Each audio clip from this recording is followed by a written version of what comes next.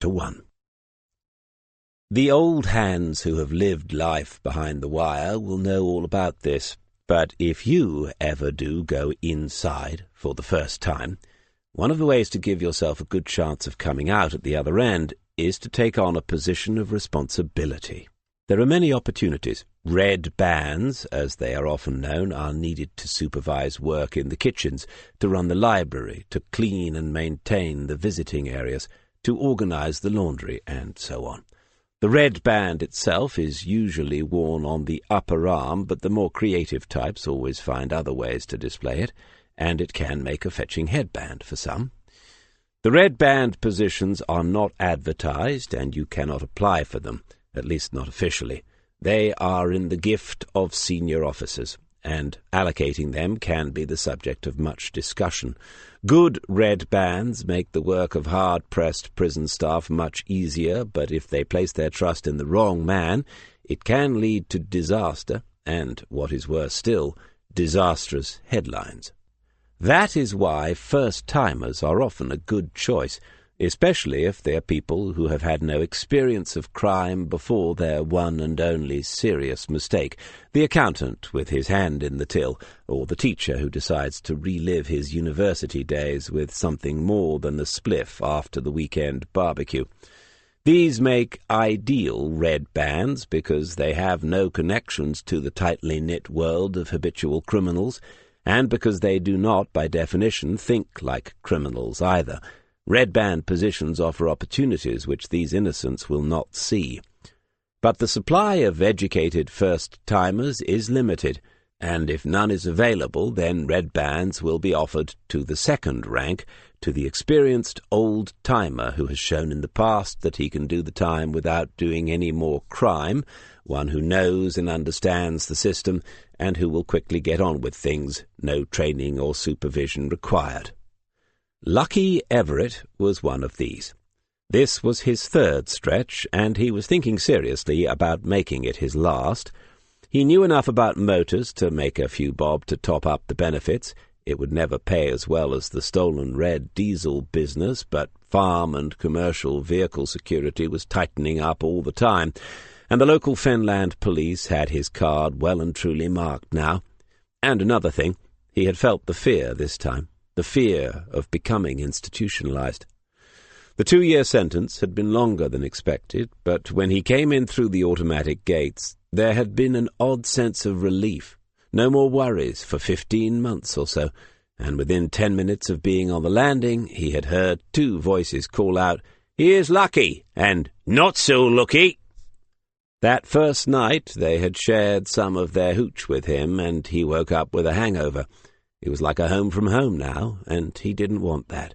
He didn't want to be one of the sad old lags who committed their next crime simply in order to get returned to the Nick, the only place they felt that they belonged. No, he didn't want that. He was better than that. And then there was the family stuff that you could not sort out in here, though he was doing his best, now that they had finally told him all about it. Stupid young girl. If they had... The bell for the 1 hour's lock-in after tea interrupted his thoughts. The A-wing was old and had no communal dining area. Food was served from the kitchen hatch and taken back to the cells to be eaten. At 7, another bell would signal the start of the evening association. Lucky treasured this quiet hour in between, when only he and a couple of other red bands were allowed out to complete their duties. It was like walking through the town early in the morning before all the madness begins again. He'd done that a few times when he was young, and it was almost the best part of staying out all night, the going home at dawn. The laundry trolley rattled along the landing, and sometimes someone shouted from within a cell, saying they'd have a 99 with a flake, please, as if they were the first ever to have thought of it. He never answered them.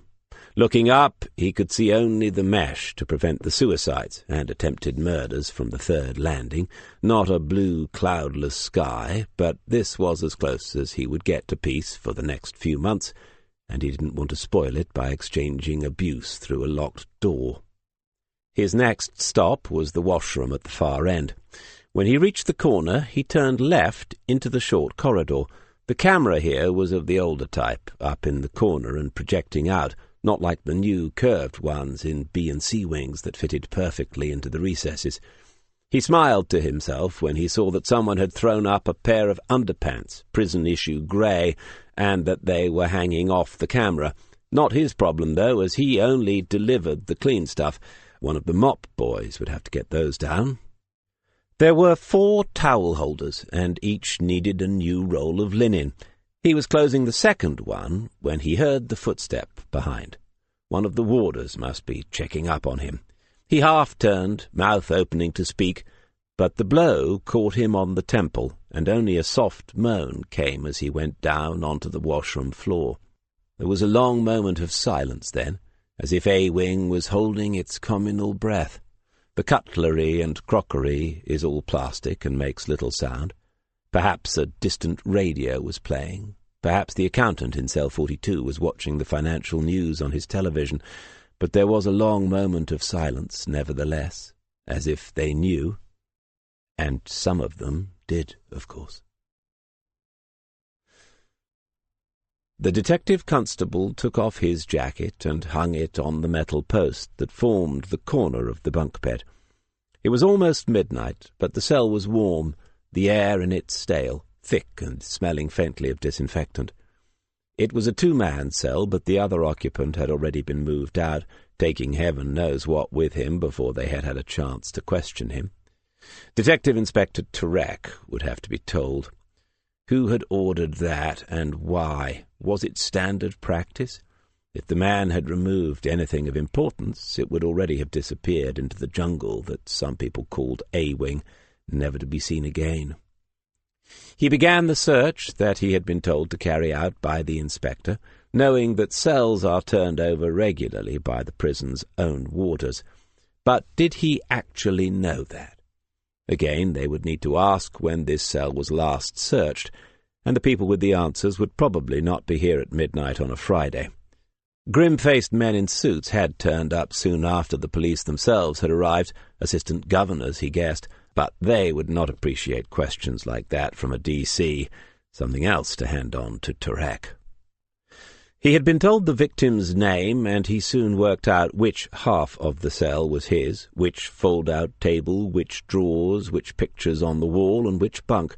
It looked as if Everett had a family then, photographs of some small children, of a pretty teenaged girl wearing glasses, and a small, sharp-faced woman attempting a smile back at the camera.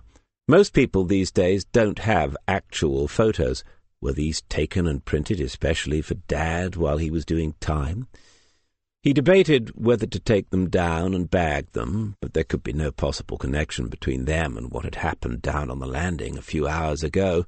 Leave them there, then, staring at the empty bunk bed, and ask the warders not to remove anything until the inspector gave them the go-ahead. What exactly was he looking for? Give the cell the once-over. That was all he had been told. There were some letters which looked like family stuff, but none with recent dates.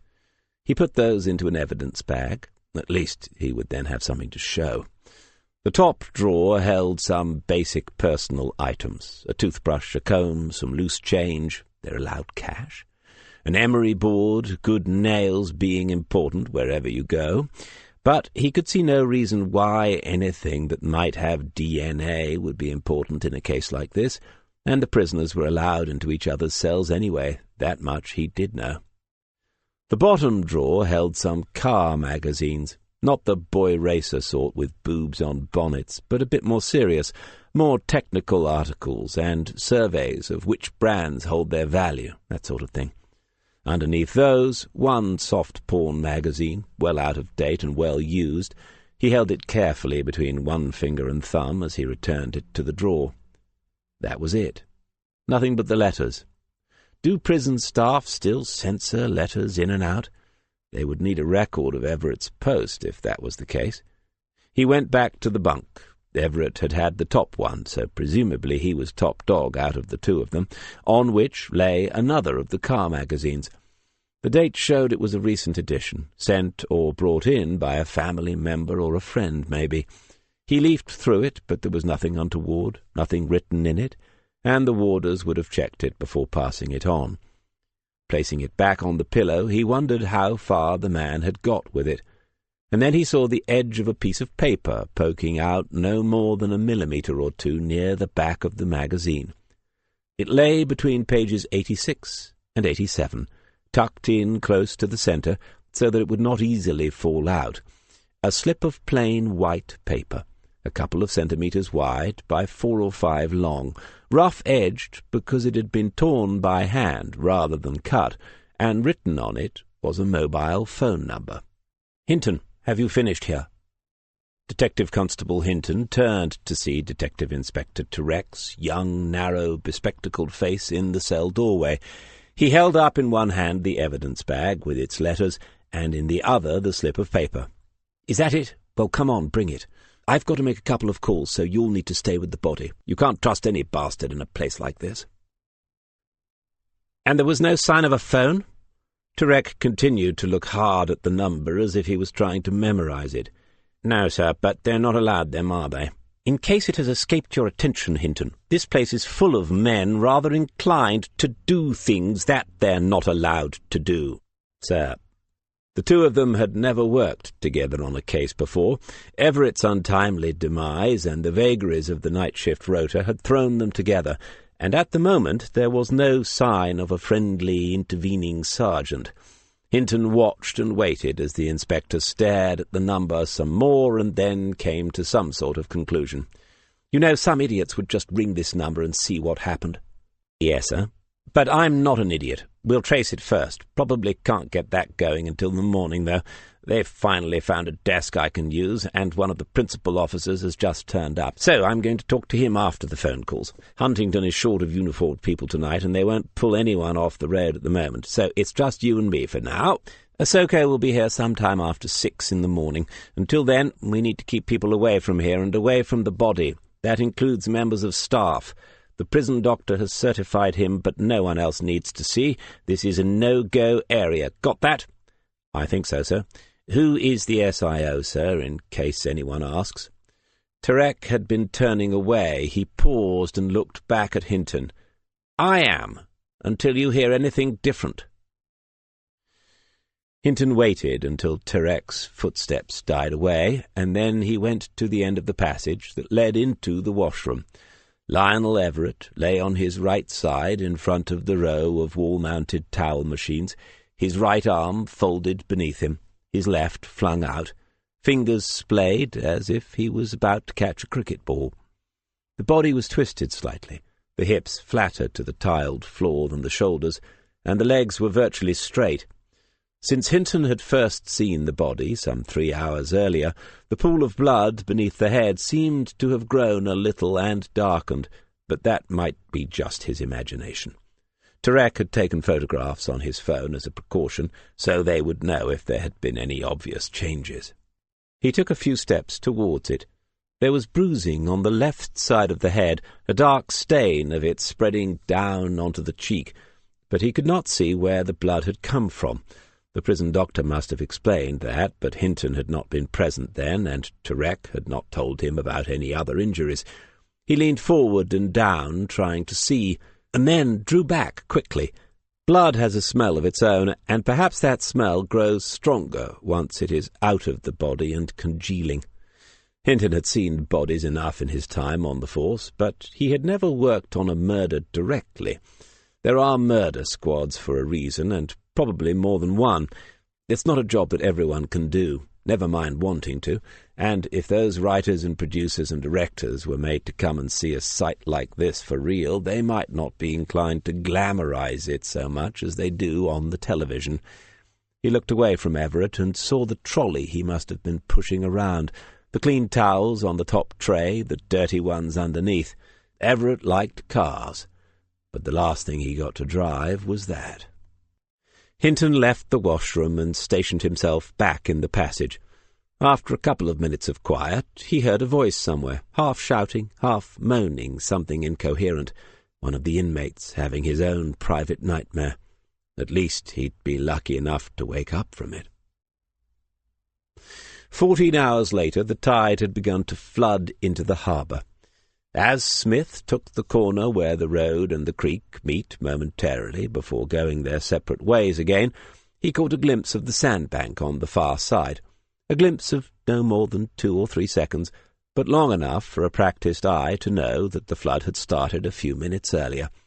He saw, too, the number of people gathered around the harbour, enjoying the late spring sunshine, before it disappeared from view as he headed along the familiar road out to the Pine Hills Caravan Park. Along the edges of the road were 2 borders of thin, pale sand, blown there by the winter storms, but they were the only signs of that wild February and early March. Now there was a clear blue sky above. It was warm enough for him to be driving with the window open, and already he could see young women wearing T-shirts and shorts walking along the sea wall. Only last autumn he had had the papers ready to sell the old girl, and now he could not imagine anywhere that he would rather be.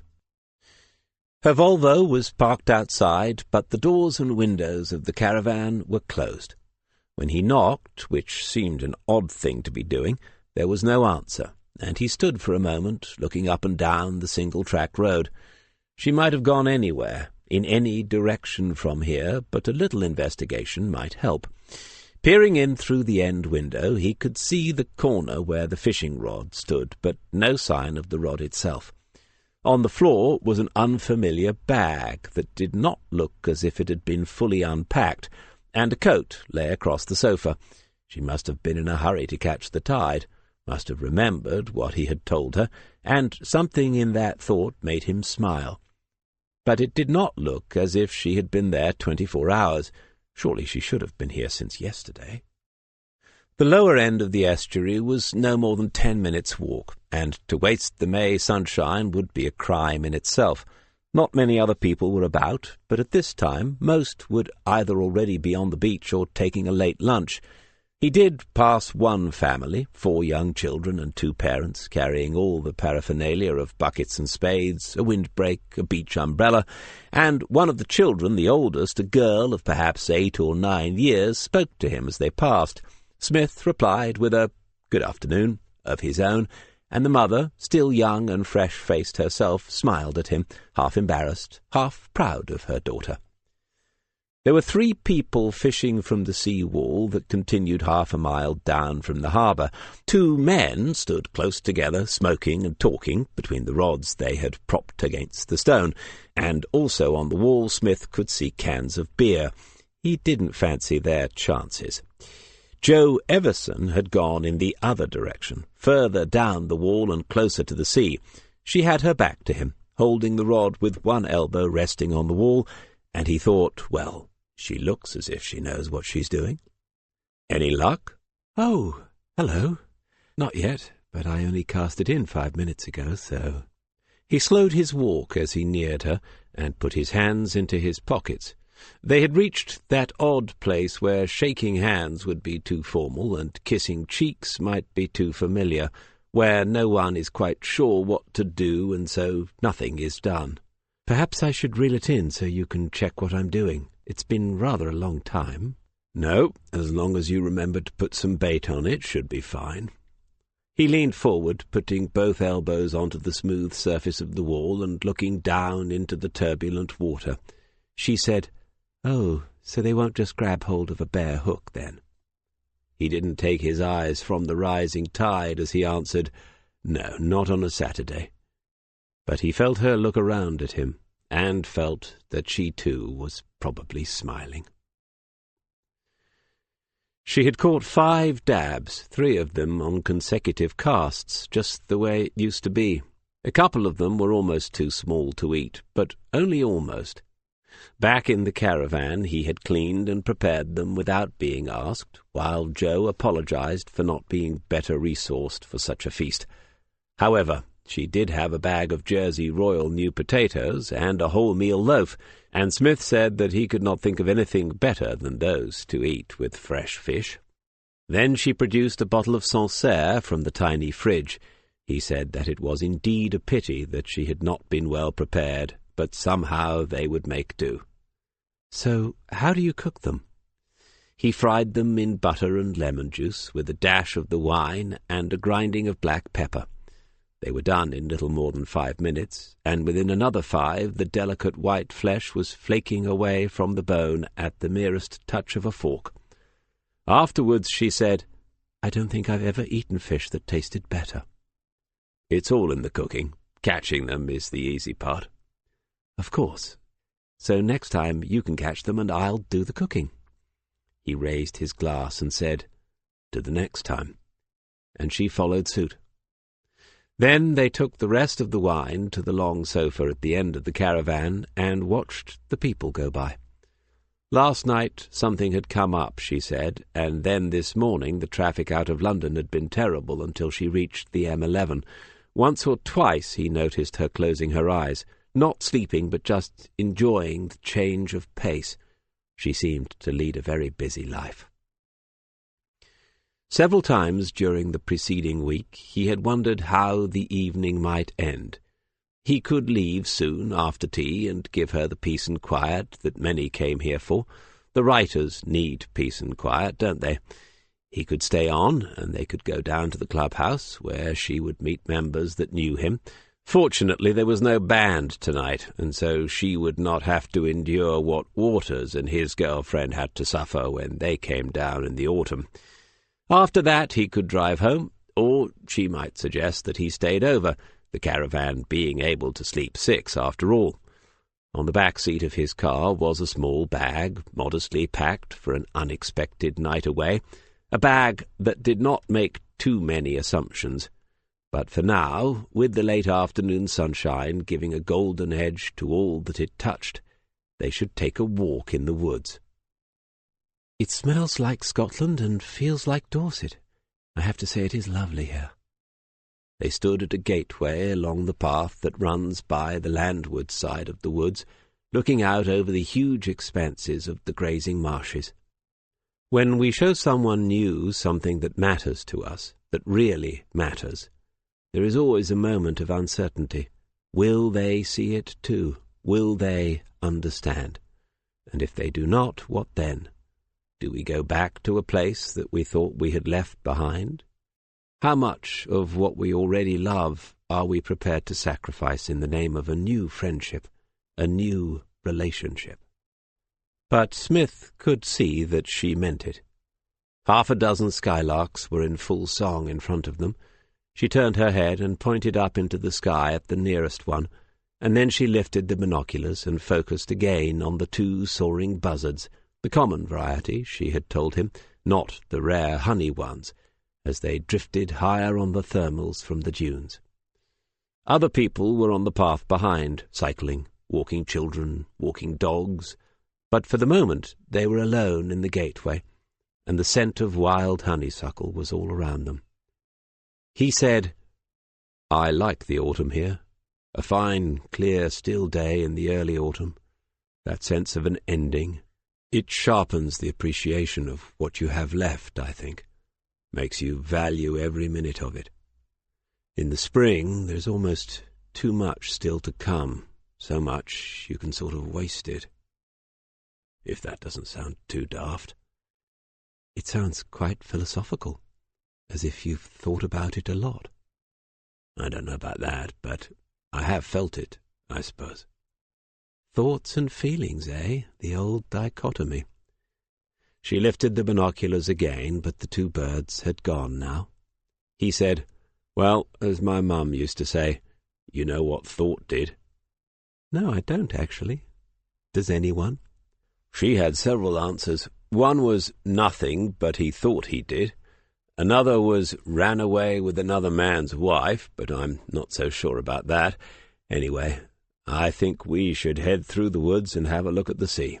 The tidal range here is huge, and with the full moon it— The sound of a ringing mobile phone had them both reaching for their pockets. Smith could feel that it was his from the vibration, but he wondered as he took it out whether she had hers set to the same old-fashioned telephone bell. He looked at the screen and then made the apologetic face that says, "Sorry, but I need to take this one," and she nodded, moving a few steps away before he felt the need to do so himself. She watched him. It was a woman's voice, the words indistinct, but making the usual remarks about calling at the weekend. So it was work. And it was someone that he knew well, though she would have found it difficult to explain how she had sensed that. The conversation, such as it was, moved on, Smith still saying very little. Once or twice his eyes met hers as he listened. He asked a couple of brief questions, and then a frown that she had not seen before settled between the brows. He turned away a little, and she noticed for the first time the old scar on his cheek, and wondered how it came to be there. Everything in his tone and body language was telling her that he would be leaving soon, and she had missed her chance to give him her own news, and to see how he took it. She wanted to do that, rather than say it in another phone call or an email. He said into the phone, "Yes, a couple of hours," listened again, and then asked, "What time tomorrow morning?" When he had the answer, he said "OK," and ended the call. She said, "A case." He had an odd smile and didn't respond immediately. "Something serious?" "Pretty serious for the dead chap. Sorry, force of habit." She could see that he was still thinking hard. "Why you? Lake must have people on over the weekend." He looked at her fully for the first time since the end of the phone call. "Well, that's just it, really. I'm not doing the investigation. In fact, I'm being investigated. Someone has been investigating me all day, and now they want to interview me tomorrow morning. That was Alison, my boss. She's going to brief me tonight on what she knows." Joe Everson didn't have any idea what to say. Smith looked at his watch and said, "It'll only take me an hour and a half to drive back, so we can have a quick look at the sea if you like." "Are you sure? I mean, if this is a full-on internal investigation—" He had already taken a few steps into the wood. "Come on, I'm looking on the bright side. For the first time in my life, I'm a person of interest." Chapter 2.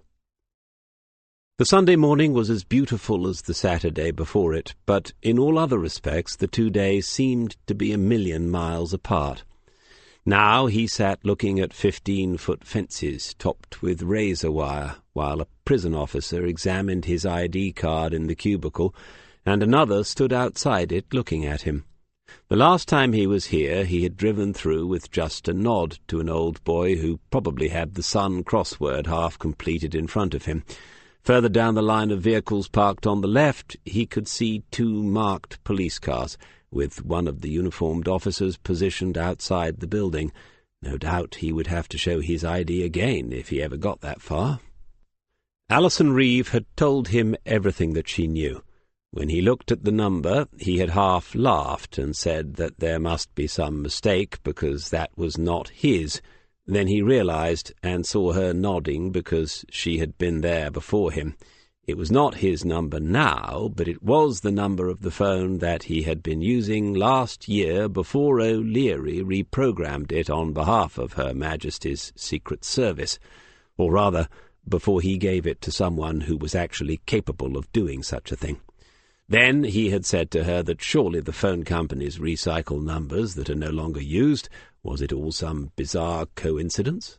No, that had all been thoroughly checked by Huntingdonshire's finest. The number had not been reallocated, and the last person to own it, in fact, the only person ever to own it, was one David Conrad Smith.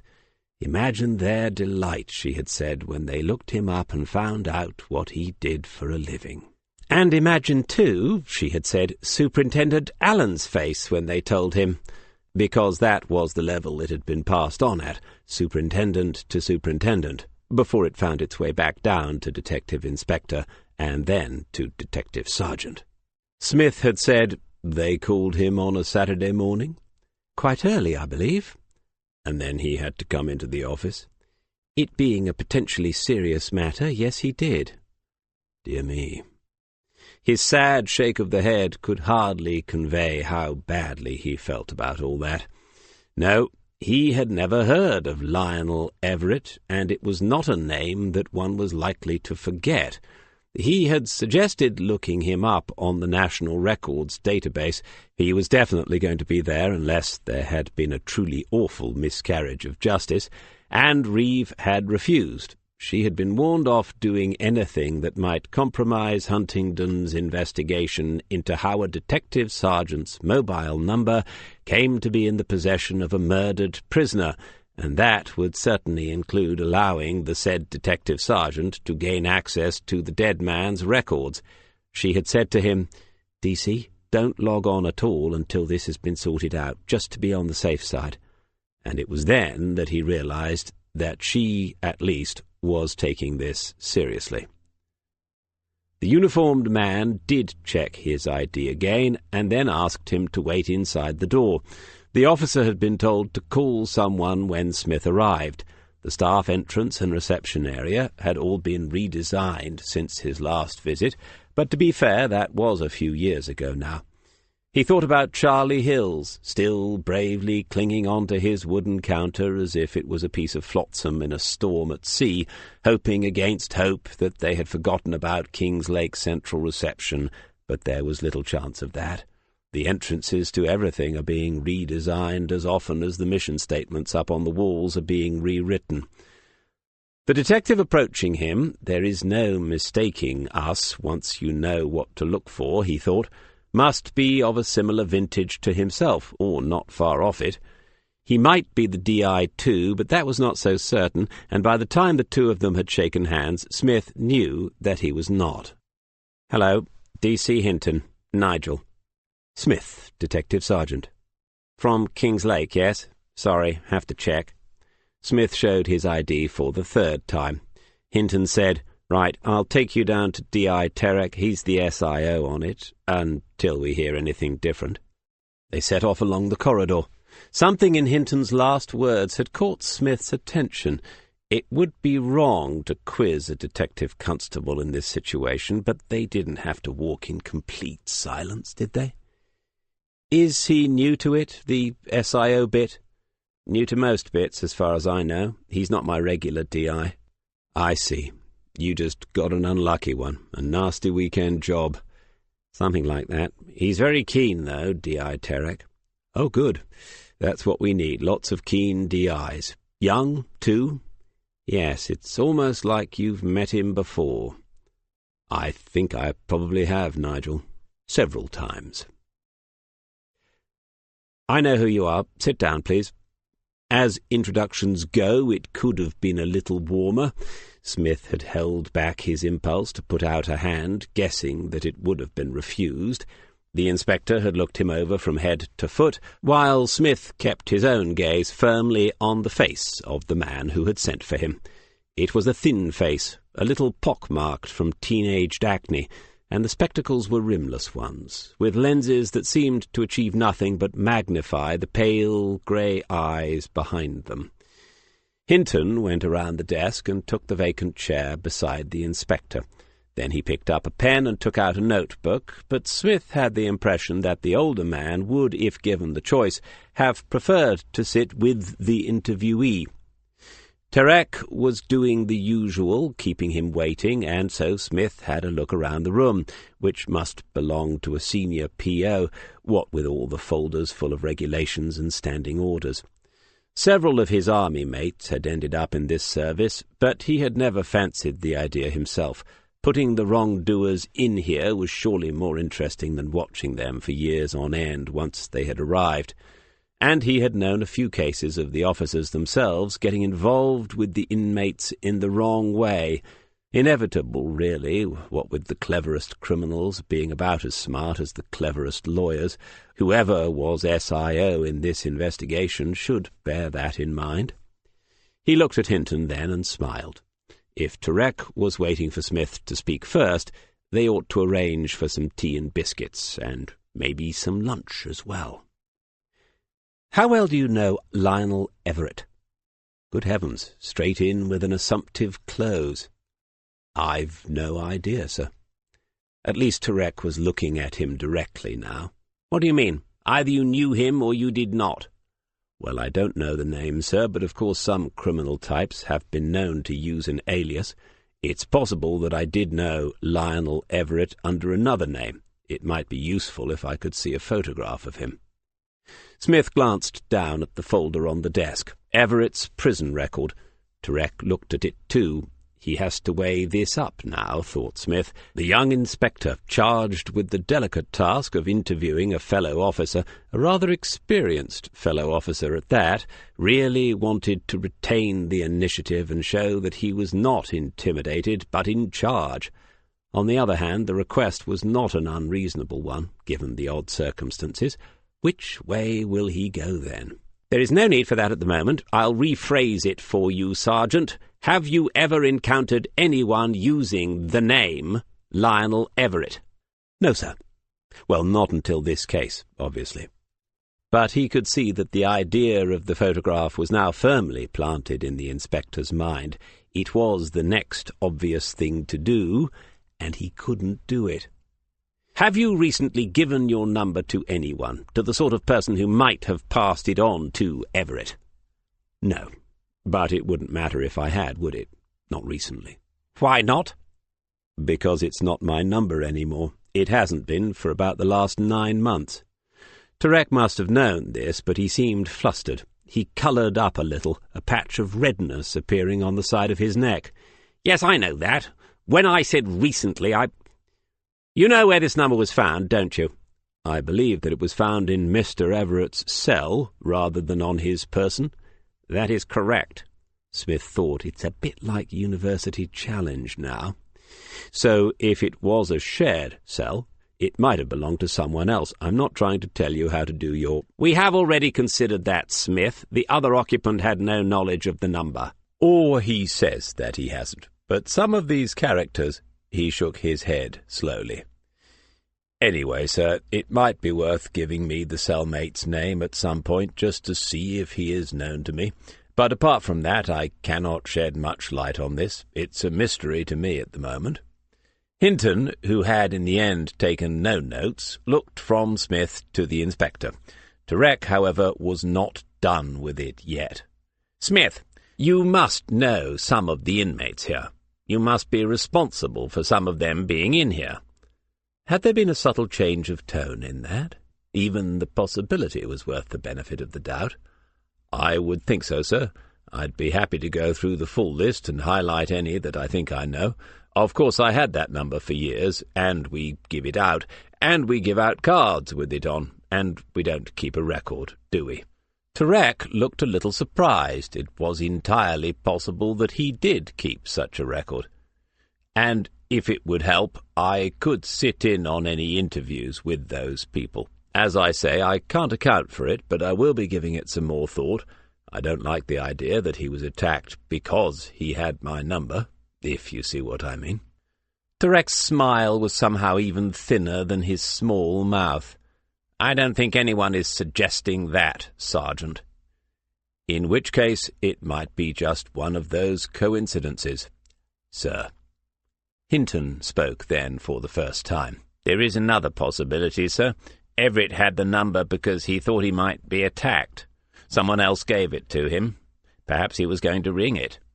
Smith said, "And perhaps he did. Someone here will have a phone. The phone company might be able to help with that. Did you ring it yourself, sir?" "I would have done." Turek said, "No, as I said to Hinton at the time," but Smith didn't catch the end of it, his attention being taken by the look of amused alarm on the detective constable's face. Hinton walked with him back to the entrance door. As he opened it for Smith, he said, "Bit of a funny one, sir, but I don't think it's got legs, do you?" A nice, polite way of asking whether Smith himself really did intend to give it some more thought, perhaps. Smith looked about the car park through the glass door and unbuttoned his jacket. The temperature had risen several degrees since he came inside. Difficult to say. If there is a connection up to my neck of the woods, someone will need to look into it. I'm not sure how the politicians will want to handle that, and I'm not sure that your DI and I have established a close working relationship yet. What do you reckon? Hinton shrugged. "As I said, he's not my regular man." "In which case," said Smith, reaching into his inside pocket, "I'll leave one of these with you. That's my up-to-date number. Have I got your word that you won't go bandying this about, because if anyone else is found in a distressed condition with my number about their person, it could start to get awkward for me?" Hinton laughed and took the card. "Thanks, Nigel. I'm not after regular updates on the investigation. I know that Tarek will have me on a back burner for a while, but if you do come up with any names that you want to run past me, or whatever, just give me a ring. All right?" He went through the door and began the walk to his car, allowing enough time for Hinton to get back down the corridor and out of sight. Then, for the benefit of the on-duty constable, a little slap of the forehead to show that he'd forget that too if it wasn't screwed on, he turned back towards the door. With a straight face, he went to get his ID card once more, and the constable waved it away and opened the door for him.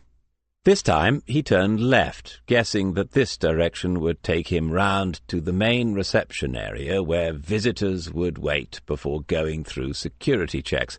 Not just those visiting inmates, but all tradespeople, lawyers and policemen like himself. It should not be too busy at 9 o'clock on a Sunday morning. There were 2 prison officers behind the screen.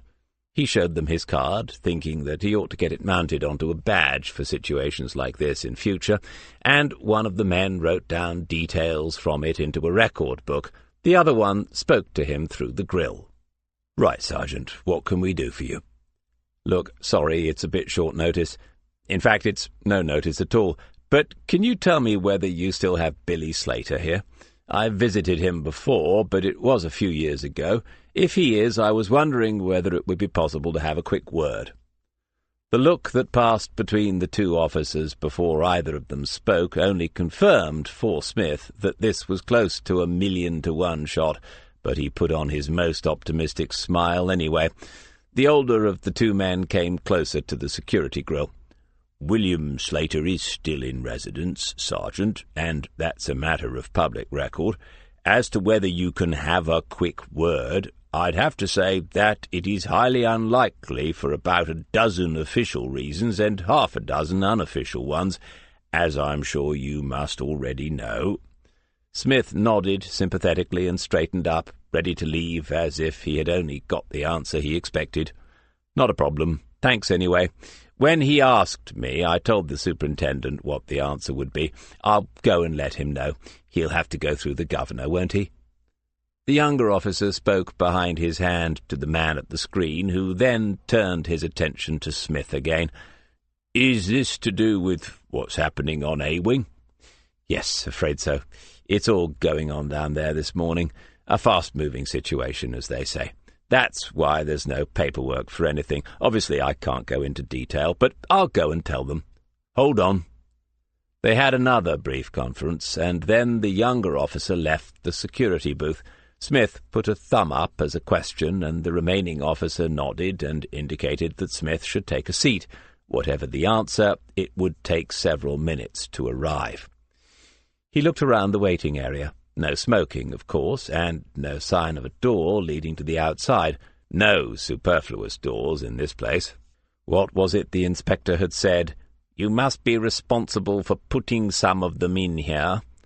He wondered how many, and how many were still here, eating the prison breakfast this morning because their misdemeanors had happened to cross his desk.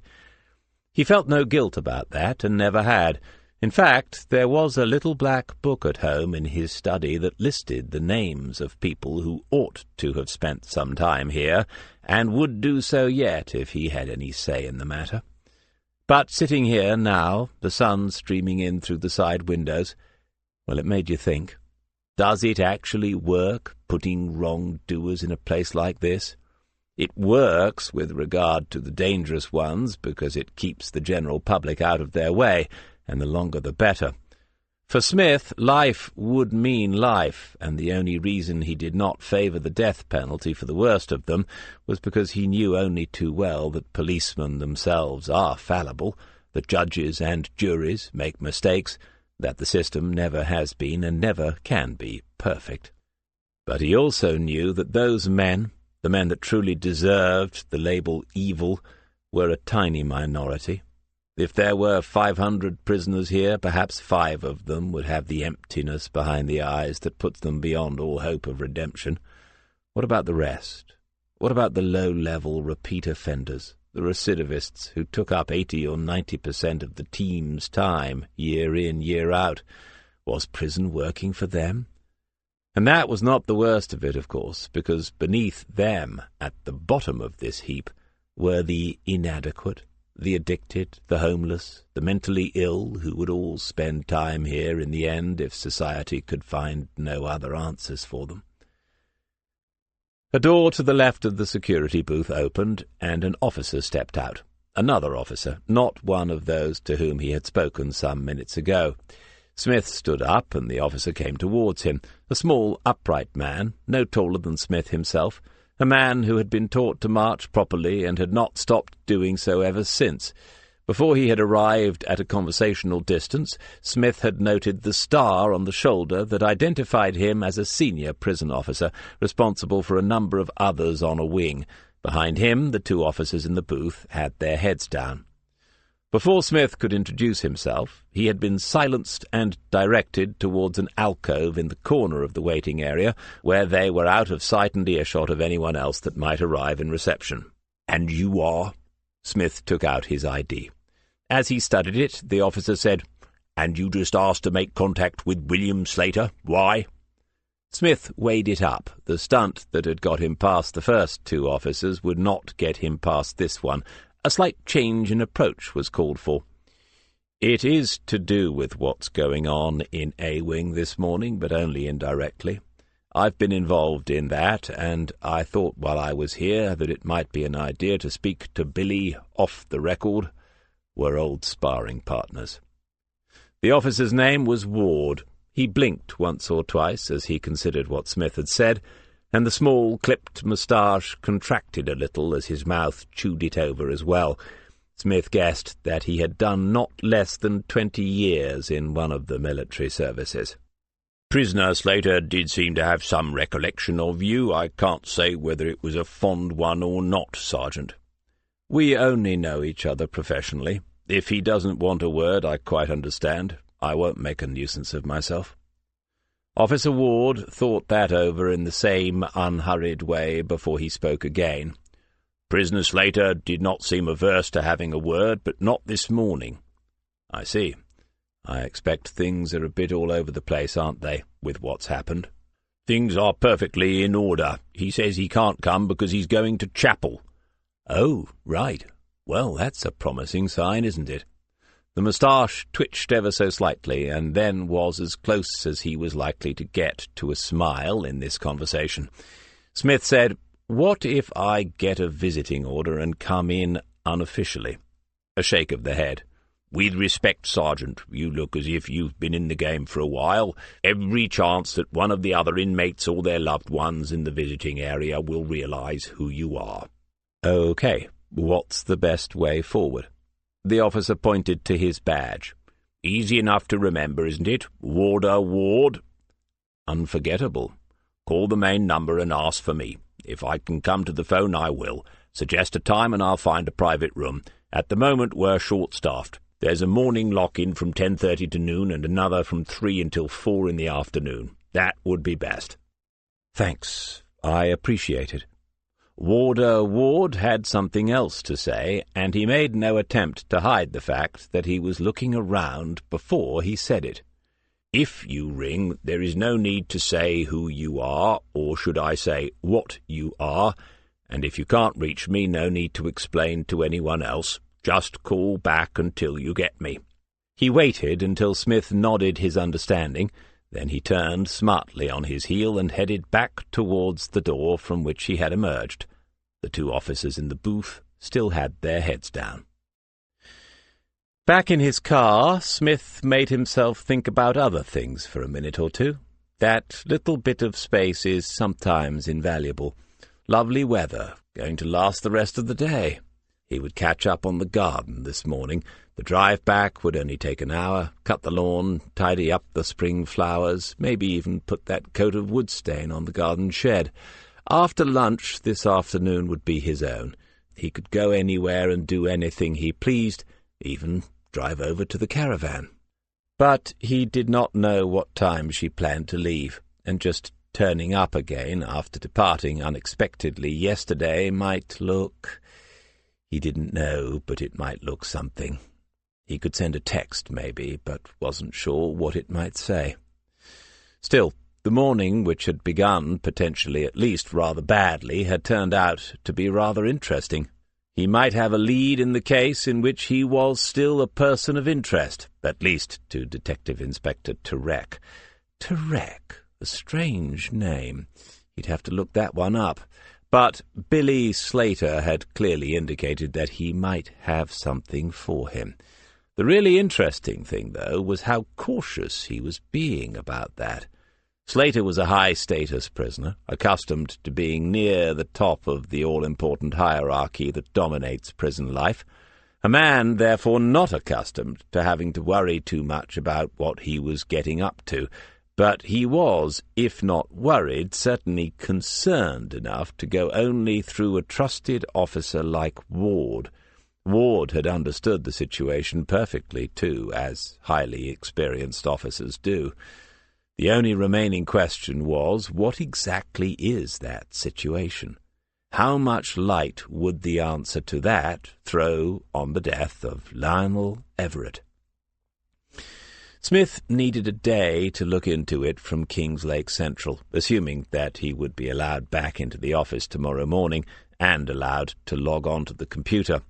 One day, maybe less, and then he would be able to fix something up with Warder Ward. First thing in the morning, then. And then he remembered it. The 3-hour meeting that he must attend, the meeting being led by the Regional Serious Crimes Unit, putting drugs back at the top of the agenda again. Chapter 3. Detective Chief Inspector Cara Freeman looked out across the meeting room. It was full, and extra chairs had been brought in. There must be more than 40 officers looking back at her, waiting for her to begin after Assistant Chief Constable Devine's introduction to the morning. He had underlined the importance of this new initiative, and now it was up to her to make it sound convincing.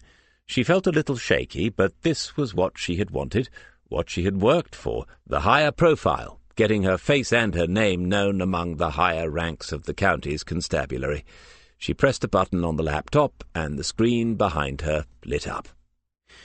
Some of you will be saying to yourselves, "Here we go again," or "We've heard it all before." In some ways, that is understandable, because the problems of drug abuse and its associated criminality have been with us for a long time now. Smith sat out there in the 4th row, and in trying not to catch his eye as she said that opening sentence, she looked away from him and then back at him so obviously that he probably had taken it to be aimed at him. It was more than 2 months since she had personally come to Kingslake Central and asked him face-to-face to reconsider his refusal to join the new Regional Serious Crimes Unit. She had even come armed with a proposal that he could spend 6 months with the unit and then decide whether he wished to continue, something that ACC Devine had not agreed to willingly. It made no difference in the end, as Smith had continued politely to decline their offer. A new unit and a new approach. These are needed because we undoubtedly are being confronted by new challenges in the way that the supply of drugs is being organized, and it is highly organized. To be fair, on the day that she and Terry Christopher had visited the Elizabeth gas platform, they had had another agenda entirely to the 2 detectives from Kings Lake who accompanied them. They had been told to focus on the possible security implications of a missing rig worker, but even so, how had the somewhat untidy and vaguely distracted sergeant managed to turn that into 2 men on remand facing manslaughter if not murder charges? Had he known something beforehand that he had not shared with them? If not, what had he seen on the day that made him pursue the case as he had? And there was another if. If she had not read his file, she would have concluded there had been an element of luck in it all. But she had read the file, and that was why she had gone back to King's Lake to try again. It is important to understand that what we are putting in front of you today is not a proposal. It is not a consultation. The strategy has been agreed at the highest level, and it will be part of a fully integrated approach to these problems across a number of forces. But it will not be successful without the wholehearted support of you, the officers at the coalface, the people out there who confront these issues every day of your working lives. She hoped that it didn't all sound too Churchillian. What would someone like Smith make of it? He seemed to be listening. Terry Christopher sat on the third row, a little to the right of and just in front of the sergeant that they had met out on the gas platform. He had turned round once before the ACC had opened the meeting, and the sergeant had smiled broadly at him and said hello. Somehow it had seemed too friendly, almost inappropriate. Terry had mumbled something and turned away. He could not see why DCI Freeman had tried twice to get the man into the RSCU, and, to tell the truth, he was glad that she had failed to do so. But she was doing well up there, all he had known she would. He was still a little starstruck, he knew that, but someone senior had had a quiet word with him months ago and said, "Hang on to her coattails and you'll go far," and nothing that had happened since had given him cause to doubt it. And she had allowed him to go through the draft of what she was saying. Without his input, just here and there, it would have sounded different. In some ways, he was already influencing policy and the policing of the future. She reached the end of her piece and was handing over to the inspector who would run through the data upon which the new strategy was based. A polite spatter of applause made him turn around again, clapping himself and wondering who else was doing so. The sergeant caught his eye again, the same quite unnecessary smile that was almost an inane grin. There must be something wrong with the man. Detective Superintendent Allen had positioned himself on the outside of the main group of officers, a little apart, like a teacher in a school assembly. He had also completed a quick head count and was sure that every Kings Lake officer that should be here was here. He couldn't speak for the detectives who had been invited from other stations, but that was not his concern. Leaning back in his chair and crossing one leg meant that he could view the emails on his iPad too, saving a little time for later in the day, this meeting ending supposedly before lunch. He had long since passed the point of being flattered when his station was chosen to host such things. They were like the king's visits of old, honours that actually wasted vast amounts of time and resources. The sooner they were over, the better. He read again the email from his opposite number in Huntington. The investigation into the murder of the convict Lionel Everett was at an early stage. A number of avenues had yet to be explored, but avenues. Who on earth did the man think he was writing to? It sounded like a press release. However, at this point in time, they did not feel that the officer concerned, Detective Sergeant David Smith of the Norfolk Constabulary, was likely to have had recent contact with Lionel Everett in view of the fact that the mobile telephone number had not been in use for some months. Therefore, Allen wrote a short email of his own to Detective Inspector Reeve. The first version included the phrase, "Tell Smith to carry on as normal." Then he had second thoughts and deleted that. Telling Smith to carry on as normal might not be wise, because normal for Smith was not the same as it was for other people. Last Saturday morning, for example, having to come in for 2 hours and sort out his phone number business. For most officers, being involved in something as odd as that would be a once-in-a-lifetime experience. But it wasn't for Smith. It was normal for Smith. After a little thought, he wrote, "Tell him that line of inquiry is not being pursued at present." Pressed send and said a silent prayer that that was the last he would hear of the business. Smith was sitting in the fourth row, his back straight, even though they were an hour and a half into this now, facing forward and apparently paying attention. The thought of him being involved in anything untoward was ludicrous. Alan gave a tiny snort to show just how ludicrous it was. The man was incorruptible, incorrigible, but incorruptible.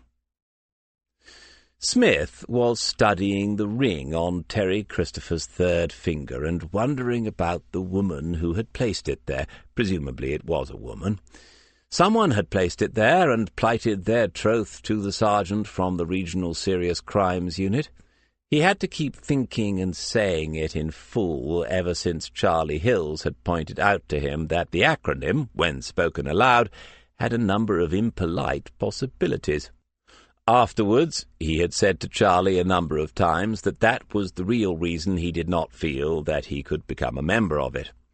But someone had married Terry Christopher, further proof, if any was needed, that it's a funny old world that takes all sorts. He looked a nervous chap, too, even though Smith had been more than friendly. Perhaps he could have a word with him over the coffee, which was coming up soon, according to the plan of the morning that was up on the screen. Smith didn't like the look of the final session, targeted small group discussion and final feedback. A plan B began to form. Instead of socializing with RSCU, he winced again, he could use the 20 minutes back at his desk to take a first proper look at Mr. Everett. There were several other ideas still floating around from when he had thought about it last night as well, and he could start making a list of people that it might be worth looking up in Lake. It had been a while since he did the rounds of his acquaintances. It was entirely possible that he would get so involved in this that he would not make it back to the meeting. His mistake was in trying to get a cup of coffee to take with him. Alison Reeve had found him as he left the queue and taken him to one side. "I've just had an email from Superintendent Allen. Basically, he says you're to carry on as normal." "Oh, good. So you don't want my badge and my gun?" "No. You weren't intending to leave just now, were you?" "Are we talking about the room or the force?" "The room. You seemed to have your eye on the door as soon as you got that coffee. It's only a 20-minute break, 5 of which have already gone." Smith pulled a face before he took the first sip. Meeting-room coffee was remarkably predictable. "I just thought I'd nip down and log on so that I can make a flying start on this drugs thing. There's no time to lose, ma'am. Assistant Commissioner—" "I checked over Everett's records twice on Saturday while you were out enjoying the sunshine. There is nothing local to us. If he ever even came here, he didn't commit any offences that we know of. But, to be honest, I feel a sort of connection with him now, after they found my old number in his cell. I feel that I owe it to him to make the effort. I mean, you'd be a bit curious if they'd found your number there, wouldn't you?" She was walking back into the centre of the meeting-room, and he had no choice but to follow. Logging on would have to wait. "Yes, of course, and I've no doubt that you will have to look into it, but not now. Before that, you have an important job in here, DC." He had had a bad feeling about that final session all morning. "We've been asked to sort people out into small discussion groups. There is a structured list of points to be addressed, and the sergeant in charge of each group will then feed back at the end of the session. The best thing is, Superintendent Allen says, it will be an excellent bonding opportunity if the sergeants do not work with their own regular teams. Here is your list." He took it as if it was an instruction to have all officers born on even dates shot the following dawn. "Thank you, ma'am. I'm not surprised, though. I'd sort of guessed he was into that sort of thing." "What sort of thing?" "You know," with a nudge towards the leader of men in question. "The old bonding and what-not." "I'm glad that your visit to the Velvet Club has opened your mind to new possibilities, DC." She nodded down at the list in his hand, which he had yet to read. "And don't forget to take notes before you report back. Some of your biggest fans are in the room, and you don't want to let them down." He looked at the list. It was about as predictable as the coffee had been. So, O'Leary was no surprise. Alison Reeve would have had a hand in drawing up the list of teams for the morning, and she was not above putting O'Leary into Smith's team for a joke. But it would also be a practical joke, practical in the sense that she would have a serious objective. The tension that had existed last year between Smith's and Wilson's teams was no longer visible on the surface, and day-to-day life was almost harmonious at times, but it still lay buried, a dormant virus likely to break out if stress levels peaked again. As a manager, Reeve could not let that rest, and Smith respected that. His own approach would have involved locking the key players in an interview room until everything had been said that needed to be, followed by a metaphorical shaking of hands. But everyone has to do these things in their own way. During the investigation into James Bell's death, Reeve had tried placing O'Leary under Smith's command for a day or two, and it had not worked. Now she was trying something different. She deserved an A for effort.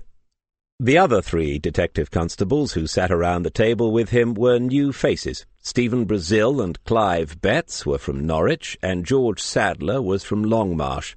Smith had asked Sadler why Paul Harrington had not been sent, only to be told that the former Kings Lake detective had announced that he would resign rather than return to that den of iniquity. Sadler said it with a straight face, but there was amusement behind it, and Smith knew that Sadler knew exactly who he was talking to. Smith said, "Well, someone has to make sure they're not picking undersized cockles out on the marsh," and Sadler had said then, "But he sends his regards to you." Smith looked around at the other teams. There were 9 or 10 in all. He could see the other members of his own squad. Waters was back with Wilson, John Murray was with Helen Walker, and Serena Butler was with an all-female group led by Denise Sterling, an experienced sergeant from Yarmouth. He said to Sadler, "You must know Serena as well." "Yes." A pause then, and Smith looked more directly at the man from Longmarsh. "Yes, I do. How's she doing?" "Well, she's made a really good start here." "Pleased to hear it. She deserves a break after what they—" Sadler looked back at Smith then to see if he needed to explain further, and could see that he did not. They ought to make a start. Some of the other groups had done so, but he took one more look around for Mike Dunn and found him, this time, in a group led by Patrick Chambers. Chambers was laughing, and the others with him were smiling. It looked like the happiest team in the room, and if Detective Superintendent Allen was watching, if he hadn't already had to leave the room on no doubt urgent business, he would have been gratified to see such bonding taking place. The fact that Chambers was almost always laughing at any time of the day and at any stage of an investigation would have been neither here nor there. Smith picked up the sheet. "Right, we're going to start with sharing our perceptions of the issues raised by the sale and use of illegal substances in areas of the county known to us. Stephen, over to you. Share a perception with us." "Actually, sir, I'm not sure what that means." "Oh, well, it all sounds pretty simple to me, and I'm sure to the rest of us. Clive, explain it to Steve, would you?" Could you say it again slowly, sir? I didn't quite get the bit about issues raised by—" Smith read it again, and the group fell silent as they thought about it. Other groups seemed to be noisy, and he could see the sergeants busily making notes for their feedback. He said, "I reckon it means, do you think drugs are a problem on your patch? George, what about at Longmarsh?" Sadler was looking too serious, too thoughtful for his own good, and Smith thought, he's already spent too much time with Harrington. I know what's coming here. Eventually Sadler said, "Well, sir, we've got this old boy, a sort of old hippie, really, down at the harbour. He sits there all day smoking a pipe and staring out to sea a lot." Smith nodded. "Yes, that's the sort of thing we're after. That's the top of the slippery slope. Let's move on to point 2. Talk about any initiatives of which you were aware in your own division and analyse their successes and failures. This, of course, is much more straightforward than talking about initiatives of which we are not aware. George, what have you tried with this old boy down at the harbour? Have you given him any of those leaflets?" Sadler was going to give him another straight-faced answer, and the other 2 newcomers were smiling now. O'Leary had withdrawn into his usual silence, and Smith left him alone. Smith knew that it was all his own fault. He had led them astray, but if they tried to take this seriously, the morning would last even longer than it was already going to do. O'Leary would report back, and it might lead to words, but dear God, spare us all this nonsense. He was wondering what time Warder Ward came on duty. Chapter 4. As Smith began to read Everett's file that afternoon, he realized that O'Leary's presence in his group earlier in the day had at least given him one idea. The mobile number that he had used up to the September of last year had been known to whichever branch of the security services had involved itself in the investigation into the death of Wayne Fletcher and the doings of Captain Jonathan Hamilton. It was not inconceivable, then, that it was from that source that the number had found its way into the prison cell that was to have been Lucky Everett's abode for the next 18 months. It was patently absurd, of course, that there could be any operational connection between someone like Dominic Fox and the small-time car-thief-cum-diesel liberator, but not quite so absurd that someone in the back corridors of power had it in for Smith, and Hamilton himself, though possibly dead by now, had never been located. But that would mean that someone had had a hand in Everett's death, unless they had given the policeman's number to scores of criminals in the hope that eventually one of them would implicate him in something unfortunate. It really was absurd to the point of paranoia, and he had a brief moment during which he had to look away from the screen, eat 2 rich tea biscuits from the packet on Serena Butler's desk, and give himself a short talking to, because Lionel Lucky Everett really was small time. It was a familiar enough story.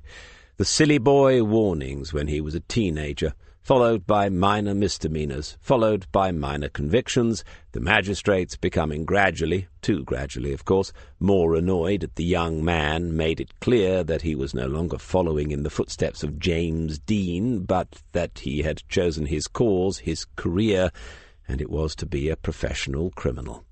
Just as there are professional athletes who always come last, there are professional criminals who always get caught, and Lucky was one of those.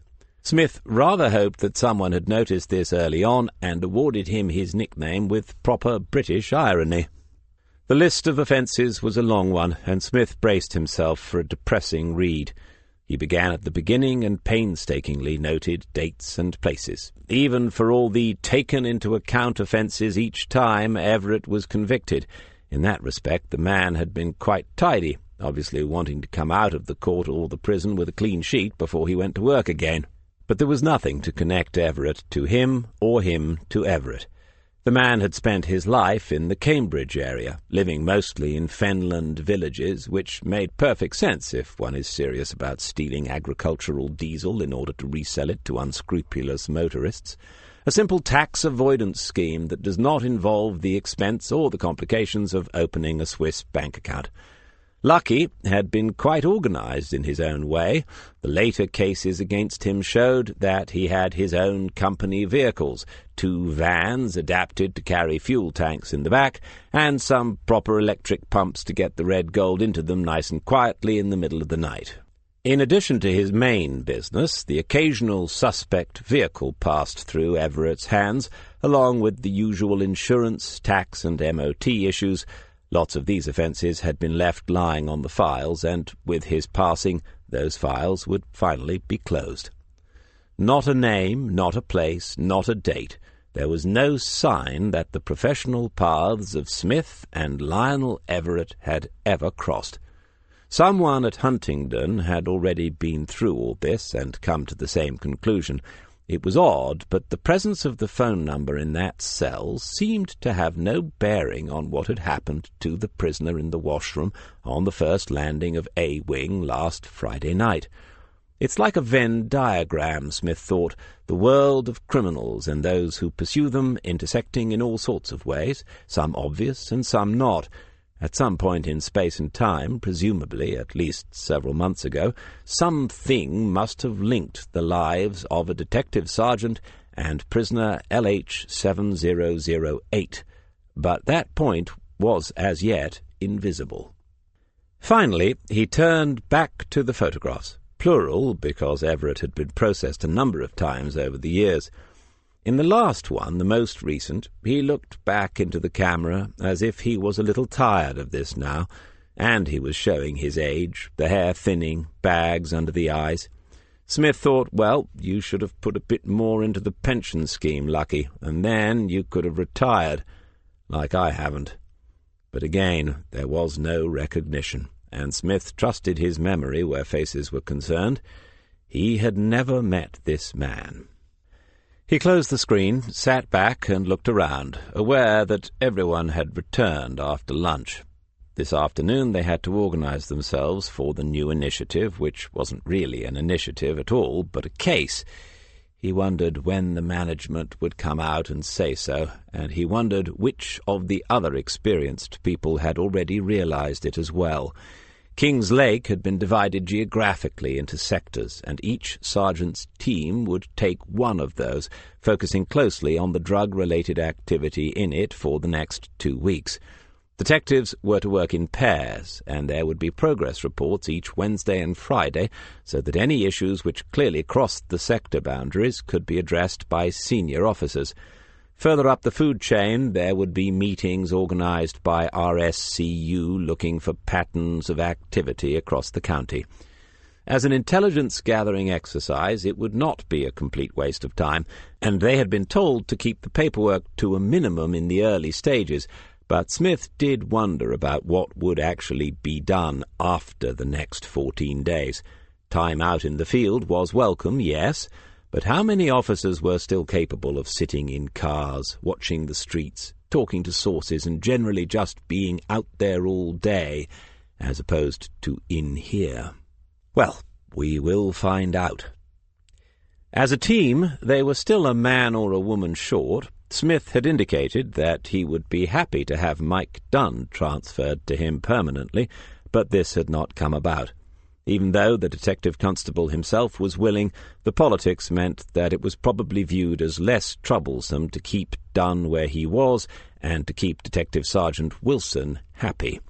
In that case, the one combination that Smith could not have was for John Murray and himself to work together on this. They had the local knowledge that was needed, and the other two did not, though Waters was getting there with it. Serena Butler was still relatively new to the area, or to most aspects of it. She had shown a lively interest in the seamier side of life in Lake, as he never failed to point out to her, but it was unlikely that they would be making a return visit to the Velvet Club during the course of this latest investigation. He would put her with Murray and Waters with himself. Chris Waters had been on the streets of King's Lake for 9 months now, and he felt that he knew them like the back of his proverbial hand. In another 3 months, this phase of his accelerated development program would come to an end, and there would be decisions to make. The program was flexible in the sense that he could leave it, but not so flexible that he could get back onto it if he changed his mind. He had, to use Smith's own words, made himself useful here, and there were clear indications that there might be a position for him as a detective should he want it, but the program's demands meant that he would need to move on to another station and probably to another branch of police work in order to broaden his experience. He could find himself anywhere in the country at short notice as long as he was on the program, and there was Claire to think about as well. He hadn't exactly put down roots, and she had said that his career must come first, that they would find a way to keep their relationship going, but Waters already had a sense of how difficult it was for many officers to balance their private and professional lives. He only had to look around him. So I thought we could at this point ask Waters to demonstrate how the use of an iPhone can make these inquiries more effective and probably more fun at the same time. All three faces turned towards him, 2 of them smiling, the other looking serious and expectant. The young detective's reputation for daydreaming was now well established. Smith continued, "I mean, is there an app for this? Someone must have invented a routine surveillance app for overworked DCs by now, so that we could just point the phone at the street and it would record all the criminal activity, and because it was linked to the national databases, it would even name all the people involved, and we could just touch-screen them and get their full histories. Smith seemed to go off into a daydream of his own at that point, carried away by his own vision of policing in the future. Waters said, "Well, actually, that's not as mad as it sounds. They're developing apps for bird watchers that will work in that way. Show the phone the bird and it will identify it, so I suppose you could do something similar with people who have a criminal record." Smith looked faintly aghast. "So you would just wander about the countryside pointing the phone at birds and it would do everything for you?" "Yes, and GPS means that the record could be automatically added to a database. You wouldn't even have to write anything down. And then, once you've attached it to a drone, you wouldn't even have to leave the building." John Murray said, "DC, for a technophobe, I think you're really starting to get the hang of it. I can see the day when we fly drones over lake that can do all that." "Yes, and then when we've got a case, we'll send robots to arrest them. Actually, thinking about it, in some cases, that's what we do already." Serena Butler said, "I really like your idea about that drone, though, DC." She was smiling, just the sound of that, and he thought, not so long ago you would have sat there stone-faced through all of this nonsense. They were all waiting for her to finish whatever joke she had in mind. "You could call it Jailbird. If you do, I want a cut for thinking of it first." There were moans and groans, and another 2 or 3 minutes were wasted coming up with alternatives, while Smith found in the bottom drawer of his desk an old Ordnance Survey map of King's Lake. That's how management would see it if he was being observed this morning. Time wasted, a lack of focus and urgency resulting in poor leadership.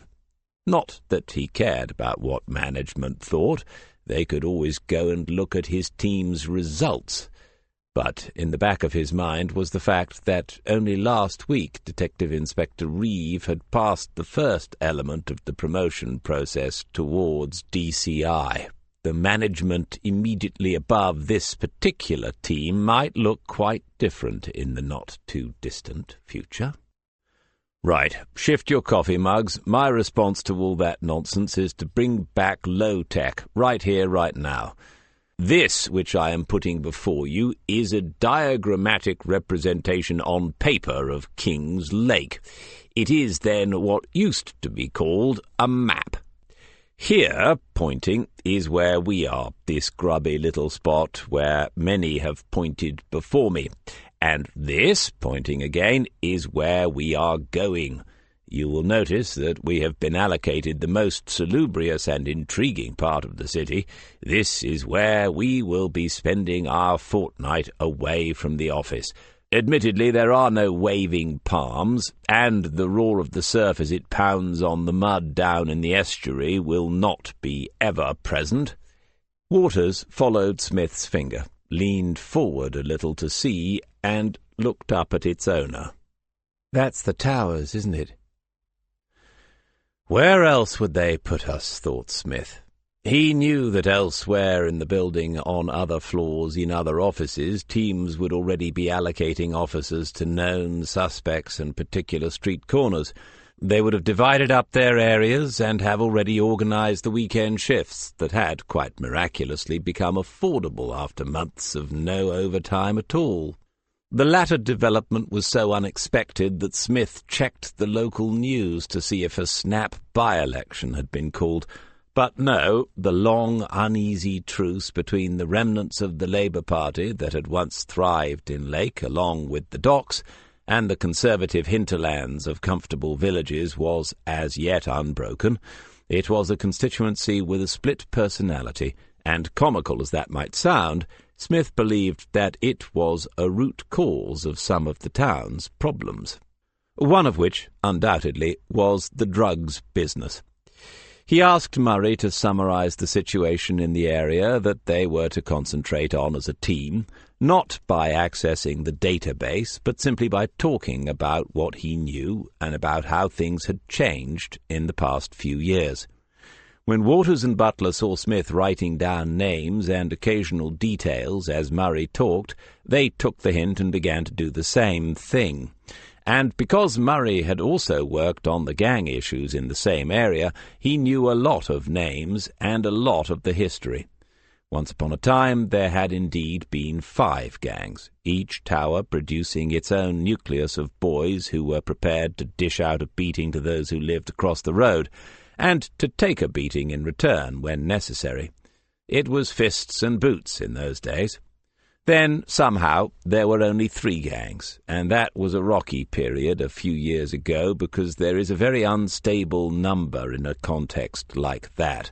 A kaleidoscope of changing alliances meant that no one really knew where they stood for 18 months, including the Kingslake policemen who were trying to look as if they were in charge of something, anything, rather than to admit that a form of anarchy had arrived in the northwest corner of the old Saxon kingdom.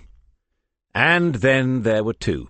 It was a sort of relief to all concerned. Towers 1, 3, and 5, numerically furthest apart but geographically closest together, combined against 2 and 4.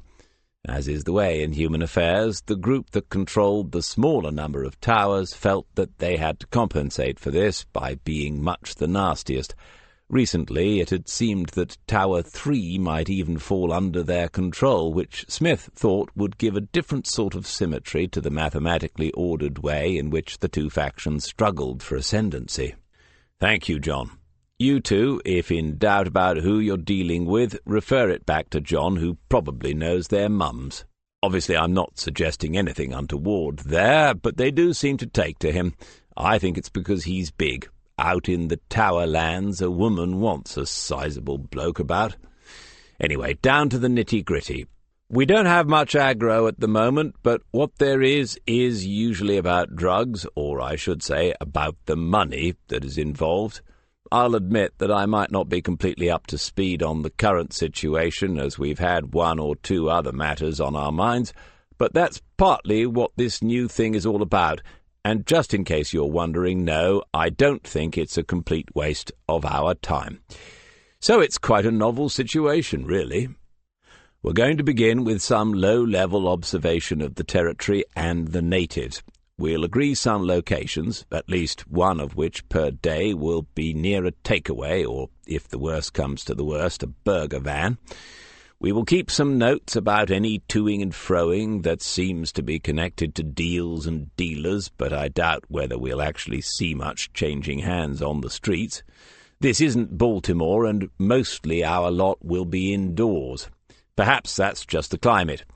If we get spotted, it doesn't matter much, as this is not meant to be a full-on covert operation, and I imagine that part of the intention here is deterrence anyway. If activity levels decline or become less obvious for a while, that will keep upstairs happy. Some of them. We will have a proper camera in the car and assume that at least one occupant knows how to use it." Serena Butler nodded. "In addition to that, John and I know a few people out there. Part of the mission is to refresh our contacts, another reason why we can't expect the secret squirrel bit to last very long. We will be talking to them and possibly even listening. There are still a few old-fashioned sorts who disapprove of the whole drug business, and they have been very useful in the past. Enough from me. John, can you start putting some faces up on the screen so that these 2 will recognize a celebrity when they see one? Let's begin with the Routh boys, that band of brothers. I don't know if they're happy, but I do know they aren't few enough at the moment. Let's see what we can do." The planning and organization had taken the rest of the day. While Murray talked, Smith left the room and went down to resources, bagging 2 cameras before everyone else realized that there would not be enough to go round. On the way back he was waylaid by D.I. Reeve, who said that, as he must be thinking that this was all a waste of time, she would put his team forward as the first one out of it if there was an emergency case that required an investigation. To her surprise, he declined the offer, the reason he gave being that this was an ideal opportunity for 2 of his people to get to know the area and its players. She accepted that and went on her way to find Patrick Chambers, but Smith acknowledged within himself another reason for not wanting to be out of the process, and then, when he thought about it, at least two. For years they had been understaffed, and that meant that they went from case to case, always being driven forward by the latest event, the latest crisis, never doing things the other way around, getting out there first, having the chance to influence, to pick up things early, perhaps even to avoid a crisis or two. It was the old Bobby on the beat argument all over again. The policeman walking his local streets day after day fell out of fashion, was seen as inefficient because most of the time there was nothing going on. He told off naughty boys for throwing stones at cats, smoking woodbines and riding on the pavement, and had a word with their mums and dads if he thought it was needed. The clever people who took those constables off the streets and put them in cars, offices and specialist squads never seemed to grasp that the reason there was nothing going on those streets was precisely because the Bobby on the beat was wandering up and down them every day. For these 2 weeks, Smith and his team would be back on the beat, and he didn't want to miss the chance. The other reason, it would give him the room he needed to look into this Lucky Everett business. That evening he sat on the patio beyond the French doors. The garden was lit at an angle by the declining sun, shadows from the western border beginning to make their way across the lawn. It was quiet, peaceful, and scented by the early flowering rambling rose that had spread along the fence since they planted it more than 10 years ago. They had spent a long time choosing that rose, poring over catalogues and visiting garden centres, telling each other that planting a rose is a major commitment, and now he could not remember the name of it. Not that it mattered, of course, because it was still the same vibrant red every year, and it still smelled as sweetly, whatever the fading label hidden deep within the tangle of stems actually said. He could hear her voice saying, "Well, David, the garden looks a picture. It's time to just sit out here and enjoy it." In her will, she had left him everything. But that, the ability just to sit and enjoy, whether it was the garden or the view from the top of Scarfell Pike, was her most precious legacy to him. On the little wrought-iron table beside him lay 2 piles of opened post.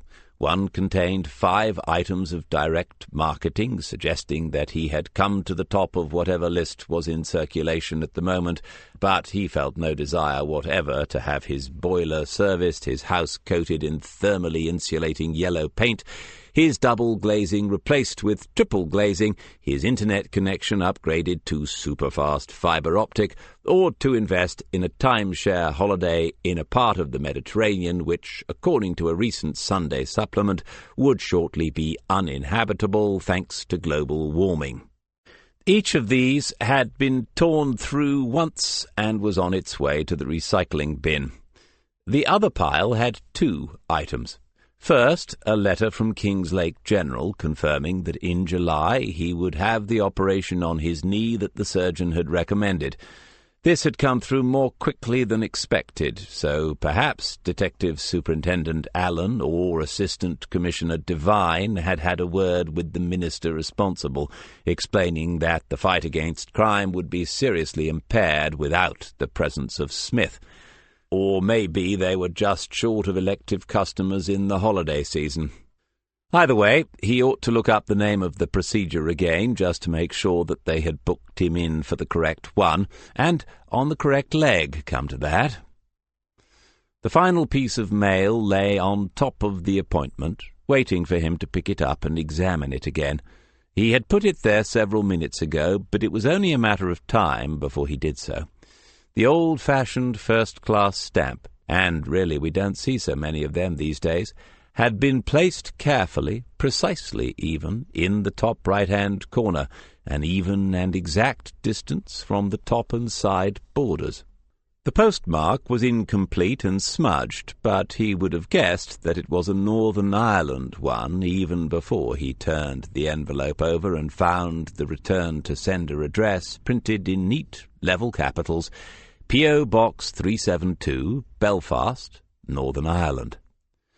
When he saw that for the first time, he went back into the house, found the paper knife that had lain unused for months on the third bookshelf, and used it to slit the envelope open carefully, holding it a little away from his face. It contained a single sheet of writing paper, white, with a watermark, but otherwise unremarkable, apart from the fact that it was completely blank on both sides. He had looked then inside the envelope from corner to corner and found nothing else, and he had sniffed it, thinking that if it was a biological device, they might have just got him, but it would be an interesting way to go. It was in his fingers again now. The same pen that had written the return-to-sender address had written the one on the front of the envelope. Mr. D. Smith, 5 Dovehouse Row, Millfield, Kingslake, Norfolk, KL46NW. But this side was in a neat small hand, lowercase, but without the letters joined up in the traditional way. They don't make a fuss about that the way they used to in school, so someone younger, perhaps? But he didn't know anyone younger. He had not set foot in that country in 30 years. The Internet has made it much easier to find people. Type in a name, subscribe to the premium service, and get a few credits. If you have an idea where they live in the first place, you can narrow it down pretty quickly. But in his case, there were certain difficulties for the would-be detective, as opposed to the actual one. First, even within King's Lake, there were bound to be multiple David Smiths, it being a combination of 2 of the most common names. Second, as a former member of the Military Intelligence Service who had already been a target, certain protocols should still be in place, protocols which should mean that he ought to be less easy to locate than Mr. Joe Public. A few years ago he had completed the forms sent to him, indicating that he wished the level of protection to be maintained. He had completed them as a matter of routine, and now he had a letter from Northern Ireland, from Belfast, in his hand. A movement on the lawn took his attention away from the letter for a moment. A blackbird in his prime, close enough for Smith to see the striking yellow iris of his eye, his beak full of worms, still writhing. The nest was in the cherry laurel halfway down the right-hand side, and the 4 chicks were more than 3/4 grown. Smith had stopped peering in at them a few days before, fearing that they would take fright and leave the nest too soon. He sat very still, looking at the bird, and the bird looked back at him. Anthropomorphically, it might be seen as a question of trust, but realistically it was simpler than that. It was a calculation of risk. Was it a greater one to lead a potential predator to the nest, or to make the ever more demanding young birds wait a few extra minutes for the next feed? The bird left the lawn and flew onto the fence, closer to the nest, but still making the calculation, and Smith still did not move. The bird looked like a survivor, and he would make the right decision. The letter was a more ingenious device than it first appeared. He could return it to the P.O. box marked "Not known at this address," but he had opened it. If the occupant's name had been, say, Peter Brown, he would most likely have not opened it. He would have written the words and reposted it. That, thought Smith, is what I should have done, but curiosity, or was it carelessness, had got the better of him. So returning it like that was no longer an option. But keeping it might also indicate to the sender that the letter had found its intended target. What then? He could, of course, press the alert button, make a call, get some new person to look at his case file and realize that this might be a serious one for a change. But he did not want to go there again, and it was so long ago, so far upstream, that he was unable to take it too seriously himself. He would be careful for a week or 2, more careful than was his habit these days. They would have to be sure that it was the right David Smith, and if they were trying to get a look at him, he had the chance to do the same with them. But he then told himself, realizing it for the first time, it was a little strange. First the old phone number turning up where it had, and now a letter from the city, in which for him the word troubles had taken on a new meaning, one that altered his perspectives on life and death forever. He would never go back, but in one sense he never could, because a part of him had never left the city, built on a sandbar at the mouth of the river. Chapter 5. What about a high-pitched whine, like a dentist's drill? Waters shook his head. No, he couldn't do an imitation of one of those either. Smith shook his head slowly, a mystified look on his face. Good grief! What are they teaching at Hendon these days? He picked up the landline, thought about the security implications at the other end, replaced it, and took out his mobile. Right, I just need to make this call and then we'll be off into the Badlands, but it might only be for this morning. Depends what happens here now. If this goes all right, we might be visiting the even worse lands later on. Smith dialed the number written on a piece of paper, part of a page neatly torn from one of his Alich notebooks, if Waters was not mistaken. He kept meaning to go online and see if he could find them, but the most likely place now would be in the Crime Museum of the Metropolitan Police Service, where he had been on a day out from the college. He had no idea whom Smith was about to call, but by now he had a very good idea of when and when not to ask questions. "Oh, yes, good morning. My name is Smith," and the voice on the other end had made some wry comment, and Smith let the conversation hang for a surprisingly long time before he continued. "Oh, do you? Unfortunately, I am not calling for a laugh, as you put it. I need to speak to Senior Officer Ward, if he is on duty." Another response, this time apparently more businesslike. Smith looked at Waters and raised one eyebrow in the usual manner. "Yes, I appreciate that. But if that is the case, please ensure that you have made a full record of this conversation. I am returning his call after being told that he needed to see me as an emergency patient. If you are unable to—" Smith paused and listened. Now it was the turn of Waters's eyebrows to ascend a little. Smith said, "Yes, of course. I am his dental surgeon. Yes, I can wait on the line. Thank you." Waters looked a question across the desk, and Smith answered it, his mobile held away from his mouth at arm's length. "It's just something I do as a hobby, a bit of amateur dentistry." Then a voice asking if the caller was still there. "Yes, okay, he's on the radio, is he? Tell him that I can see him later on this afternoon. Say at a little after 3. More relaying of the message at the other end, and then Smith was speaking again. "Yes, good, I'll see him then," followed by a pause and a frown, followed by, "He said what? Should he use the side door?" And then the penny must have dropped. "Oh, I see, yes, tell him to use the side door, and tell him not to eat any more toffees. Thank you for your help, then. Good morning." The voice had been different, a little more clipped, the tone that of a busy professional man who did not make this sort of phone call for all of his patients. Waters wondered whether he would ever have the nerve that it took, whether he would be able to master the number of personalities that Smith had hanging up inside himself, ready to slip a new one on at a moment's notice. Then he shrugged the thought away and waited for some sort of an explanation. "Don't say that I never do anything for you any more. I've just arranged a bit more on-the-job training for you. You've arrested a few poor souls. You've been into the courtroom on a few occasions. Now it's time to see their final destination, if you're doing the job properly."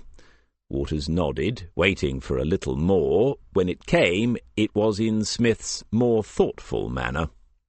"It's a bit of a funny one, actually. I'll tell you about it on the drive down there this afternoon. You go and fire up the Quattro while I let her ladyship know what we're up to. We could just sneak off, I suppose, but better not. Never tell lies unless it's absolutely necessary. A QC told me that. Smith had a theory. If the architects who designed the towers had consulted the drug dealers before they did so, the end result would be pretty much what they had in front of them now. The 5 blocks, seen from one of those drones that Smith had been half joking about earlier in the morning, formed a roughly pentagonal shape, the U of the 2 wings of each pointing inwards towards the centre. The walkways ran along the insides of each U, which meant that they could be observed only from the end of the U, or from one of the flats of which it was comprised. The staircases and lifts were all enclosed. Nothing could be viewed from the outside. Watching any activity on the walkways, therefore, involved either positioning oneself down on the ground at the end of one of the U's and using a pair of binoculars, or gaining access to one of the flats on or above the level that one wished to observe. By no means all of the occupants had criminal tendencies, but they all had, no doubt, strong survival ones. Cooperating with the police and allowing one's home to be used for surveillance was likely to mean that one would not be living in that home for too much longer after the arrests had been made. An empty flat was one answer, but the local council housing officers seemed reluctant to help out. According to Smith, they tended to be disappointed middle-aged lefties who believed that the dealers' rights to privacy outweighed society's rights to put them away, or at least that such a view was worthy of debate. They were parked by a children's playground. Beyond it was the 5th tower, the one that completed the Pentagon. For postal purposes it went by the name of Churchill, and from time to time Smith had wondered whether any other eponymous object or place on the planet was more likely to have the old boy spinning in his grave. The playground itself was deserted, but also peculiarly unattractive. Could there be a connection? Each item of proposed amusement was constructed of reinforced concrete or industrial steel or both, and designed, it seemed, to withstand the force of a nuclear blast rather than the leaps and bounds of energetic 7-year-olds. True, there was a roundabout that offered some opportunities for motion, and a slide that grudgingly acknowledged the fun to be had with gravity, but even on this sunny morning the absence of small children spoke volumes. And it was not so long ago, Smith recalled, that he had sat in this very spot with D.I. Reeve after a visit to Lucy Bell. Reeve had told him to buy a new car. Thank goodness for the old man, though. Alec Bell had been as good as his word. As far as Smith knew, Lucy and Leah Bell had not returned to the flat where husband, father, and son had died in the early spring. Waters said, "Not a lot going on here." A few months ago, Smith would have asked if he wanted to go and play on the swings while they waited. No, not now, but after dark a bit of grass gets dealt from here. 3 brothers, the Routh boys, have been at that for years. I don't think any of them live in the tower any more, but they still keep this as one of their regular spots. I suppose it's a good retail opportunity, easy access and parking, and free amusements. They just do grass, nothing heavier? Heavier. I can see you'll soon pick this up. Perhaps you know all about it from the old university days and you're just humouring me. Waters looked round at Smith and thought about his next question. Have you ever smoked it? Grass or cannabis? Yes. Waters's look became a stare. But only for professional purposes. I didn't inhale, obviously. Obviously. It was impossible to say whether he had just been told the truth or not, but Smith did say earlier that one should never tell a lie unless it was absolutely necessary. Did their last exchange meet that criterion? Smith said, "Just to be clear, I'm not going to ask you the same question, but I am assuming that you would know it if you smelt it.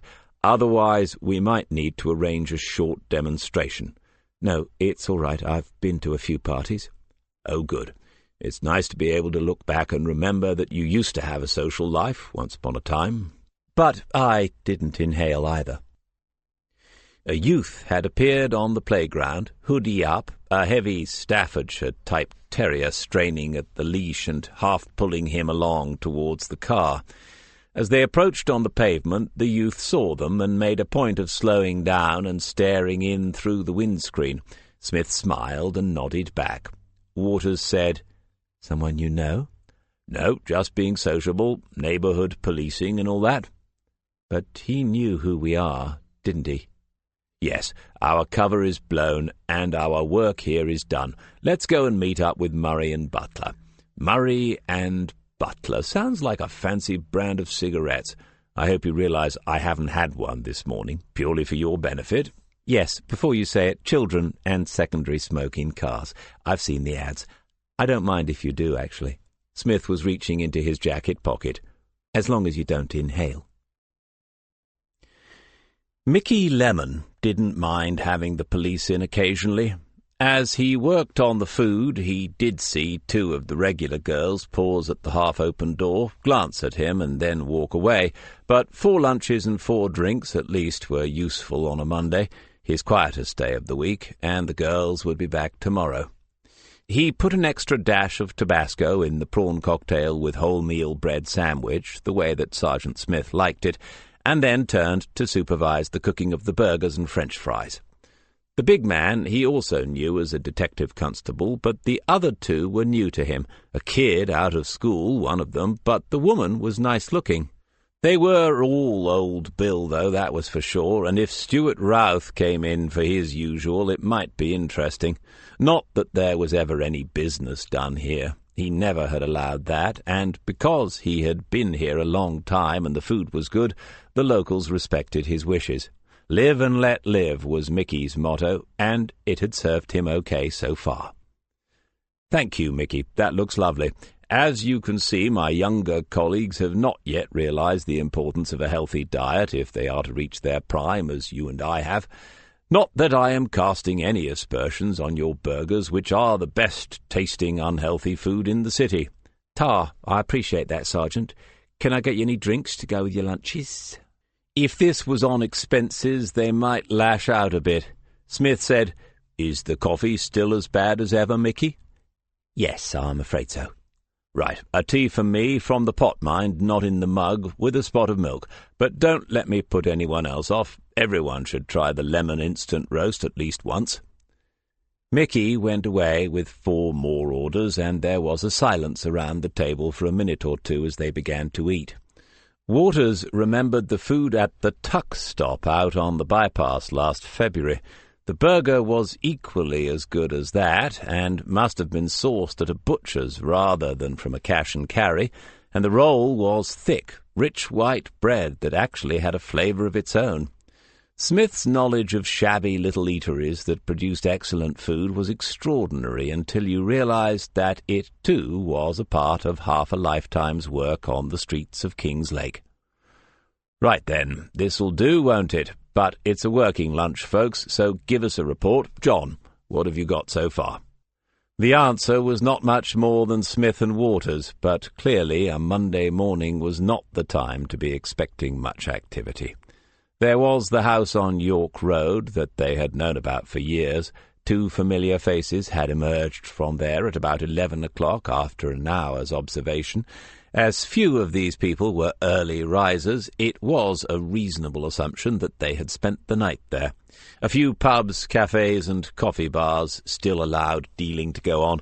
Murray had driven around to see which ones were still open and had not changed hands, and they all wrote down the list of names.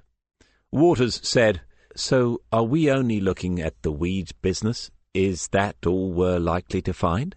It was Murray who answered. "You say only, but weed is big business now, compared to when DC was a lad. The stuff they smoke is highly engineered, I'm speaking genetically, and lethal. It's also much more expensive these days, and there's a lot of money involved. But no is the answer. You can find at least a little bit of everything in Lake, and the local clinics have more people on methadone than there ought to be for the size of the place. And there's always been a coke scene as well. Smith continued. John's right, but the thing is that suppliers tend to specialize. You don't go to one and buy a pick-and-mix selection for the weekend. You have different people to see. It's like the pre-supermarket retail model. I don't know if Tesco's will move in at some point, but no doubt they've had a look at it. Another big thing now is growing the weed. All the powders and pills and crystals have to be brought in, but weed can be grown in your attic if you know what you're doing. You have to be a pretty decent electrician for starters, but a good crop can net tens of thousands in profit. Mickey Lemon was bringing over their drinks, and the conversation took the usual precautions. When he had gone, it was Smith who continued again. Serena, I know you were on a couple of busts out in the sticks. Are you up to speed on all this? I think so, sir. Waters winced. Murray almost smiled, and even though the cafe held no other customers, Serena Butler glanced around to see if anyone had heard before she mouthed, Sorry. Good. Team leaders have been told to use the overtime as they see fit. I don't know what the others are going to do, but now that we've wrecked the ground, we'd do better to take the afternoon off, so to speak, and put in a few hours this evening. John, your home situation is a bit different, with Maggie getting closer, and Murray went to protest, and Smith waved it away. I'm not expecting you to do every evening for a fortnight. I know that you'll do some. Serena, you might find yourself working with Chris. We just need to be flexible. Another point is that John and I are known in the area, whereas you two are not. Both of you ought to be dressing down a bit, or is it dressing up? And then you can do some wandering into the pubs and whatever, if necessary. You can be a bit creative, but we cannot be at all careless. We keep in touch at all times, and we do not take any chances. All right? Because although the lowlifes that we see on the streets might look like your last choice for a dinner date, it's the people running them, the creatures higher up the food chain, that you really don't want to meet. He paused and looked around just to be certain that the message had got home. Murray and Butler would already know what he meant, and most of that had been for Waters's benefit. Okay, Chris and I are now going to leave town for a couple of hours. It's nothing to do with the possible after-effects of what you have just consumed or with what we're working on. Another matter entirely, as they say. John, it's up to you how the B team uses the afternoon. I'll give you a call later on. Now, who's going to get the bill for this magnificent repast? Don't all shout at once. By the time they arrived at the prison, Waters knew the story of the mobile number and the fate of Lucky Everett. They had talked some more about the Kings Lake initiative as well, but in between there had been spells of silence that he no longer felt compelled to fill with conversation.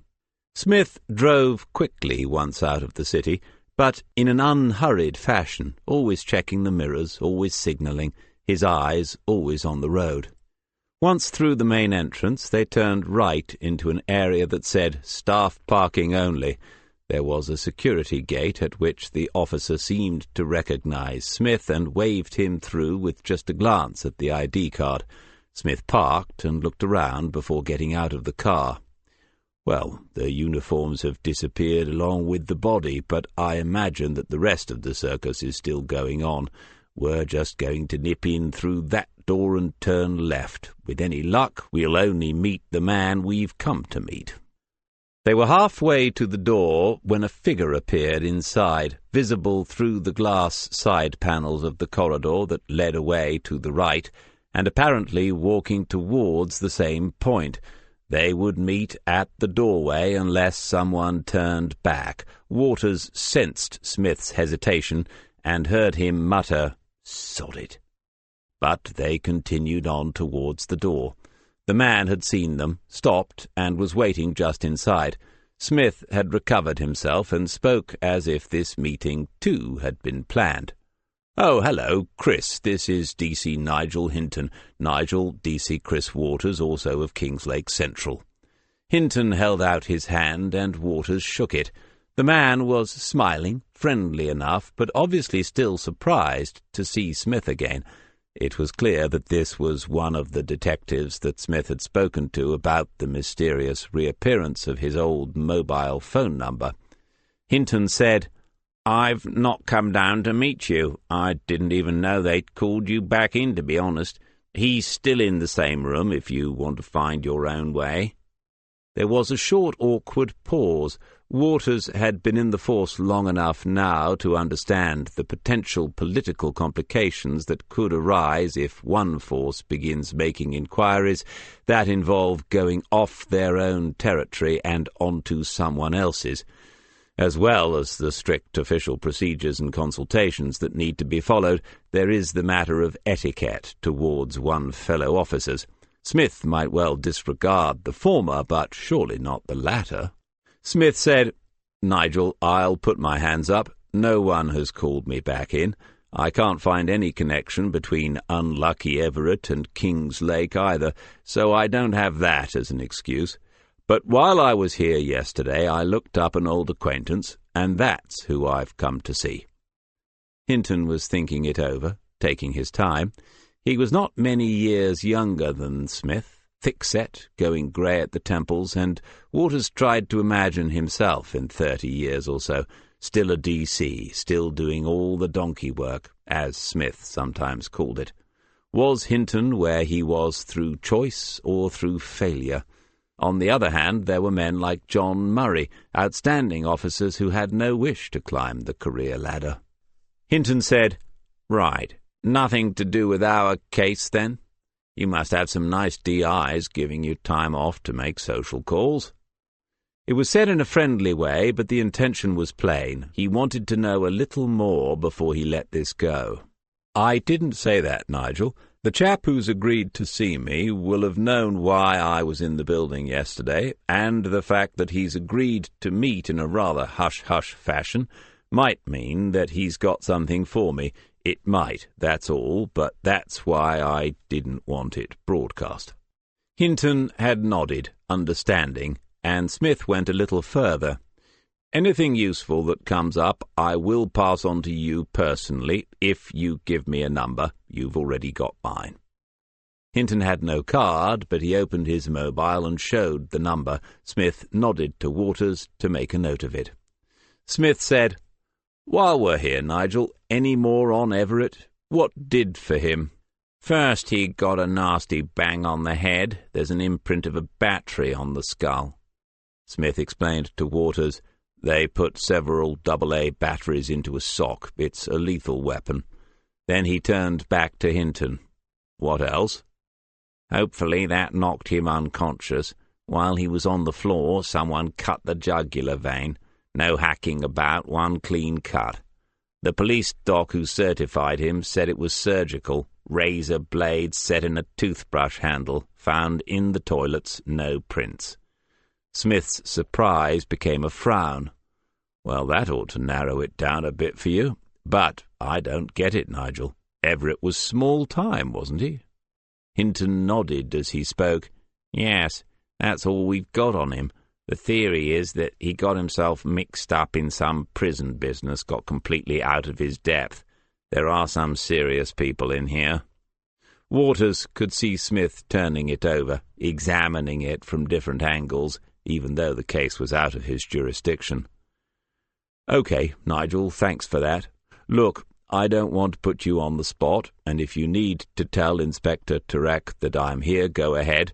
If you could just hang on a few minutes, though, so that I can get in and see my man, I would appreciate that." And Hinton was walking away, speaking as he went.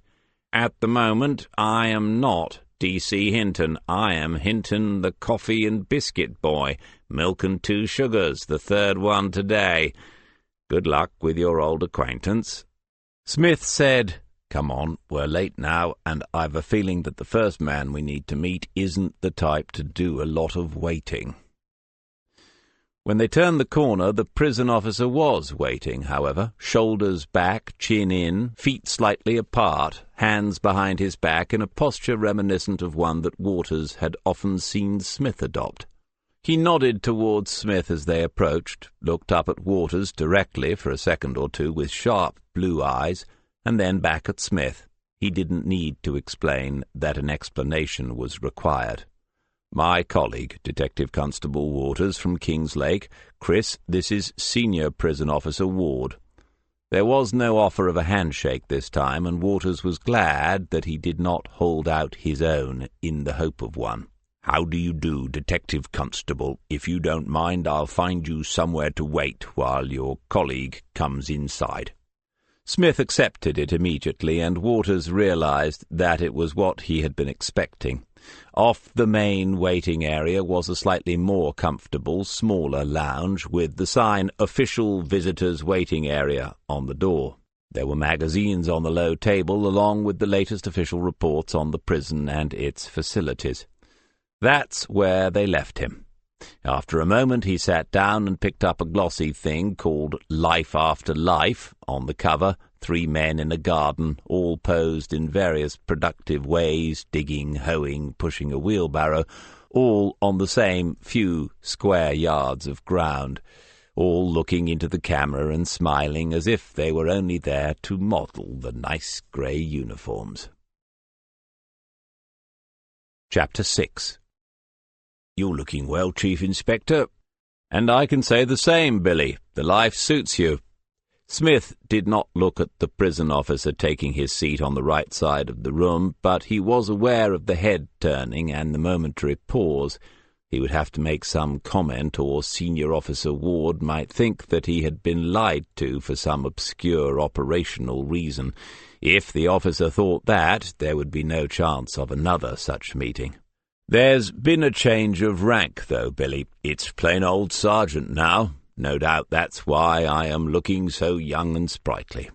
Slater really did look fit, with less spare weight than Smith remembered, and it would be down to the excellent facilities in the prison gym, far superior to those found in Kings Lake's Central Police Station.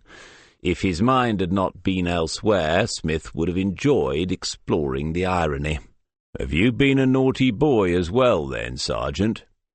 "Not with regard to that, Billy. The Chief Constable and I came to an understanding a few years ago. I expect the news will reach here eventually." Ward seemed to be satisfied. He had taken his seat a few yards from them, sitting side-on at a small folding table, but one which was nevertheless still screwed to the floor. From a pocket in his uniform jacket he took out a small transistor radio of ancient pedigree and a set of in-ear headphones. They watched as he plugged them in, turned the set on, and tuned it by hand with the dial on the front. If he knew that they were watching, he never once acknowledged it. In this place he had plainly become a grand master of the art of not listening. Slater said, "He's a big cricket fan. It's the first match of the one-day series." Smith knew that. If he was lucky, he would catch the highlights later that night. Smith said, "So how much longer, Billy?" "Another 4. With or without? I never count on parole. It's my 4th spell, too, so... But it's pretty crowded in here these days. You lot must be on permanent overtime, the rate they're bringing them in. I might get lucky if the people they want to lock up are worse than the ones they've already got, but I can do another 4, no problem." "And after that, what will you do?" "I thought I'd get an apprenticeship with British Gas." Smith smiled, and after a moment, so did Billy Slater. Though still in his 40s, he was truly old school and believed absolutely in the adage that if you can't do the time, don't do the crime. His area of expertise was the theft of agricultural machinery, which sounds mundane until one understands that a single tractor can be worth more than £100,000, and that some specialized drills and harvesters will cost 3 or 4 times that amount. Slater operated on an international scale, exporting the stolen machinery all over the world with all the correct documentation, and nothing was ever taken from a barn or a field that had not already been sold. At his trial, the judge had complimented him on his accountancy skills, But unfortunately these did not extend so far as the investigating team being able to find out where most of the money had gone. That alone had probably doubled his sentence to 12 years. The judge had also spent several minutes in his summing up explaining that Slater's poor career choice had been a loss to British business, particularly in the important area of exports, and Slater, through his QC, had thanked the judge for those kind words. It had been a very civilized trial. "Anyway, Billy, thanks for seeing me." "That's all right, Sergeant." In here, Slater would have a strong sense of hierarchy, and he would perhaps find the former senior officer's lowly status amusing, if not incomprehensible. But Smith would have to lead the way. Slater would offer nothing as a volunteer. Faintly, Smith could hear the cricket commentator's voice. If Slater trusted Ward, it was likely that Smith could do the same. "Obviously, you know why I was in here yesterday morning. Apparently there had been a murder, and you're a policeman. That's 2 and 2 as far as I'm concerned." Not only would he have to lead carefully, he would need a little patience. "But it's not quite that simple, is it? You know this is well off my patch, but you haven't mentioned that at all. It's almost as if you aren't that surprised to see me, Billy." Slater leaned forward, putting his elbows on the table between them and interlacing the fingers of both hands. They were big mechanic's hands, not perhaps quite what one would have expected on a clever white-collar criminal, but this place was full to bursting with people who would upset your expectations given the least opportunity. And Senior Officer Ward saw that movement towards the detective, though his head never moved a millimetre. "Go on, Sergeant." "Did you know Lionel Everett?" "Yes." "Well?" "No." "Was it anything more than a passing acquaintance?" "We had the odd word. We had a shared interest in the countryside." "But you never had a working relationship outside in the countryside?" "Not really the sort of person I'd be doing business with." "Not out there, I can see that. But what about in here?" As he waited, his eyes fixed steadily on those of Billy Slater, Smith had something confirmed, something surprising. This was not simply cat and mouse, not just an old con making the most of a diversion from the numbing daily routine. The precautions that Slater had taken through Ward in setting up the meeting were for real, and even now Slater was calculating how much he should say and how he should say it. But Senior Officer Ward's mere presence here, let alone the relationship between convict and officer that it implied, told Smith that Slater was indeed still a prisoner of high status, one who would normally have little fear from the typical petty brutalities of life inside. In short, of what or whom was he afraid? Slater said, "Someone told him that I had connections to Lake." "More than connections, Billy. Norfolk, Lincolnshire, and Cambridgeshire all within an hour's drive in a low-loader. It was a prime business location for you." Slater paused, ignoring the attempt to keep things light-hearted, and Smith noted that, too.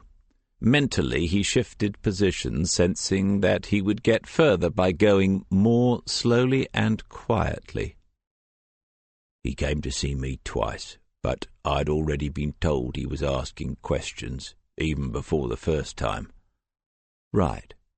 So what did he want?" "None of the usual stuff. Mostly a con wants to know how he can make a phone call or how he can get a better cellmate or a transfer to another wing. Sometimes they want a bit of legal advice."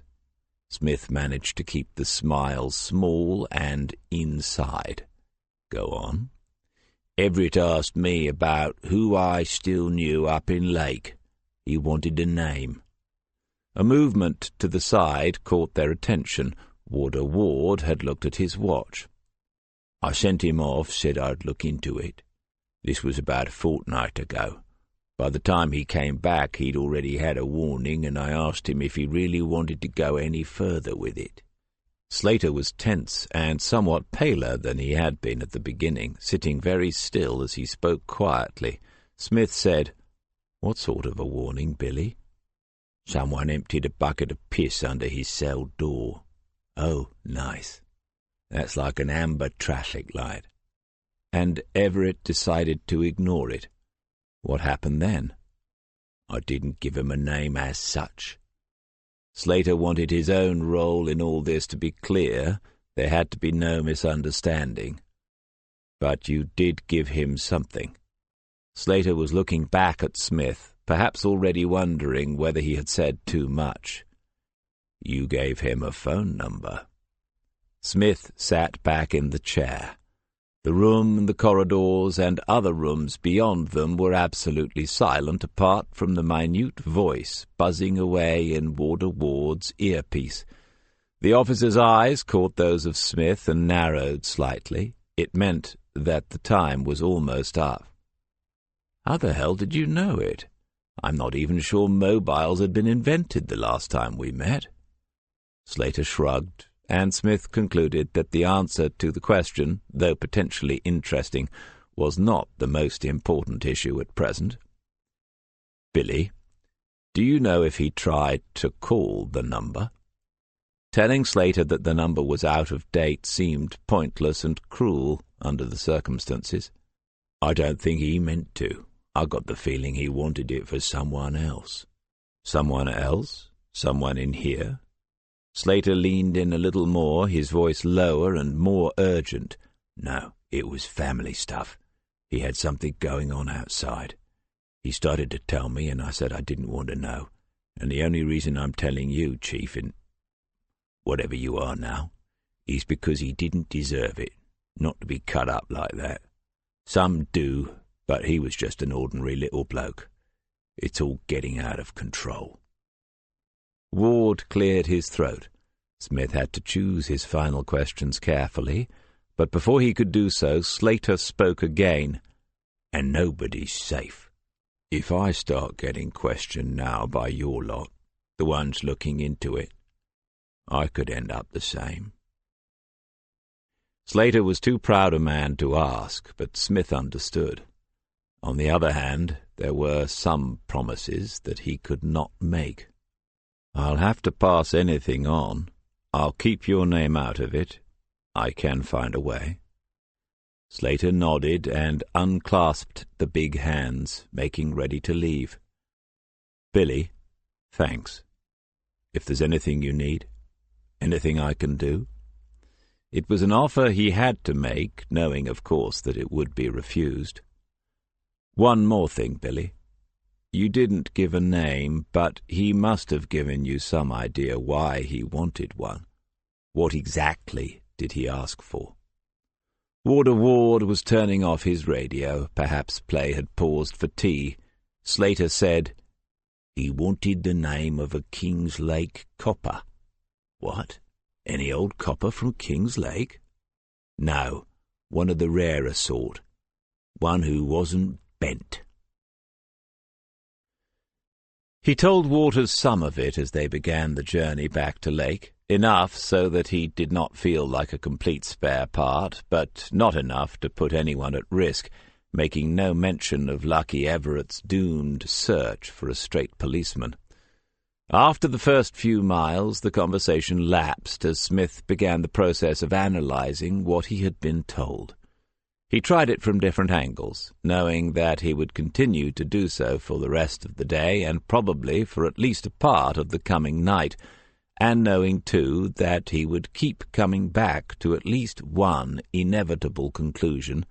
There could only be one reason why a man like Everett would want to contact a straight copper. No one ever wants to go there, professionally and personally. It is the dirtiest and most disappointing place that a policeman can go, whichever side of the line he finds himself. Smith had two experiences of it, once seeing a fellow officer, whom he would have trusted himself, taken quietly out of a squad on a high-profile case, never to be heard of again, and once as a senior officer charged with beginning the investigation into the extracurricular activities and relationships of a detective constable on another force. There was no joy in it, ever. Someone at Kings Lake Central? He refused to allow his mind to start listing names, and considered instead what Billy Slater had told him. It was family stuff. He had something going on outside. Family? Smith had found no connection between Everett and Lake, not through his criminal doings, and he had already been as far as checking whether there were other associated Everetts at work in North Norfolk who might be occupying hard drive space in records. There were not.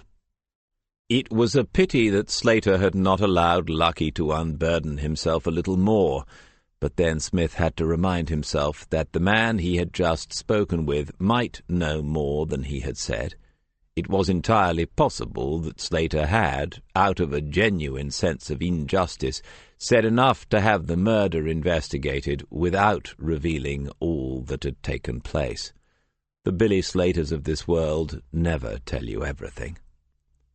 How much of this could he pass on to D.C. Hinton? He would not break his word to Slater, first because he had given his word, and second, because he knew that Slater had not been joking when he outlined the possible consequences if Smith did so. It was bad enough that Everett had possibly been killed for having Smith's old number in his possession. To have someone else attacked for having passed it on was unthinkable. He could keep Slater's name out of it entirely, but mention that Everett had had what might have been a warning a few days before. If he, Smith, was running the investigation, that would help. One would assume, of course, that the prison officers, if they knew about the bucket episode, would have already mentioned it, but as he never tired of telling Waters, to assume makes an ass out of you and me.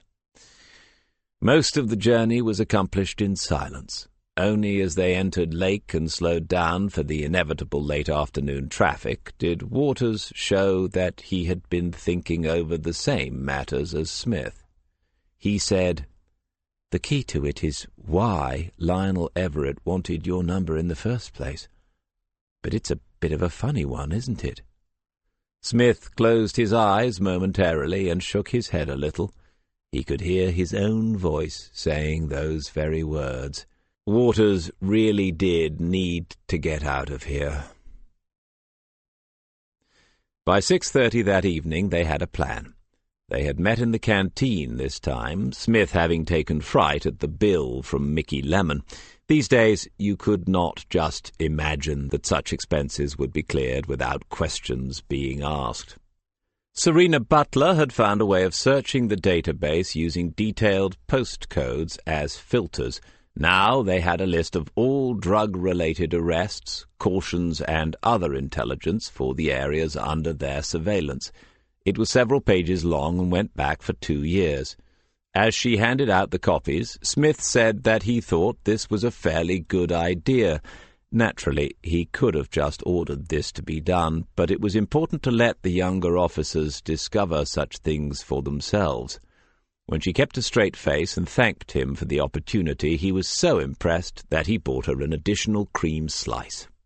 "John, you've had more time to look at this. Any thoughts?" Murray nodded. He said that D.C. would recognize some of the names and addresses, but that there had been more changes than he, Murray, had expected since they last had a push on street-level dealing, which was about 2 years ago. He had first got that feeling in the morning, and what he was seeing on the printed records had confirmed it. Smith said, "What sort of changes?"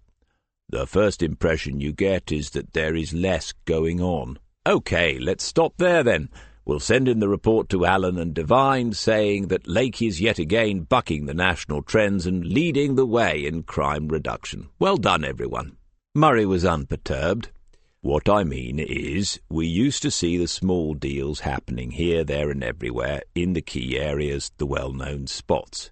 Every one of the towers had its own blind corners and one or two lads with half a dozen raps in their pockets. Or we could just follow the known vehicles about, and you'd have someone's round sorted in a couple of days. There was one blue Golf I could set my watch by in the York Road area. Ah, you mean Sonny Green and his crew. Yes, but they've all gone, as far as I can see. They're not the only ones. Of course, it's all still going on, but there have been big changes in personnel, and the new lot are not as visible as the old bunch. Smith looked again at Butler's sheets. How recent? When did it begin to change? Murray said, You remember Wilson and his team came across a big stash from a lead they got when they did that party bust a year ago. That involved local people, faces that we knew. I'd say it's changed a bit since then. Serena, what's happening in Longmarsh? For a moment she looked surprised at being asked. For the past couple of months I don't know, obviously, but before that it was the same old, the usual people in the usual places. Nothing like on the same scale as King's Lake, of course, but I was not aware of any major changes. Oh, right. I just wondered whether there might have been a national reorganization. So, is this something or nothing? Waters said, You would think that the lighter penalties for possession of hash would mean they'd be less cautious now. Yes, but we're still clouting the dealers when we catch them. The thing is, we always have, so that's not changed, and as a local force, we've not had a push on it for a while. So if there has been some development, a major change in personnel, as John said, that's down to something else. Or it might be nothing at all. Have you spoken to anyone, John? Murray knew what he meant. The other two might not have understood immediately. No, I thought I might tonight. He was looking directly back at Smith. If he had informants that might throw some light on the scene in Lake, he would prefer to go in search of them alone, even though Serena Butler had become a trusted member of the team. Those relationships are difficult, delicate, and as slowly growing as orchids. He would not risk them by introducing a new face and then expecting the informant to talk. The same thought had already occurred to Smith, and there was an obvious solution. Right, as I said before, we need to be flexible on this. Chris, can you take Serena on a tour of the bars in our district tonight? You're just going in, sitting down and keeping your eyes open. You stay together, and you both need to go home and slip into something more comfortable. Dive denims, not lounge bar casual. I don't charge for fashion advice, by the way. Now, Chris, I've already had this experience with D.C. Butler. It can be somewhat alarming, but you just have to keep your nerve. Serena, we're talking public bars, all right? No private members' clubs. Yes, sir. Murray smiled at Smith, as if he found the sight of chickens coming home to roost amusing. Just so you both know, John and I are going to look up a few old contacts, and that's better done on our own. If, God forbid, either of you have the misfortune to stay on in this fine town, you too will acquire a similar circle of professional friends. Everyone looked ready. Right then, gird your loins. We're heading for the lion's den. He paused, frowned, and then said, I did get that right way round, didn't I? A few minutes later, Smith managed to find Waters before he left the building, and he asked him for Nigel Hinton's mobile number.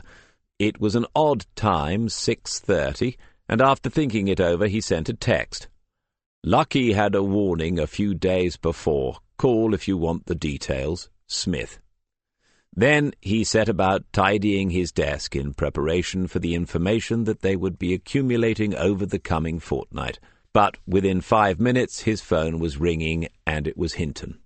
Were they putting in overtime as well on the Everett case, or was Hinton one of those sad individuals who never stopped thinking about the job? Thanks for the heads-up, sir. What exactly was the warning? I think we can drop the sir, at least until I get the knighthood.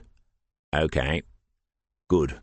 You might already have this, but a little bird told me that Everett had a bucket of you-know-what tipped under his door days before he was done in. In prison speak, apparently, that's a polite way of saying if you don't stop what you're doing, something considerably worse is on its way. One could make a guess that either Everett didn't understand the message, or he didn't stop what he was doing.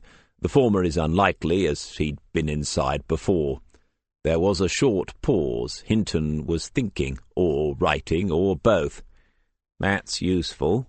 We're struggling with a motive otherwise. He might have stepped on somebody's toes. Christ, I hope he at least jumped up and down on their painful bits to deserve what he got in the end. But to me, from what little I know, he didn't seem the sort to be involved in the heavy stuff. No, I agree. I've been thinking the same. If you don't mind me asking, did that come from an inmate or a member of staff? They hadn't heard about it then. An inmate. It's possible that the staff didn't get to hear about it. It's also possible that they didn't like to mention it. They can be touchy about revealing what life inside is like. It's a bit like the Army and the Navy. We're on the same side, but hardly ever on the same wavelength. As far as Everett is concerned, for what it's worth, I'd say that the two events are unlikely to be unconnected. I'm starting to sound like my superintendent there. Whoever tipped the bucket wielded the knife, I'd say. It would be worth going back with it to any inmates you've befriended and asking the question. Hinton had agreed again, and for a couple of minutes they discussed other routine details of the investigation down in Littlemore, just as two lorry drivers can never meet without talking about roads. The Huntingdonshire man was engaged with it, not simply putting in the allotted hours, and Smith thought he recognized a decent detective who had been undermanaged and overworked for too many years. At the end of the conversation, Hinton said, "So you haven't found anything to link Everett to your patch, then?" A nice guess that Smith would have been unable to resist having a look. "No, it remains a mystery unless my number is circulating on some sort of list for when inmates have reached the end of the line, a sort of Samaritan's service for the terminally criminal. Sorry, shouldn't be making tasteless jokes. The man has a family somewhere. It's all right. If we didn't laugh, we'd bloody weep." There was a silence before Hinton spoke again. "Have you got an email address?" "Yes, but I'll have to look it up. Why?" "I could copy you into anything that might be useful. I know I shouldn't. I just thought that—" "No, fine, do it." Smith found and read out the address, and then the conversation was over. It was almost 7 o'clock, but the sun was still shining over Lake when he went out into the corridor and looked from the second-floor window. There was a haze that softened the more distant parts of the view, blurring it impressionistically. It was almost beautiful, but it was only the day's traffic fumes hanging over the city like a thin, silvery pall. He studied it for a moment or two, thinking that he would eat in the canteen and go straight on from here. He didn't need to dress down like Waters and Butler. He smiled ruefully and hoped that Waters would be all right. Serena Butler had hidden depths, and Waters was, or should be, still practicing in the shallow end. And then he thought about the weekend, and Jo Everson. He ought to phone her and apologize properly. She might even be worried about him. Chapter 7. "If you ask me, Mr. Smith, it's all to do with the EEC. Ma Budge shifted her considerable bulk into a more comfortable position on the sofa, as if preparing for a lengthy political discussion. Smith took a first cautious sip from the cup of tea, a proper cup with a matching saucer, found it to be quite acceptable, nodded as if he agreed, and then said, "Really? What's that then, Ma?" The two small dark eyes, two currants in an unbaked bun, widened a little at the detective's apparent ignorance. Since she had started paying the council tax, Mrs. Budge now expected more from her public servants. "Well, it's the Smith paused halfway to another sip, eyes looking over the rim of the cup.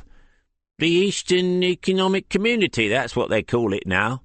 "Ah, that. All to do with Europe, is it?" "Yes, but the eastern bit of it now.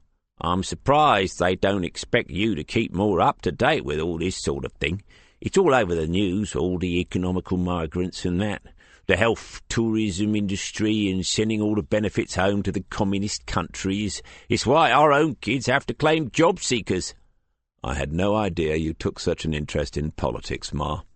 She shrugged off the compliment, but smiled indulgently at him. "So you reckon, Ma, that the reason you don't have so many youngsters dealing weed in the stairwells now is because of economical migrants from Eastern Europe?" She looked closely at him as she considered her answer. He had come back to the subject of drugs twice now. Had she made it clear enough that Jason, her Jason, was not involved? That, despite his unfortunate predilection, now in the past, for stealing high-end motor cars, her Jason had never been allowed to get mixed up in that sort of business. "This is what I hear, Mr. Smith. I have no personal experience of it, never have had, you know that, and neither has anyone closely related to me." She paused, the final phrase given added emphasis by increasing the space between each word. "So how is Budgie? And I'm sorry, Ma, I mean Jason. How is Jason?" "He is working. He has been since last year when you was here and did not believe it. He's had 3 jobs now." The number of jobs Budgie had had since last September seemed to be a source of particular pride. "And currently, what's he doing at the moment?" "He's in a warehouse on the Western Estate. They're training him in the forklift." Smith tried to picture it, whatever sort of training one would do inside a forklift, but gave up. The main thing was that as far as he was aware, no forklifts had 2.5-litre engines with fuel injection and turbo, so they might be all right. But illuminating as the conversation had been so far, time was passing, and he decided to move things on. "Ma, give him my regards and congratulations. He's off my radar, and I hope he stays off it for good.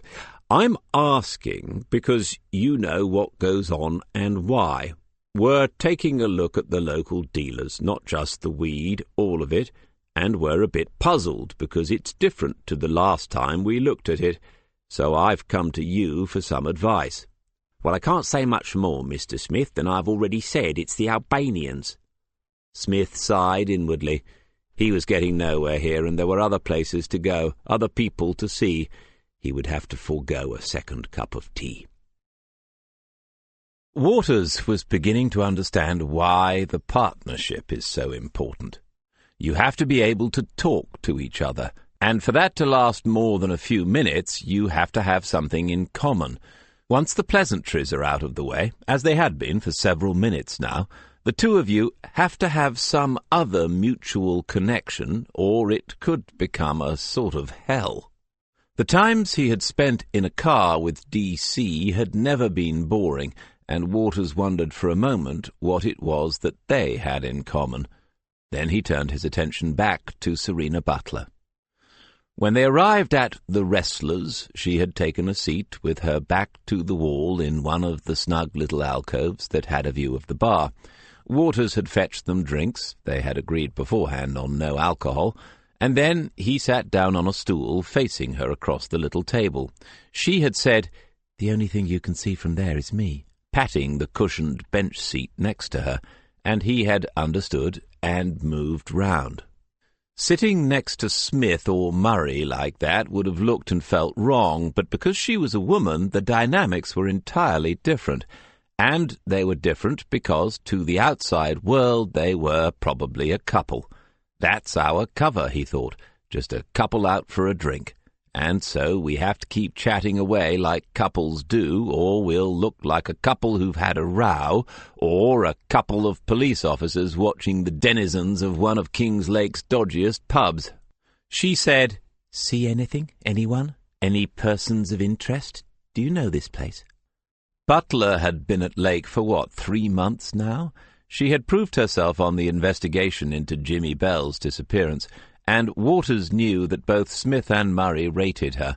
It was surprising, though, how little else he knew about her.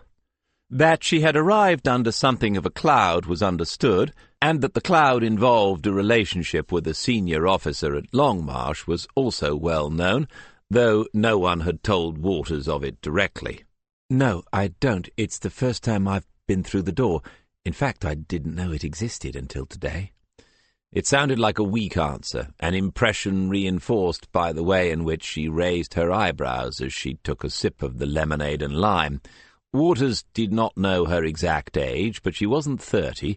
She might be just 5 or 6 years older than his own 22, and yet he had the sense that she had seen much more of life than he had, much more than might seem to fit chronologically into the space between them. It reminded him of being at school, that moment when you realized that the girls in your year have somehow grown up and got away from you. And then he felt stupid again because he was thinking about school instead of the job that they were supposed to be doing. He said, "I've not been in Lake Long myself. I'm not a native. My family live nearby now, but I grew up near Norwich." His explanation sounded lame. He was talking about growing up. She looked at him for a moment, nodded as if she had understood something about him, and then looked away again, back at the bar. The place was slowly filling up. She said, "Well, I wouldn't worry about any of this if I were you. It's a waste of time, really." Did she mean the two of them being here together? Had she concluded that he was completely useless? "Why, it's a part of the intelligence-gathering process." She was almost laughing, and her expression was something between amusement and pity. Waters felt himself blushing. "Okay, then. What can you gather, sitting here? Anyone in here likely to be users, or, even better if you can manage it, dealers?" She leaned back into the seat, giving him the widest view of the bar in front of them. Waters could see about a dozen people, mostly youngish men, but with them 3 girls. Jeans, trainers, 1 or 2 in denim jackets, other in various style of hoodie, but the warmth of the evening had encouraged some to take off the outer layers. He could see tattoos on some of the arms, and one older man was heavily illustrated, even on his face. Taking a closer look, because he could see that Butler was making some sort of point, if not a head-on challenge, he noted the number of piercings as well on several of the people. One of the girls had a thin gold bar through the soft skin above the bridge of her nose. He said, "Most of these are at least occasional users, probably all of them." "Based on?" To say they look that way would be crass, but somehow she had manoeuvred him into that position far too easily. He was embarrassed, but had to say something. She was still waiting. "The fact that they choose to drink here, making this your local, is making a sort of statement." She considered it briefly. "At least you didn't say the way they look. You and I don't look that different to some of them in here. It just happens that all my tattoos are covered up and I don't have my piercings in, but you should see me on a typical Saturday night." He couldn't help looking then at her face for any suspicious-looking slits, and she saw him and laughed again. "But seriously? We don't do guilt by association, and we don't do guilt by choice of local. For all we know, these guys all live nearby and are being good citizens and not drink driving. So far, then, you and I are getting nowhere, are we?" Waters had never heard her this assertive or opinionated in the station. He said, "So how do we start getting somewhere? Your first mistake was not picking me up when I asked you how many are users. You should have said users of what? You went to uni, didn't you?" He remembered reading the shiny brochures about graduate recruitment into the police force. They had given the impression that many new officers were graduates now, and that in the future they all would be. But at King's Lake, it seemed, the fact that he was one still singled him out. Butler couldn't know much about him, but she knew that. He nodded. "So while you were there, did you do any drugs, apart from caffeine and alcohol, obviously?" It was the second time that day that he had been asked the question. Serena had turned to look at him directly, no doubt to see how evasive he would be. He decided that he would not give her that satisfaction, at least. I smoked cannabis. Regularly or just the odd party? A few parties. Did you enjoy it? I could see the point, but it wasn't something I wanted to get into. She looked away, thinking about what to say next. The older man with the tattoos was watching her. Then his eyes met those of Waters for a second or two before they went back to Serena. She had noticed the man now and stared back at him directly until the face turned away and said something to its nearest companion at the bar. Then he too turned, looked at her, and made some comment of his own. Waters wondered whether they had been overheard, but then dismissed the thought. That was not why the men were looking at her. She said, "Fair enough. Cannabis has become a middle-class drug, like coke. The professionals who went to university still prefer it to the skunk that you find on the streets and estates. But you'd be surprised how many wealthy people use heroin as an occasional thing. It's a myth that everyone who tries it gets addicted. You could go into the nearest golf club bar and find some users, never mind this place. Crystal meth hasn't taken off yet, but it might, and there is still crack, which I think does more damage more quickly than anything else. It's complicated, and there is no such thing as a typical user, so you can't just walk into a bar and start putting people into boxes." It was the most that he had ever heard her say, and Waters thought it over before he responded. "I thought you came from a rural backwater. Is all that going on in Longmarsh?" "It's going on everywhere, but that's where I worked. It's not where I'm from." He sensed then a tiny opening, and through it had a glimpse of an unexplored country.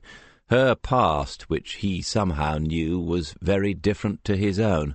There was a temptation to take a step forward into it, to ask her, just to see how much she would reveal, but his courage failed him. He was a little afraid of her. "So you really do think this is a waste of time?"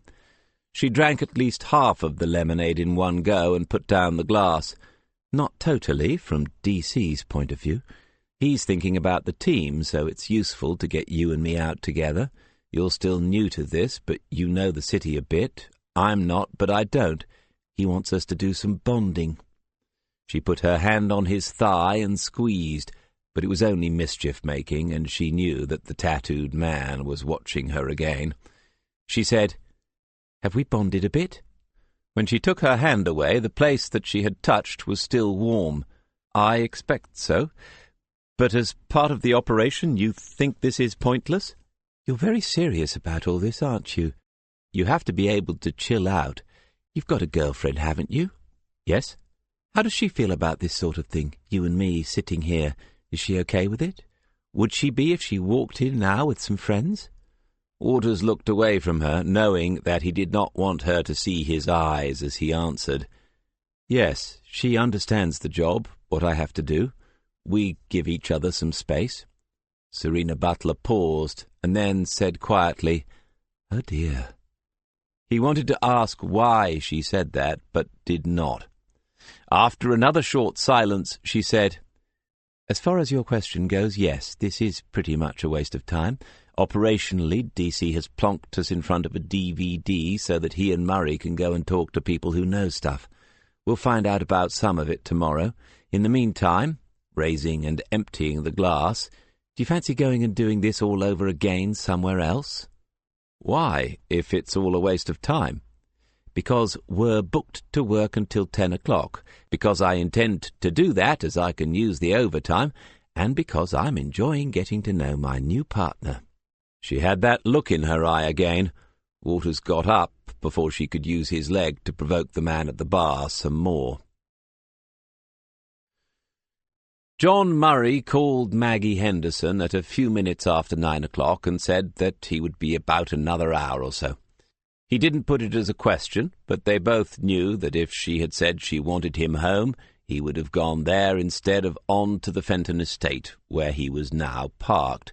She had just a couple of months to go, was uncomfortable a lot of the time, and seeing the GP weekly just in case. She had asked him questions about how his evening had gone so far, and he explained why he wanted to see one more person if he could. It was enough for her to feel that she had not yet lost touch completely with the job that had been her life, as well as his, until now. The address that he had been given looked right. There was a Golf parked outside. It was not Sonny's old model, but it was Golf nevertheless, and enough to convince Murray that he had found the man he was looking for. Number 12 Charles Way, all the streets and roads were named after English kings and queens, was a semi, an ex-council house complete with a privet hedge and a wooden garage by the side and little wrought-iron gates into the makeshift drive. If Sonny Green lived here, he had gone up in the world. The thought went through Murray's mind as he watched the house from the road that maybe Sonny hadn't retired. Maybe he was still wholesaling, and this suburban semi-respectability was his cover. That was something to bear in mind if he did manage to get to speak to the man. There were 3 lights on at the front of the house, in addition to the 4 frosted panes in the front door. The 2 downstairs rooms, one either side of the centrally placed door, and the right-hand bedroom, seemed to be occupied. Murray worked out the geography of the house, or at least made a guess at it, knowing from experience that if he got inside the consequences might be unpredictable, and then he knocked firmly with the knuckles of his closed fist 4 times. Then he stepped back so that he could see the curtains at the windows. After perhaps 10 or 15 seconds he could hear voices, a man and then a woman.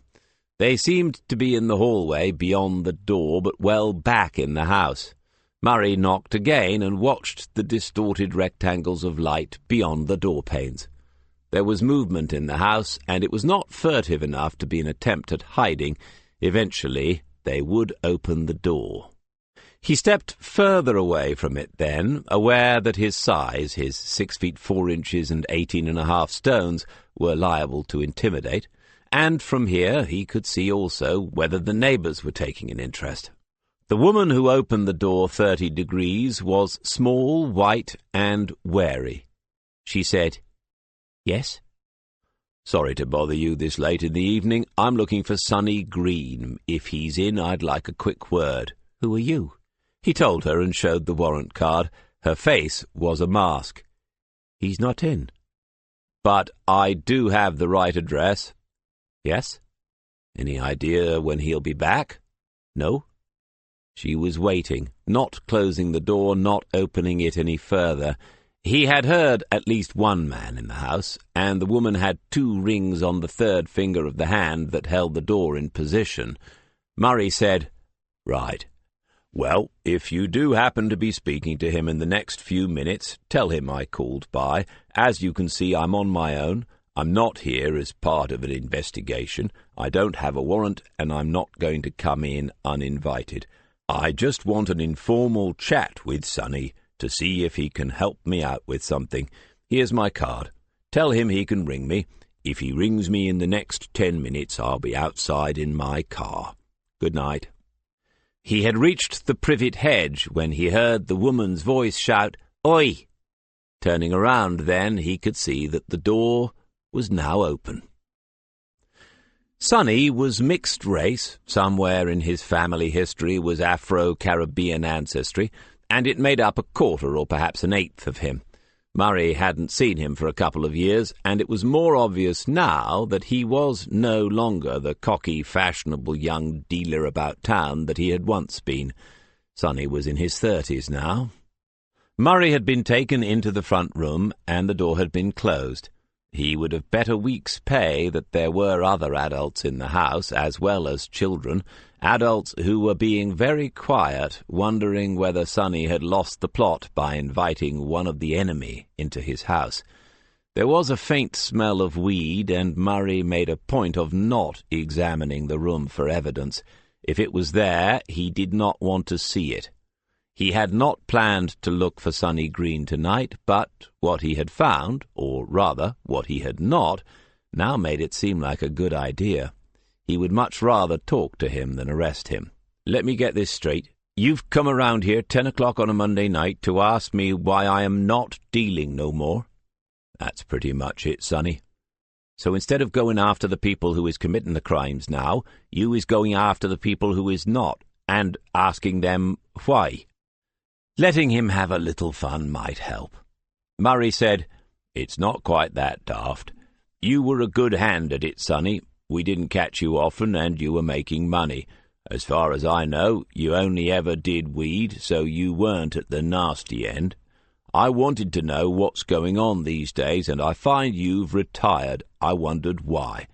You have retired, haven't you?" Sonny nodded and thought before he spoke again. "I can't tell you nothing. Everything is different now, and I ain't a snake. No name's coming from me, so you might as well quit." "How is everything different now?" "Different people, different ways of doing things, man." "Is that why you got out?" This time no quick answer. Murray's instincts told him there was something here after all. He said, "Sonny, don't give me any names. I didn't come here trying to turn you into a grass. I respect that. But give me a real answer to the question. How is everything different now?" Chapter 8. Smith's morning visits to Sergeant Charlie Hills on the front desk were usually for commiseration these days, for mutual reassurance that the world had not yet changed utterly beyond recognition overnight, but this morning was different. He had a purpose. "Sergeant Hills, I have a purpose." "That's nice. Have you adopted it? Part of one of those sponsor an animal schemes? I didn't know you were that interested in wildlife." "I reckon your ears are going, Charlie. Purpose, not porpoise."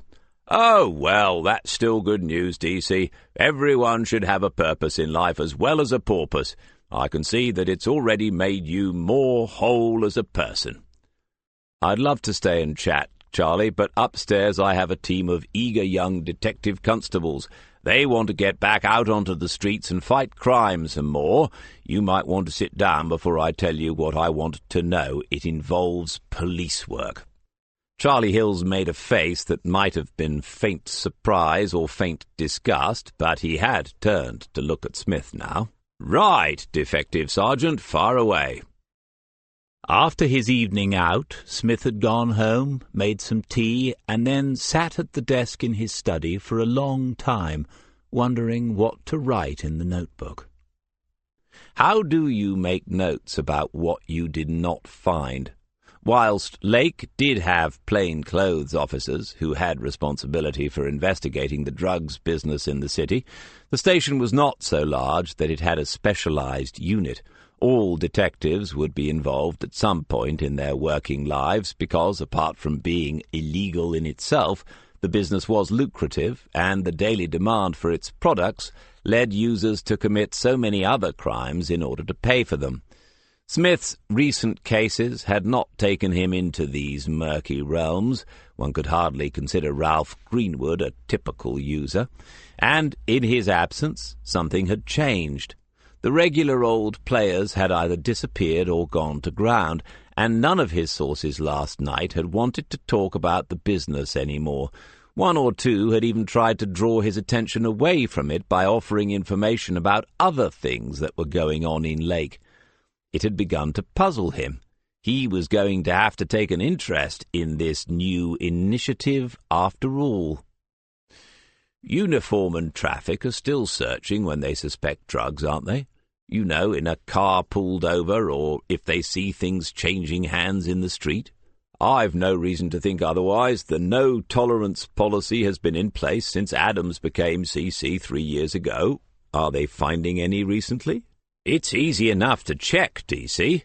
Yes, I know, but I'm looking for an impression, really, not a number. Are they finding less than they used to, just on routine searches? Fewer people carrying than you might expect for the number of stops and searches being made. I can have a word with a few people this morning. Is this Mrs. RSCU? Smith nodded. Charlie said, "If your usual sources have dried up, you know you could always come to me." Disconcertingly, that was a little too close to the mark. Smith turned to go and then remembered.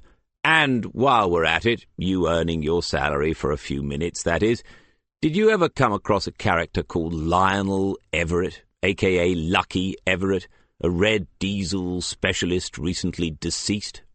"No, not at this address," tapping his forehead. "All right, thanks, Charlie. Sorry if I've ruined your day with all this work." As he walked away, he heard the muttered words, "No problem. Every man needs a purpose." Wilson and his team must be doing things a little differently, but whatever the reason, the office they shared was empty apart from Smith's own people, and so he decided to hold the meeting around his desk rather than in one of the briefing rooms.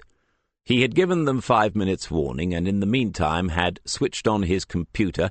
Checking for emails, he saw that there was one from N. Hinton with 2 attachments. He would check those later on.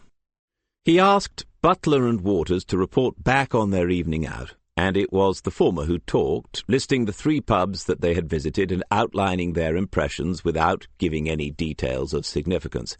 She did not go so far as to sound bored, but if she had made a joke about wasting police time at the end of it, Smith would not have been surprised. When she had finished, he looked at Waters to see if he had anything to add, and nothing came. Already the meeting had taken a somewhat unexpected turn, and he had to decide whether to deal with this now or not. "Well, according to my calculations, we've got another 12 bars to do, plus a couple of music venues, and then there are some cafes and coffee places. If we don't physically go in and have a look, what do we do instead?" The question was spoken aloud for all to hear, but clearly directed to Serena Butler. "I'm not saying that we shouldn't go. It's routine, and it's what we always do. I'm saying that we shouldn't expect it to produce much, if anything at all." The side door opened. Smith glanced around and saw that Alison Reeve had entered the room. She waved to him to continue with what they were doing as she picked up a chair and sat in next to John Murray. "Why not?" Serena Butler was looking back at him directly, eye to eye, making a point of not being intimidated, and that was all right because he did not want them to be intimidated. On the other hand, if she had a problem with what she was being asked to do, she had to say what it was, aloud and right now, because times have changed, sir. The "sir" had reappeared because Reeve had entered the room. There are times, thought Smith, when this all gets too complicated, and I yearn for a simpler life. 3 hours times 2 times £40 an hour equals 240. Tell me a bit more precisely why we wasted 240 quid last night. People don't deal in bars anymore. I know they did years ago when rock music was progressive, but that was probably because there wasn't any alternative. If you wanted to buy, you had to go and find a dealer in a room somewhere. Now you don't. You can phone or text or email. Some dealers have Facebook and Twitter accounts. A fortnight ago, the Met arrested 4 men for supplying £3 million worth of cocaine over 2 years directly to users over the Internet. They had their own courier network. Locally, our people will be handing it over from car to car in laybys, arranged by phone at different location every time. We're not going to see them doing it in the toilets of pubs anymore. And that, thought Smith, is why you would be a sergeant by now if you hadn't jumped into bed with the wrong detective chief inspector. Not that there is really a right one in such situations. Across the table, Reeve was silent, though she almost certainly had something to say. The response had to come from Smith. He said, "I don't disagree with any of that. Technology changes crime as much as it changes anything else. Opium used to arrive by sailing ships. Now heroin arrives by Dreamliner. Tomorrow, I've no doubt, those cocaine dealers will be delivering it using those drones we were talking about earlier, and we will be sitting in here trying to intercept them with drones of our own. It'll be like a giant computer game for real up in the sky, and they'll have to make Waters a detective superintendent with immediate effect. But I think what you're forgetting is that at the end of the day, it's still about people. The people who sell and the people who buy. All the mobile phones and email accounts belong to people, and people still socialize. They still get together occasionally with those of like mind, and that gives us a chance to take a look at them. Butler raised her eyebrows and pursed her lips momentarily. She would not go so far as to look convinced by anything that he had said. Smith waited for someone else to move things on, aware that the last detective he had had with such an independent streak was probably the one sitting across the table from him now as his D.I. Alison Reeve said, "There is no argument here. You're both right. We have to look forwards and backwards. It makes sense to begin with what we know, or at least with what we knew the last time that we looked at this." And then, more directly to Serena Butler, "Of course, we don't expect to see packets changing hands under tables in bars, and even if you did, the last thing I want you to do this week is arrest the idiots who might still be doing it. This is an intelligence-gathering exercise, and we don't want to frighten them away. They will realize that we're looking soon enough without us trying to make a few arrests for possession. This is part of a bigger picture. You all need to remember that." Smith looked around the table and then asked John Murray to report what he had found. When Murray said that he had met up with one or two old informants, Smith saw the look that went from Butler to Waters, a look that said, "I told you so." He had wanted her to find her feet, and it had taken a while. Now she had, and it might turn out to be more interesting than he had anticipated. But his attention soon turned to what Murray was saying. It mirrored exactly what he himself had found. Most of the old dealers seemed to be out of the picture now, but it wasn't that they had simply been replaced by newer, younger ones. That law of nature applying as strictly to the dealing of drugs as it does to all other aspects of the struggle for survival. There seemed to be fewer dealers and in fewer places. As if to confirm some of what Serena Butler had said, it seemed that the money and the goods were not being exchanged in regular known haunts.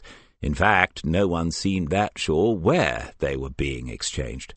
John Murray said, "So, in the end, I tracked down one of the old dealers. He's not one of my people, just someone who used to be in the game. I knocked on his door late last night. This was Sonny Green." The name was for Smith's benefit, and he nodded. Sonny Green used to shift a lot of dope in the days when that only meant resin and grass. Is he out of it completely, John? So he reckoned. There was a whiff of it in the house, but I'd say he was being straight about not dealing any more. He was reluctant, but I thought he had something for me, so I said, "No names, just tell me what's going on," and he did. He told me something, but he was very cagey even then. He wasn't the only person I spoke to last night who was somewhat anxious, and I don't think he told me everything he knew. Smith said, "Funny, but I got the same feeling from different people. What was Sonny's contribution in the end?" "I think he must have been watching wildlife documentaries. He said, when the sharks move into the bay, all the little fish go and hide. Apparently the sharks moved into lake a few months ago, and most of our little fish have gone and hidden." Alison Reeve was paying close attention. She continued looking at Murray for a moment, and then turned to Smith with an expression that he found difficult to read. He said, "Sonny didn't go so far as to say what species of shark, I presume?" "No names at all. But he did say that there were outsiders involved, and that they're not all home-grown, if you know what I mean." Smith considered it, and then a half-smile appeared. "Not Albanian, by any chance?" Murray made no attempt to conceal his surprise. "Where did you get that from?" He realized immediately that he could play this coolly, be offhand about it, or he could own up that the suggestion really had been intended as a joke, but either way it looked as if he owed Ma Budge a box of milk tray. Hopefully she would not require him to scale the outside of the building after dark, dressed all in black, and to hand the box in through the window while she stood there in her negligee. He said, "It came up last night. I'll be honest, I didn't take a lot of notice of it until now." Reeve was trying to catch his eye. She wanted a word, and it was plainly something that she didn't want to say in here. John Murray said, "Well, that's what he told me. that whoever was trying to run the show in Lake is using some muscle from outside. Soldiers, Sonny called them, and these are some nasty pieces of work. He told me that they are Albanian." Reeve had stood up. "Well done, John, and the rest of you. Remember, intelligence gathering. DC, a quick word." Outside in the corridor she said, "Sorry, DC, but we had no idea that it would surface as quickly as this." "We?" She looked slightly apologetic, and she was looking for the right words. Smith said, "RSCU? It's what they're looking at, isn't it?" "Yes." "Well, why not just say it in the briefing yesterday?" Two uniformed men approached and passed by them. She waited until they were out of earshot before she answered. "They have their reasons, and it makes some sense to me. They want information from the ground up to see what comes from the street. If they had laid it all out there and then, we would be looking at it differently. We would be looking for foreigners instead of at the whole picture." He could not disagree, having taken similar approaches himself in the past. She added, "After Wednesday's meeting, things should be clearer. We'll start to focus down on some individuals." "Well, the S-team has got there first, as usual. How do you want me to handle this now?" "It was good solid work from John, and it cannot be unsaid. You can tell them it is significant, but not to pass it on to other teams yet. We need to see what else turns up in different places." "Will do. They'll keep their mouths closed for a day or two." Reeve said, "Happy with Serena now that she's settled in?"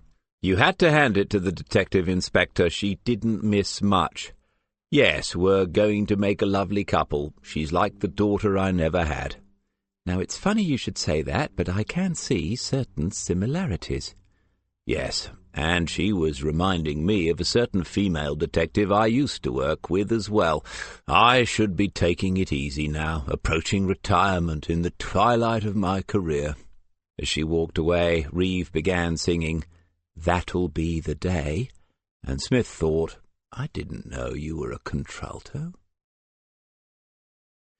Nigel Hinton's email was brief, friendly enough, but it did include a plea for Smith not to mention to anyone that he had received it. He forwarded it to his home email address and would delete it from this one when he had read it this afternoon. Its path could still be found that way, but not quite so easily as if he simply left it here for all to see. He had never been convinced that officers' emails were not looked over from time to time. The first attachment was simply a list of the names of the inmates who had been interviewed so far during the investigation into Everett's death. A quick glance told Smith that Billy Slater was not one of them. From that he could draw a couple of conclusions. One, that Slater had not been seen as a regular associate of the murdered man, and two, that the one or two meetings that had taken place between them had not been observed by prison staff or other inmates who had been spoken to. He could make those assumptions, but even those might be unwise. Perhaps the meetings had been observed, but they had not been reported. Perhaps the meetings had never taken place at all, and Slater was part of a conspiracy to lay some false trail for the investigation. To some that would seem like paranoia, but Smith had been deceived too often to allow it to happen easily again. Slater was a criminal, and they were never to be trusted. As he watched the others at work, making a brief record of what they had done the previous evening, he went back through his own meeting with Slater and reconsidered his interpretation of what Slater had said, why he had agreed to meet the detective, and apparently place himself at some risk. Slater had said something like, "He didn't deserve that." Was that enough? Did it explain an otherwise uncharacteristic act? Had Slater had an attack of altruism? Maybe he really had been in the chapel on Sunday morning. They are never to be trusted, but still a judgment has to be made, and for now Smith's was that Slater had been telling the truth, more or less. The second attachment was a summary of the profile that Inspector Turek's team had constructed so far of Lionel Everett. It was Lucky's CV and contained little that Smith had not already found in his own quick searches the previous day, but there was some more up-to-date family background. He had been married, there had been 2 children, but this had all broken down years ago. The woman had moved away to Walsall with the children by the look of it, but there was a note saying that she had been contacted about the demise of her former partner. A local officer would interview her, but it was clearly being seen as a matter of routine rather than of any possible significance. Lucky's parents were either deceased or had run away as well. There was no mention of them. His next of kin, according to the prison records, was one Sandra Fellows' sister, followed by a phone number but no address. Smith looked away from the screen, not quite able to believe his eyes. Murray was typing away slowly and methodically. Waters, his screen visible as a reflection in the window behind him, was about to Google something, as usual, probably daydreaming of that moment when he would be made detective superintendent of drones in the cybercrime unit of the future. And Serena Butler was tapping away on her mobile with one hand while the other pretended to be still busy on the keyboard. Smith wondered whether it was a new friend or one of her old ones. Then he looked back at the attachment he had opened, and it was still there, the landline number with a Kings Lake code. How the hell had they missed that? Were they so far south, all of an hour's drive in a clapped-out Peugeot, that they did not recognize the STDs of other urban centres? Surely someone from the Huntingdon police had contacted the next of kin. They would not have left that only to the prison service, would they? But it was conceivable that Tarek or someone in his team had handed it over to family liaison, and she, sorry but it usually is, might well have known nothing about the mobile number found in Everett's cell, the one that belonged to a detective sergeant from Kings Lake Central. Whatever the explanation, he would not have been happy if anyone in his own team had missed it. Now what? He could email straight back with a polite, "I happen to notice" sort of comment and leave it to them, but then, as it would involve the territory thing again, it would have to go back up the chain of command and then down again at this end, and they would probably ask someone from Kings Lake to follow it up anyway, assuming that anyone thought it worthwhile in the first place. And here it was in front of him. He was someone from Kings Lake, and the address attached to that phone number would be no more than 20 minutes' drive away. He could alternatively email back and say that he would follow it up on their behalf, sort of covering himself. But then they might tell him not to do so, and then he would never know the whole story. Or he could email back and then go out immediately before they could tell him any such thing. That looked a possibility, but there were a few basic things to do first. Sandra Fellows was present on the electoral roll. Now he had an address. She had been at that address for a number of years, so it was likely that she still lived there. A search of criminal records told him that she did not have one, but searching with the address brought up someone who did, one Jack Fellows, whose main claim to fame seemed to be the sheer variety of minor offences at which he had failed to be successful. Jack, however, did not appear on the electoral roll, which would suggest that the marriage had broken down. Lives of crime and long marriages rarely seemed to go together well. Or maybe Jack was making a political statement by refusing to register. Of course, there might not have been a marriage at all. She might simply have taken his surname. Within 15 minutes he had the answer, not simply to that question, but to several others as well. There had been a marriage, all right, 17 years ago, between Jack William Fellows and Sandra Gillian Everett. Smith went back to Fellows's criminal record and read it more carefully. There was nothing to tie him to his brother-in-law's extensive research into the evasion of fuel duty, no hint that the two of them had ever worked together. Fellows had been active in and around Lake, though, and he just happened to be someone that Smith had not encountered personally. There were still a few of them left, even after all these years. He read the case notes for Fellows's most recent arrest, which was 3 years ago, and saw that one of the detectives involved in the investigation into the theft of goods from lorries parked overnight in laybys was Mike Dunn. That might be handy. The mitigation statement given in court mentioned children, so Mrs. Fellows presumably still had the family at the address in Roydon Hill. The oldest might be 17 or 18 by now, but he or she had not yet appeared on the Kingslake Central radar.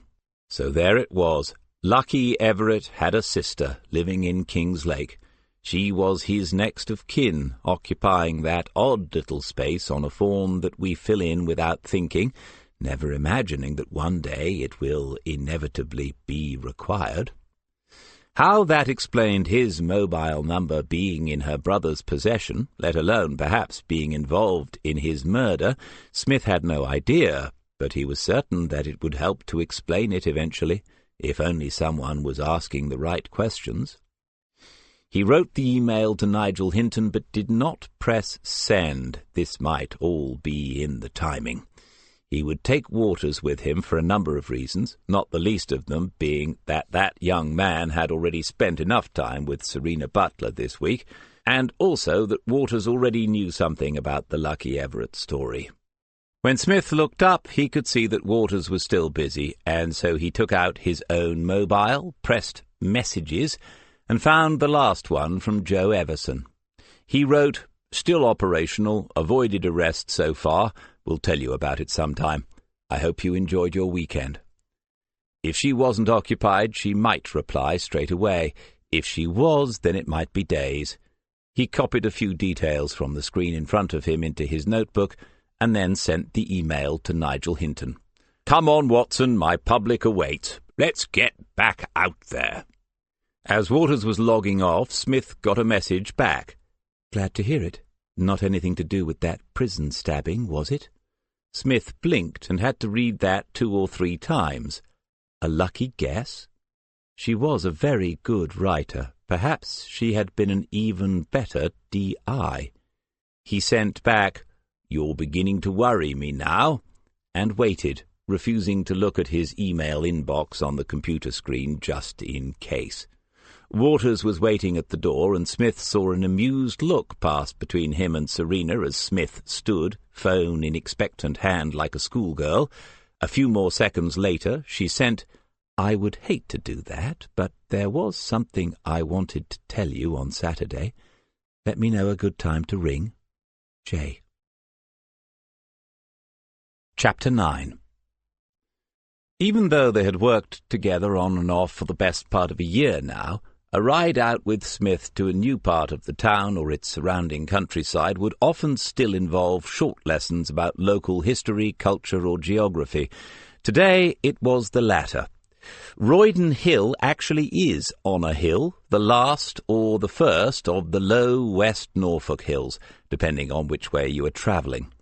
This part of the county is apparently the result of an interesting mixture of glacial processes, and before the seas rose to cut off the land bridge, it had ties to southern Scandinavia, where even today there are similar topographical formations.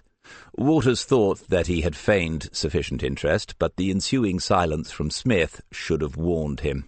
The car passed by the left turn that would have taken them into the housing estate, the last one before the open fields of wheat, sugar beet, and oilseed rape began, between the trimmed hedgerows and scattered trees of the modern arable landscape. The road climbed the last few metres, and then they were at the top of the hill, veering left and looking back across and down at King's Lake. The hill was much higher when you were on it than it seemed to be when it was only a smudge low on the eastern horizon. There was a lay-by of sorts, a flattened verge where people who were missing North Wales or the Lake District might park up for a few minutes, close their eyes and imagine or remember. Smith pulled over onto the verge and switched off the engine. He got out, walked around the front of the car, and stood looking back over the town, a few feet away from where Waters continued to sit in the passenger seat of the car. After a moment of contemplation, Smith said, "Nice view, isn't it?" "Yes." "Don't you do views?" "Yes, sometimes, on holidays." Smith turned, glanced at him, and looked away again. "Yes, that's it, isn't it? People spend small fortunes year in, year out, searching for the spectacular, flying all over the planet. Instead of that, they could just take a closer look at what's around them every day. I suppose I mean start actually seeing instead of just looking, or not even bothering to do that." They were clearly going to be here for a few minutes. Waters opened the door and got out of the car. Smith said, "I mean, when you look at this, it's... Hello, I'm going to get a bit lyrical. You've been warned. It's like a tapestry, isn't it? Woven by time with the threads of history and geography. Physical processes manipulated by the needs and wishes of people have all run together to create this view at this moment. It's unique, and in 5 minutes, 5 seconds even, it will be different again." At some point in the morning, the sun that had shone for several days had disappeared behind a thickening veil of cloud. The air was still warm with it, though, and scented with the coconut sweetness of the gorse that was blooming on the road verge to their right. When no car was approaching or passing, there was the soft humming of bees. From here, the town didn't look so bad, and it was difficult to recall some of the grim discoveries that Waters had been involved with over the past few months. He said, "It's just modern life. It's fast. People don't have time to sit around, stopping and staring and all that." "No, I don't agree. It's about getting your priorities straight. It's not about how much time you have. It's about what you do with it." It looked as if this afternoon's minor studies lecture was to be in moral philosophy, and Waters wondered what Serena Butler and John Murray were doing at that moment. Smith continued, "I was reading some First World War diaries recently. Fancied something a bit light-hearted after my usual stuff. Anyway, there was this one chap who kept detailed records of all the butterflies he saw while they were fighting in the trenches. He'd obviously been an expert before he went out there. While the shells were whistling about his ears, he was making notes on the courtship behaviour of the lesser-spotted fritillary or whatever." Waters said, "I'll bet his mates were impressed." Smith was silent for a moment. "Well, some of them were, I expect. In 1917 he won the Military Cross." "Oh, that's good, isn't it?" "Yes, fairly good." "What happened to him?" "He nearly made it. He was killed by a mortar in September 1918. His sister kept his diaries for 50 years, and no one knew they existed until she died. They got published then, but the point is, this was a man who didn't lose sight of why he was fighting, even in the thick of it. We have to have a reason for what we're doing if it's to mean anything. Otherwise, it's just a mindless existence." Waters watched an orange-brown butterfly dance past, heading from one patch of gorse flowers to the next. He had no idea what sort it was. He knew nothing about butterflies apart from the mundane basics of a school biology lesson. Smith said, "So, what's up? You haven't been yourself for a week or two." Waters had watched Smith questioning people a number of times, and it felt a little odd, to say the least, to be on the receiving end without any warning. He thought about asking for a solicitor to see if he could avoid it with humour, but decided against that. "Nothing. I'm okay." "Only you haven't mentioned Claire for a while either, so I wondered if it was anything to do with that." What was the point? He had lasted all of 5 seconds, but now found that he didn't know what to say about her. Smith said, "Trouble in paradise?" This time with another look at Waters. "I suppose so. We've had a couple of frank exchanges of views lately." "Oh dear, that's dangerously close to exchanges of frank views. But I'm sorry to hear that. Is it job-related? I don't need to know about anything else, and you realize that I'm asking only as your superior officer concerned about your operational effectiveness." Waters thought anyone listening and not knowing would find that completely convincing, and perhaps a little chilling. He said, "I suppose it is, indirectly. I've got this decision to make about staying on the program or applying for something here in Lake. It's brought up a few issues." If you're thinking about staying on, not that I'm saying you should, surely she'd be pleased. Well, it's not just that. I think the romance of going out with a detective is wearing off. You mean it's lasted this long? Now it was Waters, staring philosophically into the distance and saying nothing. Smith said, "She's quite young, isn't she?" 19 next month. Why? Oh, I don't hold that against her or anyone. But, well, it's not the easiest job to marry into. I know I'm sort of jumping ahead there, but anyway, you must have realized that already. Ladies like your mother and my wife, they're the exception rather than the rule, in my experience. And young women these days have different agendas as well. I don't envy you having to sort it all out. Perhaps the best thing is to stick to people in the job themselves. John and Maggie seem to be okay. Smith looked momentarily horrified. Good God, no. That was strictly against my orders. When I saw what was going on, I had both of them in the office, and I said, "Oi, this has got to stop, you fools. Don't you realize how this will end?" But no, they went ahead anyway, without my consent, consumed by the fires of whatever it is. Waters managed to smile for the first time that afternoon. Smith said, "And it seems to have ended all right, which just goes to show that you should probably ignore anything that I say on the subject." "Okay, I will." Smith gave him the old-fashioned look of disapproval, but somehow combined it with a smile. "If you need to talk sometime—" "You know someone who could help, and you'd give me their number?" "Yes, very good. Maybe it is time you were off. We'd better go and do some work then." "Right." But Smith did not move. After a few seconds he said, "I don't know quite how it's happened, but you're good at this job, or you could be pretty quickly. You don't have to fall down and worship me at this point, but one day all this could be yours," pointing out over the town below them. Waters looked from Smith to the panorama, uncertain about how to respond. Smith said as he turned back to the car, "But there's a price to pay. There always is." As usual, they sat in the car for a few minutes, and Smith tested him on what conclusions could be drawn from the observation. Smith was a hard marker, but Waters thought he would have been given 8 out of 10. The house was a semi, built on a private estate, perhaps 20 years ago, but not, Smith said, necessarily privately owned now. The area had gone downhill, had not lived up to the expectations of the first wave of buyers in the boom years of property price inflation, but the people who were prepared to live here these days could not afford mortgages, or would not be given them, not always the same thing, and so lots of these were now rented out, and some had been purchased by the local housing association.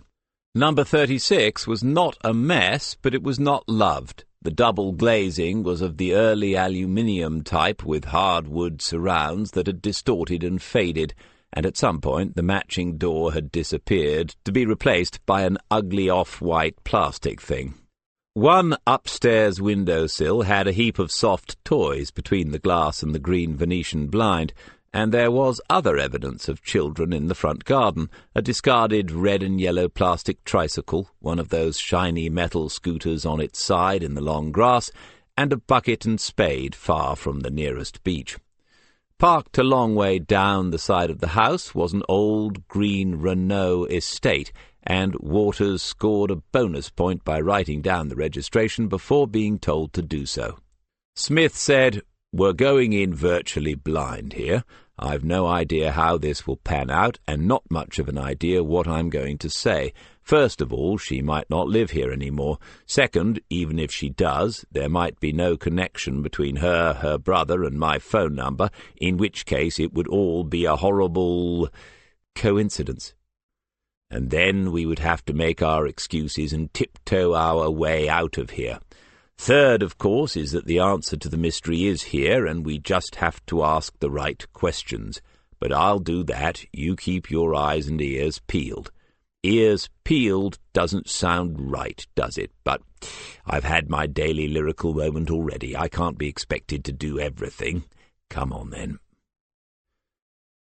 Waters had seen it, the momentary look of unadulterated horror on the woman's face when Smith explained who they were and showed his identification, and in the same few seconds he had seen, too, the dark circles that recent grief had drawn under her eyes. He knew that she was Sandra Fellows before she confirmed the fact to Smith on the doorstep. They followed her along a hallway and into the kitchen at the back of the house. It had 2 windows, one looking over the back garden, which seemed just a little more desolate than the front one, and the other to the side overlooking the Renault. Both windows were wide open, as if Mrs. Fellows was airing the house. Waters saw Smith's all-encompassing gaze travel around the kitchen before it settled on the woman herself as she turned to face them, at bay, one hand resting on a work surface for support. Though nothing of importance had yet been said, the atmosphere in the room was taut. Smith continued to look back at the woman and say nothing. Eventually Sandra Fellows said, "Where is she, then?" "Where is whom, Mrs. Fellows?" She looked up at Waters briefly, no doubt wondering whether his face would be easier to read. He did his best to ensure that it would not be, though he had no more idea than anyone else what was going on. The woman was silent for several more seconds, and then she seemed to come to a conclusion. "Why are you here?" "We're here to ask you a couple of things about your brother Lionel. Lionel Everett was your brother, wasn't he, Mrs. Fellows?" Her eyelids half closed. She breathed in once and then out slowly, and straightened up. "Yes, he was. The police and the prison have already called me 6 times. Has something else happened? I mean, I don't know what else could, but—" "You say you were from King's Lake?"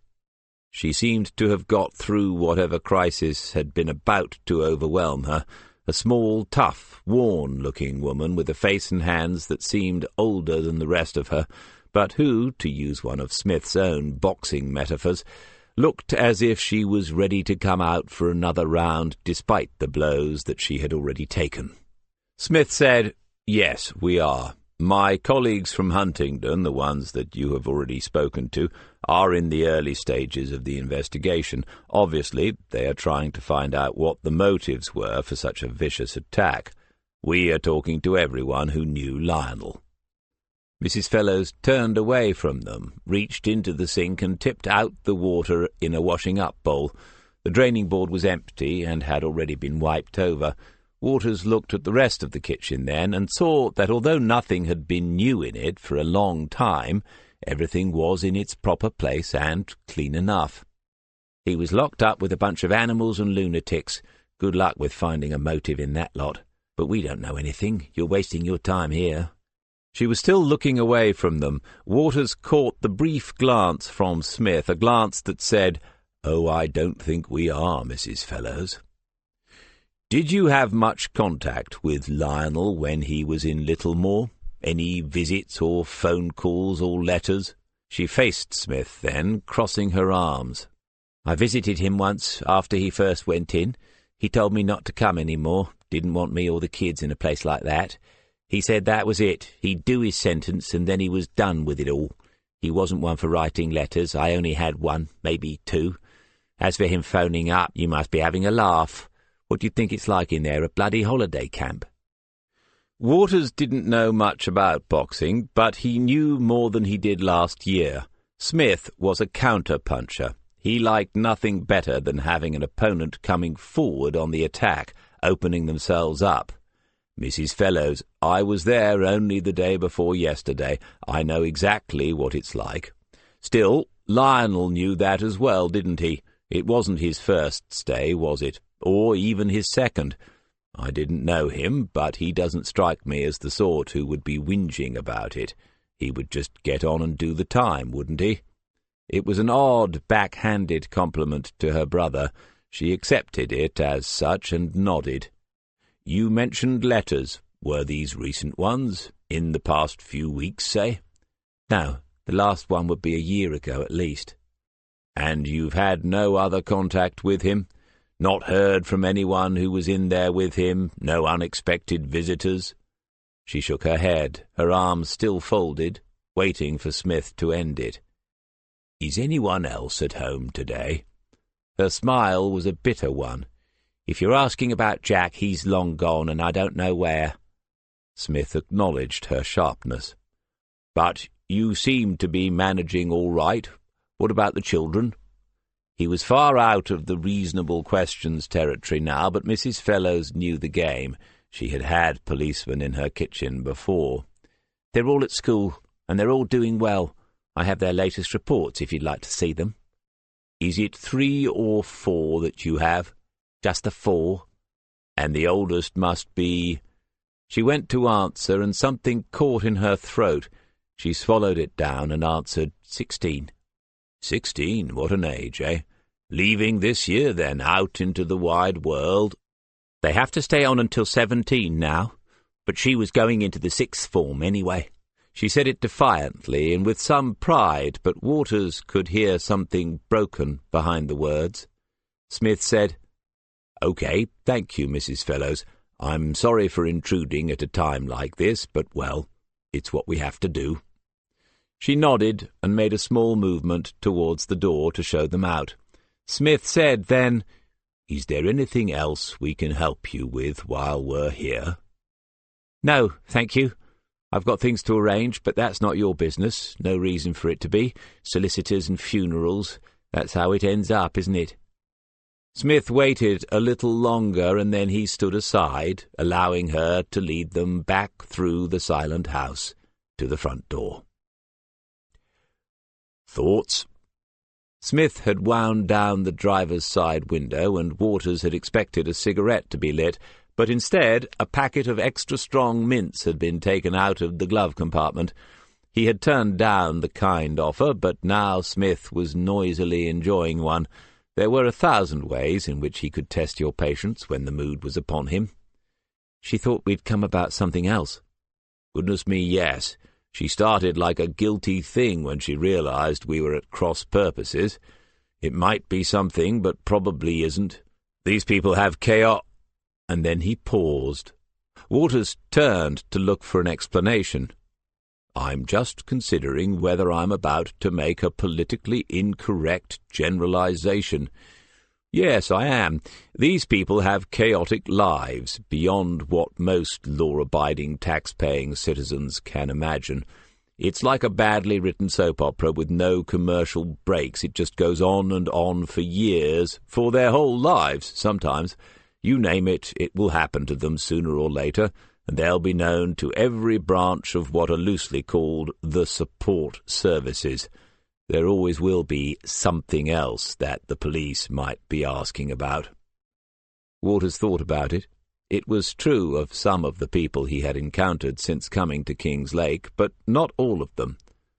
"I didn't think it was that bad in there. The place was clean, the kids are at school." "Fair points. We see a lot worse. I'd say she was a half-decent woman. Some of them are. It makes you wonder sometimes. But that just makes me worry even more about what was going on under the surface. Of course, most likely nothing to do with Lucky Everett, in which case we're best off out of it. We've got enough to be getting on with. Still, you can't help wondering what she meant. Where is she, then? The daughter? Mum said that she was going into the 6th form. Is that significant? Waters looked into the rear-view mirror to see if he could make out the source of the approaching noise, a subdued, grumbling roar. A low, dark blue sports car cornered into Hill Avenue and came too quickly along the road towards them. Smith had noticed it by now and had turned to watch its approach. It passed them, slowing down, but the noise increasing as the driver worked down through the gearbox. They watched it move away then, taking another corner to the right and out of sight. Smith said, "It's either stolen or he's very lost. We could report it, but then we might have to pursue it. I don't fancy the old girl's chances." "What was it?" "You mean apart from blue?" Waters didn't bite. The car jokes had worn off now. "Well, it's not the sort of vehicle that the villains I have to work with usually drive, but I'd say that was some sort of Ferrari. and I'd also say that he's coming back. Look." The car had appeared at the bend where it had turned out of sight, being driven more slowly now. It travelled back towards them, and they waited and watched. The windows had some sort of tint or reflective coating, and it was impossible to see the driver.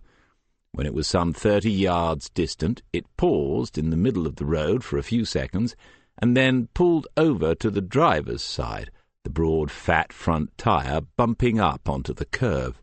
Waters and Smith looked briefly at each other and then back at the car. Smith said, "Be funny if he was going to Mrs. Fellowes, wouldn't it?" The door opened and a hand appeared on the roof, followed by a pale arm and then by a blonde head, the hair cropped short but stylishly so. The girl seemed to unwind herself out of the low-slung vehicle because she was tall, perhaps very tall, and very thin, the kind of thin that even fashion magazines call slender. The short-sleeved T-shirt matched the blue of the car, and the jeans were tight from hip to ankle. They could see that when she walked away from the Ferrari, as well as the silver platform shoes that must have added at least 4 inches to her height. But she didn't totter in them as she came a few yards along the opposite pavement towards them before turning into the drive where the old Renault was parked. Of her face they could see little. She wore a pair of large sunglasses with fluorescent pink frames. Smith said, "I think we could arrest her for the shoes." Waters watched her to the front door at which they had knocked themselves not 20 minutes before. She tapped on it, turned and looked up and down the street, but did not seem to notice the two of them. Smith continued, "I mean, it must be some sort of offence driving around in heels like that. Did you bring the fluffy handcuffs? I can't see her coming quietly in a standard station-issue pair." The door opened, and she went in immediately. Waters caught a glimpse of Sandra Fellowes, her mouth open, saying something to her latest visitor. Waters said, "Not the first time they've met, but if you'd said to me what sort of car and what sort of person is least likely to turn up and visit Lionel Everett's sister, what just happened wouldn't be a million miles from it. I wonder who she is." "Yes, me too. How on earth can we find out?" Waters looked back at Smith, reached inside his jacket for the little notebook that seemed to have recently replaced the mobile for this purpose, and wrote down the registration number. He recognized the silence that followed and did not disturb it. It was the sound of Smith getting interested. "Right, let's do a quick audit.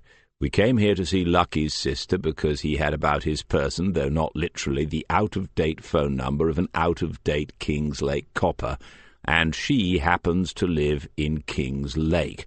She says that she had no recent contact with her brother and has no idea about why anyone might have attacked him, but you and I both picked up on 2 things. 1, she thought we were here about something else and almost let it slip, and 2, there is some sort of other family business going on.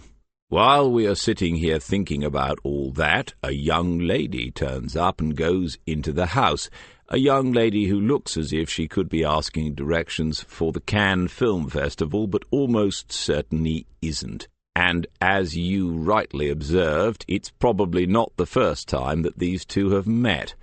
However, our starlet drove past first time and then came back looking for the address. So where were the earlier meetings?" Waters said, "Do you want me to run the number now? I can call the station while we wait here." "No, let's clear off before Mrs. Fellowes notices us, if she hasn't already. We've got a few more pubs and cafes to tick off before the meeting tomorrow afternoon, and we're busy tomorrow morning, just in case you'd forgotten." He hadn't, but the reminder set his stomach turning over. The two of them had been asked to attend the Crown Court where Gloria Butterfield, QC, would complete her mitigation in the trial of Petar Subich. It was likely that Smith would be asked to make a statement. It was possible that Waters, too, would be asked to speak in the open court for the first time in his career. Even though he would only be expected to give a factual account of the arrest, the thought was terrifying. Smith was driving now. "So we'll do a few places this afternoon and maybe get back to the station in time to start following up on the Roydon Hill mystery. If not, tomorrow will do, as it's not actually a part of anything we're supposed to be doing. Then you can meet me tonight for some overtime, and we'll visit yet more sites of great salubriousness, and sit in the car and talk about life and that. What's up? You've gone all quiet again." "Just remember, when we're outside the courtroom and the hordes of paparazzi want our pictures, show them your good side. I'd say it's the right, but I can take a few on my phone if you like, just for practice." Chapter 10. Waters had not seen the sign that had apparently passed between the judge and Gloria Butterfield, but Smith assured him that it had been there. Not a nod or a wink, just a look, Smith said. Whatever that look had looked like, it meant that he, the judge, had heard enough, that no more of the court's costly time needed to be spent on this particular phase of the proceedings, and that Waters's potential contribution would remain forever only that. He was hugely relieved and slightly disappointed. Petar Subich had stood up when the judge began his summary, even though His Honour had begun by saying that the sentence would not be given until the afternoon. Subich stood up, and nobody told him to sit down. He seemed to be even taller and more impressively built than when he entered the prison on remand almost 10 months ago. Much time must have been spent in the gymnasium as well as on the English lessons that Mrs. Butterfield had mentioned. The cast that had been on his arm during the early court appearances had long since been removed, and now he stood facing the judge, listening intently and sometimes nodding in agreement as the judge made a succession of points about his involvement in the tragic death of Wayne Fletcher. The Subich family were in the public gallery. Waters recognized Mirsad and his wife, and their daughter Hannah wearing a dress for the first time, as if nothing had been disregarded that might influence the sentence to be given by an old English judge in the famously fair English legal system, and beyond them were other family members that Waters had never seen before. The girl took her eyes from Petar only to glance occasionally at the judge. For her, Waters thought, there are only 3 people in the room, Petar herself and the man who is about to decide their destiny. Whatever that destiny is, Petar Subich is a lucky man. Wayne Fletcher's own relatives sat a few feet away from the Subiches, and with them were Melanie Carter and Stephen Neal. The 2 students had caught Waters's eye more than once in the morning, not with smiles or nods or giggles, but with simple acknowledgments. They were, he reminded himself, still at school, but no longer young. Sudden death had seen to that. He remembered then a comment of Smith's at the time, that the ripples from such an event grow smaller with the passing of time, that they might even seem to become invisible, but they never actually come to an end in the lives of those that knew the victim. Smith had spoken clearly. His account of the arrest and the subsequent interviews had been factual, but had conveyed, too, the impression that Petar Subich had been the most cooperative and contrite of suspects. He had even corrected himself and said that suspect was hardly the appropriate word, because as soon as he was in custody, Subich had confessed all. At the end, the judge had thanked Smith and pointed out to the court that the words of such an experienced officer would carry weight in his own considerations. Hannah Subich had smiled at that, and then the judge had said, "However—" Waters looked around the courtroom as the judge began to speak. This was how it ended when one had been successful. A room full of people facing one way and a single individual facing the other, them in silence waiting, him or her speaking words that are weighed down with authority, words made heavy by centuries of history and precedent. The hours, weeks, and months of investigation, the notes, the meetings, the knocking on doors, the waiting in cars, the getting punched on the nose, the having guns waved in your face, All of that comes down to this, if you have, in the end, been successful. It was difficult to make sense of it at times. I will take note, too, of Mr. Subich's subsequent demeanour during his time in custody and his lengthy period on remand. He seems to have taken every opportunity to better himself, and in that, sadly, he is indeed an exception. I also acknowledge his statement that he wishes to return as soon as possible to his native country, and that he is willing to serve the remainder of any custodial sentence there. This is a welcome change from what I usually hear in these situations. That he has potential as an athlete I have no doubt, and I accept that the Croatian Rowing Federation do have a genuine interest in him. Mr. Subic has many supporters. Nevertheless, the meeting of those two young men on the afternoon of the 24th of August last year had tragic consequences for one of them. It was, we can say, simply fate that they happened to meet there, a coincidence that was itself tragic. Waters saw the look from Smith towards Gloria Butterfield, but her expression of professional boredom never altered. There had been not a mention in the courtroom of what Petar Subic's purpose had been as he paddled the canoe upriver towards the Manly Park estate. Not a mention of the involvement of any security service in the pursuit of the man. Had a deal been done? Waters understood enough by now to know that nothing so crude was necessary.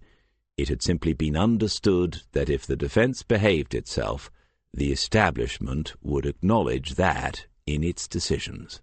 To be accepted that a custodial sentence of some description is inevitable. This court is now adjourned until this afternoon, when I will give my final summation and pass sentence. In the foyer, Gloria Butterfield came across and thanked them for attending. She made a point of addressing Waters by name and rank to show that she had not forgotten him. She seemed in good spirits, unperturbed by the judge's last words, which clearly implied that Petar Subic was facing more time in prison. But then he thought, her work is done, whatever the result. Tomorrow she will be in a different courtroom with a different defendant, but with the identical professional distance between them. Her final words to Smith were, "My junior will let you know the result. An interesting case. Keep them coming. Let's hope we're on more opposite sides next time." Smith smiled until she was out of hearing, and then said quietly to Waters, "Not if I can help it." "What will he get?" "Well, he's not going to the airport this afternoon. That much was obvious, and I didn't think he would be. The judge will have guidelines, and he'll already know of precedent sentences, but I doubt that there are many of them. It's very much up to him. He could go up to 3 or 4 years, I suppose, even though he accepted that the death itself was accidental. He didn't like the idea that the body went back into the water. They're not keen on things like that. On the other hand, he won't want Lady Butterfield launching an appeal, will he?" Mirsad Subic was approaching, and Smith turned to face him. "Sergeant Smith, I come on behalf of my family to thank you again. That terrible night, it could have ended so differently. You have our gratitude forever." They spoke for a minute or two, and Waters listened and watched. Smith immediately asked questions about their plans, the young people, and exactly what the Rowing Federation had said, and Subic was happy to explain. Smith had achieved his aim once again. He was out of the spotlight of their everlasting gratitude. "So, Sergeant, if ever I can be of assistance, you must contact me." They shook hands, but before Smith had let go, he had asked his question. "It just so happens, Mr. Subic, that I do have one thing I wanted to ask you. How much do you know about Albania?" "Quite a lot," was the answer. "Albania has a fully functioning, free healthcare system, a relic from its days as a socialist republic. The literacy level for school leavers is above that of the United Kingdom, and it retains some of the finest unspoiled natural landscapes and forests in Eastern Europe. It has a thriving service economy and wishes to join the European community. But none of these things are helpful to you, Sergeant, because you want to know about gangs, yes?" Smith was unabashed and said yes to that. "The higher-than-expected rate of murders," said Subich, "is probably related to the old notion of the blood feud, which persists throughout the Balkan countries, but strongly so in Albania. Honour matters more than life, especially in the traditional rural communities. When that is combined with a willingness to break the law, there will be conflicts between loyalty to one's family and village and the demands of the modern autonomous state. And of course, like all these countries, Albania has a complicated history with many racial, cultural, and religious tensions. Fortunately, in this case," Subich said with a smile, "Great Britain could not be held responsible for much of it." It was a 5-minute lecture and took Waters back for a moment to the university that he had left a little less than a year ago. That hardly seemed possible. Surely it was at least another lifetime. Smith was listening, nodding and sifting through what they were being told for anything that might relate to what they had discovered this week in King's Lake. Was there an expatriate Albanian community in Lake? Mirsad Subich said that he was not aware of one. The media talks about Albanian criminal gangs coming to Britain. What would motivate them to do such a thing? Subich thought a little before he answered. This required speculation, and he was a lawyer, a man more comfortable with facts. Albania is a small country in terms of its population. Like any business, perhaps they wish to expand, and England is seen as a soft touch, I'm afraid. Also, lots of people here want and can't afford the products and services they wish to supply. I am sure that I do not need to go into detail for you, Sergeant. But if there is anyone you would like me to talk to, I will do so." As they walked back to the car, Smith said, "It's a marvellous thing, isn't it, this free exchange of people and ideas?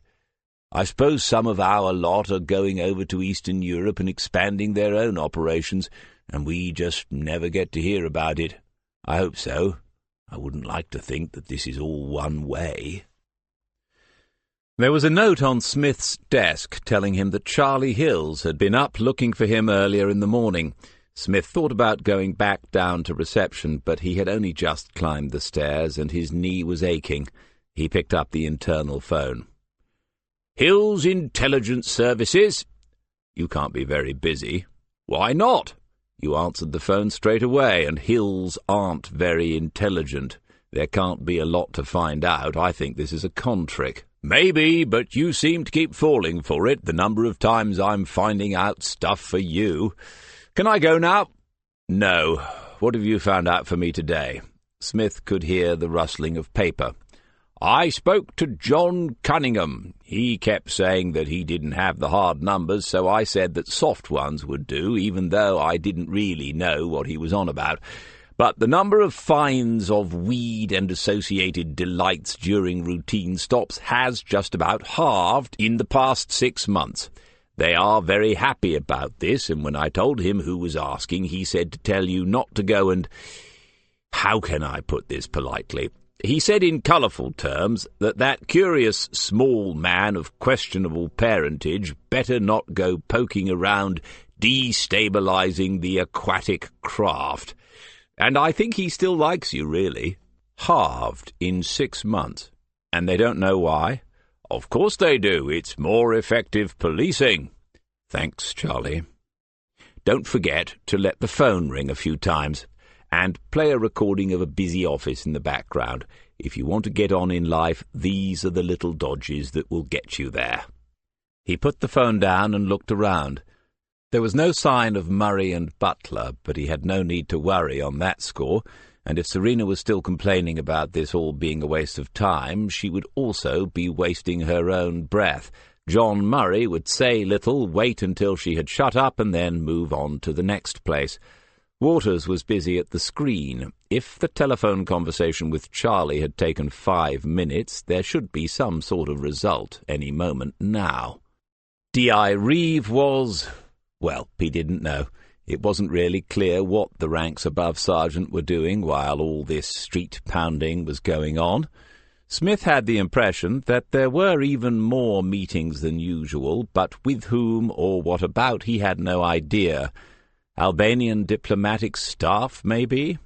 She had said that they would be told something tomorrow, after the teams had been out for a couple of days. He needed to find Mike Dunn and have a word about Jack Fellows. A glance at his email showed nothing further from Nigel Hinton, and Smith guessed that the Huntingdon detective had acted quite independently of his seniors in sending the information about Lionel Everett. Smith shook his head and tutted to himself. He really could not approve of that sort of behaviour.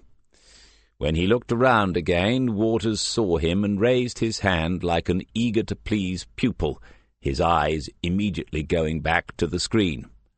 Go on. It was a Ferrari 360 3.6-litre Modena F1. Is that the one with the semi-automatic gearbox? Waters peered more closely at the screen and then began typing again. Smith stared for a moment, briefly rested his head on one hand, eyes closed, elbow on desk, and then pulled himself together. Actually, Chris, that bit can wait until later. Any news on the owner? Something or someone called Strand Classics.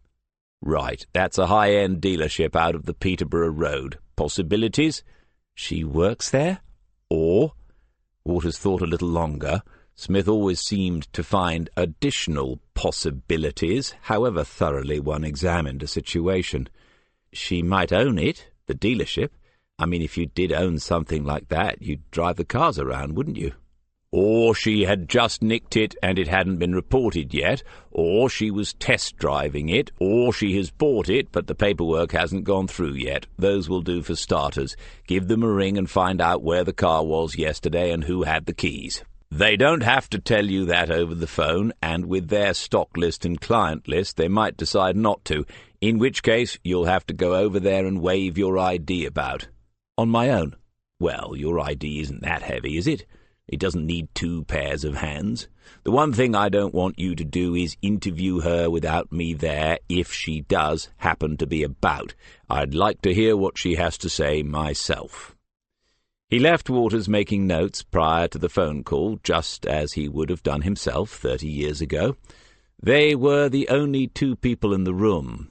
Everyone else was out on the street corners or watching for the usual suspects in the usual locations, which was exactly what they were supposed to be doing.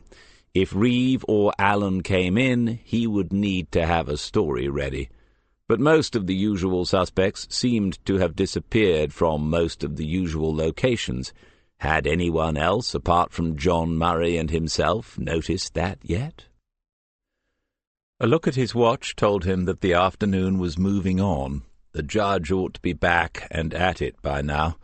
Policemen usually have strong views about the sentence that the criminals they have caught should be given, but in Petar Suvic's case, Smith had very mixed feelings. It had, after all, been an accidental death in which, ironically, drugs had played a part. If Wayne Fletcher had not smoked cannabis before going into the river, would the outcome have been different? Just how much had his own behaviour contributed to his own death, then? Drugs, he thought, seemed to have become a rite of passage, a part of growing up, except that for some they mean that you don't get to grow up. It isn't many, and the legalizers might argue that it isn't statistically significant, but they don't have to knock on the doors with the news, do they? Waters began talking to someone, and Smith listened in. He was good on the telephone, sounding older than his years and asking questions in a quiet but authoritative way, as if he simply expected to be given the answers. That was more than half the battle. He repeated things as he wrote them down in that little red notebook, which was not quite as good as writing them down in a little black notebook, but it was progress, and it would do for now. Smith put up a hand to get Waters's attention and said quietly, "Has she still got it?" Waters nodded. He must have already been told. At the end, Waters asked again for the name of his informant, thanked them, and wrote that down as well before turning to Smith. "Catherine Diver. She's test-driving it. They ask people to put down a substantial security deposit," he didn't say how much, "and do all the usual checks. The potential purchaser insures the car and gets to drive it around for a day or two. The manager said that with these cars, they do not expect people to make their mind up there and then. It's not like buying a second-hand Peugeot." "He actually said that, did he? A second-hand Peugeot?" "Yes, he actually said it." He was learning to keep a very straight face as well, and Smith let it go. "And you've got her details. Right. There's still no sign of life here, so put her into the system. If anyone comes in, I'm going to say you've started threatening me, elderly abuse and all that, okay? By the way, what's the car worth?" $45,000. It would take a few minutes. Smith went down to the canteen to fetch some tea and stale buns. Waters began talking as soon as he got back into the room. "No record, but I got an additional notification thing which I followed up. I think you're going to love it." Smith carried the tray around to Waters's desk, wondering where the other three were that the girls in the canteen said he had walked off with and never returned. They said they knew where he lived and that Dawn was pretty scary. "Go on. I'm short of things to love in my life at the moment. There's no need to take that personally, but you can if you want." "Catherine Diver has recently applied for a license from the SIA, not the CIA, but the SIA. It's—" "Yes, I know what it is. How recently?" Waters looked back at the screen. 6 weeks. Smith had moved behind him so that he could see the screen for himself. He still had not put down the tray with its 2 mugs and 2 buns. "There are a couple of professional bodies. Type in Association of British Investigators. Good, that's it." He leaned in and squinted at the screen. Too far away and he couldn't read it, too close in and he couldn't read it. He'd thought before that there must be something wrong with this new lot of screens. After some more serious squinting, he was able to make out the headings and point. "Go to there, provisional membership." "Okay, got it. Full list, sort by country. Here it is. DDA, Diver and Diver Associates, Inquiry Agency. There's a link to their website." "Yes, go on, but don't tell me anything else yet. Something's happening inside my head." "It's in Kings Lake, isn't it?" "Yes." "Queen's something off the Market Square." "Queen's Parade, number 8. I didn't even know we had any, and my dad's in the same business. I'll read the rest of it." While he did so, more memories returned. Bernie Diver had died more than a year ago, and he hadn't been very active for a while before that. As far as Smith knew, there had been no associates, and Smith had only ever once come into contact with him professionally. Diver had come into the station to report that while serving some papers in process work, he had been threatened, and that the people doing the threatening were almost certainly involved in activities that went far beyond his remit as a private investigator. Smith had been told this by the duty detective that day, who had taken down the details, and Smith himself had gone downstairs to hear more. It had not been Smith's case in the end, but it did lead to a decent conviction, and he hoped that the officers concerned had been duly grateful. But that was years ago. He had no idea whether Bernie had had a family, but for the old business to be resurrected after so long seemed unlikely. And Bernie had been a short, overweight man, a little too inoffensive perhaps for the profession that life had chosen to hand to him. There seemed to be no conceivable genetic connection to the young woman he had recently seen catwalking along Mrs. Fellows's front path. But if she was what she had applied to be, then things had just got slightly more complicated. What was the sister of a man murdered in prison doing consulting a private detective? Presumably it had not been a social call. They did not look as if they might be members of the same knitting circle or Zumba class. Smith sat and thought, and could make no sense of it. The only definite thing was that in visiting Sandra Fellows just to satisfy his curiosity, he had signally failed. He said, "Go on then, just the highlights." It was a joint enterprise, the other partner of the business being Jason Diver. Smith groaned inwardly and a little outwardly. He had never had good experiences with young men named Jason. The agency claimed to undertake the usual range of private investigative activities with their team of experienced operatives and so on and so on. The website mentioned their membership of the ABI without saying that it was provisional, and everything on screen, according to Waters, looked new and shiny, not the interface of an established company. "In which case," said Smith, "what is she doing looking at 45 grand cars?" Waters said, "I'll bookmark all this. There's only one way to find out, though, isn't there?" He was tidying up his desk, ready to go. "D.C. Waters, are you suggesting we waste yet more time on this when we have already been given our orders? We have to report to RSCU tomorrow, and I've a good mind to make you do it if you insist on distracting me." Something about the way Smith kept a stern face could still fool Waters occasionally. He blinked in surprise and tried to look apologetic. Smith said, "Or you could just follow your instincts. This will slow down promotion but improve your clear-up rate." That sounds like a contradiction, but it isn't at all in the modern police service. The choice is yours. Here are the keys to the second-hand Peugeot, which might refuse to start for you. You can decide where you're going next if it doesn't. But if you want to go anywhere near the marketplace, the best parking is on the eastern quayside. Chapter 11. Smith had been wrong. By the time that Waters had finished parking the car on the quay, Petar Subich was a free man. The judge had given him a 15-month sentence, manslaughter along with failing to report a death and concealment of a body, but almost 10 months had already been served on remand, past the point at which a well-behaved prisoner, and one not considered a threat, would have been considered for early release. The judge was of the opinion that Subich would have qualified for that.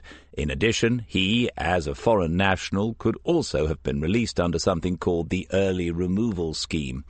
As Subich had already expressed the wish to return to the country of his birth, nothing further would be achieved by detaining him here.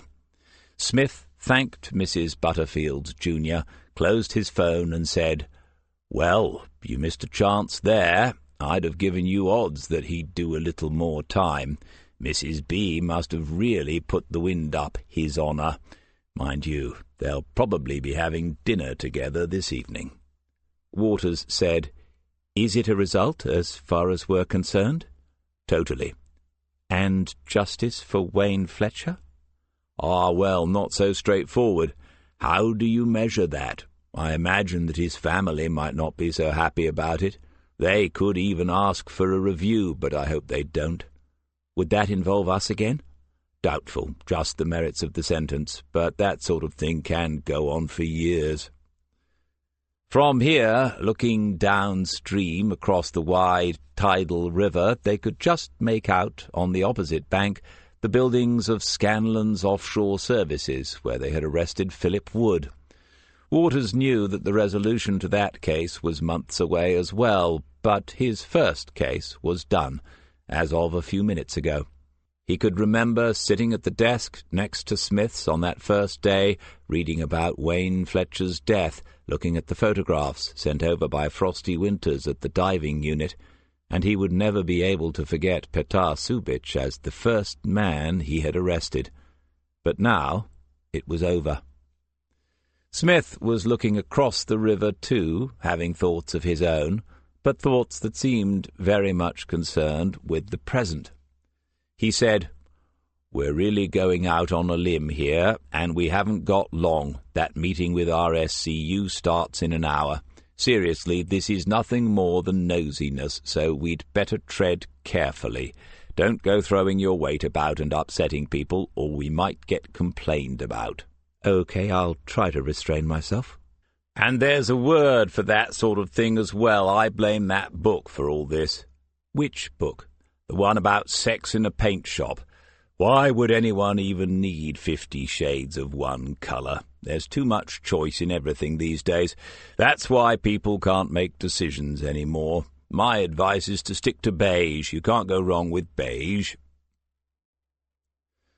The walls of the offices of Diver and Diver Associates had been freshly painted in a light green, as had the walls of the single flight of stairs leading up to them. Offices is perhaps too generous a word. There was a single office which was reached through a smaller room that was serving currently as a waiting area, a kitchen, and as a store for cardboard boxes, some empty, some as yet unopened. The main door, with its new-looking nameplate, had been ajar, and Smith had not knocked but simply pushed it open and stepped inside. The door to the inner office was also open, and they could hear someone in there, talking into a speakerphone, though the replies were too tinny and distorted to be easily understood. The end of the conversation that they could hear was about internet connection speeds, and the fact that the occupant of the office was not happy with them. Smith was listening, of course, but he was also looking slowly around the room like a panning camera, and Waters had learned to do the same. The cardboard boxes related mostly to IT and office equipment, printer, scanner, keyboards, but there was also in one corner a heap of discarded protective plastic wrapping that must have come from larger objects, such as desks or chairs. The small desk in this room was one of the new items, standing at an odd, operationally useless angle, and the only thing about it was a large leafy plant in a pot, the kind that are a must-have in the modern workspace because they de-ionize the atmosphere and bring a sense of calm. By the sound of the way the phone conversation was going, Waters thought someone ought to move this plant into the other room. It was possible, of course, that Diver and Diver were not actually open for business yet.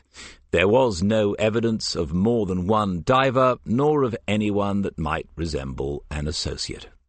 Smith half turned towards Waters and gave the familiar shrug that somehow involved his eyebrows more than his shoulders. He had obviously seen and heard enough, because he then looked back at the open door to the inner room and said loudly, "Shop!" There was an immediate silence, followed by the click of a phone being replaced or a call being ended on the speaker. They were both watching the doorway, and Waters tried to picture what the man would see. Smith, short and upright in a jacket, shirt and tie, as always, despite the warmth of the weather, and himself, taller and somehow more awkward, in just a sweatshirt and trousers that were almost but not quite jeans. Did they look like policemen? It was remarkable just how many of the people that they had to deal with knew exactly what they were, whatever they were wearing. But Jason Diver, it seemed, was not one of them, and the irony was not lost on Waters. There was first surprise on the face that appeared, surprise that there were two people standing in the reception to be, followed by a smile that was meant to be businesslike, because this was a brand-new enterprise, and it was just conceivable that they might be customers. "I'm terribly sorry. I was busy on the phone. As you can see, we're moving offices, and everything is upside down. You know how it is. What can we do for you, gentlemen?" In these situations it would be Smith who spoke first. It always was, unless they had planned something different beforehand. But for now he continued simply to stare at the man in the doorway, and Waters could guess why. Diver was as tall as himself, very thin, very blue-eyed, and very blonde. He could not prevent the bizarre thought that the girl he had seen climbing out of the Ferrari had actually been Jason Diver in drag. And then there was the voice, the accent, so cut glass that it was almost comical. Finally, Smith said, "This is Diver and Diver Associates?" "Yes, at your service." "Private investigators?" Bemusement was not a word Waters often associated with Smith, but there was undoubtedly a hint of it in that last question. "We prefer to think of ourselves as inquiry agents, but whatever the nature of your problem, your privacy is assured. As I say, we are in the process of moving, but do not let that put you off. We are already operational. Would you like to come through?" And he stepped aside and waved an arm from them into the room behind him. Diver's office was large and more impressive than expected. From the huge bay window was a view of a courtyard and a lane leading up to it that Waters had not known existed, a part of the old town with the enclosed back gardens of what must be expensive houses or apartments. Parked in the courtyard was a black Saab convertible. Waters was practicing memorizing these things for situations like this, where taking the notebook out of his pocket would be inappropriate, but this one presented no problems. 1990 JD. Some of the new IT was in evidence of the desk, but there was clearly more to come. Cables and connections seemed to be leading in all directions from the tower that occupied one end of the table. "Please, take a seat." Diver went to the other side of the desk and sat in the brown leather high-backed swivel chair. Smith and Waters took up the invitation and occupied the two seats that had been placed as if in readiness for their visit. Smith said, "Who are we, Mr. Diver? You said we prefer to think of ourselves," and then he looked around the room as if to emphasize that only the three of them were present. "My partner is Catherine Diver, hence Diver and Diver." He was indulging them, still smiling. It was natural that clients in sensitive situations would want to know something about the people they were about to employ to resolve those situations. "I see. And is Catherine Diver also Mrs. Diver, sir?" The "sir" was a giveaway, and Smith knew it perfectly well, but young man behind the desk did not alter his expression when he heard it. "No, she is my sister. Obviously, we appreciate that there are some circumstances in which our clients prefer to have a lady working for them. If you would like to explain the nature of your own situation, we can discuss which of our team would best suit you." The beautifully modulated vowels faded into a silence. Diver glanced at Waters and perhaps glimpsed there some trace of amusement, or pity, or some odd blending of the two. Then Diver's eyes returned to Smith.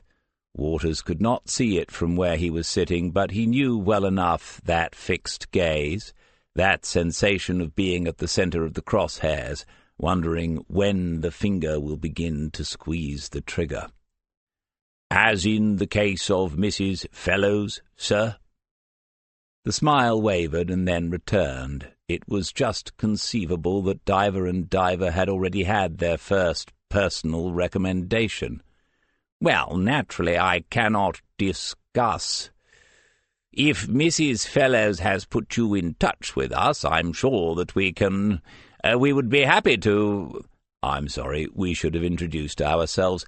Detective Sergeant Smith from Kingslake Central Police Station, and this is Detective Constable Waters from the same." Diver's face was a little tanned, as if he had enjoyed some winter sunshine far from Kingslake Central Police Station, but not enough to conceal the blush that appeared in his cheeks. Smith continued, "So I do apologize for that, sir. Very remiss of me.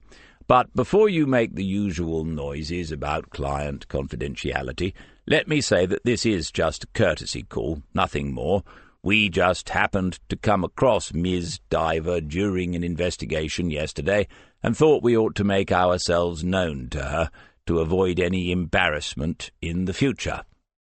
It sounded so reasonable, just mutual professional respect, and Jason Diver had certainly heard nothing like it before. "Oh, well, yes, I see. Thank you. Catherine is out on the case at this very moment, but I will tell her that you called, and I'll make a note of your names and numbers." "Very good of you. Obviously, any help we can get will be much appreciated. We like to work closely with as many agencies as possible." "Absolutely, we feel the same. and I'm sure that it can be a two-way street, that there might be times when we could ask you, Sergeant Smith and Detective Waters, you said." He was making a note on the brand-new pad in front of him. After that moment of awkwardness, this had turned out to be a most fortuitous meeting. "That's right, sir. It's Smith with an I. You say that Ms. Diver is out on the case now?" "Yes." "Is it her first one?" "Her first what?" "Case, sir." Diver's smile really had no idea what was going on now. Widen, stay just as it was, or run away. No, of course not. Why do you—" "It's just that we noticed she only applied for provisional membership of the ABI 6 weeks ago. That's not long to get many cases under your belt, is it? And you say that you are moving offices. One could ask where from exactly, or one could assume that this is actually a new business."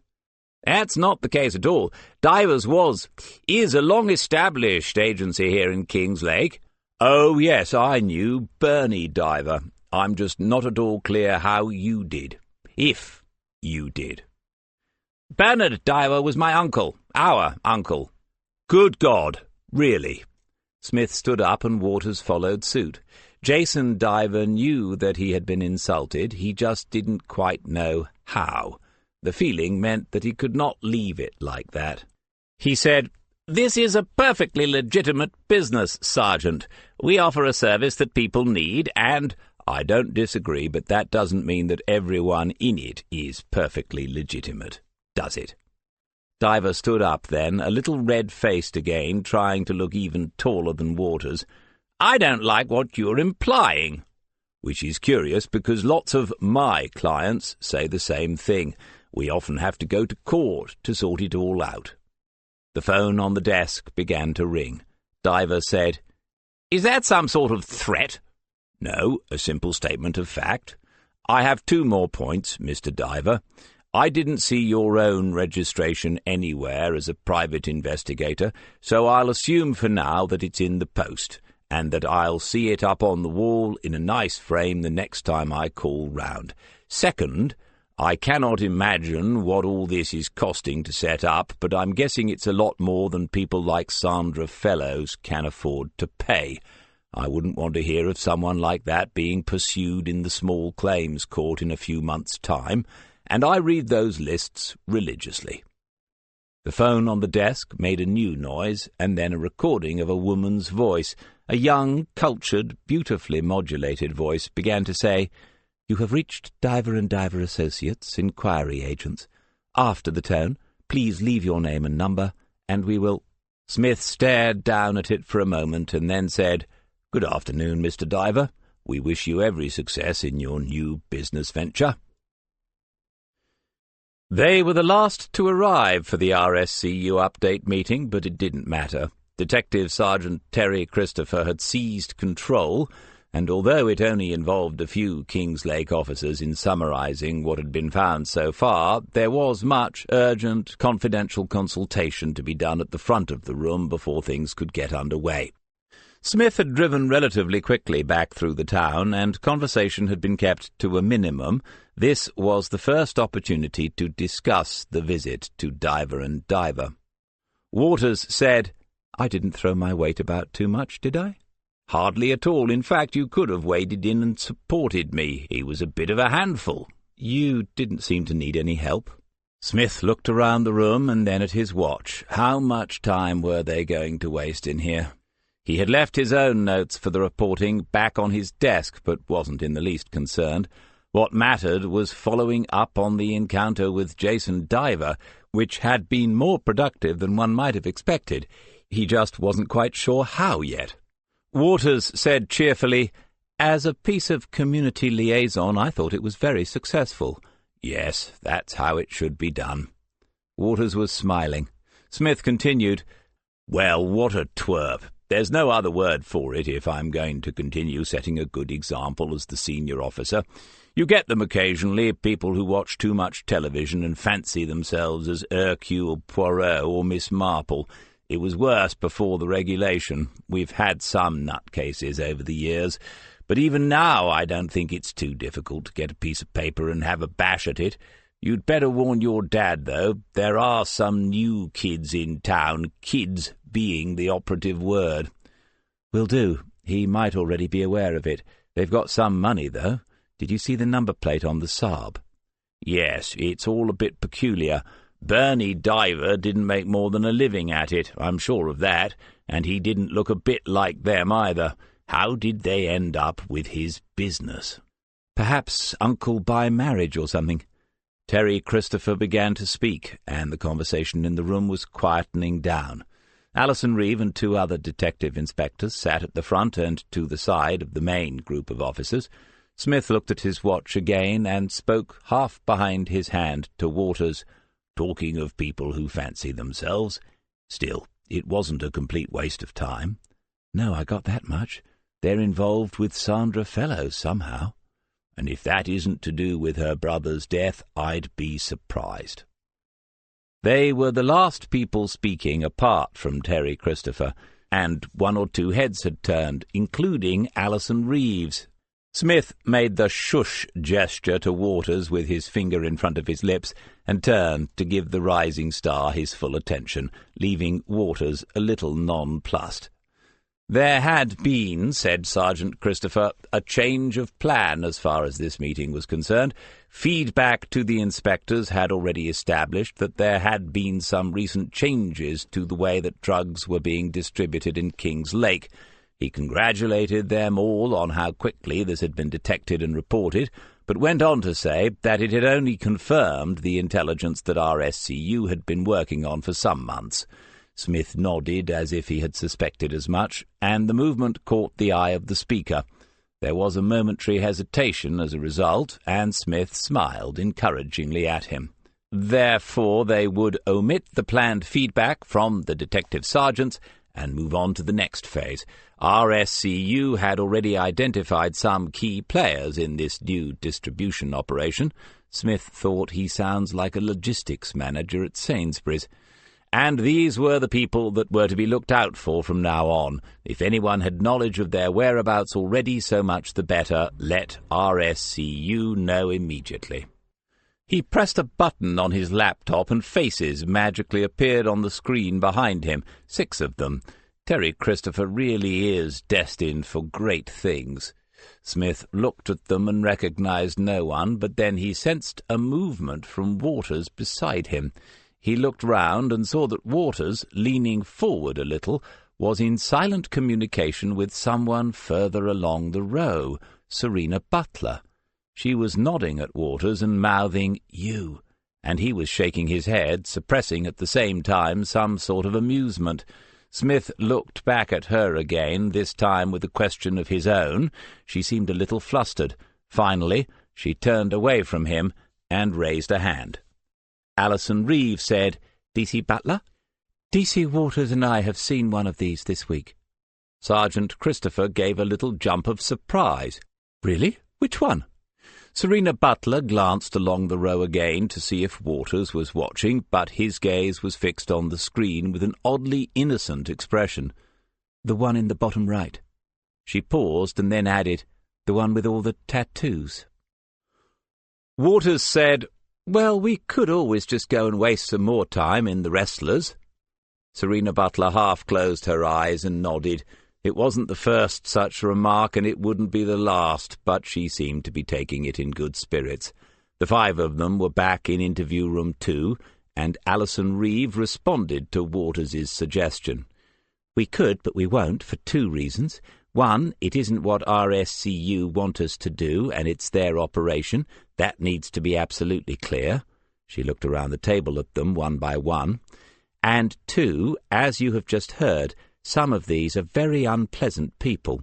We don't appear to know why they have decided to beef up their security with a couple of Albanians, but if this Bridges character is running that side of things, as RSCU seem to think, then it's another reason to keep our distance. RSCU want us to watch from afar, and that's fine by me. You can sit outside the pub, but not in it." They thought it over, and Smith wrote something down on a piece of scrap paper. Waters cleared his throat before he said, with a look to Serena, I'm not being funny, but I think he, Bridges, did notice D.C. Butler when we were in there. Reeve said, "Why, what happened?" Nothing happened. He was looking at her, though. Reeve still seemed a little slower on the uptake than usual, and so Smith decided to help out. "He was looking at her, ma'am." "Oh, I see." "But that's our weapon of last resort. I don't think we can send in D.C. Butler in high heels unless there is an imminent threat of total gang warfare on the streets of King's Lake." The two women exchanged a look that was quite beyond Smith's comprehension before Reeve said, "Even so, it's a good observation from Chris. If she has been noticed, she should not even be sitting outside in a car, just in case, okay?" Smith picked up his piece of paper. "At the end of last year we had some stabbings, didn't we? 3 or 4. Murray said 4. 2 were in the towers. And as far as I know, they're all still on the books. No one got anywhere with them. Because of the victims, we assumed that it was a local flare-up related to drugs. Now, looking at this, the timing fits, doesn't it?" Reeve nodded and said, "And the M.O. These people, we are told, do not carry guns. They do carry knives, and they know how to use them." Smith said, "We should take another look at those stabbings now." "I'll do that, but not you lot. I suppose it was completely predictable, but this RSCU thing has, for the moment, centered itself on the tiny bit of King's Lake that was given to you. You need to keep your focus on that for the next few days. Concentrate on Duncan Bridges. Where does he go? What sort of vehicle? Where is he living? Who is he meeting? All the usual things, but keeping your distance. This is still about gathering intelligence. Going after these people is a long way off, and when and if it does happen, it might not involve us anyway." Smith's mobile began to vibrate. He had turned off the ringer before the meeting, but everyone around the table could hear it. A glance told him that it was Nigel Hinton, and a quick decision had to be made. He apologized to Alison Reeve and left the room. Chapter 12. "Smith?" "Yes, hello, Nigel, what's up?" Through the glass panel in the door he could see them talking again, but it wasn't many seconds before Alison Reeve looked up to watch him outside on the phone. She would know that taking the call as he had was uncharacteristic. Usually he would have ignored it and rung back after the meeting. He could say that it was something personal, but didn't like lying to her, and she knew him a little too well. It might be risky. He could tell her the whole truth, but they had all just been ordered to give the RSCU job their full attention for the next few days at least. Or he could mention it, passing the truth but not quite the whole truth, that he was still helping out with an investigation by another force, just a few minor details. "The DI is going with the prison grudge or turf war aspect, that Everett being a red band probably meant that he was involved in something he shouldn't be. But I've been digging around a bit on my own. Everett didn't have visits, but today I went in and had a look at the post book. It's where they keep records of all the letters and parcels received by inmates and letters out as well. On the 6th of May he had a letter. No way of knowing what it said, and it wasn't in his cell, but that's not the point. The point is where it came from." The meeting in room 2 was showing signs of breaking up. Smith said, "I'm going to take a wild guess, Nigel. Number something Royden Hill, King's Lake." The silence that followed spoke volumes. "Are you still there?" "It's where I was going when I sent you that email saying I was following something up from what you sent me, and I've not had a minute to get back to you." "How did you get it from what I sent you?"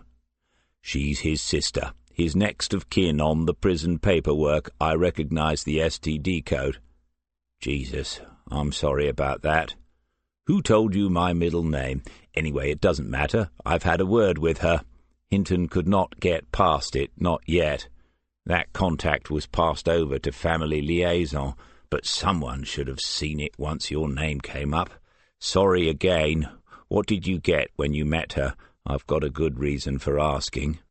"Not a lot. She's upset. They were obviously close, but hadn't had much contact since he went inside. Funny about the letter. She said there hadn't been any. I can't see how her involvement led to mine, though. Not yet. The four of them were on their feet now, and there was some sort of repartee going on between Waters and Serena Butler. Hinton said, "Well," Everett replied. He sent a letter back to her a day later, and that's not the end of it either. You know I said that he didn't have visits? Well, he was due to have one. He requested a visiting order on Wednesday the 13th. It was sent out and logged for Mrs. S. Fellows. For when? Yesterday afternoon, 2 p.m. In another few seconds or so they would be coming out into the corridor. "Look, Nigel, how do you want to play this? I'm probably going to have another word with her now, but I've still got nothing solid that will help your Mr. Turek. Is he still SIO? Until we hear differently. Just leave things as they are. We seem to be doing all right. Well, you do. No, that was a good thought about the postal record. If his sister confesses to setting the whole thing up, I'll let you know. Are you deleting your emails?" "What emails?" "Thanks, Nigel. Keep in touch." He told D.I. Reeve that he would need to make a call on someone related to the business of the out-of-date phone number, a call on behalf of the detectives investigating the murder of Lionel Everett. Just a minor administrative thing, really, and she did not object. She did not ask any questions. It was clear that her full attention was on the RSCU initiative. At some point someone would slip up and start calling it an operation, as everyone else's seemed to be, and he felt a little guilty at how easy it had been not to tell her that he had already been to see the person concerned.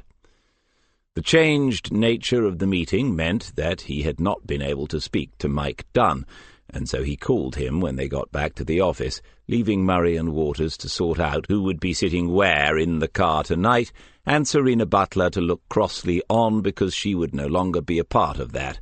Smith's comment that it was all her own fault didn't seem to help a great deal, even though he did explain that it was a sort of compliment. He apologized to Dunn for not speaking in person, and asked how their own intelligence gathering was going. "It's a laugh a minute, DC. Mr. Chambers keeping you amused? I never realized that discussing an overtime rota could be so much fun." The sarcasm was undisguised, and Smith moved things on. He did not want to become involved in a conversation behind another sergeant's back, particularly with Mike Dunn, whom he respected. "This is nothing to do with RSCU's show, but I think you know a Jack Fellows." "Yes, why?" "Can you give me a quick rundown?" "He's a little fish. We pulled him for theft from parked lorries, but that was a while ago. I've not come across him since." "I think he's left us for pastures new. What about the family? Did you go to his house?" "Yes, up Royden way. There was a wife and kids. I suppose he was doing his best to provide for them." "It's Mrs. Fellows that I met recently. What did you make of her? Was she bonny to his Clyde?" Dunn laughed, but knew exactly what Smith meant. Some of the women embrace the life of crime itself, while others try to embrace only the criminal. "I didn't get that impression. She wasn't involved in anything we were looking at. I seem to remember a lot of kids running around." "Yes, the oldest is a girl. Any recollection of her?" "No, sorry." They were done, and Smith thanked him for the information. After a pause, Dunn said, "You're still a man down, aren't you? Maggie won't be back for a good while, will she?" "Yes, it's just the four of us at the moment." Dunn didn't say anything else, but he didn't need to. After a moment, Smith said, "Sorry, Mike. I did try." "That's all right. This RSCU thing won't last, will it? I'm giving it 2 weeks. God, I hope you're right. See you, DC." Smith went back into the office. There was a sense of a lot happening. All of Wilson's team were present, talking about the change in direction after the meeting, and his three were still in conversation, though the issue of who would take the first watch outside the wrestlers had been resolved. It would be Waters and Murray tonight, and then they would alternate partners for the rest of the week.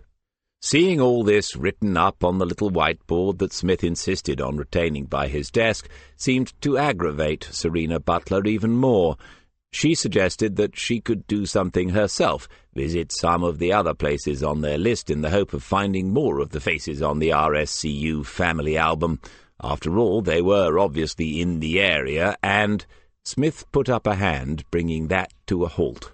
"No, absolutely not. It's impractical if you need to follow and communicate. Then there are evidential issues, assuming whatever this is ever gets anywhere near a courtroom. Lastly, and most importantly, it's too risky. These are nasty people. We all think we've met nasty people before, but it's likely that some of us haven't yet, and I'm not trying to be patronizing there, just for a change. No solo efforts from anyone."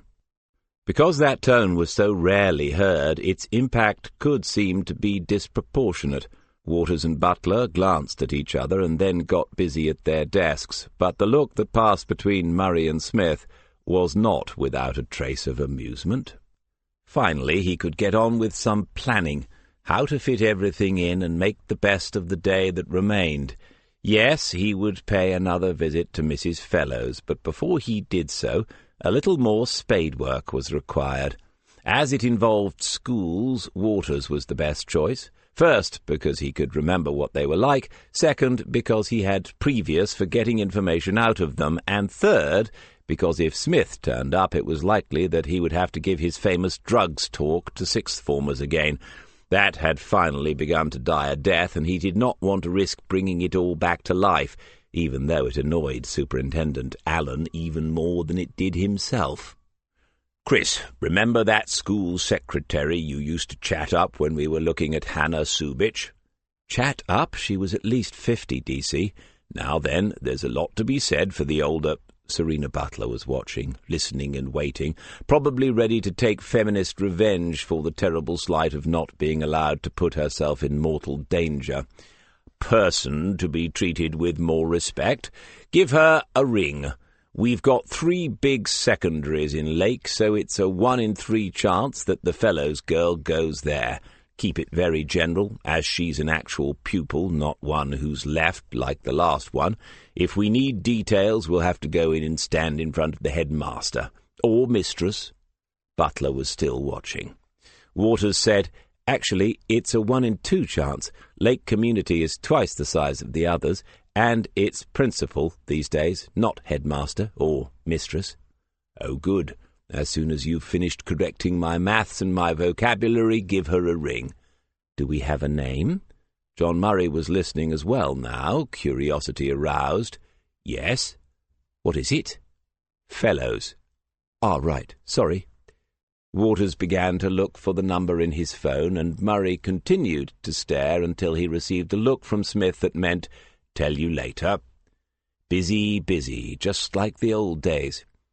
He forced his mind to focus on the tattooed man, Bridges, a most welcome addition to the Kings Lake scene, adding a dash of colour to the criminal community. What was a Londoner like that doing up here? Why was he some sort of sergeant to imported Albanian muscle? Who thought that Kings Lake was worth the bother? And again, why? More immediately, if he was drinking in the Wrestlers and seemed to know some people, then he was presumably living not so far away. How could they find out where? His phone signalled a new message. He expected it to be something additional from Nigel Hinton, but what he read was, "Still not heard, so now I have to assume you are going to be charged after all. I know some excellent barristers." Joe Everson. She had said that she wanted to talk, and he had forgotten to send her a good time to ring. He sent back, "Sorry, not a minute to think at the moment. I'll be home tonight after 6. Closed the phone and began to write down the questions that were forming in his mind about Duncan Bridges and the whole RSCU thing. It was funny, but Cara Freeman had got her own way. He had ended up working for her after all, if only temporarily. This time he managed a full 5 minutes before the thing began to ring. John Murray peered over his screen and shook his head, as if to say, My pregnant wife doesn't make my phone ring as often as yours." Smith did not recognize the number, but took it anyway. "Is that Sergeant D.C. Smith?" "Yes. Who is this, please?" "This is someone who wants to know what your problem is." Eyebrows raised, he held the phone a few inches away from his ear and looked at it in surprise. A rather posh, cross-sounding lady. Was it Joe Everson gone mad? "Pardon?" "I think you heard me the first time." "Right. Well, as to my problem, the problem is that I've got lots of them. Are we talking personal, professional, practical, or philosophical? How long have you got? An exchange of emails might be more cost-effective." "Yes, I expect you would prefer that to dealing with me face-to-face." "I think this is voice-to-voice, but don't let that put you off." A pause, and he listened hard. The sound of a phone, a landline ringing in the background, a door closing. "I'd like to know why you feel the need to make a tax on what is a perfectly legitimate, fully licensed business.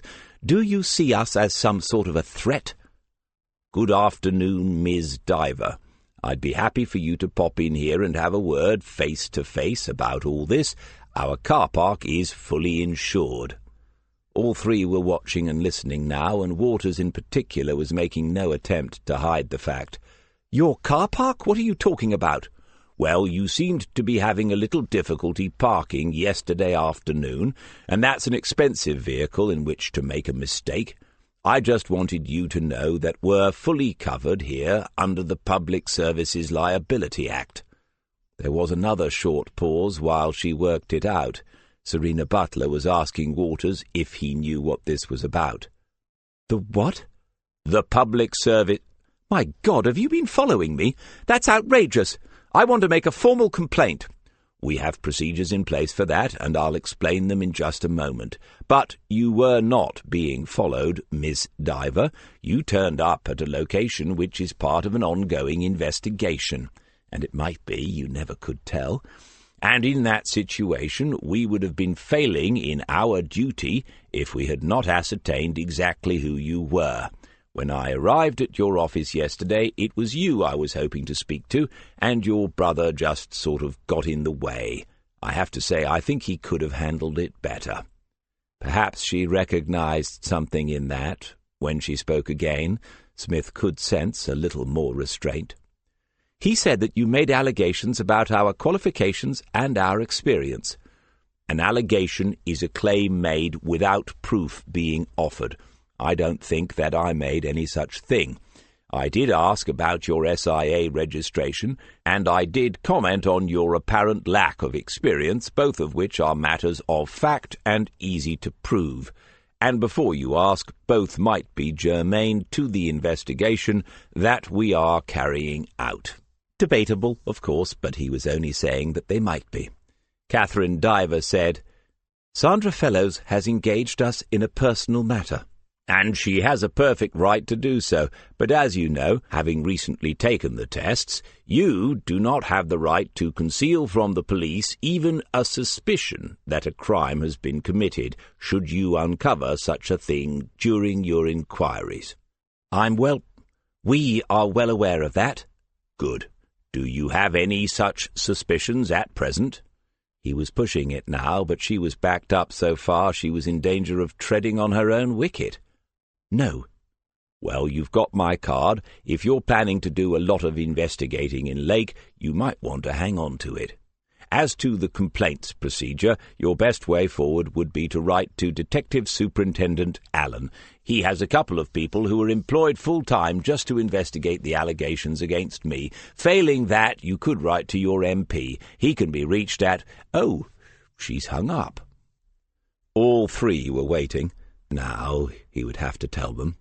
It would be best to begin at the beginning, but he had no idea where that was, because this thing seemed to have appeared in mid-air and out of nowhere. He said, "My latest fan. I love it when they take the trouble to get in touch personally. Anyway, once upon a time, an old detective sergeant was walking through the dark, dark woods when—"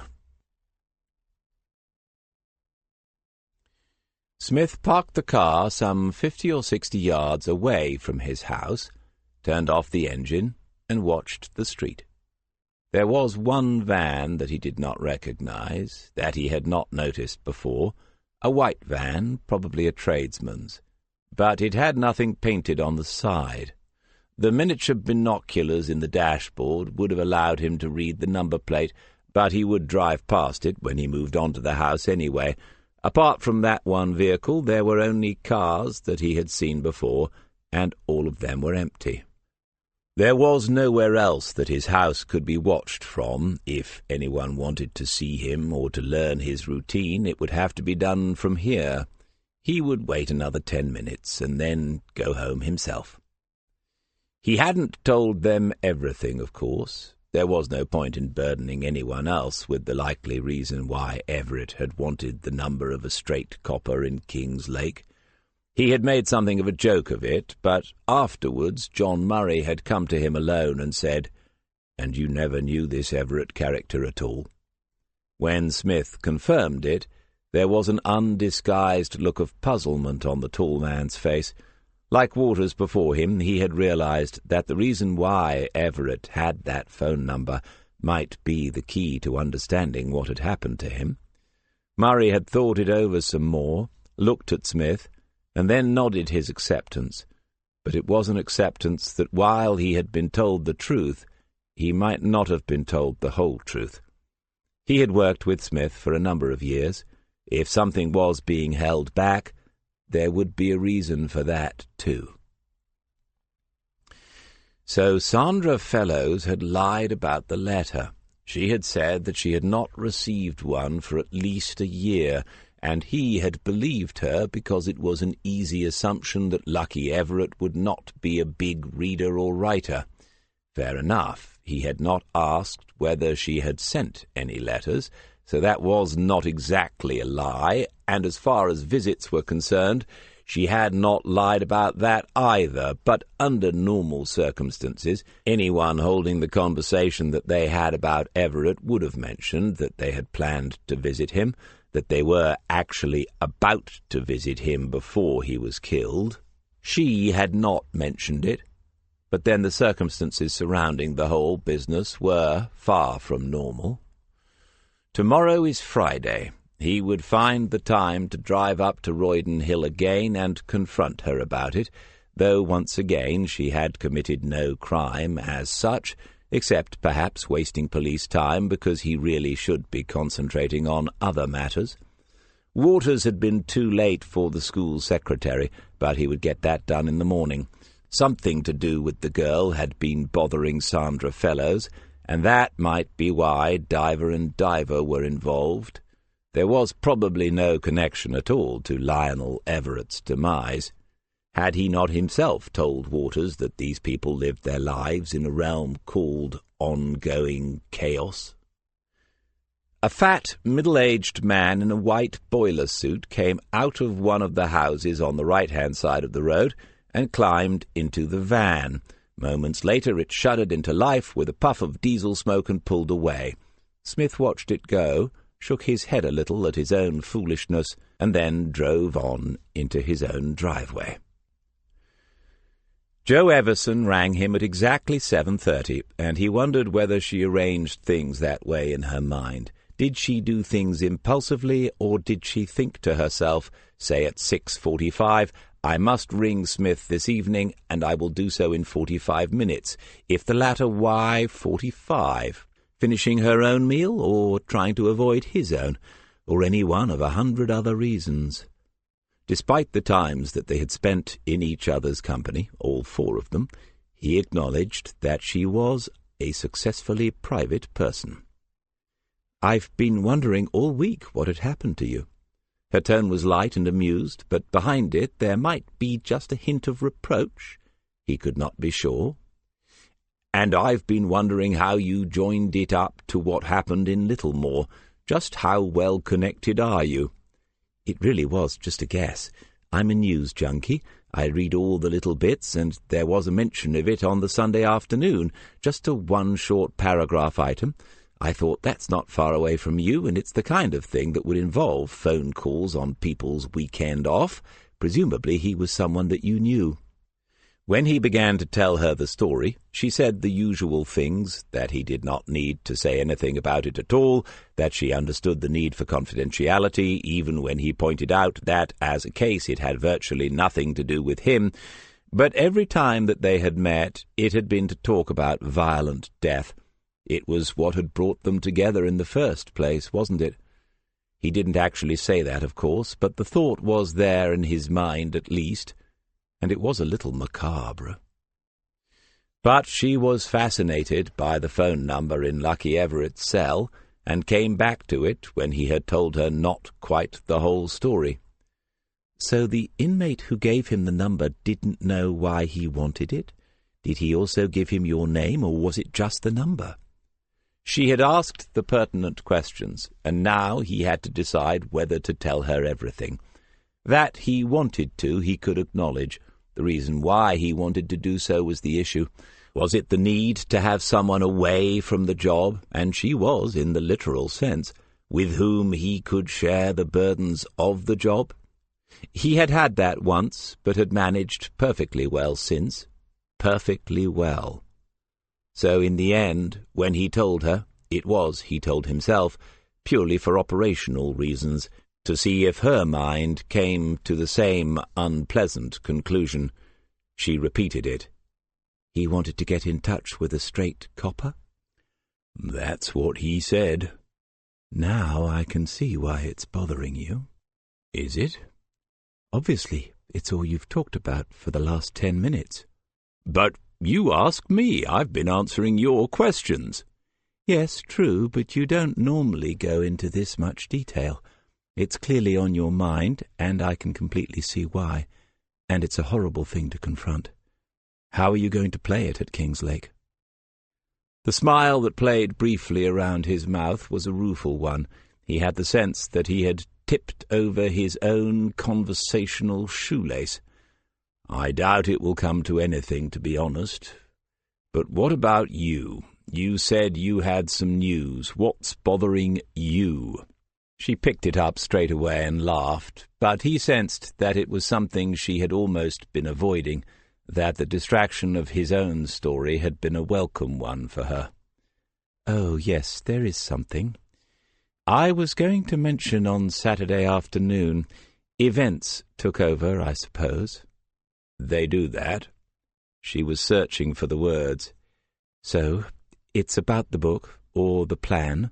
This German thing has sort of morphed into something else. A couple of guest lectures has somehow become a term's work. They've asked me to commit to it from September to Christmas. Congratulations. As a profiler or an author? As a lecturer. But it's both, really. It will raise my own profile, if that doesn't sound too calculating, and it will give me some good connections in Europe.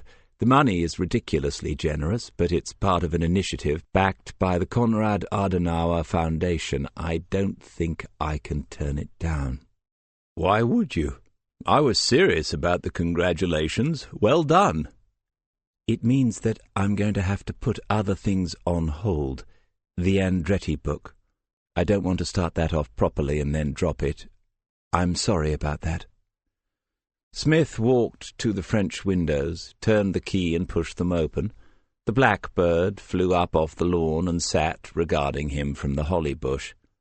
There's no need to be. You always said that it was only a possibility, and a long way off if it happened at all. I didn't buy a new suit ready for the launch at the Savoy. No, but I am sorry. And I'd sort of started getting into it after meeting some of the parents. I'd been thinking of a lot more questions that I wanted to ask you. The bird opened its bill, and a few tentative notes spilled out onto the still evening air, low, soft notes to the hen bird hidden deep in the cherry laurel. Smith said, "That will all keep. Until Christmas, you said. So maybe this time next year." "Yes, we should stay in touch." "Definitely. I promised you a cookery lesson. Only if you really can catch enough fish." Later, at his desk upstairs, he played over the conversation and its indefinite sense of ending. He could have made some proposal to meet again at the coast, where 3 of their 4 encounters had been, away from his home and far from hers, where they had talked without effort or simply enjoyed silence in each other's company. He should have done so, but he had not. Still, by the sound of things, she would be busy, researching, writing materials, conference phone calls, more flights to Germany would not leave much time for walking in the woods or fish and chips on the harbour wall. He copied the few details he had about the RSCU operation, and it was an operation now, rather than an initiative, from his working notebook into his archive copy, but only mechanically and through force of habit, adding nothing new at all. The last thing he wrote was the name of the tattooed man. Then he closed the notebooks and looked around the study. Everything was in its place, as it had been for a long time. He looked at his watch and saw that it was 8:30. Murray and Waters would be watching something or someone. He could give them a ring just to see. It would not be entirely unexpected, and in the end, that's why he did not do it. Chapter 13. Smith had simply shown a future godfatherly interest in how Maggie was doing, but Murray's reply had turned out to be unexpectedly gynecological. He kept smiling and nodding supportively, whilst hoping that Serena Butler, who was also present, would take over as soon as possible. As far as Smith knew, she had no offspring of her own, and here was the perfect opportunity to find out more. But on reflection, Smith thought what they were hearing was likely to induce, awkward word here, second thoughts in even the most dewy-eyed young lady, and Butler was hardly one of those. Still, she could say something. Waters was on the phone to the school, and it was taking longer than expected. He was asking questions and writing things down. Then Waters looked up at him briefly, and Smith knew that it was something. Serena mentioned her cousin's preeclampsia, and Smith could have kissed her. He excused himself and was at Waters's desk 4 seconds later. Well, she's there, and she's not there. You know, until you came, I never realized how much I need half an hour's epistemology after breakfast. First of all, who is she? Tina Fellows. And where is there? Lake Community College. It's her. I got them to check the address. Right, come on then. Hand over the rest. Murray and Butler were still going over it, frightening what parenthood or even the prospect of it can do to a person. She is 17 and in year 12, that's the first year of the 6th form before you ask, doing AS levels. She's a good student with no attendance issues until now. She went off sick 3 weeks ago. The school has a letter from home saying that she has glandular fever. They have asked for a doctor's certificate because she's due to take exams soon, but they haven't received one yet. 3 weeks. When exactly? In the past, Waters would have had to call the school again at that point, but now he looked down at his notebook and said, she didn't come in on Monday the 4th of May. Then he looked up at Smith and saw that his attention seemed to have gone somewhere else entirely, quite out of the room. The best thing to do was wait. After some 15 or 20 seconds, Smith said, "Did you think that there was anyone else in the house when we called on Mrs. F?"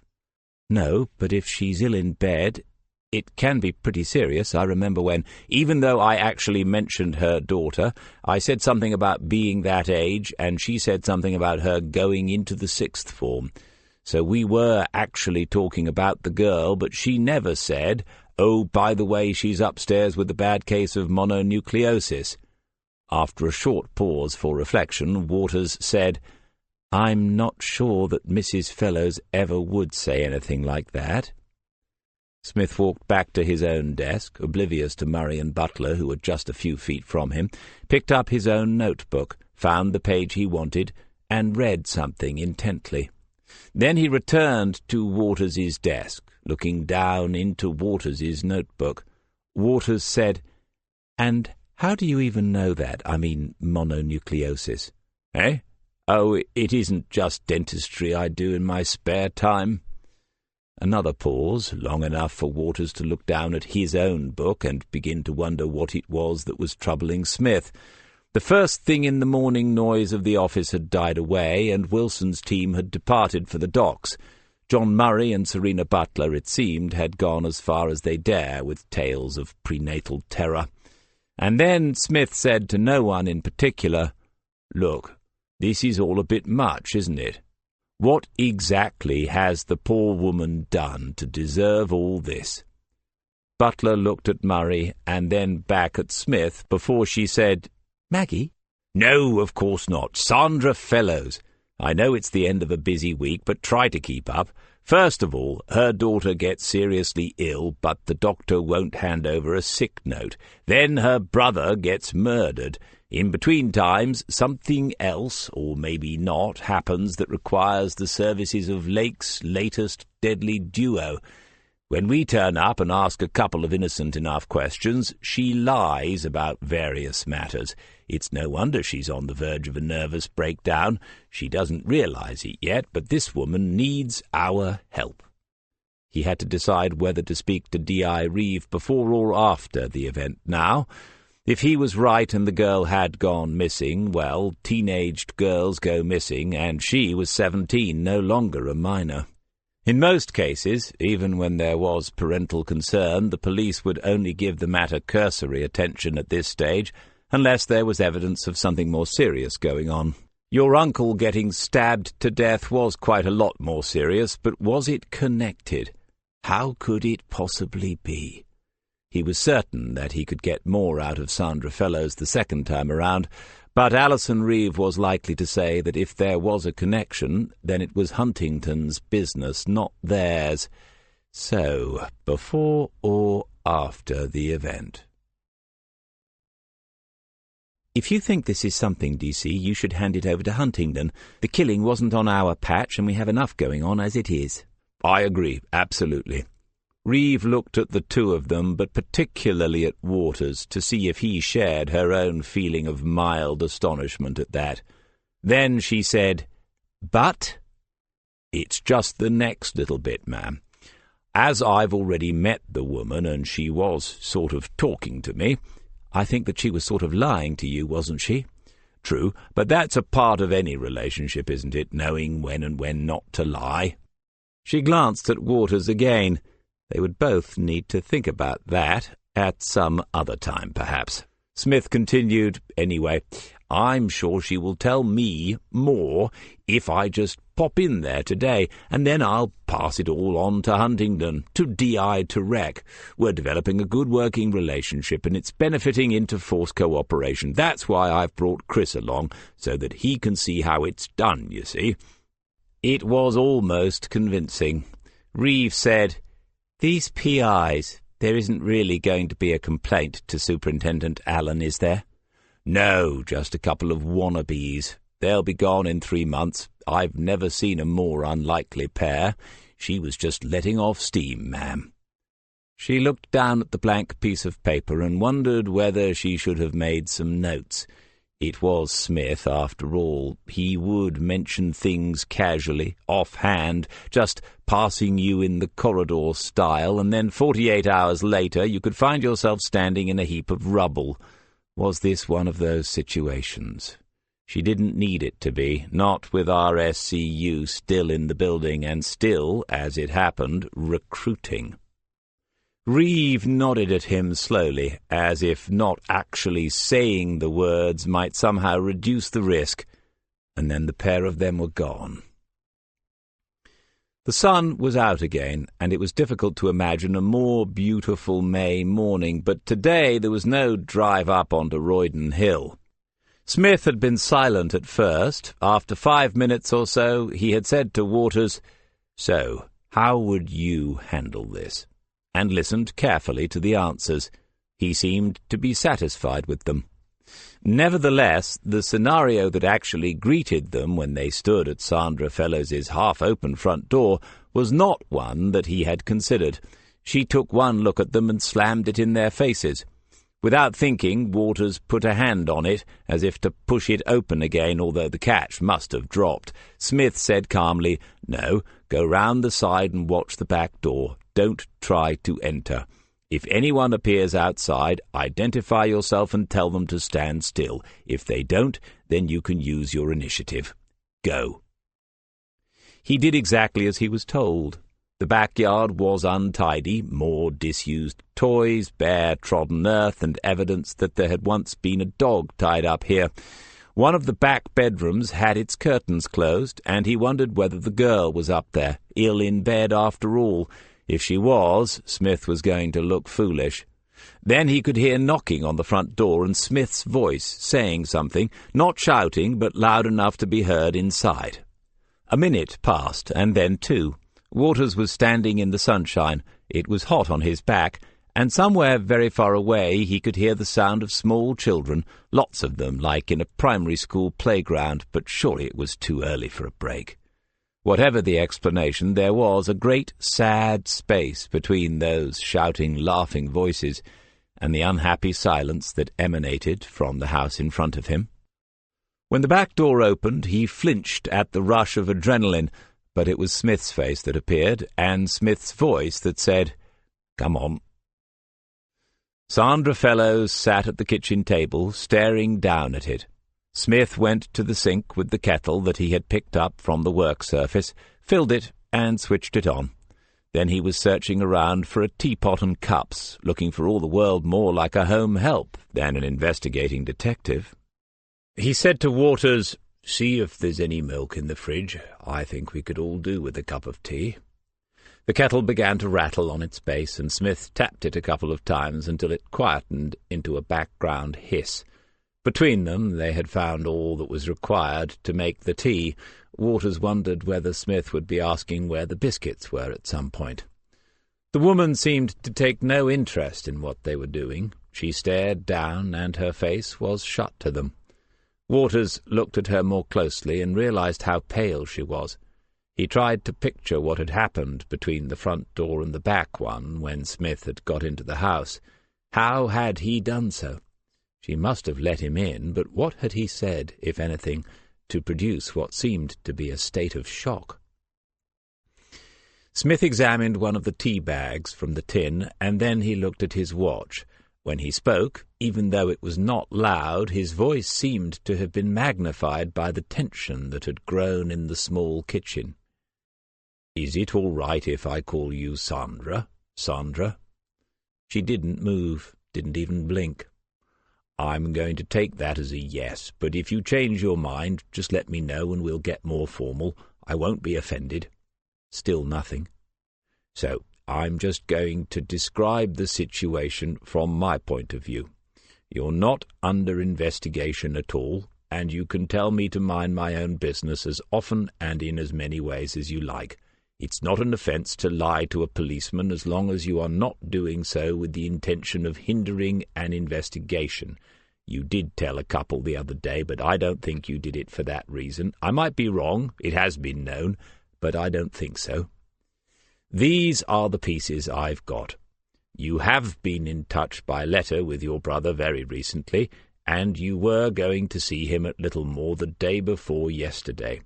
Your daughter hasn't been at school for 3 weeks, even though she has some important exams, and the school has seen no medical certificate, even though they should have done so by now. When D.C. Waters and I first called here, your first words were, 'Where is she then?' And for some reason you have engaged the services of a private detective. I don't do jigsaws. It's always seemed to me to be a completely pointless exercise, but before I waste any more time on this, I'd at least like to know whether any of these pieces are from the same puzzle. At the moment, Sandra, that's the main reason why I'm standing here." The kettle had boiled, and Smith turned away to pour some water into the pot. He swilled it around, tipped it away, and then put in the tea bags, 4 of them, before filling the pot. Waters looked at Sandra Fellows. She was watching Smith as he busied himself, perhaps not quite able to believe her eyes. Smith picked up a tea towel from the work surface and began to wipe the insides of the 3 mugs he had assembled, looking out of the window and down the narrow strip of garden. When he spoke again, conversationally, he continued to look that way, and Sandra Fellows continued to look at him. Waters realized then that that was exactly what Smith had intended. By apparently withdrawing his own attention from her, he had drawn hers to him. The first priority, obviously, is Tina. Is she here? The mention of the name brought a reaction, a half-closing of the eyes, as when the dentist finds the tooth that you have been keeping quiet about. I'm putting my cards on the table, Sandra. Now that I'm in the house, I can take a look. I don't need a warrant. Smith turned back to the room and spoke to Waters again, conversationally. This is a Section 17. Having been allowed in, we are lawfully on the premises. We may search if we believe that an individual's life is in danger or that serious harm has or might come to an individual. Sandra, is she upstairs? There was a long pause then, during which Waters realized 2 things about Sandra Fellows: that she was a tough woman who rarely cried, and that she was going to cry soon. No. Has she been here at all in the last 3 weeks? No. Do you know where she is? The eyes were filling up, and it was only a matter of time. When she shook her head, the first one ran down her face. I think this tea is probably done. Waters, play mother. Smith went and sat at the table at one of the sides adjacent to Mrs. Fellows. Waters poured out the tea, put 2 mugs on the table, and then leaned against the work surface. In this situation, 3 would feel like a crowd. Okay, we're getting somewhere. I'm now assuming that this is why you contacted Catherine Diver, and I'm also assuming that she hasn't found out very much. She hasn't found her. On Wednesday she said she had something to go on, something about a car, but I didn't get it all. I was too messed up with you 2 being here minutes before. I can't have any police here. Not now. You're not helping at all, even if you think you are. It's too dangerous. Smith said, Dangerous for Tina? She nodded and even made a half-hearted attempt to sip at the tea. Smith was motionless, as if any movement might frighten away the shy bird of truth that he had so cautiously encouraged to approach him, but on his face was a look of intense concentration. This is all telling me that she hasn't just run away like a stroppy teenager, Sandra. She hasn't, has she? You didn't just have a row and off she went. Regret has a smile all of its own, and one of those briefly took possession of the woman's face. We did, and for the usual reason, but that's not why she hasn't run away. She was taken. I told her time and again, I warned her, but they won't listen. It was her bloody boyfriend. Smith leaned back a little and caught Waters' eye. If this was just a Romeo and Juliet story, it would receive a good deal more than the dear me treatment when they were back in the car. Smith said, Your daughter has run off with her boyfriend? You don't need to... No, I wish she bloody well had. It was him they took, but when she got involved, they grabbed her as well. I've not spoken to her in 3 weeks. I don't know where she is. She might be anywhere. When you knocked on my door that first time, I thought you'd... that... All right, Sandra. There's nothing like that I know about. You say your daughter's boyfriend has been kidnapped as well as her? Is that what you mean? If it is, you can't leave it to a private detective, can you? This is serious business. We'd better have some details. And he made the writing motion in the air to Waters. Let's have your daughter's full name, Sandra. She was still hesitant, and Waters was not alone in sensing that they didn't have the whole story yet. Eventually she said, Tina Jane Fellows. And her boyfriend? Cameron, spoken with a twist of bitterness. His first name? That's his first name. Stupid, isn't it? Waters saw the reaction as Smith straightened his back and sat a little further away from the table, his hands resting upon it, the blue eyes fixing themselves first on Sandra Fellows, then on Waters, and then again on the woman. His surname, Sandra? Routh. You might have come across him already." Smith didn't answer straight away. He took a sip of the tea and then another. Then he said, "Any biscuits?" And she got up to go to one of the cupboards on the wall. Behind her back, Waters looked at Smith for some sort of reaction. He received a silent shaping of the mouth that could only mean, "Ouch," followed by a momentary grin. Someone was not going to be pleased by this revelation, but apparently it wasn't Smith. But when, just moments later, Smith had asked her whether this had anything at all to do with her brother's death, the dam had burst properly. Sandra Fellows probably did not do hysteria ever, but she had dissolved into silent sobbing tears. Waters had a few seconds of awkwardness, embarrassment even, and if asked at that point what they should do, if the whole thing had been set up as one of Smith's eccentric, unofficial training exercises, he might in desperation have said send for a female officer. But he wasn't asked.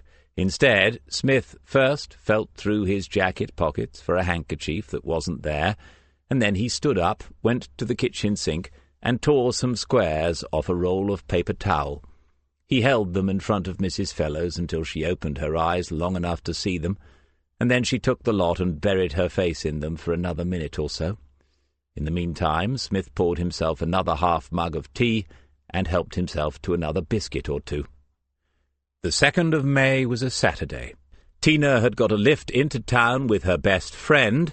At the key points, Smith interrupted and asked for details, which Waters wrote down, and the friend's name was Sophie Williams, having arranged to meet her boyfriend outside the Life is a Beach club. The two girls saw him arrive and park his car across the road, but then a lot of things happened very quickly, and she, Sandra, wasn't sure of the details because she had only heard most of it from Sophie, who still got too upset to talk about it properly. Each time she wobbled, Smith nodded and simply waited, sometimes saying something that to Waters seemed almost trite, but which, nevertheless, seemed enough to calm her down so that she could continue. Another car had arrived and stopped in the middle of the road. Some men got out, 2 or 3 of them, and one of them hit Cameron Routh. Then they were dragging him back towards their car. Tina had gone across the road, leaving Sophie on the pavement outside the club. Tina got hold of one of the men, kicking and scratching him. They pushed her away 2 or 3 times, but she kept going back, and then suddenly she too had disappeared inside the car, which was driven quickly away. Smith said, "What did Sophie do then?" "She phoned me. I went down there myself. I got next door to take me while his wife looked after the kids. I asked people about it. There were still a few standing about, but no one knew anything, or wanted to say. They all said it was over in a flash." And then what happened afterwards? There had to be something afterwards, of course, something that brought her brother into it. Waters could see that, but he could not imagine at that point what it might be. Could Smith? "I got a phone call on the Sunday afternoon. It was a bloke. He said that she wouldn't come to any harm so long as we kept quiet. No police, he said. More than once he said that. That's why I don't want you here. If they're watching, they said she'd come home as long as I just didn't do nothing at all." "But you did something. You did more than one thing, didn't you? It's understandable, Sandra. You couldn't just do nothing." They had come to it again, the thing that had broken her down a few minutes before. "I lost it with this bloke on the phone." "What did you say?" "I said that they'd picked on the wrong people. I said if any harm came to her, we could find out who they were." "You mentioned your brother? That's who you meant when you said that, isn't it?" She couldn't say the words, but the guilt in her eyes told them that it was so. Waters began to see it then, dimly, the scale of the picture on the puzzle that Smith was piecing together. It was immense. Smith said, "Did you give them his name or tell them where he was?" "No." But her look and the space that formed after the single syllable told them that she understood. They could find out the name, find out where he was, lucky Everett, because they had the girl. Then Smith had become businesslike. She had hired Diver and Diver because she had become desperate, but they had found nothing. Yes, she had heard nothing since. There was nothing else she should have told them. No. How could they reach Sophie Williams? At every question there was still the reluctance to say more, partly in fear for her daughter and partly simply because they were who they were. But her resistance could gain no traction against Smith's systematic and thorough questioning. 30 minutes after having the door slammed in his face, he seemed to be in complete control of the situation. Waters watched, no longer in surprise, as Smith got up from the table with the mugs, went over to the sink and rinsed them out. What would he, Waters, do next, if he was the one taking the decisions? He had no idea, other than that it would not involve going on into the town and continuing the intelligence-gathering routine. He was certain that they would now be returning to the station, and not at a leisurely pace.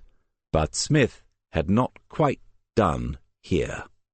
Now he had the tea towel in his hands, drying the mugs and looking out through the kitchen window, doing the looking away from her thing again as he spoke. "Sandra, I'm sorry that you didn't get to see your brother again. But you know why he asked for that visiting order, don't you? He had something for you, didn't he?"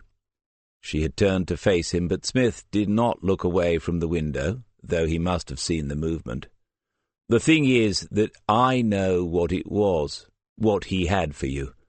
And because I know that, I also know there is something that you haven't told me yet. There has to be, otherwise what he had for you doesn't make a lot of sense, not to me at any rate. Now, I know I'm getting past it, but my young colleague there is as sharp as a tack, and he'll have seen this as well, and probably before me." She looked at him then, and Waters uttered a silent prayer that he would not be asked to explain this remarkable insight. He felt about as sharp as a pair of plastic scissors. Smith said quietly, "It was something to do with the police, Sandra. And I do understand why you haven't told me this yet." Smith had turned to look at her then, and he saw that Waters could see, a mixture of astonishment and fear. She looked back at them both in turn, and she even looked at the open kitchen door as if she was contemplating making a dash for it, but the reality was that she had nowhere to go and nowhere to hide. Smith spoke again. "So who was it? The man on the phone?" She shook her head. "Stuart Routh came to see me on the Monday morning." "That was Monday the 4th, the Monday after she was taken?" And when she nodded, he signalled to Waters to write that down. But how on earth had Smith retained all the dates already when he had as yet written nothing himself? "Good, go on. What did Mr. Routh have to say?" "It was me did most of the talking. I said to him that this was too serious to be messing about. Whatever he was mixed up in, their lives weren't worth it, not my daughter's and not his brother's. We should go to the police." "And what did he have to say to that?" "He just laughed and said there was no effing point, not when this lot have got them stitched up as well. He said he would sort it out himself." "When he said them stitched up, what did you think he meant?" She looked momentarily mystified. How could the same man who had found the one thing she had wanted to conceal and got her to say it be at the same time so stupid? "The police." "The Kingslake police?" "I don't know, I suppose so. There aren't any other sort round here, are there?" Smith said, "And you mentioned that in your letter to Lionel, which you must have written on the same day, more or less, because he got it on the Wednesday. He wrote back to you saying what?" Waters saw that they were at that point again, the point at which she could not avoid the weight and the pain of her responsibility. He made ready to reach for the kitchen roll. "He said he'd look into it. He'd ask around." Smith nodded then and looked, strangely, a little weary for a moment, as if the whole business had been somewhat predictable after all. He stood up and told Sandra Fellows what to do, which was basically to do nothing but wait, to call him, Smith, if she heard anything. They would need to speak to her again, but they would be discreet, though it was unlikely that she was being watched, not after 3 weeks. The people who had threatened her would sadly have assumed that she had learned her lesson. She didn't cry again, but in the hallway, before Smith opened the door, she spoke to him. "You said you knew what he had for me." She wanted something, wanted every last little fragment that belonged to her dead brother, of course. Smith said, "Yes, I did." She waited patiently. He was a very odd sort of policeman, but she thought that he would tell her this thing. It was a phone number. He did look into it. It was pretty clever of him to get it. Incredibly, she managed to smile at that. "A phone number? Do you know whose it was?" "Yes. It was mine." She stared at him, disbelieving, and then looked up at Waters. He nodded and said that it was true. Apart from pouring the tea, he thought that that was the first useful thing he had done all morning. Chapter 14. "My God, Smith!" It was an interesting exclamation, and one open to a number of interpretations, as Smith himself would have happily pointed out in different company. Waters looked round the room, at the pictures that hung on the walls, mostly photographs. Detective Superintendent Allen with friends on a golf course, Detective Superintendent Allen holding a fish, Detective Superintendent Allen wearing a full evening suit accompanied by a short, serious-looking woman in a shiny dress who could only be his wife. It was Waters's first official visit to the superintendent's room. His presence had been questioned quietly, but not quietly enough, by the said superintendent. Waters had not heard Alison Reeves' justification for it, but he could guess what it had been. It was the fact that he had been present when a serious allegation had been made concerning an officer or officers at Kingslake Central. Waters was a part of that now, whether they liked it or not. Detective Chief Inspector Cara Freeman and Detective Inspector Alison Reeve were also present now. Extra chairs had been sent for, and they both waited for the superintendent to say more. He was obviously going to say more. "Even by your standards, this is a sodding mess, isn't it? What is it they say? Chaos has made its masterpiece?" "I think it's confusion, sir." "Confusion? That's an understatement if ever I heard one." "No, sir, it's the quotation, 'Confusion now has made his masterpiece.' It's from Macbeth, sir." Allen glanced round at the assembled officers. There was something a little wild about his eyes. "Well, Macbeth was right, wasn't he? It's what he would say if he was confronted with all this." "It was actually Macduff who said it, sir." "I don't give a fig who said it, Smith. We're not here for a literary criticism seminar, are we? We are 1 week into a major operation involving God knows how many men, officers, with an apologetic glance towards Freeman and Reeve, at God knows what cost, and now you've thrown a spanner into the works. It's not a spanner, it's a whole box of them. It's a whole toolbox. It's a—" Allen seemed to be struggling for the image that would complete his group of 3, but no one offered to assist, not even Smith. The superintendent took a breath and composed himself. There were ladies present after all. "Smith, how on earth did you end up questioning a woman who is a material witness in another force's murder investigation? In case you haven't realized it yet, the key phrase in that question is 'another force's.'" Smith said, "Thank you, sir. It's always helpful to have it made as clear as that. It all goes back to the phone number thing last weekend." "Good grief, is it really less than a week since I was called in here to sort that out? It's starting to feel like an eternity." "Tempus fugit, sir." "Hey, more Shakespeare? I'm not over fond of all these quotations. They really don't help in situations like this." Waters was watching DCI Cara Freeman's face as she followed the exchanges. Surprise was competing with amusement, it seemed, and it was a pretty even contest so far.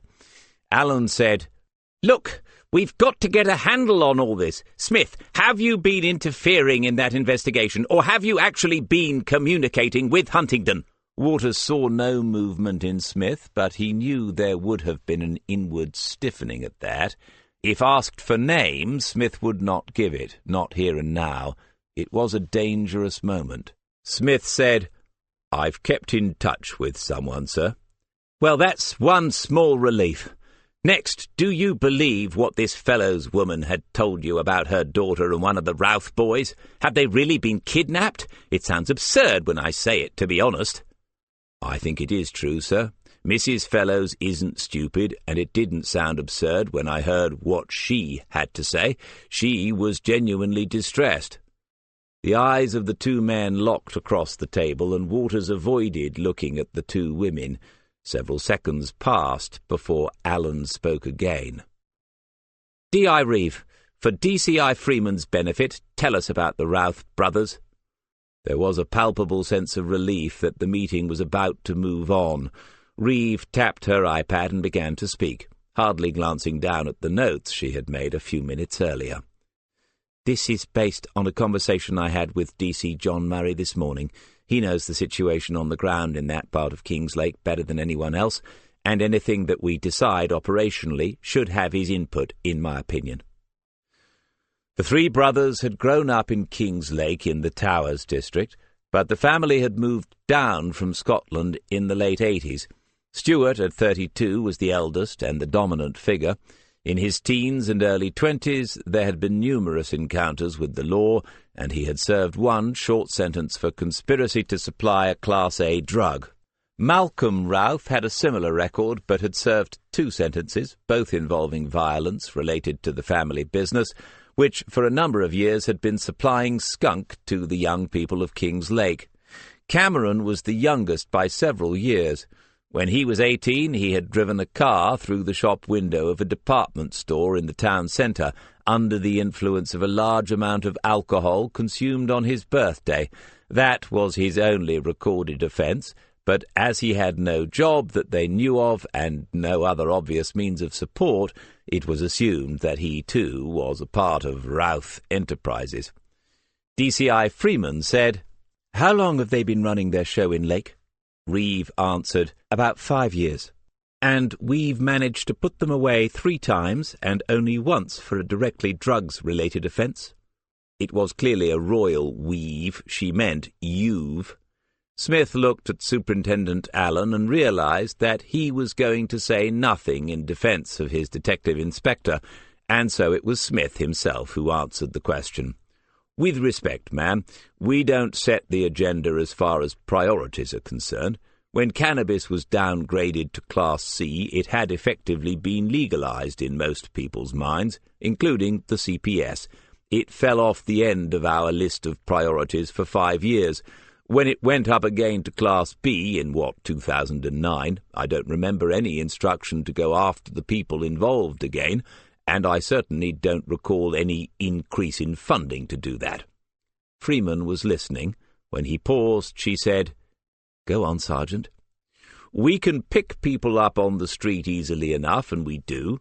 I asked for the figures this week after your meeting, but we're encouraged to use the cannabis warning if we think it's an ounce or less. Those warnings don't even appear in a CRB check. What sort of message are we sending? Is it legal or isn't it? As for the Routh boys, the only one I've encountered personally is Stuart. He's hard and he's bright, but he doesn't, as far as we know, deal in anything other than the skunk that we only give warnings for if—" Freeman interrupted him. "Excuse me, D.I. Reeve said he was put away for conspiracy to supply Class A." "Yes, ma'am, in 2008, if my memory is correct. We've no evidence that he's done that since. You could say that prison taught him a lesson: only supply substances that have effectively been decriminalized." DCI Freeman allowed herself a little smile before she responded. "Fair enough. So you haven't really gone after these people, whatever the reasons." Smith looked at his 2 senior officers, neither of whom seemed inclined to speak. Stuart Routh knows the town and we know his business. We can pick up his boys on a regular basis, and we do now and then, but they'll never give you anything against him. He takes care of them and their families, and they know it. He's a better safety net than Social Security. You'll never find his fingerprints on a package, and you'll never find a package in any vehicle registered to him or his brothers. It's a while since I was involved in it, but I guarantee we'll never get anything from his phone or his email or whatever. He knows what he's doing. But now someone has taken him on. Yes, ma'am. That's the interesting bit in all this, and I imagine it's where you come in. Waters thought, and that's it. It's about making the connection just a split second earlier than other people. Freeman was nodding, but looking away, giving herself time to think. Was she pondering what to say, or whether she should say what she was thinking? I think it probably is, Sergeant. I'll share with you pretty much everything that we have. I don't really have an alternative now that the whole operation may have just altered direction. Superintendent Allen shifted uncomfortably in his high-backed black leather chair. Freeman said, "We have some inside intelligence, and that's not for public knowledge, which tells us that the people we are dealing with are not undertaking some sort of nationwide expansion program. They are not reaching out to all major urban centres and making offers that no one can refuse. In fact, as far as we can tell, it's only Kings Lake. Now, although it's a growing town, it isn't the most obvious choice for these people to move into, and that's what they seem to have done a few months ago. As I said, not the most obvious choice, but we do think that we know why you have been selected." She clearly wanted a response, some sort of suggestion. The idea that Waters had came to him from nowhere. It was simply the first thing that entered his mind. But he couldn't just say it, not in this sort of company. Smith's head turned a little towards him, the familiar frown between the eyebrows, and then a slight nod. Waters said, "Is it to do with the town itself, rather than the people in it, ma'am?" The DCI said, "Yes." "The docks?" "We think so." The superintendent looked at Waters as if he had just noticed him for the first time after 9 months in the building, as if, in fact, he had just emerged struggling into the bright world of the fight against crime. Smith gave another short nod and turned his attention back to Cara Freeman. He said, "Import or export?" "The former. You'll all recall the significant finds in Essex last year, when they were using light aircraft to get across from Holland. It's the same operation, probably looking to open up a new line after losing that one. The timing fits that theory. Our source is in London, and we don't know the details of what's been going on up here, but it appears that your Mr. Routh has his own established contacts in the docks, which he has used to supply a number of other dealers in the East. He was approached, apparently agreed to cooperate initially, and then there was a falling out. What you have told us about this morning is possibly related to that, isn't it?" It was Smith's opinion that she was seeking, not the detective inspector's or even the detective superintendent's. Smith said, "There's plenty of toing and froing across the North Sea to the Netherlands and Germany, lots of it to do with the rigs, as you know yourself, ma'am, and the wind farms. The security is minimal. Stuff doesn't need to go under the radar when there isn't a radar in the first place. We don't give the docks enough attention, but then, as I said, there are good reasons for that. As for Stuart Routh, I'd be surprised if he ever did agree to cooperate. He's his own man, with a very nice apartment in the old harbour development. He probably even invested in the building of that himself. He's got the cash. He doesn't need to be part of a conglomerate." DCI Freeman said, "He might not need it, but he might have no choice. To use the worn-out cliché, he's a big fish in a small pond. The people that RSCU are looking at are much bigger fish from a sizable lake, if you can forgive the expression." "Time to get your biggest rod out, sir." All the faces turned to Detective Superintendent Allen. He smiled politely at Smith's little quip, and the guilty party pointed to the picture on the wall, the one of the superintendent embracing a medium-sized salmon. DCI Freeman understood then and laughed, which somehow made it worse. Alan said, "We really need to focus on this matter. If this kidnapping that Smith has stumbled across really is connected to the Serious Crime Unit's investigation, then months of work could be jeopardized. We must look into it, obviously, but the first priority is not to compromise that investigation by alarming those who are the subjects of it. We must tread very carefully here." Again Waters sensed the hesitation around the table. The 5 different ranks present seemed to create an awkward dynamic in which discussion was reluctant to emerge from its safe-house silence. But he knew that Smith would have something to say, and it was not long before he felt compelled to say it. "I'm sorry, sir, but I can't agree. The first priority here has to be the lives of the 2 young people who have been abducted."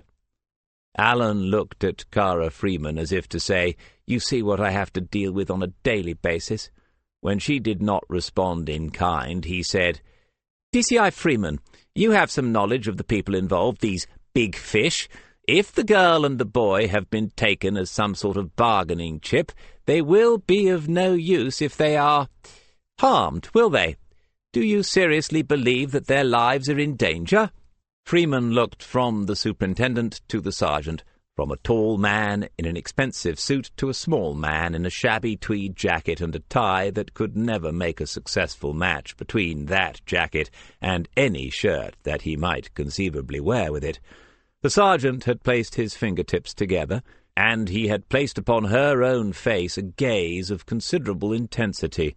She had the odd feeling that whatever she said next would fix forever his view of her. She had no idea why that should matter, but it did. She said, "Without a doubt." The meeting ended shortly after that. Alison Reeve, who had, in Waters's view, been uncharacteristically quiet, asked one question before it did so. She had said to DCI Freeman, "You said earlier that you would share pretty much everything that you have. Is there anything else that we need to know before we can sort this out? As you said, if lives are at stake." The look that had passed between Freeman and Alan was unmistakably of the warning variety. D.I. Reeve must have seen it, Waters thought, but she did not back away, did not take the hint as they might have wished. He had the sense that the 2 women were not yet growing closer as a result of this investigation. He guessed also that if something was being held back, it might be because of the presence of a young and inexperienced detective constable. Freeman said, "I need to speak with my superiors as a result of this meeting. Some aspects of this are very sensitive."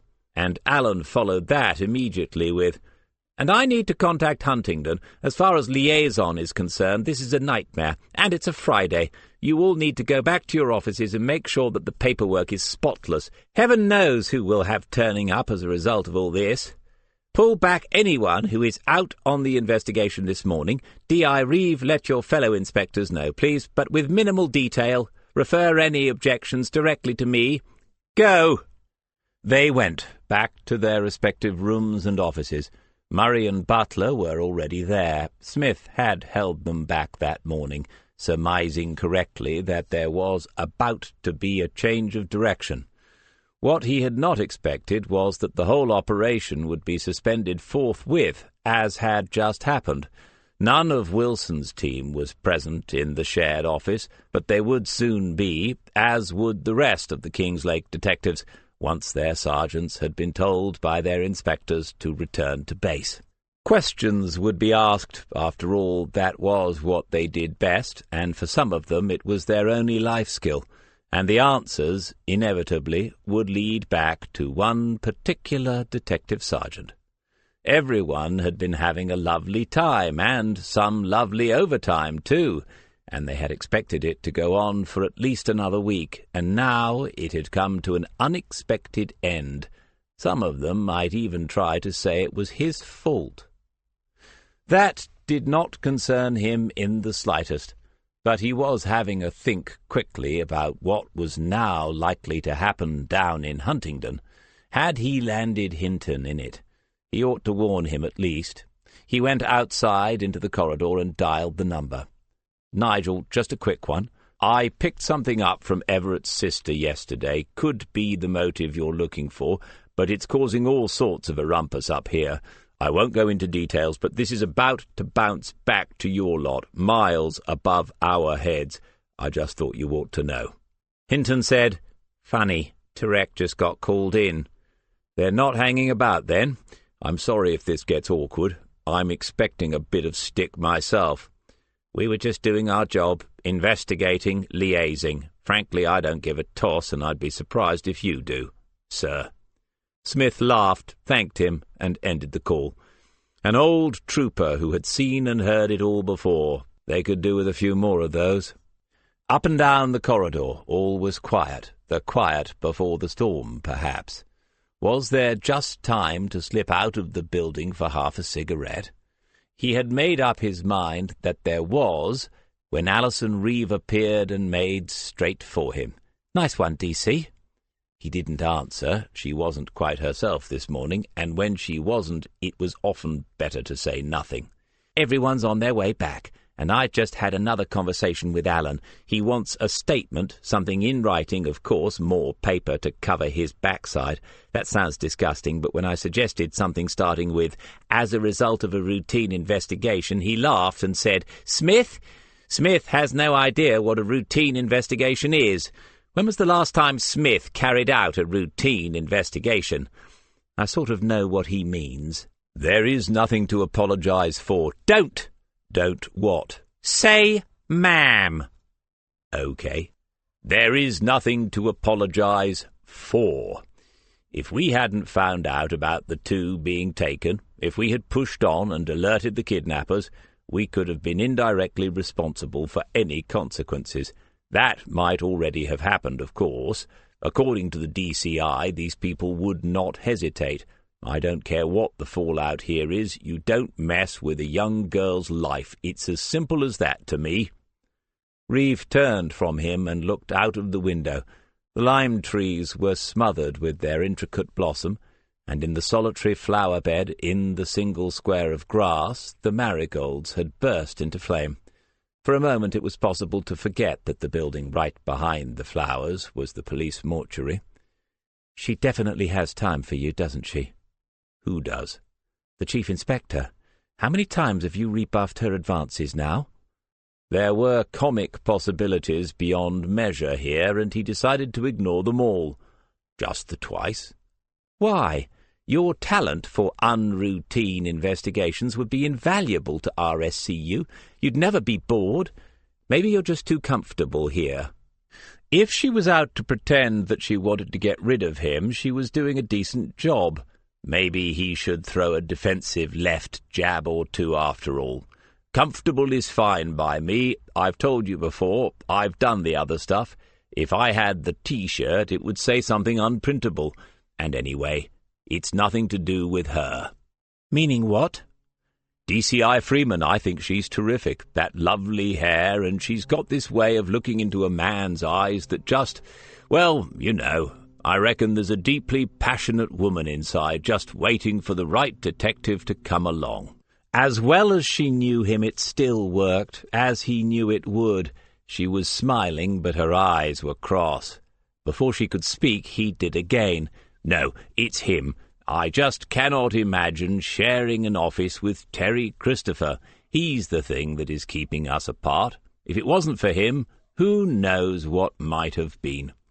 His face was straight, and a wistful look had appeared. Now she was annoyed with herself because she had got annoyed. She told him to go back to his office and keep the children quiet until Mummy and Daddy had decided what to do, but she didn't put it quite like that. An hour later, Alison Reeve called for him. They were on their way back up to Superintendent Allen's office once again. On the way, she stopped on a landing and said to him, "The other thing, the one that Freeman didn't want to talk about." "The thing that you were trying to make her talk about?" "I wasn't. I was just sod it." Smith looked mildly surprised. If this kept up for another week or two, he might have to ask what the trouble was. She composed herself and continued with exaggerated calm. "Yes, that thing. You know what it was, obviously." "I can take a good guess from the complete lack of a reaction when I told them what Stuart Routh said to Sandra Fellows. The fact that nobody said a word about it told me a lot more than anything they might have said. It didn't come as a surprise to at least 2 people in the room." He was giving her that look, asking that question. "Yes, I knew that there had been some talk some months ago." "Is there an internal investigation going on?" "No, or at least not to my knowledge. You know what it's like." He did, and he didn't want to know any more than was absolutely necessary to sorting out the current mess. But there was one final question he had to ask. "Do you know the name, or the names?" "I know a name, but it was months ago. I don't think it came to anything, DC." "Glad to hear it. And I still don't need you to tell me unless it's the same name that's cropped up this time." She began to climb the next flight of stairs, and Smith followed carefully, making sure that he did not put any unexpected angles into the bending of his knee. Reeve said, "I'm not sure that we're going to find out, are we?" "Well, somebody knows. And somebody could do worse than have a word with Stuart Routh." Chapter 15. The somebody was to be Smith, and that was just one of a number of things that had already been decided before the meeting in Alan's office began. This time only the 4 of them were present, Waters having rejoined the ranks of those who only stand and wait. Alan was brisk and businesslike. Smith had the sense that lots of feathers had been ruffled in the hour and a half since he had been in the room, but some sensible decisions seemed to have been taken by someone. Alan said, "Huntington wanted to send an inspector called," looking down at a paper on his desk and then saying the name as if it wasn't a proper one at all, "Terek to interview Sandra Fellows immediately. Today, would you believe? I told their superintendent that this was completely unacceptable in view of the complex situation here. She did not agree and wanted to play some ridiculous game of trumps. This has been right up to the assistant chief constables not 20 minutes ago." He looked pointedly at Smith and said, "ACC Devine asked to be remembered to you." "Oh, did he, sir? Please return the compliment when you next speak to him." DCI Freeman glanced across at DI Reeve. The look that she received back seemed to be saying, "Don't worry, this really is normal." "Never mind all that, Smith. You've uncovered this mess, and you can sort it out. We can't have detectives from another force blundering about, can we?" "No, sir. We can do that perfectly well ourselves." D.I. Reeve intervened. "Superintendent, in view of what you have said about Sergeant Smith approaching Stuart Routh, I'd like to propose how the rest of the team can help to push this forward quickly. I'd like to get a formal, detailed statement from Sandra Fellows today, and also to interview the girl who witnessed the abduction. I realize that the RSCU investigation is on hold, but I think it would be wise at least trying to keep some sort of a tab on Bridges. He's likely to be involved in this, isn't he?" She looked at DCI Freeman and got the nod that she wanted. Alan said, "A daily report, please. I'm tempted to say hourly." He paused and looked at Smith again. "But 4 o'clock daily unless something urgent develops. Work with DCI Freeman every step of the way, please." And then, to his credit, Alan addressed the elephant in the room. "You all understand that an allegation of sorts has been made against a police officer, presumably a police officer here in Kingslake, and you are all highly experienced officers yourselves. If this should develop into anything more substantial, the utmost discretion and caution are required. No action whatsoever is to be taken regarding such a matter without consulting me in person. I hope that I have made myself clear." Smith felt a growing need to get out of the building before another round of meetings could begin, but there were still arrangements to be made with Reeve, and DCI Freeman was in the background. Not trying to manipulate anything, thank goodness, but watching and listening to the way they worked. Alison Reeve seemed increasingly aware of the fact. Murray would come with him to speak to Stuart Routh. That was the only sensible choice, because the two of them knew each other, and it might encourage Routh to tell them what was going on. Coppers don't come much straighter than John Murray, and they don't come much bigger either. That's always useful. Serena Butler would go with Waters to revisit Sandra Fellows. The woman would recognize the young detective, and Smith trusted Butler's instincts enough now to be sure that she would take the right approach, whatever the emotional state of the bereft mother. They needed statements, as much background as possible on the girl's relationship with Cameron Routh, and they needed photographs. That would be awkward, as the woman had an understandable fear of any publicity, but Serena would get past that if anyone could. That meant that someone else was needed to continue the search, if it could be called that, for Duncan Bridges. They were still only sitting outside the Wrestlers. Smith had suggested Mike Dunn. Reeve had said, "Why?" "Because he's reliable, and because if you won't transfer him to my team permanently, I'll have to get him some other way." Alison Reeve didn't look at DCI Freeman then, but she wondered what the woman thought. Smith was an institution here. It was as if the building itself had been put up around him, and most of them treated him accordingly. But to an outsider, a senior and still rising detective like Cara Freeman, what on earth did she make of him? Reeve said, "I'm not putting just a DC on a serious crime suspect, or even two of them. The whole situation is too fluid." "Fair point, I agree. Are you busy this afternoon?" "Oh, DCI Freeman has a video conference call. She has asked me to sit in on it as the liaison officer here."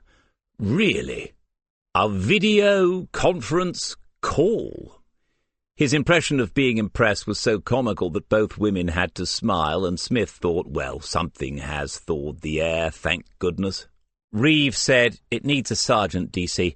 I'm going to ask John Wilson." She had watched for his reaction, but the one that she got was unexpected. "Not Patrick Chambers?"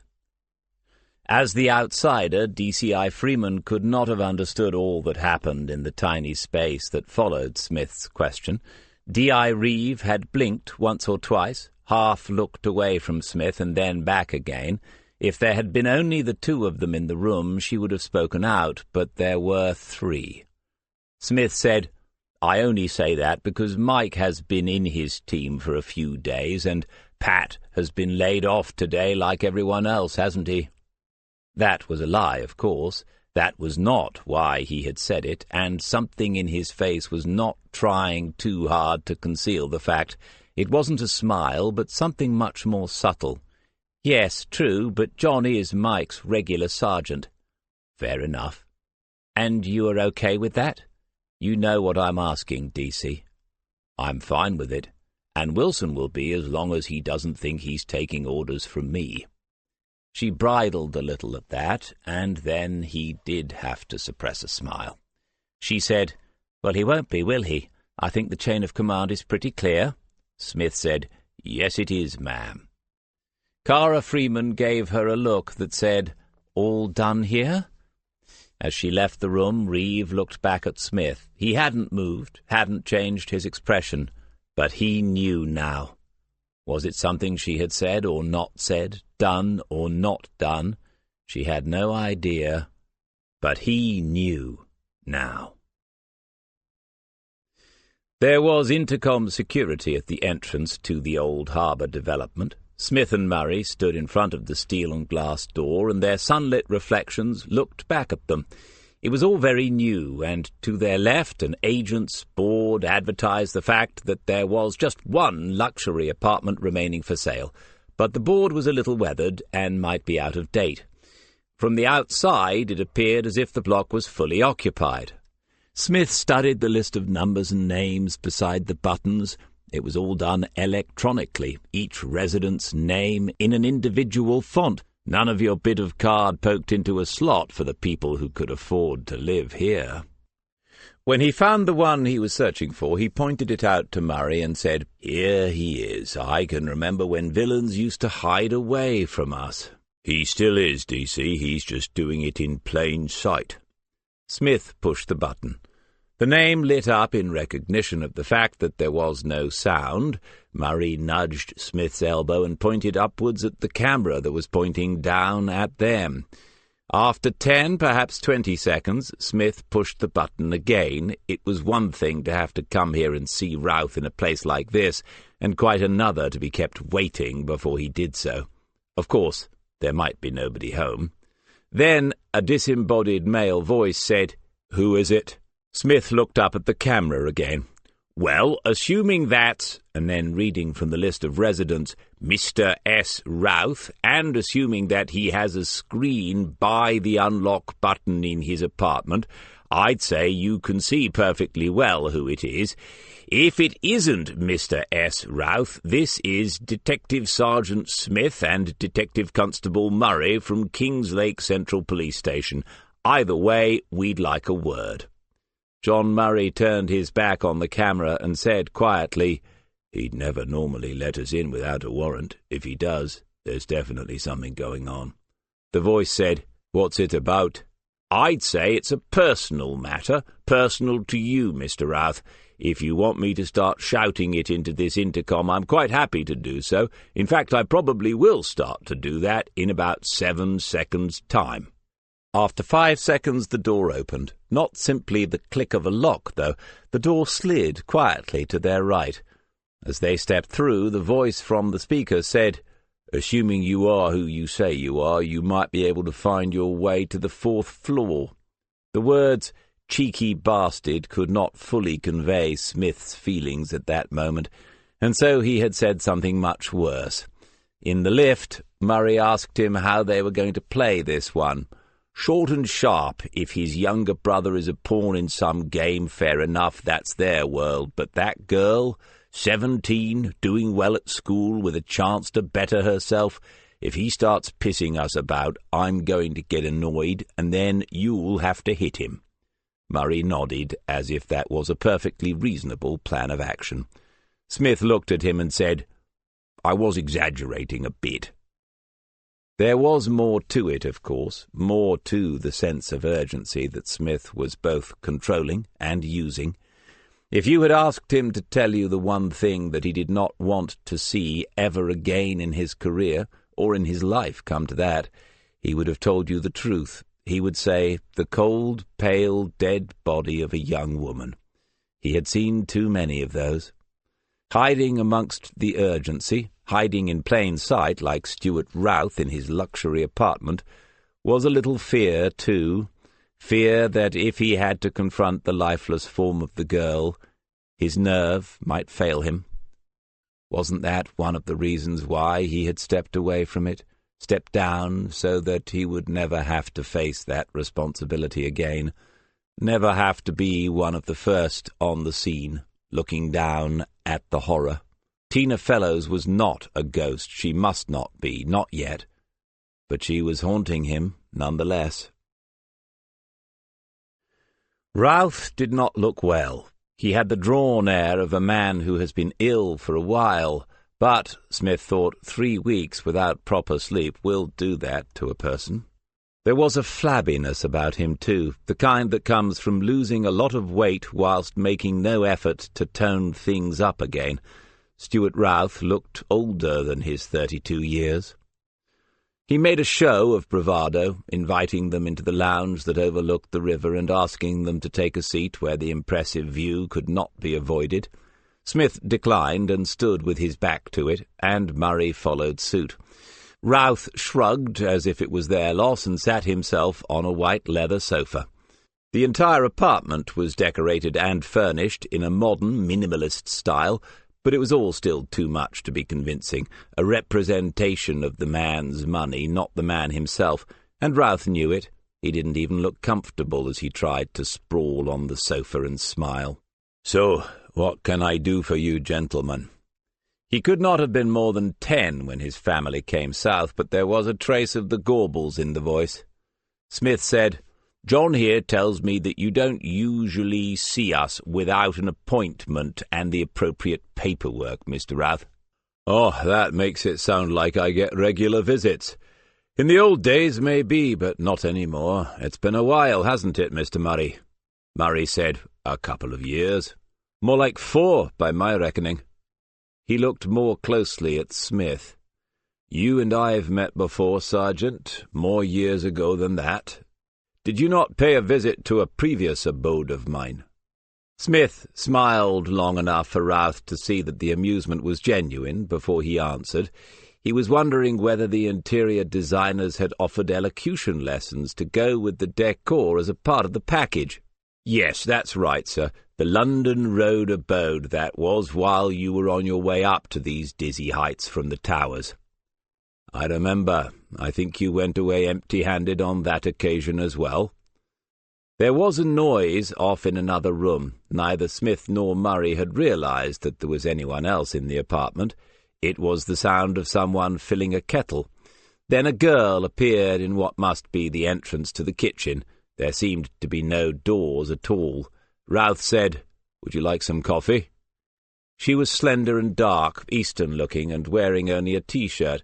Smith put her age at no more than 20. She looked at Murray, then at Smith, and then some more at Murray, until Smith thought he had better say something. "No, we don't have time for the niceties this morning. It's not a social call, I'm afraid." The girl finally turned her dark gaze to Routh, and he waved her away. She disappeared as quickly as she had arrived, and the kitchen was silent again. They never heard the kettle boil. Routh said, "Go on." Smith turned away and looked out of the huge picture window, as if he had noticed the view then for the first time. Lake was not a pretty town, ever, not a picture postcard sort of place, but it had its moments when the sunlight was on the water, as it was now, when a big boat was making its way in from the sea and the distant gulls were wheeling and crying against a blue, blue sky. "As I said, Stuart, we're short on time, otherwise I'd ask you how the business is going and all that nonsense. I'm sure we could amuse ourselves for a few minutes, you and me, but it's not you I've come to ask about. I've come to ask about Cameron. When did you last see him?" Smith continued to look at the river for a few more seconds. The boat was registered in Hamburg.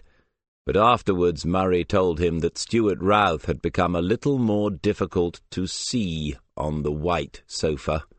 "Now the thing is," turning back to him, "I'm not expecting an answer to that, at least not a straight one, not yet, but it's only right that we let you know we are looking into it all, Stuart. We're looking into it in quite a big way, and if there's anything you can tell us that might help to ensure that you do see Cameron again, other than at his funeral, well, we have to give you the opportunity to tell us that thing, don't we? It's only right." Routh was motionless, his eyes fixed not quite on those of Smith, but somewhere slightly to the right of them and further away. Smith waited for a few more seconds. "And please don't go getting any ideas about finding out who talked. Don't waste your time on that. Nobody did. It all turned up during a routine investigation," and he couldn't help but think of Detective Superintendent Allen then, "into another matter. Well, that's what we all thought, but it wasn't really. Did you know Sandra Everett's brother? I have to say, Stuart, we're dealing with some rum people here, but I imagine you already know that." Smith was reaching into his inside jacket pocket. "I did bring one with me. Here's my card. Give me a ring when you've had a family conference if you think you can help. We'll see ourselves out, places to go, people to see." Smith left the room, followed by Murray. When he reached the door, he turned back to see that Routh had followed them into the hallway. He stood a few feet away from them and had something to say. "If they get a whiff of the pigs sniffing about, they'll kill him." The pigs. It hadn't taken much to strip away the veneer. "To be completely honest, Stuart, I'm not too bothered about your brother, those who live by the sword. But I am very bothered about the girl. We'll look hard for her." "You don't know him. You don't know Cam." There was something other than anger in that, almost a note of protest that Smith was being unfair. "That's true. Let's hope I get the chance. Outside, as they walked back to the car, there was a smell of the river, or rather the estuary, sea-water draining slowly out of the salt marshes, samphire glistening on the mudflats in the sunlight. It was going to last, this glorious weather, but Smith's plans to go down to the caravan for the weekend had come to nothing now. As they reached the car, Murray said, "Next." The blue Mondeo was even more anonymous than Smith's Peugeot. He looked into the back, but there was no sign of a baby seat yet. They were being a little superstitious, he knew, and doing nothing that might offer a hostage to fortune. The last few weeks of Maggie's pregnancy had become increasingly fraught with minor complications, and the entire team had adopted the general position that they would not talk about it unless John Murray did so first.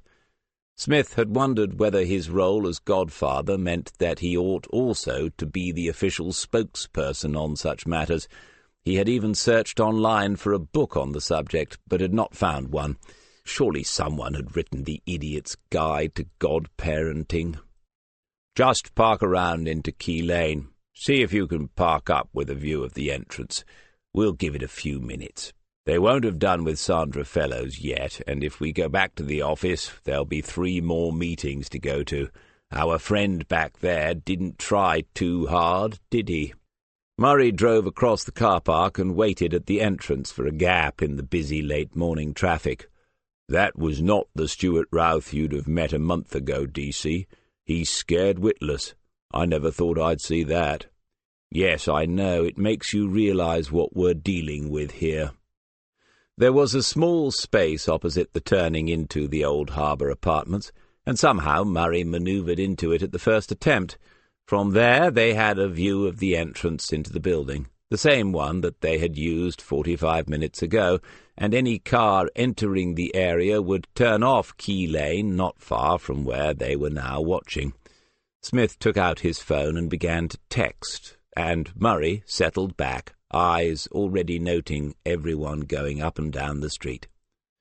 Smith paused in the texting process, his index finger, he only used one, the right one, hovering over the screen. Then he said, "Still, I think he was secretly relieved that we're getting involved." Murray said, "Yes, no doubt about that." Smith completed the message to Waters and sent it. "How's it going?" He never ceased to be amazed how quickly other people replied to his messages. Waters in particular. He got back in a few seconds. "Good. She's talking to Serena. I'm making the tea. Fortunately, I already know where everything is."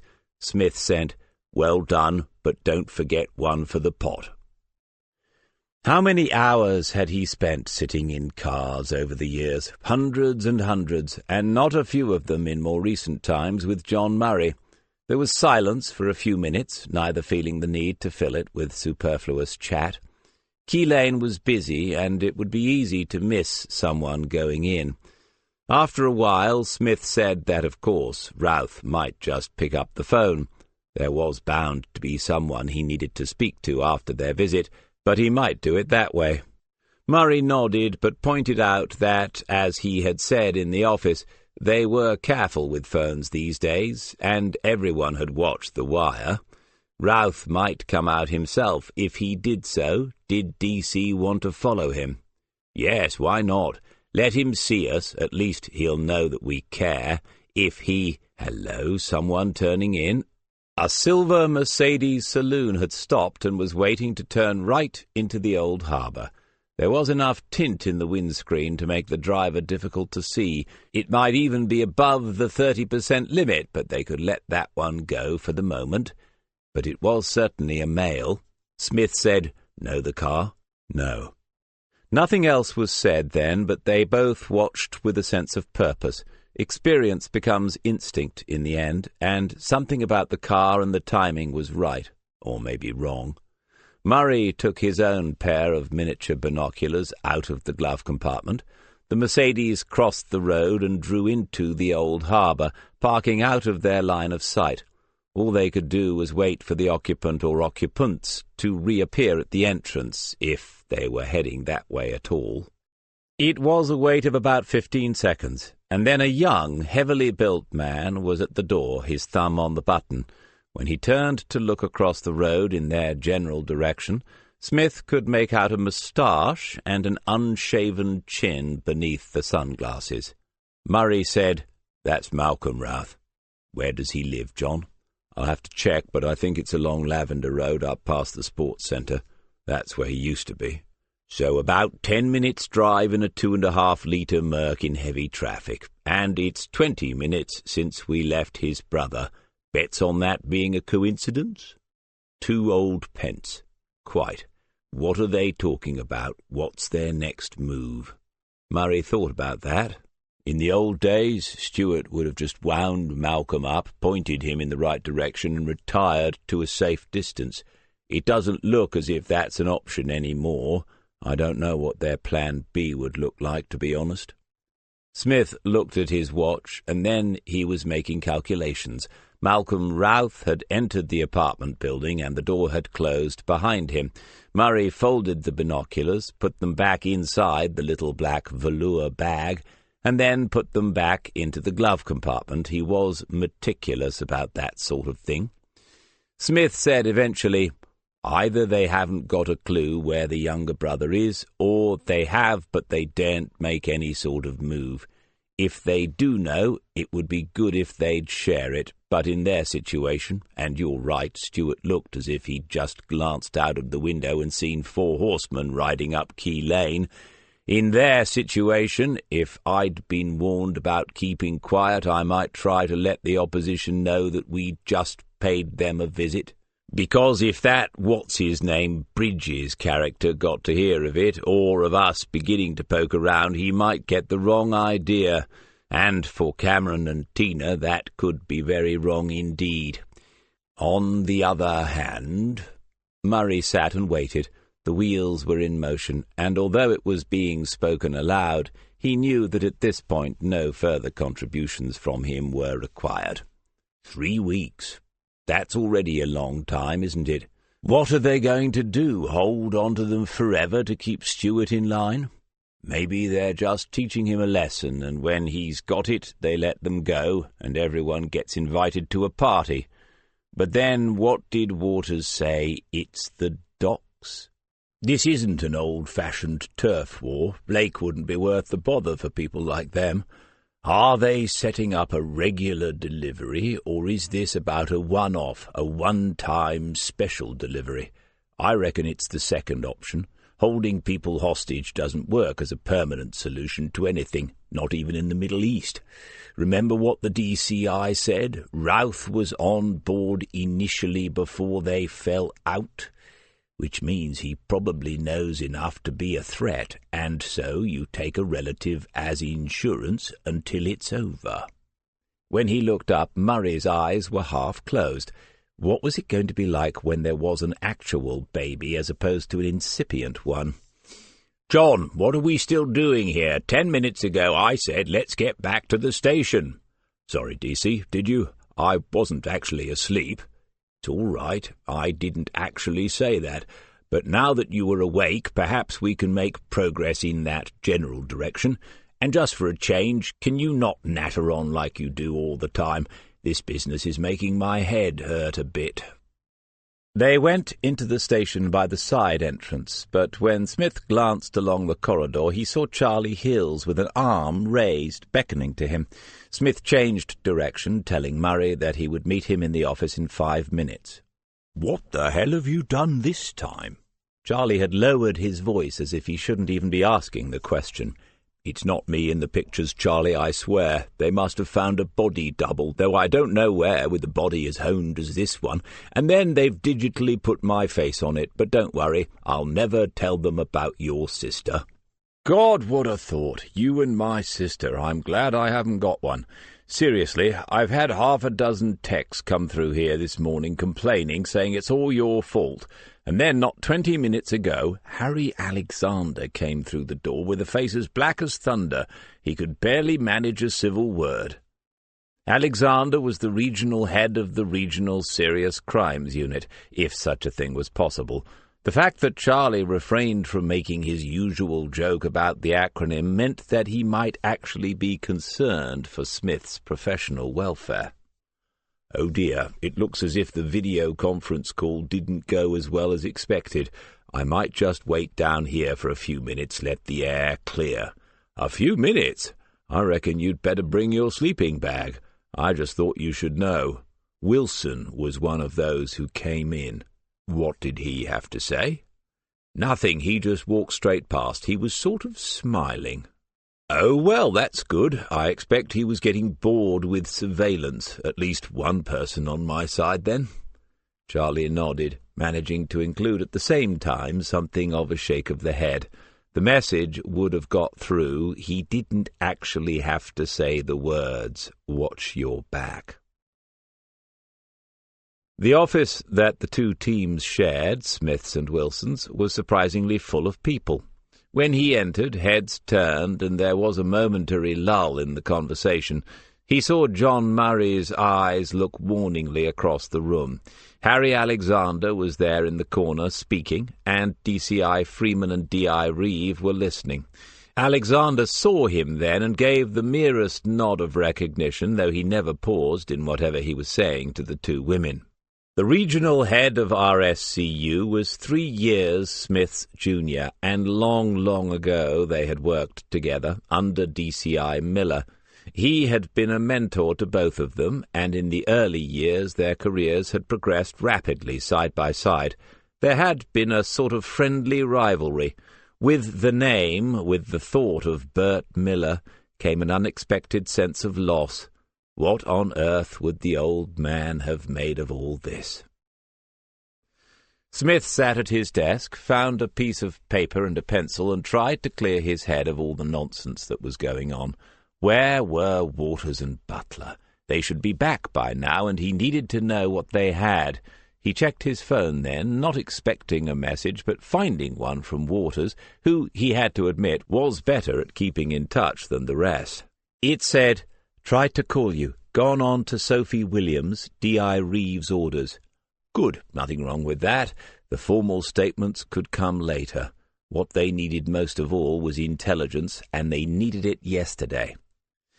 He had written nothing yet, but the light on the piece of paper darkened a little. Smith looked up and saw that Wilson was standing to the side of him, looking down and waiting to be noticed. Wilson said, "Can I have a word?"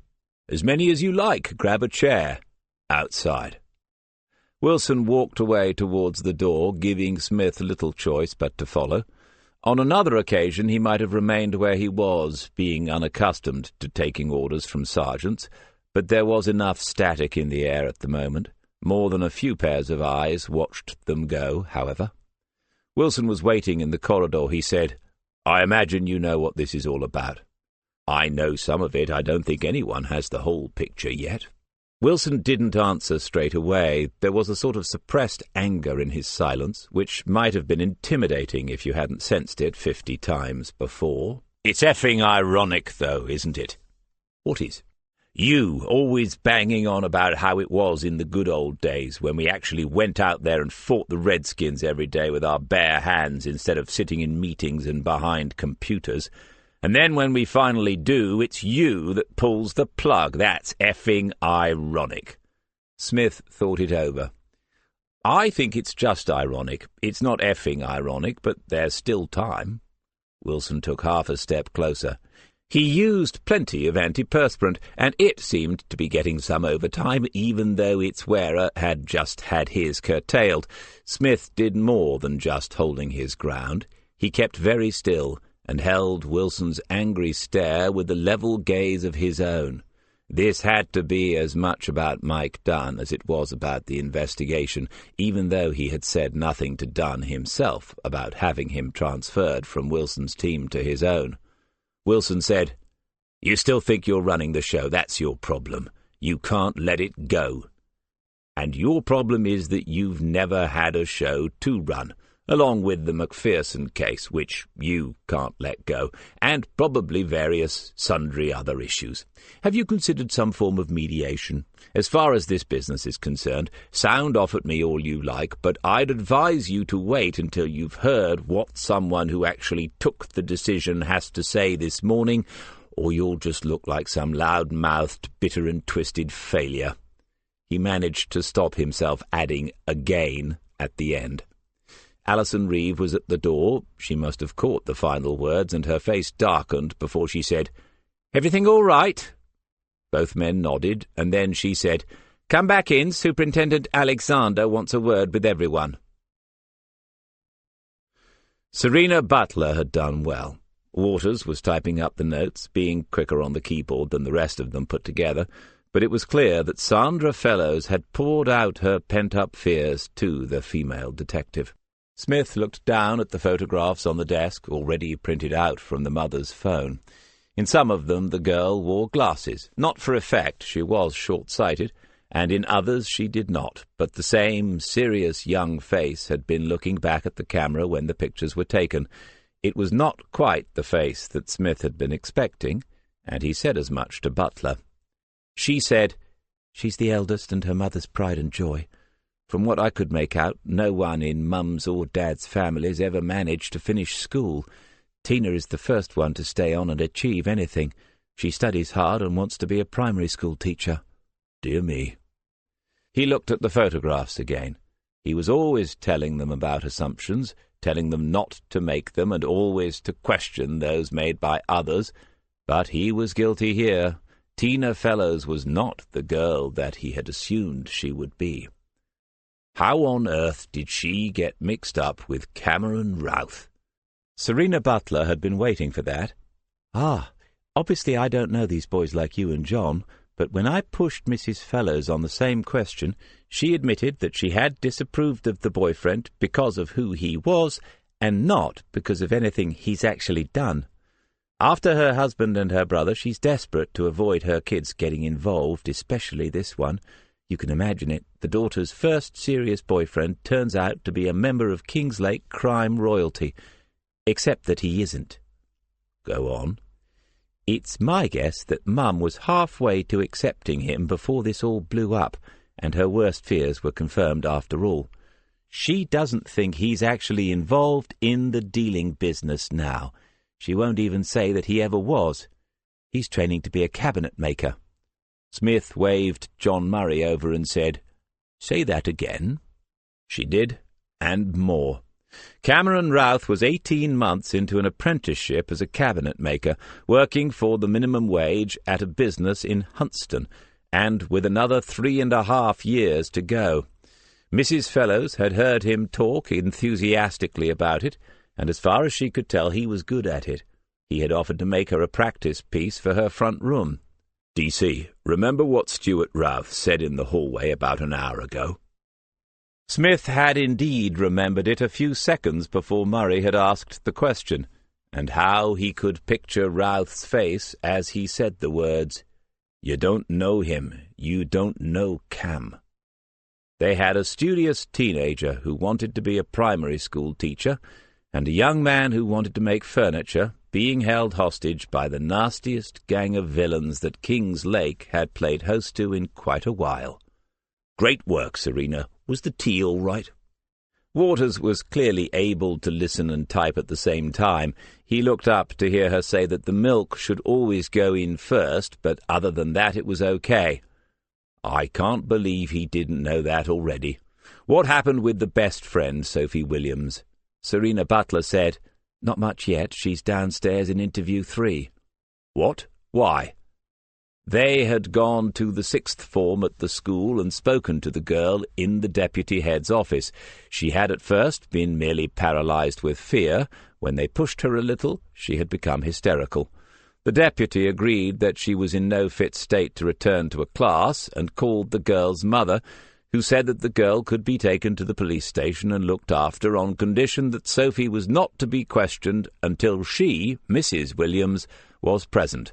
Mrs. Williams was also in interview 3. Smith said, "What's she so frightened of? Did you get that?" "I don't think she's been threatened, but she knows the family, and she's talked to Mrs. Fellows. It's my guess she's been carrying this around and telling no one else for 3 weeks. It's no wonder she lost it this morning. Think about it. First, Mrs. Fellows says don't tell anyone. Then she says, tell this private detective what you know, she's helping us. And then Mr. Fellows' brother is murdered, and the girl is only 17, DC. Christ, I'd forgotten Catherine bloody Diver was in the mix as well. We need to know everything she told her ASAP. Get down to interview 3. I'll ask D.I. Reeve to sit in, but you lead off. The more women, the better. It's no place for thick-skinned, insensitive men. I'll come down and listen in through the mic as sensitively as I can. Let's have that underway in 10 minutes. John, cabinet makers in Huntston, see if you can find one. There can't be more than one. Check out what Mrs. Fellows said, see if they've got anything useful to say. Chris, when you've done the notes, write out 100 times, "The milk must go in first." Chapter 16. Mrs. Williams was a sensible woman, but her daughter would not budge. She would tell them nothing at all about the night that Tina Fellows was taken. To an outside observer, a lay person, say, watching a police interview for the first time, the girl might have seemed to be a hardened, teenaged tearaway who had long ago learned to have no fear of authority and those who tried to enforce it. But watching on the screen and hearing every word, Smith guessed that the worst crime that Sophie Williams had ever committed was trying on her mother's makeup when Mum was down at the shops. It was fear that had sealed her lips, nothing more and nothing less. In the end, it was Serena Butler who made the breakthrough, telling Sophie again that Mrs. Fellows really had been open about everything. The girl had said that she might believe that if she heard it for herself from Mrs. Fellows. Serena had turned to D.I. Reeve and asked if that was possible, and D.I. Reeve had said that it might be. She came out then and spoke to Smith. "What do you think?" "It's irregular, but this isn't a regular situation. Personally, I'd go for it. Get Mrs. Fellows on the line. After you've explained to her what's going on. Sophie is petrified after what happened to Lionel Everett. She's frightened that the same will happen to Tina, but she might listen to Tina's mum." "I need to run it past Alan, though." Reeve was looking at him, questioning whether he, Smith, would have run it past Alan. It was the kind of procedural corner that he was famous for cutting. He said, "I don't blame you after what he said earlier. You could tell him you'll record the phone conversation as well, just in case, even though we're about 1,000,000 miles from one that's in any danger of ending up in court." She left, and he sat down in front of the screen again. Butler had turned the conversation away from Tina for a moment. She asked Sophie about Cameron, and the girl had said, with a wobble in her voice, that he was lovely, that he really cared about Tina, and Smith knew then that it was true. He regretted saying what he had to Stuart Routh, but one can only speak from where one is and what one knows. Already they were in a different place than they were a couple of hours earlier. When it took place, he could only hear Sophie's end of the telephone conversation, but it didn't last long. She had said, "If you're sure," several times, and when it was over, she told the 2 female detectives what had happened. It was barely different to what Mrs. Fellows had passed on to them, and it seemed disappointingly so then, after the increased sense of expectation that her reluctance had encouraged. All they had was a little more on the car that had stopped in the middle of the road outside the club. It was a big saloon. She knew nothing about cars, even less than Waters, but it was not a familiar-looking one, something slightly unusual on the streets of King's Lake, perhaps. Dark blue, and the alloy wheels had lots of little spokes, she thought. And there were the fragments of a number plate. She was almost sure that the first letter was an A. There was a 7 in it somewhere, and it might have ended with a J or a G. Smith rested an elbow on the table and his chin on the palm of the upturned hand. Not enough for evidence, not even enough for intelligence. Running those details through the computer would produce hundreds of thousands of hits. Not entirely useless if a car with something like that turned out to belong to someone involved, of course, but they would have to find them in the first place in some other way. Alison Reeve began to explain to the girl and her mother that they did not believe her own safety was in question, but that if she had any concerns— Smith took off the headphones and went back to the office. Murray had wasted no time. Pennington and Newton was an old-established company of cabinet makers with a royal warrant.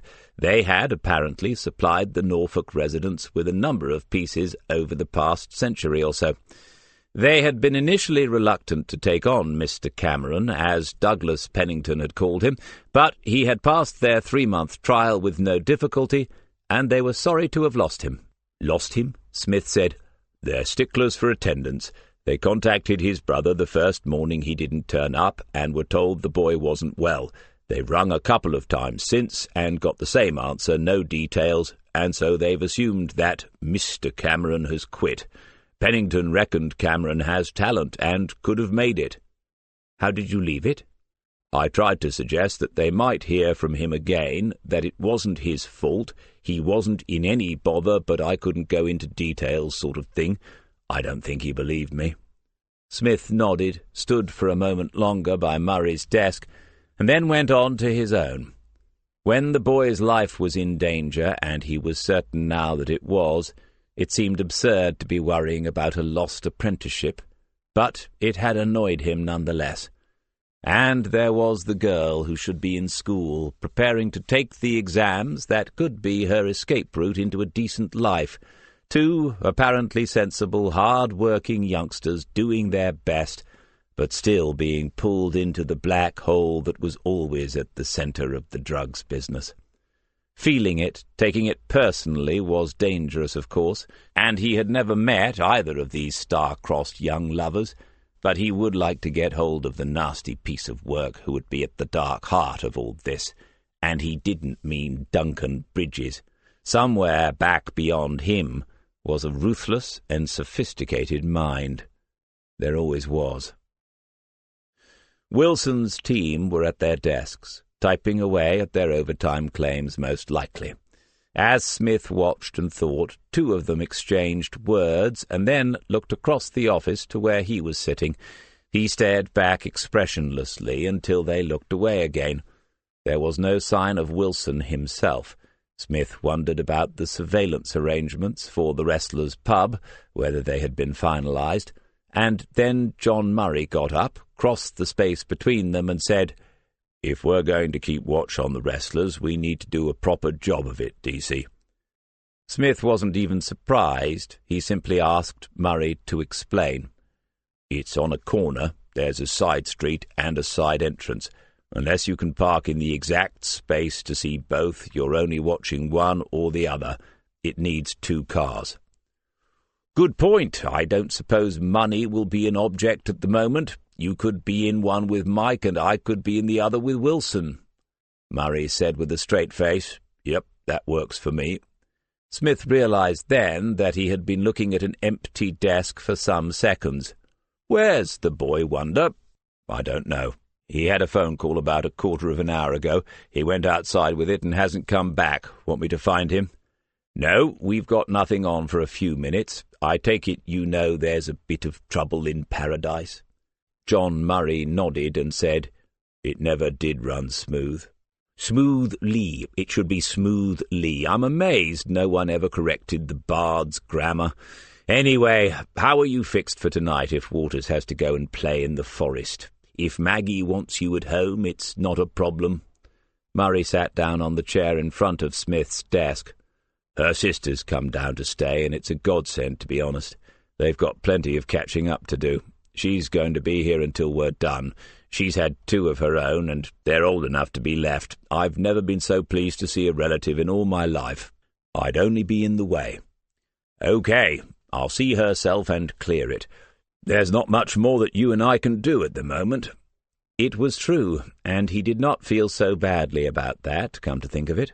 Senior officers would be discussing strategy in some other room, and Harry Alexander would be phoning someone so near the top of the tree, probably in the Met, that the said person would have lost sight of the figures on the ground below years ago. Assistant chief constables would be keeping in touch because halting a murder investigation was politically sensitive, and because talking about an actual case made a pleasant change from rewriting policy documents and mission statements. Some of these people knew more than the officers on the ground had been told, of course, and the thought troubled him momentarily. especially if there was something that might help to find the missing pair. But overall, Smith was all right with allowing the others to make the decisions. Watching the pub would be something useful to do while they did so. When Waters finally reappeared a few minutes later, his face looked somewhat blotchy and pale. He returned Smith's nod and sat down at his desk, clicking the mouse and frowning at the screen as if he had been in the middle of something important before he had been interrupted. Smith continued to watch him, and Waters continued to watch the screen.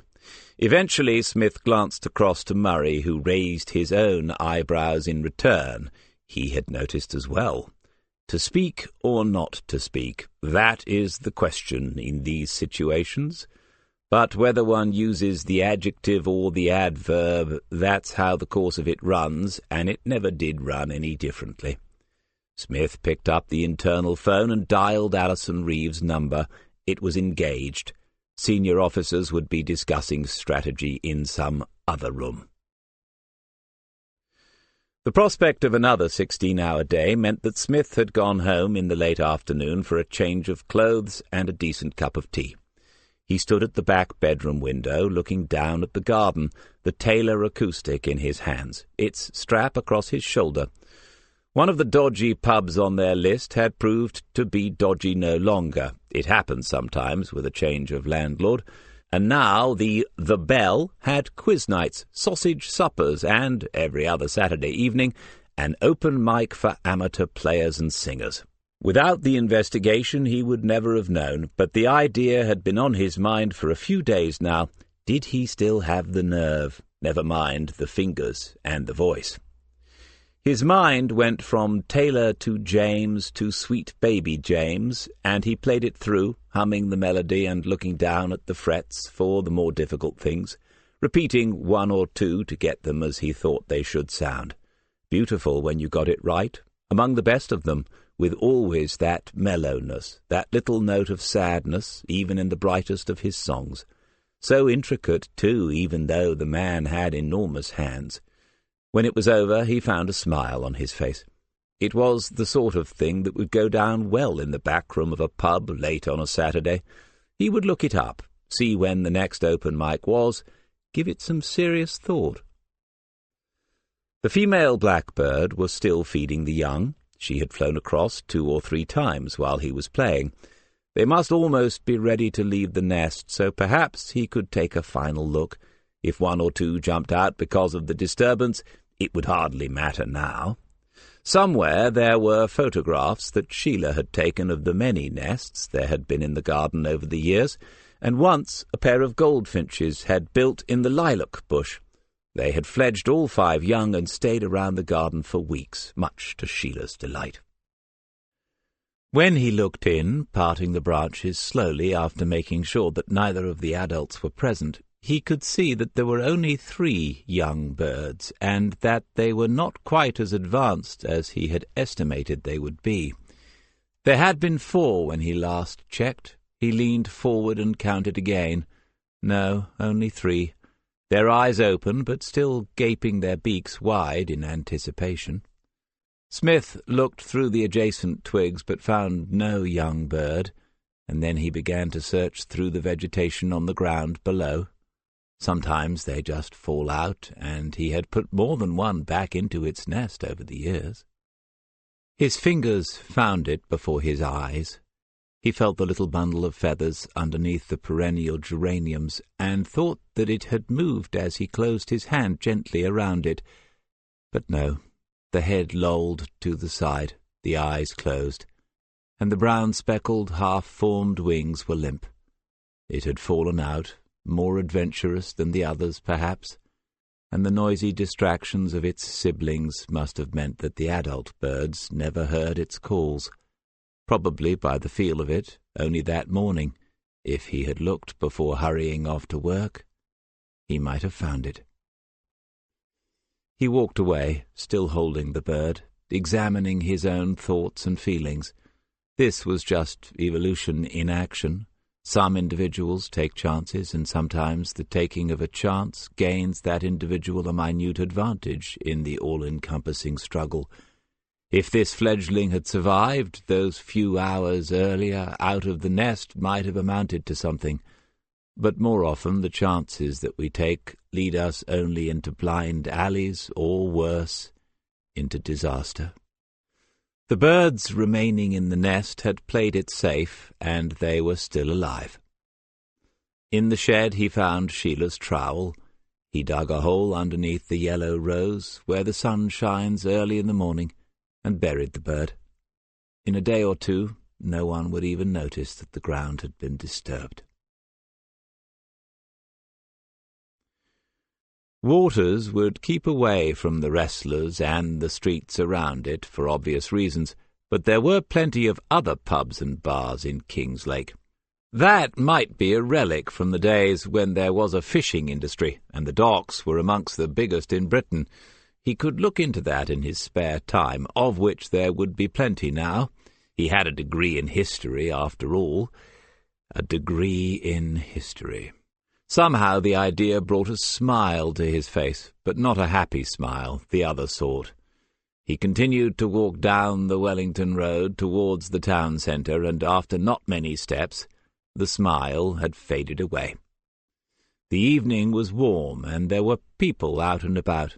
It's curious how you don't notice that the world goes around in couples until you are not a part of one any more.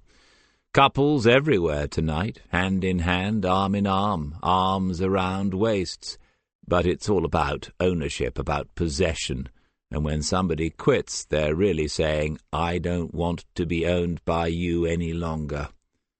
They might not have someone else to be owned by in mind at that moment, and that's what she had said, but they had at least the idea that it would be preferable to be owned by someone else, even someone as yet unmet, rather than him. It was difficult not to take it personally, not to start making a list of what it might be about oneself that led someone else to come to that conclusion, that they did not want to be possessed by you any longer. The street had disappeared now, and he walked automatically around the obstructions and the people, the couples, coming the other way. The job had to be on the list, and near the top of it.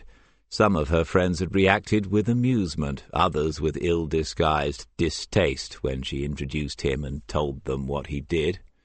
They were a liberal, if not left-wing set, and he had sensed from the beginning that she might have to make a choice if she felt as serious about him as he guessed he was going to feel about her. And at first she seemed to have made that choice, defending what he did in some lively conversations with this new group of people. At first. Then something had begun to change, a month or two ago. He couldn't find the exact moment, and it didn't really matter that much now because she had finally made up her mind. For Waters, however, the unforgivable thing was that she had done it with a phone call. Yes, she was young, and now he realized that she was too young, but that was still unforgivable. There was no way back from it. Waters turned left into a side road, and after another 50 yards or so he had reached the rising moon. It was on their list, and no more than 5 minutes of brisk walking from the wrestlers. The door was propped open with a chair because of the warmth in the air. He could hear voices and some sort of rap music playing. For a moment he hesitated, but he wouldn't actually be on duty if he went in and had a drink and a look around, and staying in the flat alone tonight was out of the question. Smith would probably not approve. Rephrase that, he told himself with another one of those smiles, because Smith would definitely not approve. But this job had already made a huge dent in his life, and he wasn't going to let it take him over completely. If he wanted to go out for a drink on a Saturday night, then he could. And being 22 and once more single and free, he could go where he liked. A pint in the rising moon was hardly taking much of a chance. The bartender was young and friendly. Waters offered to buy him a drink.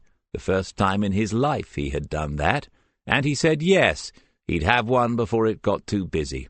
Waters smiled back as he watched the beer being gassed into the 2 glasses. This wasn't so hard. He could play new in town and ask where the action was. That might turn something up. In a way he was, of course, the past 9 months since he arrived being spent almost entirely in Claire's company. He had to start over, that was all. But when the barman raised his glass and said, "Cheers, mate," he couldn't help wondering what she would be doing tonight, and he couldn't help wondering whether she would be wondering the same about him. It was one of those nights, though, when the beer goes down easily, and the first was already more than half done. Over the rim of the glass he looked around at the people in the corners, and then he turned back to his new friend behind the bar. Murray said, "Nothing from Stuart, then?" "No, he's between the two proverbials, isn't he? If he tells us anything useful, it might help, or it might be lighting the blue touch paper. It's 50-50 whether we hear from him again. If you fancy a flutter, I'd go at those odds." "How much?" "A £5." Murray thought it over. Murray thought everything over. "OK, a £5 says you'll hear something from him." "Done." They were parked in the side road, watching the side door of the Wrestlers and out of sight of Wilson and Dunn. To their left, a few feet away across the pavement, were the frontages of terraced cottages with no gardens, just the doors opening onto the street, dockers' and fishermen's cottages that were run down, that had not yet been reached by the rising tide of redevelopment. They were old Kingslake, authentic in a shabby sort of way, and Smith thought that he would be sorry to see it all go, to see it smartened up all bright and shiny and soulless. Several of the inhabitants had already come out of those front doors and crossed the road to enter the pub. A mixed bunch they had been, including 3 youngsters who looked like emissaries from the undead, pale faces, long dark hair, black leather gear, and studs and tattoos. Goths, Murray had explained. 2 boys and a tall girl with her in the middle, an arm through those of the boys either side of her. Smith watched them cross the road and thought that he didn't really want to know. And then, after them, an elderly couple, the old man leaning heavily on a stick as he made progress across the road in a series of short diagonals, followed by his wife, who carried a shopping bag that seemed to be empty. Smith tried to picture the scene, feel the atmosphere inside the Wrestlers. It didn't look like the most obvious place for out-of-town villains to set up shop. Perhaps that sighting by Butler and Waters had been a one-off, and Mr. Bridges had never set foot in here again. Perhaps. But the only reason the 4 of them were here was that they didn't have much else, and they had to be seen to be doing something. In the conversation that afternoon that he finally managed to have with Alison Reeve, and DCI Freeman, of course, though she didn't say much, Smith had learned that watch was now being kept on certain London addresses for any sign that the hostages might be there. It was a possibility, but his own instincts were that they were much closer to home than that. It was also clear from what was being said that at least one officer was under cover in the docks, an RSCU officer, and Smith wondered how many senior officers at Kingslake had had that knowledge before the present situation had developed. Someone must have been told, surely. At any rate, every arrival of a ship in the docks was now being examined minutely, the general opinion seeming to agree with what Smith had concluded, that this was all about one delivery, a big one, and that it was imminent. "Do you know this pub, John?" "No, not been in it for years. It's an independent, not part of any chain, or it would have had the makeover by now." "Not many left. What about the Bell? Do you know that?"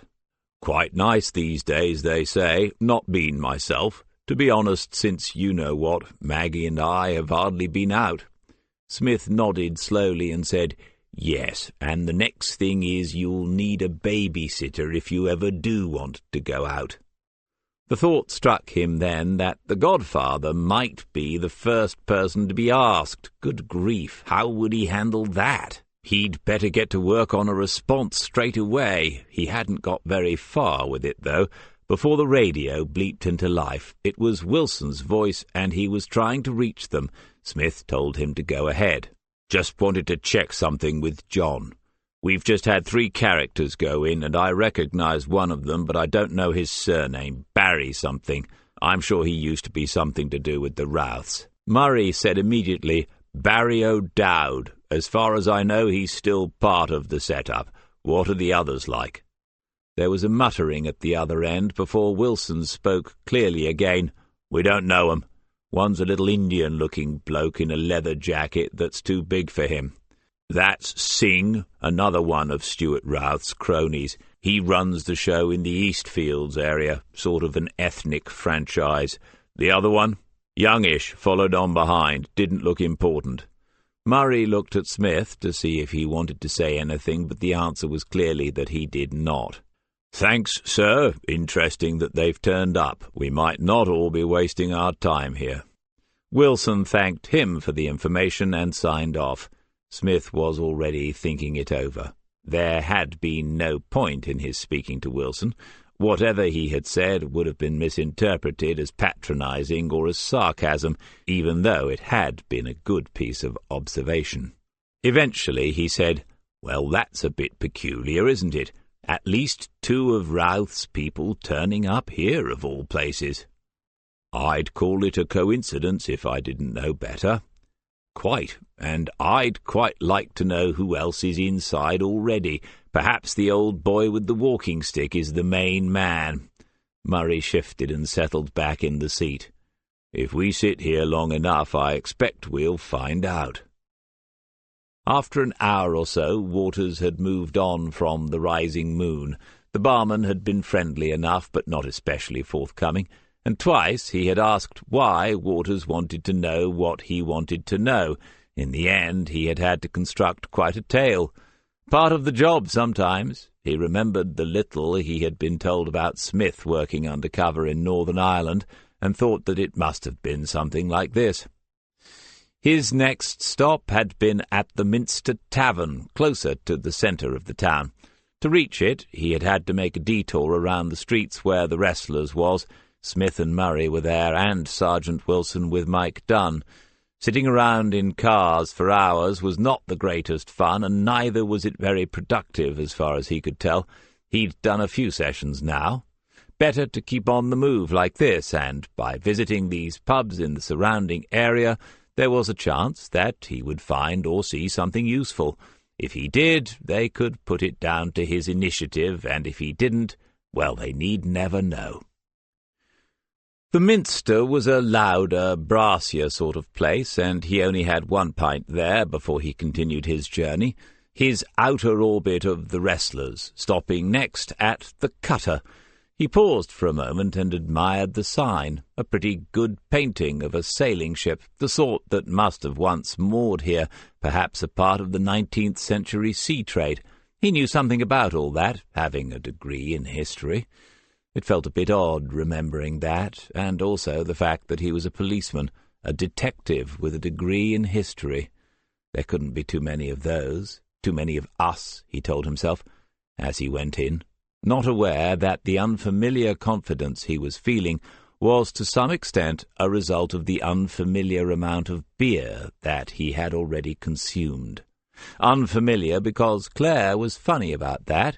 She didn't like him to have a lot to drink, and so he hadn't for quite a while. Oh well, every silver lining has a cloud. He ordered another beer, never mix the grain and the grape, or something like that.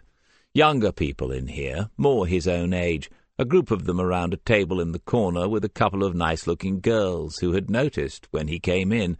Funny how we are aware of things like that, subconsciously, subliminally. He had trouble thinking the word, never mind saying it, but he knew what he meant. There were spaces nearby, and he would just go and sit down, see what happened. He would put the investigation on hold. He was having a good time. The sausage sandwich with fried onions and tomato ketchup tasted divine, but then he didn't think that he had ever felt so hungry. He could probably eat 3 of them, one after the other. Mickey Lemon had remembered him, which was strangely moving. It made him feel that he was a part of something after all, that he belonged. and Mickey Lemon had said, "Go and sit yourself down. I'll bring it over." It was late, after 11, and the place was almost empty when Waters had walked in with the slow purposefulness of a man who needs to think about the way he is walking. He sat down where Mickey had told him to sit, and then he was in there alone, because the only other person present, a youth the same age as himself, but a bit of a sad loner by the look of it, had upended his can of Coke and left. Nothing personal, I'm sure. No way they could tell who he was, what he was, in here, having something to eat after a night out. He smiled at Mickey behind the counter and took out his phone, but there were no messages, and it didn't look as if Mickey Lemon had yet invested in Wi-Fi for his customers. He would suggest it when he ordered another sandwich.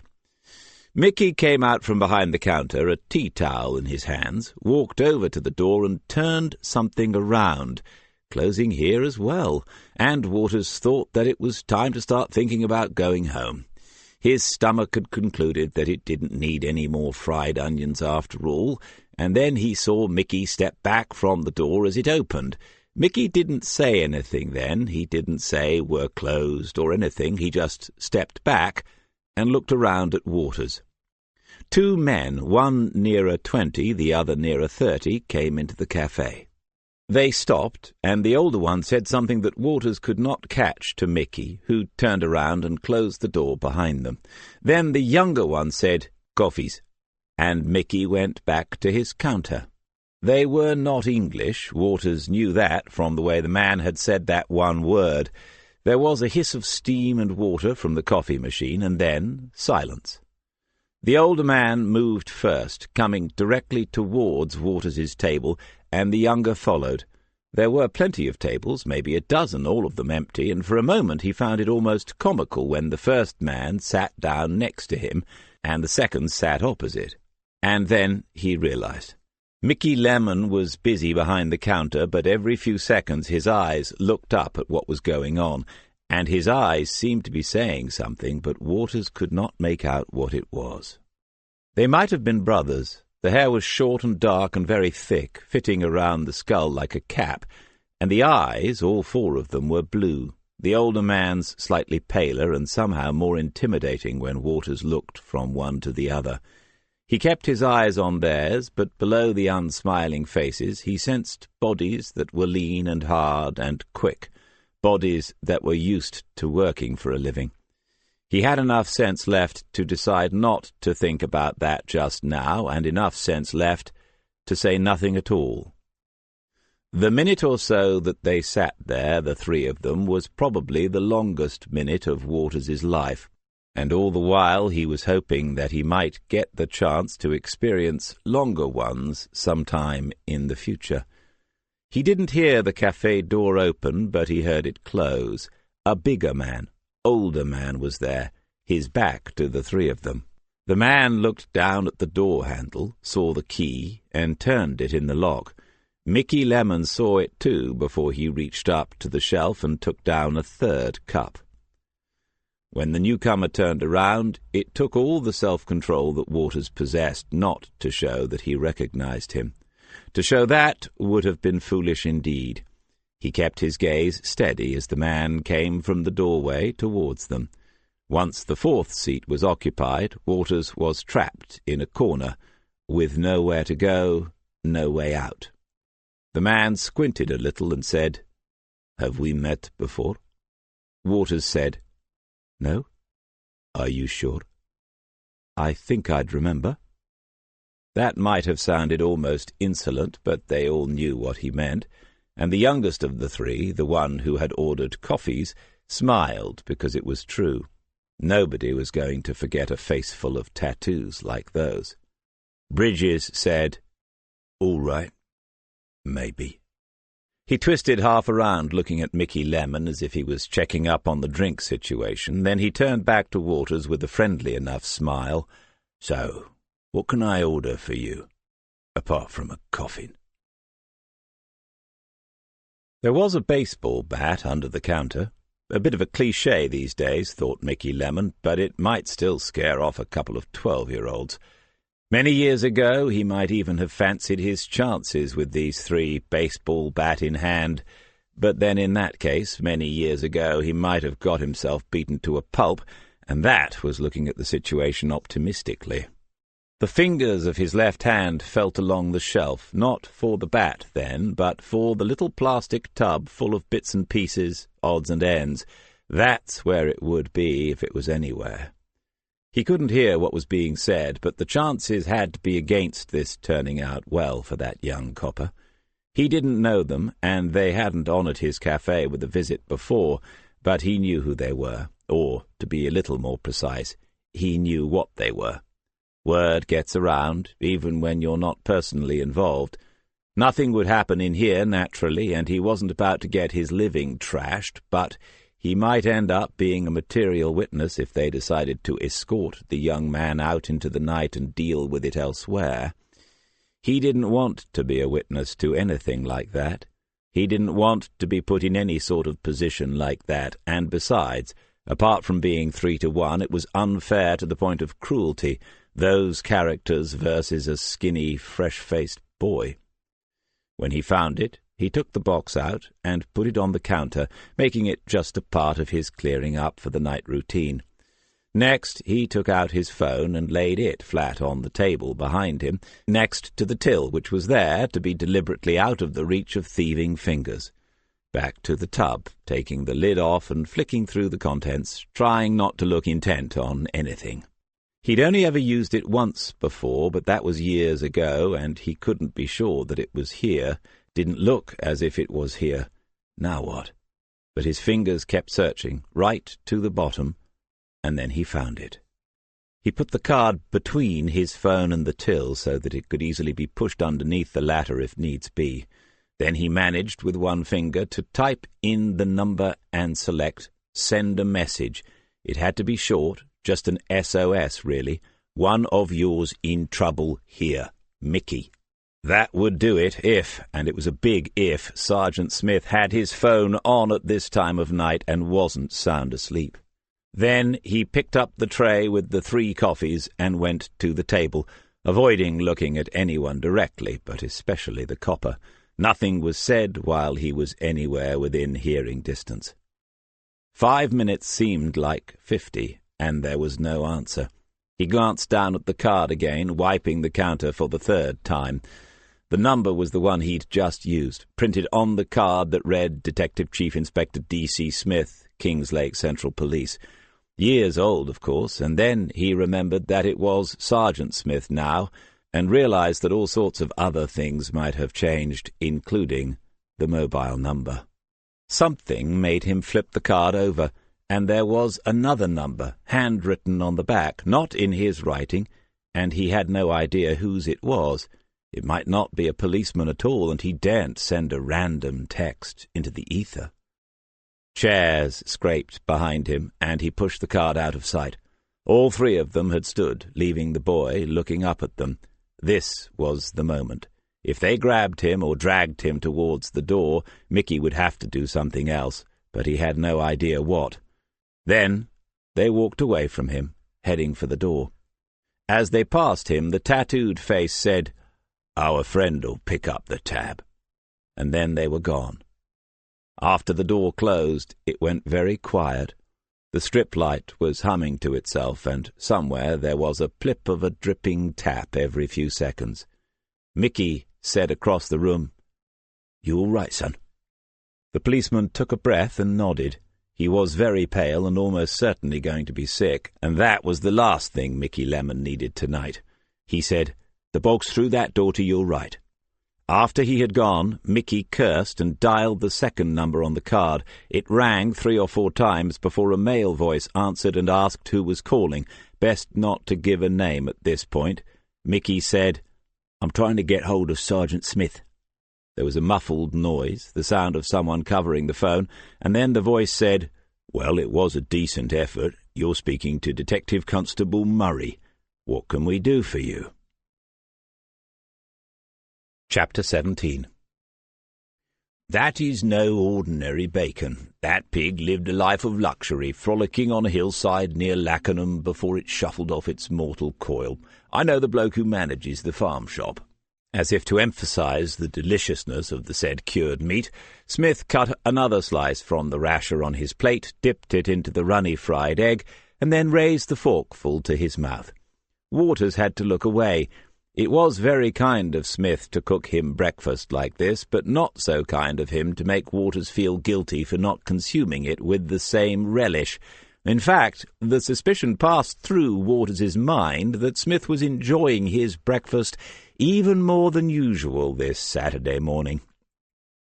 Of course, I don't have a full English every day, but when I'm doing long shifts or late ones, I think it's a good idea. The extra protein, slow release of energy throughout the day. Something like that, isn't it? It's all very scientific these days. Sheila used to like that black pudding as well. Ever had it? You know what it is, don't you?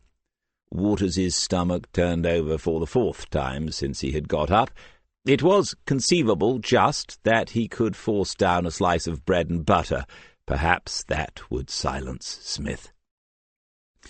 Nothing had been said since last night, and even then the conversation had only been about where the bathroom was. Smith seemed to have told him that several times before leaving him on the slowly revolving bed, the night light switched on, as if he was a child in need of the comfort. Sleep had come in the end, and he had not needed to find his way to an unfamiliar bathroom, which wasn't so surprising after the time he had spent in Mickey Lemon's facilities. But something had to be said, and it looked as if Smith was leaving it up to him. "DC, I'm sorry about last night." "Oh, right. Which bit?" "Fried egg and fried bread this time, with a dash of brown sauce."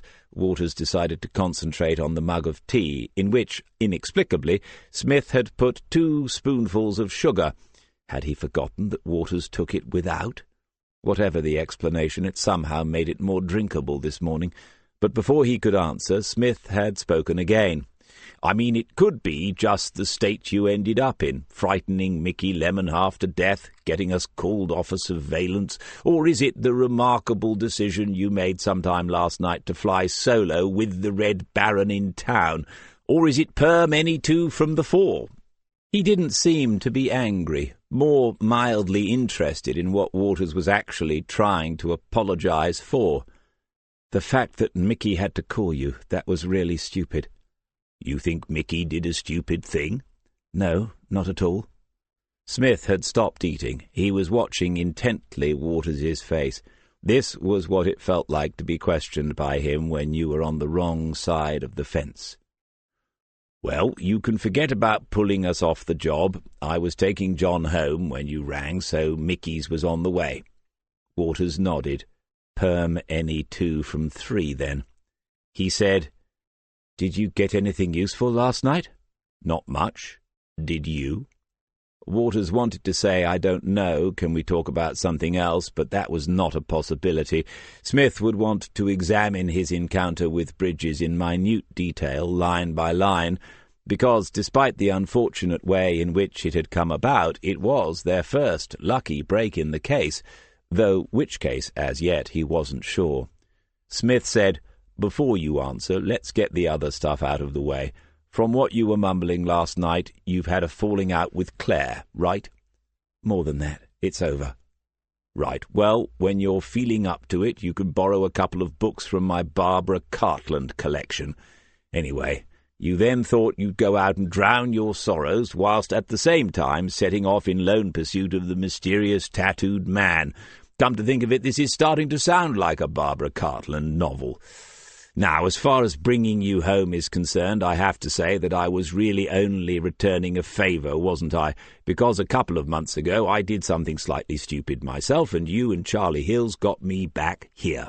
I haven't forgotten that. But what I did was only slightly stupid compared to what you did last night, which was incredibly stupid.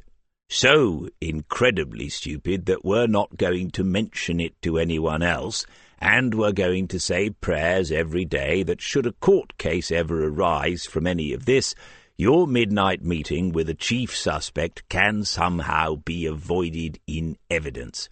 This bit is quite serious, Chris. I've known QCs sink prosecutions with less." Waters hadn't considered that at all. At the moment, he couldn't even manage the piece of bread and butter that he had been eyeing for a few minutes. Smith, however, had resumed eating. "Moving on. You should put things straight with Mickey Lemon face to face. A bunch of carnations won't do. I think he likes a tot of rum, so get down the offie and buy the most expensive bottle they've got. Last but not least, how come you're still alive?" Waters began at the beginning, explaining how he had used the "I'm new in town and looking for a deal" story to start conversations with a few people. It hadn't got him very far, which was why he went a little further with someone in the cutter. "Who?" asked Smith. "Write down the details later, everyone that you spoke to, anything that might help to find them again if it becomes necessary." Waters couldn't see how it ever might be, but knew that he was in no position to argue, and Smith had been right too often since he had worked with him to question it now. Anyway, in the cutter he had mentioned some bloke with tattoos, pretending that someone else had said this to him earlier in the evening. There had been a group, 3 or 4 around the table, and everyone said they had no idea who that was, but one of them must have mentioned it to someone else, or even made a phone call. Smith said, "But how did they know you were in Mickey's cafe?" Waters remembered then, the youth who had got up and left as soon as he had arrived there. "Would you know him again?" "I think so." "For someone new in town, our Mr. Bridges seems to have a network already. We had some of Stuart Routh's boys going into the wrestlers last night, assuming that they are still Routh's boys. They didn't look too unhappy about being there." Waters's stomach was settling down again, and he managed a sip of tea. "But you didn't see Bridges there? It would be funny if you'd followed him to Mickey Lemon's, wouldn't it?" "Hilarious."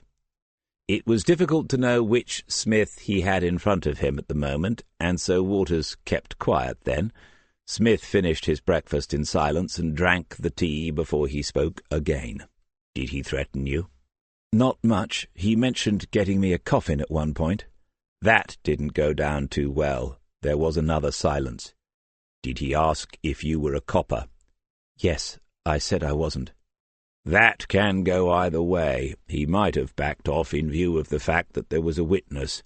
Where was your ID, by the way?" "In my pocket." Smith closed his eyes and rubbed the fingers of one hand across his forehead. "For future reference, and despite what regulations say, when working undercover in potentially threatening circumstances, we don't carry that around with us, unless we feel an arrest is likely. Did you feel an arrest was likely?" "Not really, sorry."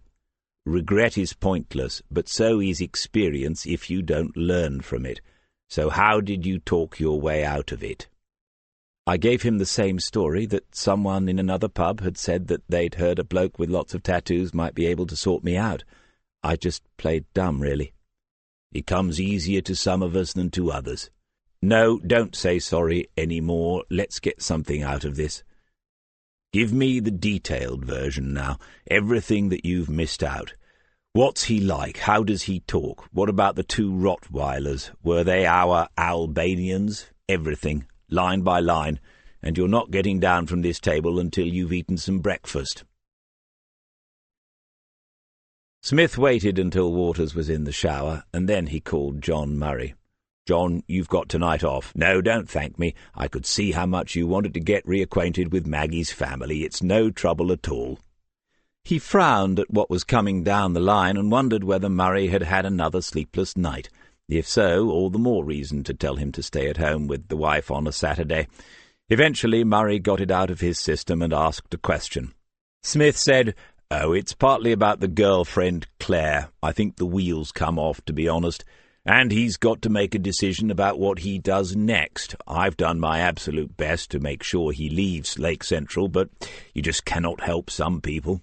I'm going to keep him with me today. He can do the obs tonight, and then I'm going to send him home, back to Dougie and his mum tomorrow. He's not had a day off in 9 months, so he can take a couple now. Talking of 9 months, how is Maggie?" He winced a little and prayed that there wouldn't be too much detail, not on a full stomach. When the phone call was over, he poured another mug of tea and took it into the conservatory.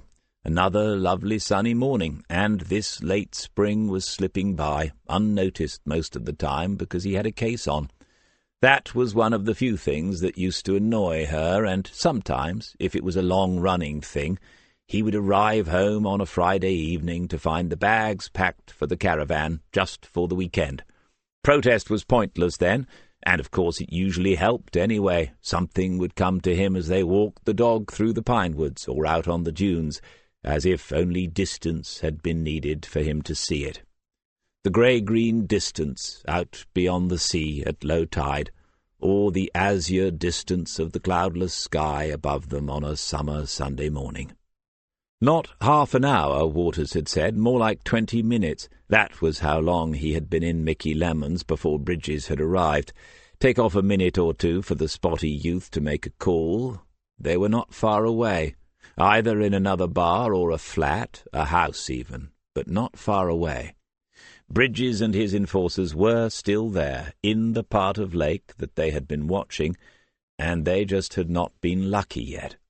You need a little luck, but you can't rely on it, and the harder you work, the luckier you get. Of course, that did not mean that Tina Fellows and Cameron Routh were in the same place. More likely that they were being held somewhere else, somewhere that would allow Bridges to keep his distance just in case. Surveillance was all they could do, until or unless RSCU came up with new intelligence. They had to find someone and follow them, and that's about as old-fashioned as it gets these days. When Waters came down, Smith told him what he had planned for the day, and there wasn't much protest. "You'll need a change of clothes if you're going to be sitting in a car with me all evening, so we'll do that, call in at your place on the way out this afternoon. There's food in the kitchen if you do decide that you need to eat again, and if you want something to do, the lawn-mower's in the garden shed, key hanging up by the back door." Waters somehow managed to look sad, grateful, and very young all at the same time. He said, "Okay, what are you doing now?" "Going into the office to see if I can find out what they're not telling me yet. I'll be back in a couple of hours." He left the kitchen, car keys in hand, and then came back in with a serious face. "And don't go touching my stuff." There were more people in the building and on his floor than he expected, more than usual on a Saturday, but it was impossible to say how many were involved in the case, and it was not his place to go around and ask them what they were doing. There were no messages on his desk, and when he sat at it for a few minutes, no one came up and told him what was going on. His mouth tightened in irritation. There should at least be an incident room by now, a place where things were being centrally recorded, a nerve centre. He tried Alison Reeves' internal phone, but there was no answer. Presumably she was in today, as he would have been in her situation, but he had no means of knowing. He could at least check the rota for tonight. It was taped up on a whiteboard. He crossed out Murray's name and wrote in Waters's. The other car would have Wilson and Dunn again tonight, which at least gave the operation some sort of continuity. With something approaching frustration, he returned to his desk and began looking through all the surveillance reports since this started, hoping to find something that he had missed, arranging them in date order and then geographically, working outwards from the wrestlers. The door opened, and it was Harry Alexander, looking around for someone. Unfamiliar with the room, he did not at first notice Smith at his desk. When he did so, there was a smile of recognition, followed soon after by a handshake. "Good to see you, David. I'd ask how you were enjoying life in this quiet backwater, but you seem to be out in midstream at the moment. I meant to catch up yesterday, but this is all a bit frantic, isn't it?" Smith pointed to the other chair in front of his desk, and Alexander sat down. Smith said, "Yes, Charlie Hills said you seemed a bit focused when you went by the front desk." Alexander hadn't lost any of his sharpness. He took it on the chin, smiled, and said, "I'll make a point of catching up with him before I leave, David. It's been a long time for all of us. 20 years. Feels like 200 sometimes. How is the family?" "Oh, well, all the children careered up and married. I'll be a grandfather before I know it." There was a pause, and Smith would have bet the fiver that he was going to win from Murray on what would end it. Harry Alexander said, I was sorry to hear about your wife, David. I sent a card. Yes, I remember that. Thanks. How is your own good lady? The best he could do. He couldn't recall her name. We divorced a couple of years ago. It was very amicable. We're still friends. I'm sorry, Harry. I didn't know. Another pause, one of those 200 years moments, thought Smith. He remembered Bert Miller then, their old boss. He would have said, "What's this, the bloody Women's Institute? Stop nattering and get on with it, you two." Smith said, "There ought to be an incident room for these two kids, Harry." "There is. Cara and Alison are doing that as we speak. A big room up on the next floor. Didn't anyone tell you?" It was a pointless question, and Smith didn't answer. Alexander got up as if he was expecting Smith to follow him to the room and view the progress, but Smith stayed where he was. Alexander sat again and waited. "Nobody is saying anything for certain, Harry, but I get the feeling that some of the characters involved in this would murder those two youngsters and then order in a pizza." Alexander nodded. "And for those sort of characters to be involved, this has to be a massive deal." "We believe it is." "It's all about the timing, then. They've been in Lake for some months now, and they've had 2 hostages for 3 weeks. It can't be going on for much longer." Alexander returned his stare. He was putting the regional head of RSCU under pressure. There was no need to say that it was for old times' sake, because Harry Alexander could feel that for himself. But if you're on 80,000 a year, you've got to expect a bit of pressure from somewhere. If it helped find Tina Fellows and Cameron Routh, he'd put Alexander's grandmother under a bit of pressure too.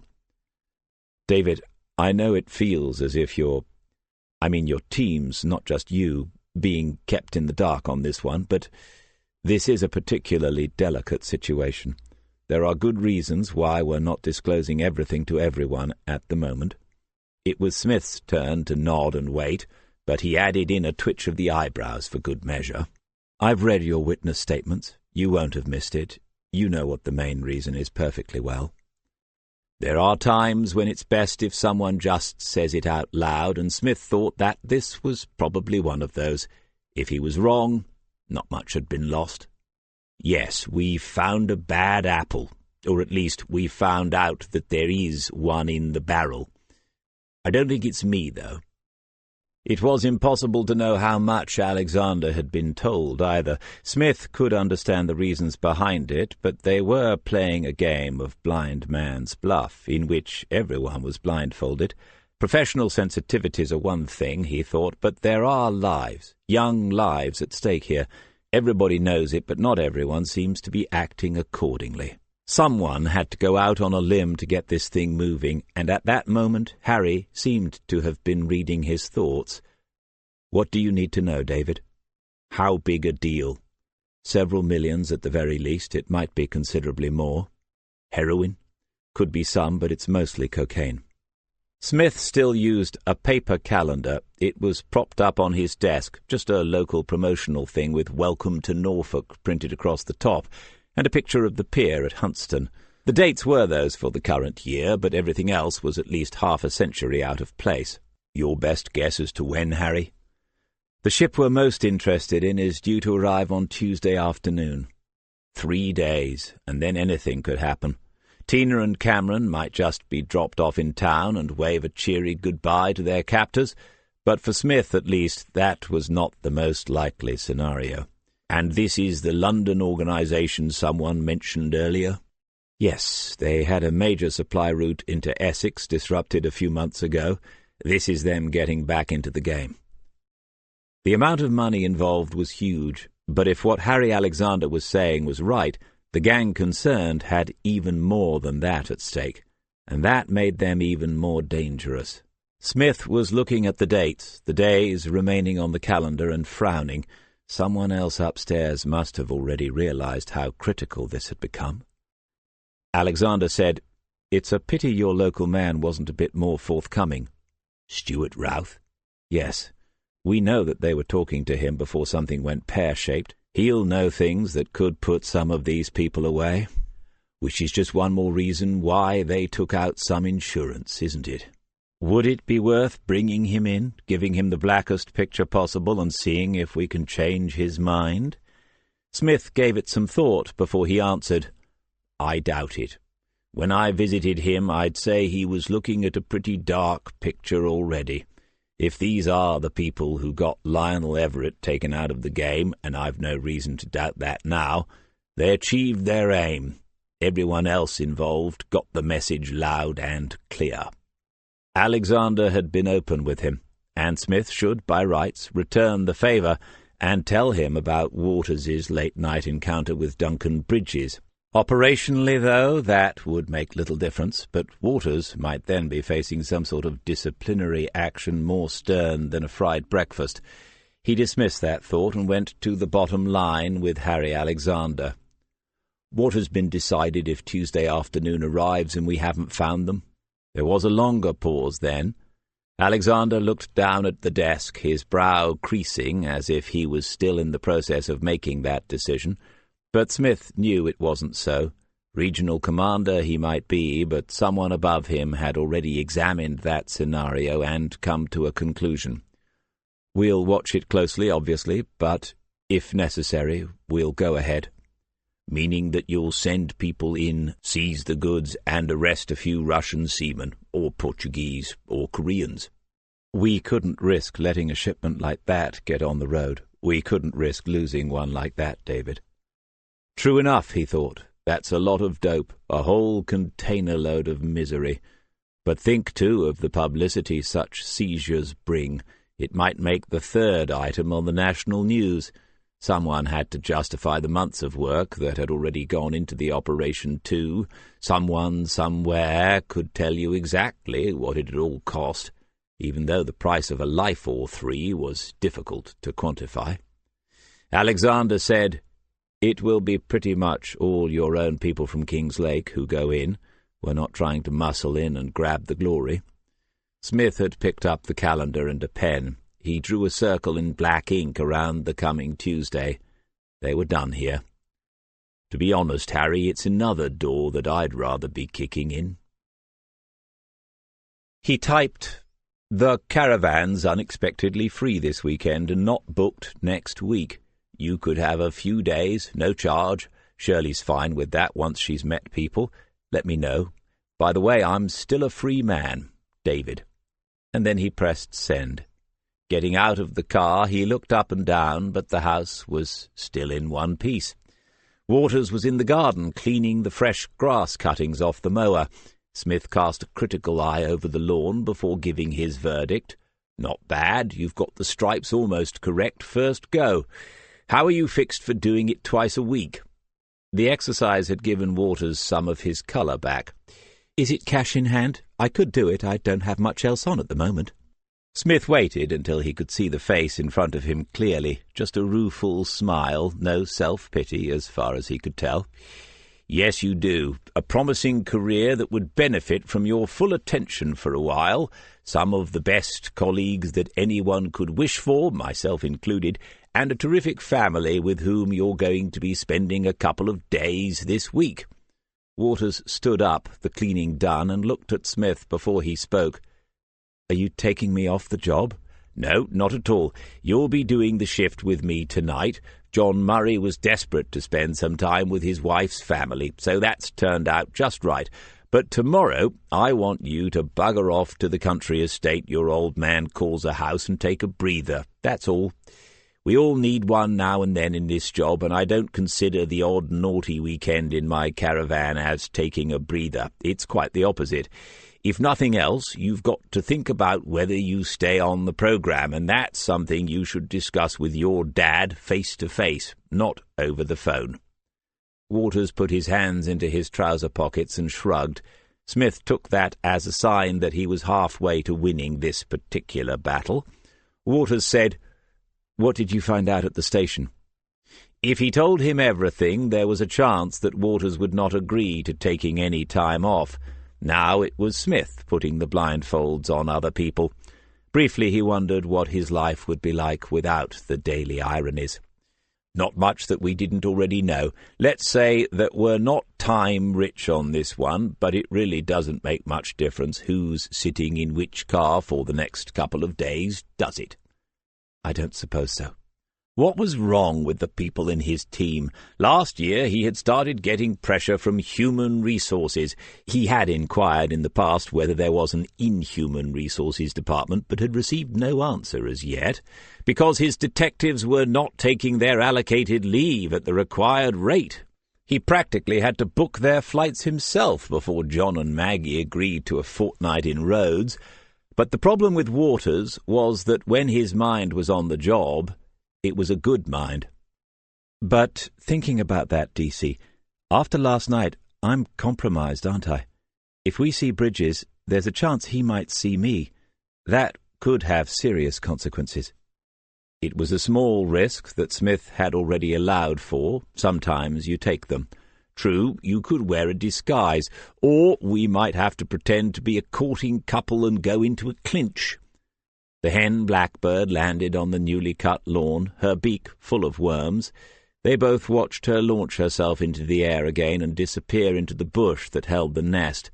Waters said solemnly, "DC, you know this job is important to me, but there are some places I'm just not prepared to go." "Chris, I understand. I've lived a long and at times eventful life. I have known rejection before this moment." Waters said, "I hope we can still be friends." And then they both laughed as he began pushing the mower towards the garden shed. But Smith thought that wasn't quite how the conversation ought to have ended. Rejection. Why did he have to go and mention rejection? And which one of them might have uttered those immortally hopeless words, "I hope we can still be friends"? His phone had buzzed with the reply while they were still out on the lawn, but he did not look at it until he was back in the house and on his own. "A shame. If I hadn't already made plans, I might have taken you up on that. Been meaning to ring since yesterday. Something odd has come up. Can tell you're working. Let me know a good time. J. X." Ah, plans. And how could she tell he was working? But that was easy, of course. The unexpectedly free in his own message said it all. Chapter 18. Wilson and Dunn had arrived first by a few minutes and taken the prime position again, watching the front entrance of the wrestlers. Smith drove into the side street, this time parking on the side nearest to the pub, and doing so almost unconsciously because it had been drilled into him deeply a long time ago. Avoid routine, never be complacent. The tiniest things make the biggest differences. Nevertheless, there wasn't much to look forward to. Maybe Waters would be able to explain the finer points of goth culture if the undead threesome appeared again, but presumably that wouldn't be until after the sun had gone down. After the conversation with Alexander, he had found Alison Reeve up in the new incident room with Cara Freeman. They were arranging the furniture. He took her to one side and asked whether she was aware of the timing on the RSCU operation in the docks, aware that whoever was running Bridges and his security staff only needed hostages for perhaps 3 more days. Yes, she was, she said, but what can we do? As she spoke, Smith wondered who we were. Is it us, he thought, the mere mortals, the foot soldiers? She was talking about regional commanders and assistant chief constables as if she had just encountered such beings for the first time, but he couldn't blame her. She hadn't had his 30 years to realize that whilst we might all be humble foot soldiers, those who lead us all have feet of clay. DCI Freeman was impressive when you got to know her. He could acknowledge that. And Alison Reeve had been impressed. It would be another one of those ironies if the DCI who had come looking for him ended up taking away his DI. He had left them to it, plugging in phones and asking a technician to network the computers, and he had not been annoyed, not even disappointed. He was too busy thinking it through again to bother with any of that. Waters said, "Where's the nearest takeaway coffee? Is there anywhere I can walk to later on?" Smith looked suitably shocked. "Take away coffee? Industrial effluent. If you get anything like that, you can stand outside and drink it. Besides, I brought a flask." "Really? Is that what's in the bag?" He turned around and looked on the back seat. Smith nodded. "What else?" "I made some sandwiches, and there's a bit of cake." "Brilliant. We've got a picnic." Smith turned his head slowly to look for the sarcasm and didn't find it. Recently, after the fitness test, he had managed to cut his 3 cigarettes a day down to 2.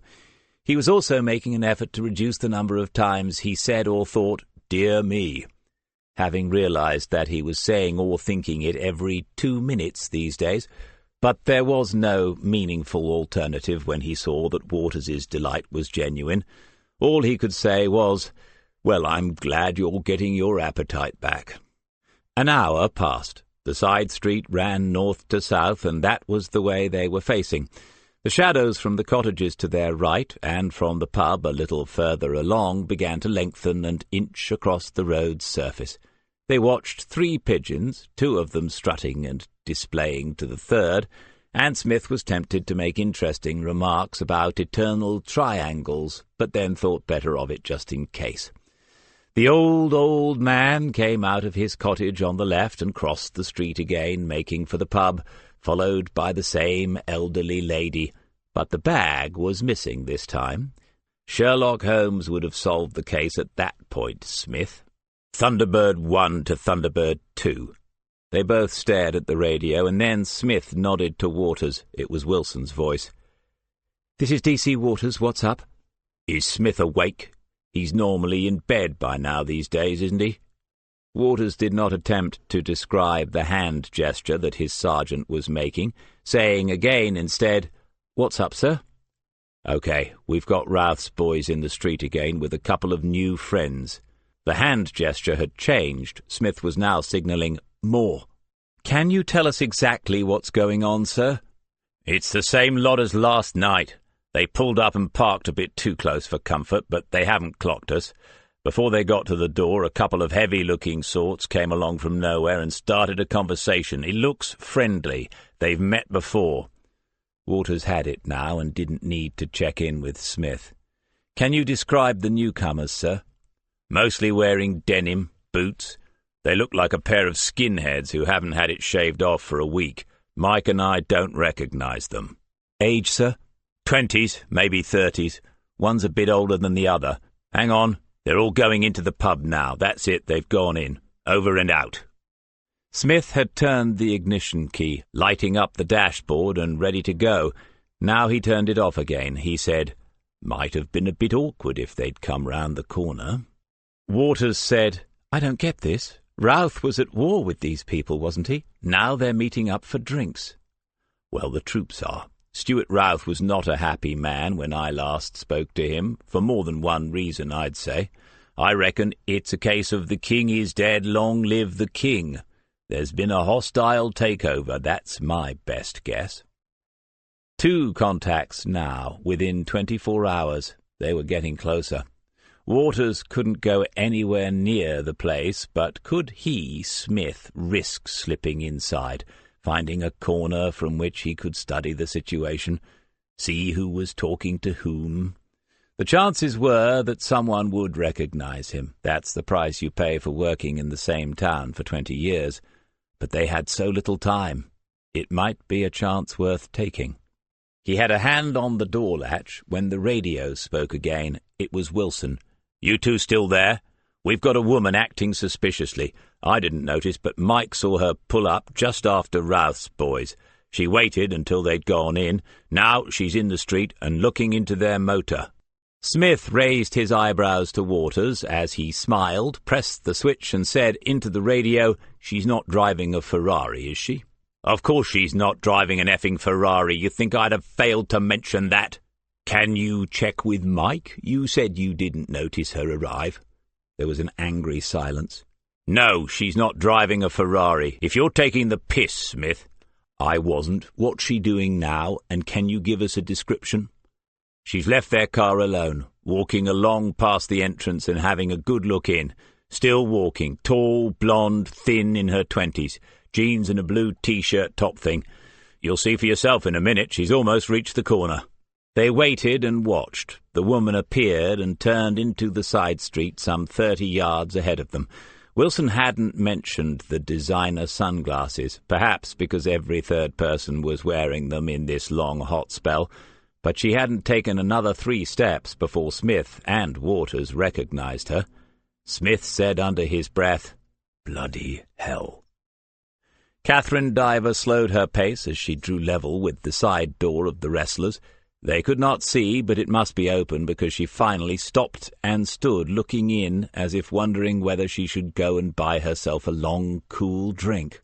Waters had turned to look at Smith, and Smith was calculating quickly between the obvious questions. How on earth had she got here to this point in the story, and what on earth would happen if she went into the pub and started asking the right people the wrong things, or the wrong people the right things? "Chris, go and have a quiet word with her. Just get her to come over to the car. I'll tell Wilson what we're doing."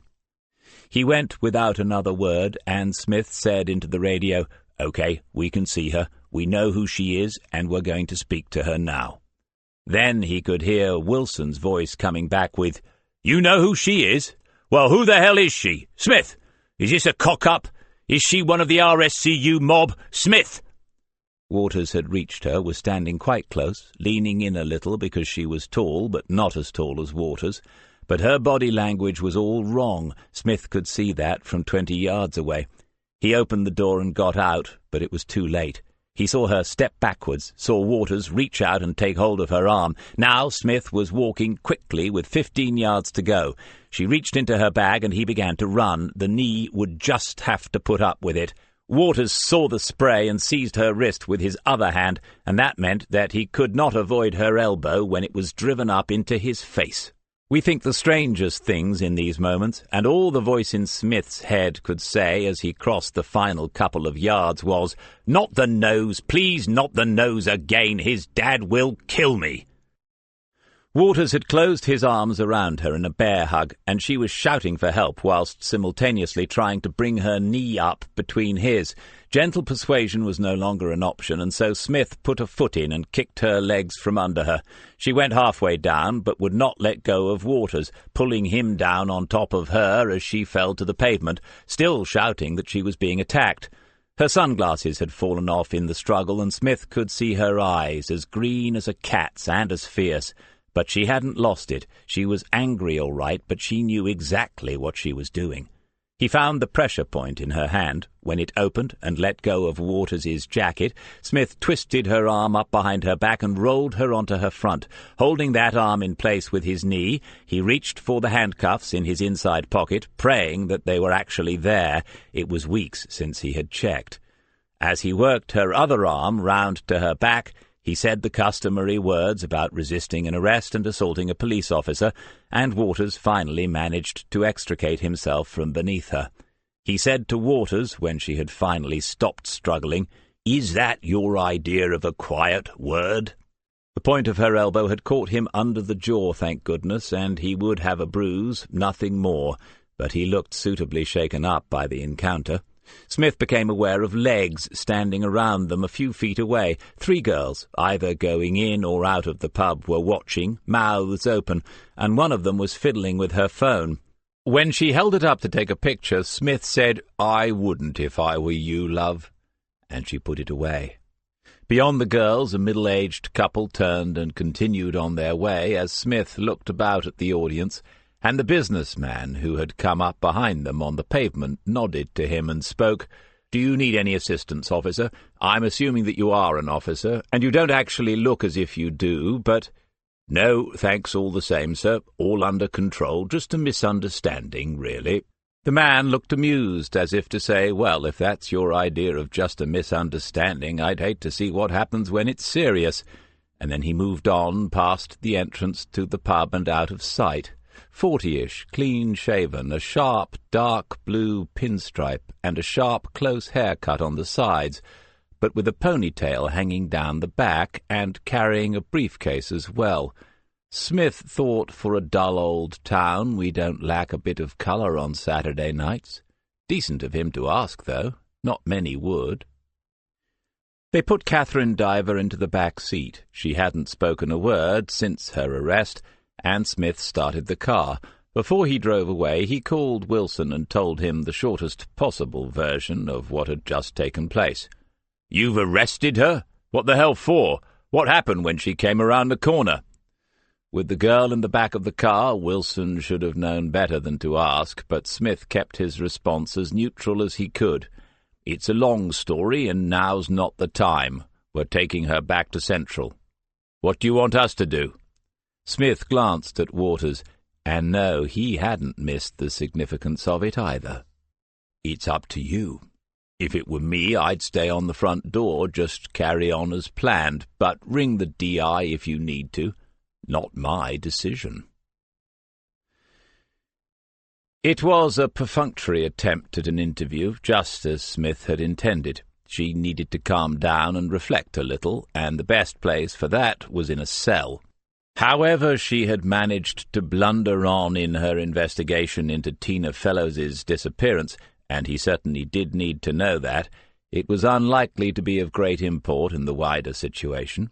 Something about the Routh boys' car had interested her, but that must have come from what she had been told by Sandra Fellows about Cameron. Persistent, though. It was a good thing that she had kicked off, or he might have had to let her go with a warning, and he didn't want her roaming the bad lands of Lake until he was sure that she understood how cross he would be if she did. Waters came home with him for a second night, and Dougie was due to pick him up from the station at 10 o'clock on the Sunday morning. As they drove into the station at 8:30, he seemed somewhat more reluctant to take the short leave than he had been initially. "What time are you going to interview her?" "As soon as I've had another cup of tea, I suppose." "Why?" "I think I should be there. It was me she assaulted. It might bring it home to her in the cold light of day." "The cold light of day?" "That's what you always say. It's the only reason you've kept her overnight, isn't it? To teach her a lesson. We know she doesn't have a record. She's never been arrested before." "Well, yes, that's partly it. And I also want to know how long she's been trailing the Routh lot. It's conceivable that she has seen something useful without even realizing it." Smith glanced across at Waters as he changed gear. "So you don't want to be there just so you can have round two? Because I've got to be honest and say that I think she was winning." Waters made the what-can-you-do gesture with his open hands. "She took me by surprise, I'll admit it. What can you do? You can't just hit a woman, can you, because she's resisting arrest?" "Ah, well, was she? Were you at that point trying to arrest her? Had you said the magic words? Or, from her point of view, and just for argument's sake, did you just grab hold of her?" Waters thought it over before answering. "I told her who I was. She knew I was a police officer." "No, all she knew was that some tall, virile-looking young man was saying that he was a police officer, and that he had taken her arm and was trying to get her to go to a car where another, much more seedy-looking bloke was waiting. Obviously, I'm just putting a hypothetical case here, the sort her lawyer might come up with." "Her lawyer? You think that's how it's going to go?" Waters looked suitably horrified at the prospect. "Hopefully we can defuse the situation. We just need to consider whether your presence will help or hinder us. A lawyer would introduce some very interesting arguments about when the first assault took place, because technically when you took hold of her arm without her consent, that was an assault. As a police officer, you are allowed to assault people as long as you have made a reasonable attempt to explain who you are and why you are doing it. Is telling them who you are but not showing your ID a reasonable attempt? You won't get the answers to that on a postcard. On the other hand, your lawyer, it's all right, you don't have to pay as long as you're nice to Superintendent Allen, would argue that you had not done enough to justify the attempted use of the pepper spray, which is another form of assault. There have been some great cases involving that stuff, but anyway, the elbow in the face was definitely her assaulting you. No one could argue that you were assaulting her elbow with your face. So, do you still want to come in on the interview? Yes. Okay. In answer to your earlier question, yes, sometimes you might have to hit a woman in this job. It's good that your dad taught you some old-fashioned manners, but I saw an officer get stabbed once because someone else didn't like to search a female suspect thoroughly. As soon as there is a weapon involved, a woman is just as dangerous as a man. Some cynical old sods would say even more so. They went in through the main entrance. Charlie Hills was not on duty for once, and Smith would need to tell him that he was slacking. But his replacement, Ollie Dennis, pointed behind them as they passed the counter. Jason Diver was there, getting up from a seat. I wondered if it was you. Smith looked backwards as if to make sure that Diver was not addressing someone else. If what was me, sir? If it was you that had my sister arrested.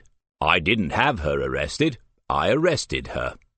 It was plain that the young man had a great deal more that he would like to say, but he managed in the end to confine himself to, How long are you intending to keep her here? That rather depends on her, and possibly on the magistrate. The magistrate? To be honest, Mr. Diver, I thought you'd be up on all this, being sort of in the business. 24 hours is standard, but we can ask for up to 96 if we think she has been involved in a murder, or 14 days if it's terrorism. Diver looked from Smith to Waters to Sergeant Dennis and back again. Murder? Terrorism? You've lost the plot. Eh? Oh, I see, a terrorist plot. Very good, sir. Smith turned and continued on his way. Waters shrugged at Jason Diver and followed. They went to the custody suite where Smith was briefed on the prisoner's overnight stay and current demeanour. There wasn't a lot to report. She had slept and had already eaten breakfast. Smith suggested that Waters should double-check her records, as she was behaving like an old hand, but then he pointed out that he was joking because there was an even chance that Waters would actually go and do it. Instead, he told him to arrange for her to go to an interview room in 10 minutes' time, and then he went upstairs to inform Alison Reeve what he was doing, though inform is rather overstating the matter. He sent her a text. Catherine Diver stood up when they entered the room. Afterwards, Smith never could be quite sure whether Waters had flinched as she did so, but then she did something unexpected. She held out her hand towards him, towards Waters, and he stepped forward and took it. She said, "I'm sorry about last night." Waters said, "That's okay, no harm done," rubbing his jaw, and then the two of them were smiling at each other. There you are, thought Smith. The old cold light of day has worked its wonders. He sat down and waited, but the cold light of day was still working its wonders. Clearing his throat, eventually managed to move things on. She took her seat and Waters did the same. Smith pointed out to her that the interview would be recorded and that she was still under caution. She nodded and smiled briefly in response, the nod to him and the smile to Waters. Somewhere in the dark recesses a little amber warning light came on. Had he underestimated what was going on behind those pale green eyes? Ms. Diver. Catherine is fine, if you're allowed to. Catherine. Apologizing for what happened last night is a good start, thank you. As we've begun with that, I want to point out that D.C. Waters was acting out of our concern for your own safety when he approached you outside the Wrestlers' public house at a little after 2100 hours. My safety? Oh, my goodness, it looks as if I should be thanking him as well as apologizing.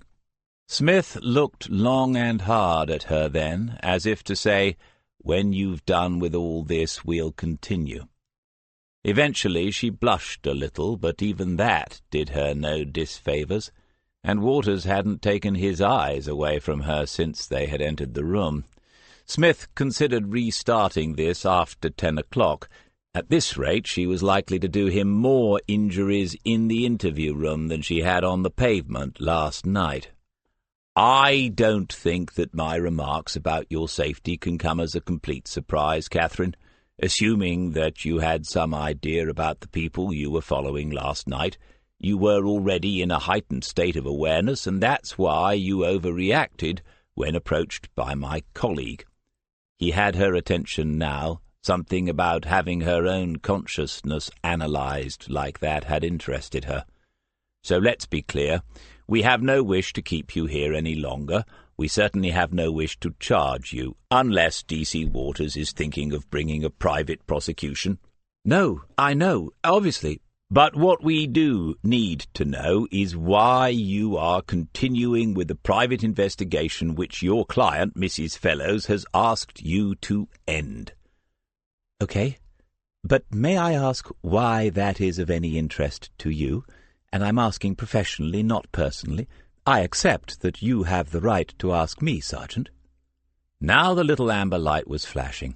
This was the voice on the answer phone of Diver and Diver, the smooth, rounded, expensively educated vowels that belied her years because she was little older than Waters. The simple received pronunciation that she had used up to now had been her version of street talk, her idea of estuary English. Smith said, "With my rights accepted, I really think we're getting somewhere." He paused, waiting and watching to see if he really had her full attention, to make sure that the game she had been playing with Waters was over, and it seemed to be. "So, Catherine, I'll try to answer you professionally. It is of interest to me because what has happened to the Fellows family is part of a wider and very much ongoing police investigation. Between you, you and your brother should have realized this and backed off. Your client, Sandra Fellows, has also told you not to continue with it without telling you the whole reason why, and yet it seems that you have continued with it. There is no prospect of you earning anything out of this, so I ask again, why are you still involved?" "Because Mrs. Fellows was the first person to ring us up, because we didn't have anything else to do, and we still don't, and because it was good practice. I think that's everything." "Good practice?" "Yes, we all have to start somewhere, and because it was quite interesting. I don't suppose you can remember your first case now, but I'm sure that Chris can. It's important and exciting. You want something to come of it, don't you?" Smith looked at Waters and then said to her, "Chris?" "Well, that's what you called him when you asked if he was all right last night." Bert Miller would have called her a bit of a handful. She was looking at Waters again to see how he had reacted to her using his name. It was time to bring this to an end, because time, he reminded himself, was not on their side. "Catherine, the other thing I want you to tell me is what you have done since you took this case on. Tell me everything day by day, please." The irony of it would not have been lost on Waters, but Smith had somehow refrained from looking at him as she explained how, being new in the area, she had dressed herself appropriately and gone into town, visiting the pubs and getting into conversations with people who looked as if they might have the answers. Sandra Fellows, of course, had given her the name Routh and a general idea where to look, and it wasn't so difficult to find them. It soon appeared to her, though, that some of the information was wrong, in that the Routh brothers didn't seem to be the main dealers in town any more, and that the youngest brother, Tina Fellows's boyfriend, wasn't involved at all. She had considered for a while the possibility that it was all an elaborate ruse by the young couple to run away together, perhaps even to fake a kidnap to raise some money, but the friend, Sophie, to whom she had spoken twice, had convinced her otherwise. After that she had pursued the line that it was to do with rival gangs in King's Lake, that Tina and Cameron were innocent victims, pawns in the game, she had said. "So am I right? There are rival gangs, aren't there?" "Yes, there are. What reason did Mrs. Fellows give you for not going on with it?" "She said that it would sort itself out and that it wasn't as serious as she'd thought." I didn't believe her. "And so you kept going because it was good practice for when a proper case comes along?" "Partly, yes." He could end it there, metaphorically smack her backside or make her sit on the naughty step for a couple more hours. It was Sunday, for goodness sake. They had nothing new to go on, and in 2 days' time the RSCU bust would blow the whole thing wide open. Shrapnel makes the most horrible injuries. But she had said partly, and so he had to ask. "Oh, well," she answered, "I think Tina Fellows might still be in some danger. I didn't like the look of some of the people involved." "Which people?" Smith managed to glance at his watch. 9:30, and he wanted Waters to write down something about last night before he left, if only to explain why they had ended the surveillance early. He also needed to have a word with Mike Dunn to see if anything else had happened, to get John Murray organised for tonight, and to find out how Serena Butler was being kept busy in his absence. "The ones who drive the blue Lexus, for a start." "Which blue Lexus is that, Catherine?" "The blue Lexus that they took them away in." He saw Waters sit up a little straighter and tried to keep his own tone reasonably matter-of-fact. "Are you saying that you've seen the car that was used in the abduction?" "Yes." "Do you know where it is at this moment?" "No, because I've been locked up for the past 12 hours, but I know where they have been parking it." "Here in Kings Lake?" She nodded. Smith turned to Waters and said, "We need a map." While he was out of the room, Smith continued with the questions. "You said you didn't like the look of the men who were using this car. What can you tell me about them?" "Two, quite young, but they look like thugs to me. Crew cuts, I think, is the old expression. Quite swarthy and well-built. And they're foreign, East European." "And you know that because—" "From when I followed them into the supermarket 2 days ago. I heard them talking among themselves, but they used English at the till." "You've been following them?" "Yes, but they didn't go anywhere that made me think that Tina was being held there. If they had, I would have gone to the police. Honestly, I would." Smith said faintly, "Oh, good." Waters came back in with a laptop. Smith was about to say, "No, a map," and then he saw that Lake was already on the screen. As Waters zoomed it in, Catherine Diver said, "So you haven't actually found the car yet, then?" He could only ignore that. Instead, he said to her, "Can you tell me how you found it?" "I didn't really. It was Jason. He's got this thing where you can put in the registration number, and then if the camera sees it go by, it bleeps." "The camera?" "The one he puts on the dashboard." "The dashboard of the Ferrari?" She laughed, and Waters looked up at her. "No, that's a hobby of mine, just a bit of fun. But I'll have one eventually." Smith wondered whether his growing sense of unreality would come through on the recording of the interview. "To get this straight, Catherine, your brother has accessed the National Police ANPR system. If he has, I have to warn you that—" "No, he hasn't. He's written his own. He's very clever with all that stuff." He had to look at Waters just to see if this was even remotely possible, and the shrug said that it might be. Smith said, "But you don't, and we don't, have the whole plate. Sophie Williams could only remember some parts of it." "I know.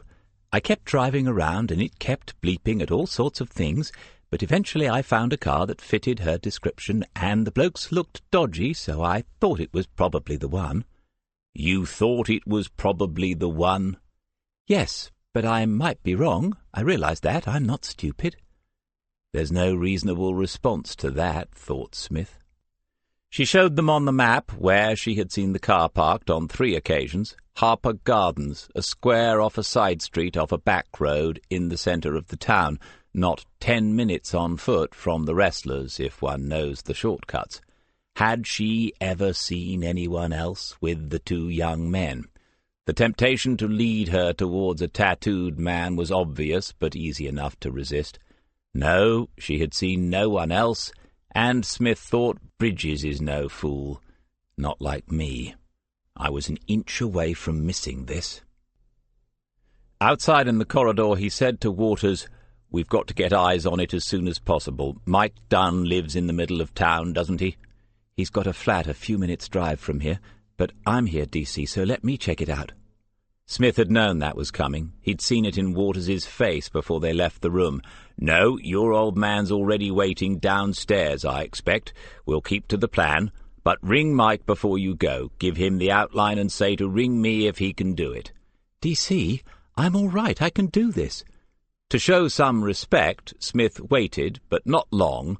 That would have looked like wavering. "No, take a couple of days. I'll see you on Wednesday, first thing." Waters turned away because he was annoyed, but Smith had already moved on.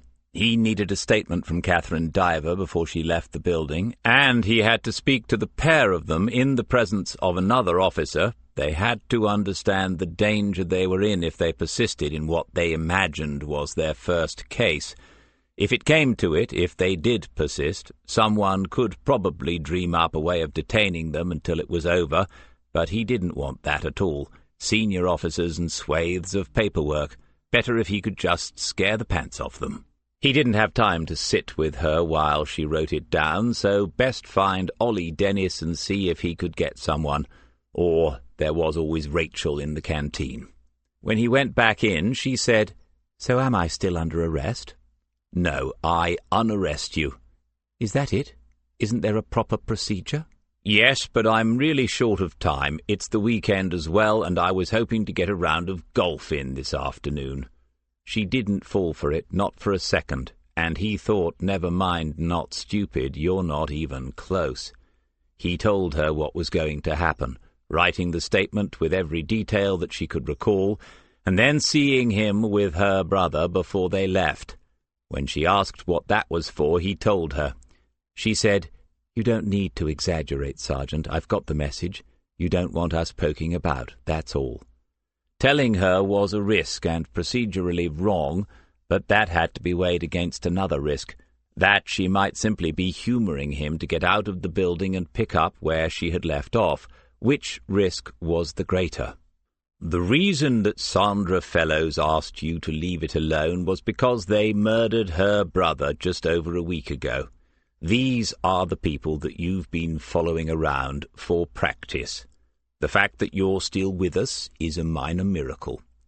The habitual irony of clever disaffection slowly left her face, and what remained was younger, and just for a moment more vulnerable because she could see the truth of it in his own steady gaze. She looked away and then back at him. Not beautiful, and not everyone would even have said that she was pretty, but there was something compelling about her nonetheless. She said, "Okay, I really have got the message now. You don't need to lecture us both. I can see you've got plenty to do. Jason will do what I tell him. Where's the pen and paper?" Chapter 19. He took the back stairs up to his office so that he could look out of the window onto the car park, but there was no sign of a vehicle that might belong to Dougie Waters. The twinge of guilt was a slight one, but real enough. He knew how he felt when it happened to him, as it had often enough.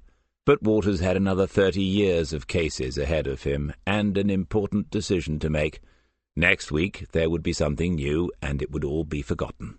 It was a moment before he recognized the back of the figure that was bending over his desk as he entered, and then Patrick Chambers straightened up and turned to face him. "Ah, DC, I was just wondering where you were." "As you can see, Pat, I wasn't hiding under that pencil sharpener." He moved forwards, mentally noting what he had left on the desk. "Sorry, I was looking to see if you had anything about what Mike Dunn is doing tomorrow. He's been temporarily assigned to me, but now that everything's on hold, I'm not sure." "And you came in on a Sunday morning to find that out. I thought you were happy with being a sergeant." Chambers had been smiling since Smith entered the room. Now it broadened into a grin that charmed when one first met him, that paled a little after 10 minutes or so, and then, as far as Smith was concerned, was an expression to be avoided at all costs for the rest of the working week. "I am, DC. It was a long climb up for me, but you just sort of fell into it, eh?" There was nothing crucial on the desk as far as he could see, and the screen was off. Presumably no harm had been done. Smith said, "As far as Mike is concerned, I've no idea what he's doing next, and he doesn't belong to me anyway. He's one of Wilson's. You could always ring D.I. Reeve if you're desperate to know before tomorrow." "No, you're right, DC. I didn't come in for that, obviously, but thought I'd look while I was here. See you in the morning." When the door had closed and the steps had died away, he sat down and examined the top of the desk more thoroughly, and then the drawers to see if anything had been moved. Again, no, and there was nothing that could be of much use to anyone else, but still he felt uneasy. There was much to do in the next few minutes, and getting it into the right order was important. That was what he had to concentrate on. There would be someone senior in the incident room, and perhaps a whole gaggle of them having a working breakfast and doing a bit of incidental networking. That's what it's called these days. They used to have a few less polite words for it. But if he went straight up there and gave them what Catherine Diver had just handed over without a plan of his own in place, someone else would seize it and probably strangle it. On the other hand, if he went in with a plan, just casually sort of, "We might have found the car, I've got the blokes ready to go and keep an eye on it, thought I'd let you know," he might just keep control of it a little longer. So all he needed was the detail for the plan. A piece of scrap paper and a pencil for brief notes and first drafts, the old fountain pen for anything on from those. He had written down Mike Dunn Sunday when his mobile rang. It was Mike Dunn, if only he could make that happen whenever he needed it to. "Mike, thanks for getting back to me. Did Waters fill you in? It's a bit of a liberty, I know. I hope I'm not spoiling Sunday lunch." "Pasta with sauce, DC. I find if I cook a leg of lamb for one, I'm eating it for a fortnight." God, another one. Where will the police of the future come from if we're not reproducing? He'd better tell Murray to have 5 more. "All right, thanks anyway. Do you know this place, Harper Gardens?" "Yes, I'm there now, just parked up." "Blimey, you must have been having a boring Sunday. What have you got?" "Just what your informant said. There's a blue Lexus here, and the reg fits what you gave out a few days ago. I can't see anyone about. This area is mostly flats and bedsits, so even if you saw them go in and out, you couldn't be sure of an address.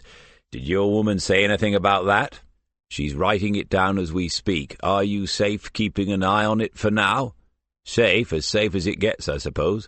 The streets are lined with cars, no reason for them to pick me out. If they move, do you want me to follow?" Smith thought about what he had just said to Catherine Diver, the fact that she was still alive being a minor miracle. "No, Mike, just let me know straight away. I'm trying to sort out some more bodies so we can do this properly. I'll get back to you soon. Oh, one more thing. No need to mention this to anyone else at the moment, all right?" Dunn said yes, as if he understood, and even if he didn't, Smith was confident that nothing would be said. Now he needed to call John Murray and see if he could come in early. If the answer was no, then it might have to be Serena Butler, but that was a have-to situation, and he admitted to himself in the quiet of the office that this was not one in which he would be entirely comfortable, putting a female officer in the way of thugs like these. Of course it was outdated, old-fashioned, some would say prehistoric, but the people who said all that most vociferously were not often out there doing this sort of thing. Funny that. And anyway, Murray liked to keep his hand in with the heavy lifting. As he had expected, there was no chance of getting a tracker fitted to the car, not on a Sunday morning. Reeve had said maybe tomorrow if you're really sure it's needed, and he hadn't pushed it after that. If he had, they might have wanted to know more, to evaluate, as they would say, this new development for themselves. He told her that Murray would be in shortly, but he was still a man short. DCI Cara Freeman frowned at that, but he didn't respond. Of the 4 that he needed to keep a watch on the car for any length of time. She nodded and went to her briefcase at the back of the incident room. When he had entered, they hadn't turned off the smart screen or made haste to cover up the documents and diagrams on the desk, but Smith had felt it, the sense that he was an intruder. Freeman was in jeans and a sweatshirt, and Harry Alexander had also cut loose. He had taken off his tie and rolled up his shirt sleeves. On a side table were empty coffee cups, branded paper ones, and the packaging from takeaway food that must have been eaten last night, or at least he hoped so. But there was an open bag of doughnuts as well, and he could smell that those had been brought in this morning. And so, being an intruder, he stayed close to the doorway, not able to see all of the image on the smart screen, but able to see enough to recognize that it was an aerial shot of Kings Lake docks. There wasn't a single one of those wharves that he hadn't walked along over the years. Smith stood at ease, waiting for Reeve to come back to him and looking at nothing in particular. The army could teach you to do that. Harry Alexander offered him a doughnut and he declined. That brought another silence, so that the refusal itself felt like an act of insurrection. DCI Freeman busied herself with a folder on the main table. The air conditioning sighed, and then the screen went blank, but no one touched anything to make it come on again. When Reeve made her way back towards him, the relief was palpable. "Have you asked Sergeant Wilson if he can put in any time today?" "No, ma'am." "Why not, DC?" "It's not my place, ma'am. He's not part of my team. He has his own team." The implication that this was her responsibility was not wrong, but she looked at him as if he was punishing her for something, and the thought occurred to him that he might be. He didn't feel good about that, but he felt worse about the time that was being wasted, and the fact that Mike Dunn was still out there on his own. "I'll ring him now. Is there anything else?" "No, ma'am." "I'll let you know as soon as I hear anything. Will you be in your office?" Neatly dismissed, then. He didn't often feel annoyed these days, and when he did it was usually at himself for making mistakes that experience had taught him to avoid, rather than at the foolishness or carelessness of others. As he went down the stairs, he tried to fit the present situation into that scenario. He must be looking at this in the wrong way. His mobile rang, and he thought, Mike Dunn, they're moving and we've missed it. Opening the phone, he saw a mobile number and underneath it the message, "Number not recognized." He let it ring until he was back in his office with the door closed. Then he pressed accept and waited. The voice said hello 3 times, and then he realized who it was. "Mr. Routh, what can I do for you? Someone double-parked and stopping you getting to church?" "That's it, Smith, yeah." "It is, I have to say, Stuart, that when I gave you that card I imagined that you'd roll it up and poke it into the end of a spliff. I never touch the stuff. Look, we've got to talk." "Have we? I don't feel the compelling urge unless you've got something useful to say this time." "Not on the phone. The jetty down at the Saltings. You must know it." "Yes, but I don't know why I'd want to be standing down there with you, even though it is a lovely morning. Who else is turning up?" "No one else. You don't bring anyone, not even just sitting in the car. Drive yourself and no wires or any of that crap, all right?" The door opened. It was Alison Reeve. He said, "Just a moment," into the phone, and then looked at her. She said, "John's doing it. He's phoning Mike Dunn and they'll arrange how to meet up." Smith thanked her, his hand over the phone as if it was an old-fashioned mouthpiece, and waited. Reeve said, "Is everything okay? Upstairs just now you seemed preoccupied, ma'am." She didn't want to go any further with it and closed the door.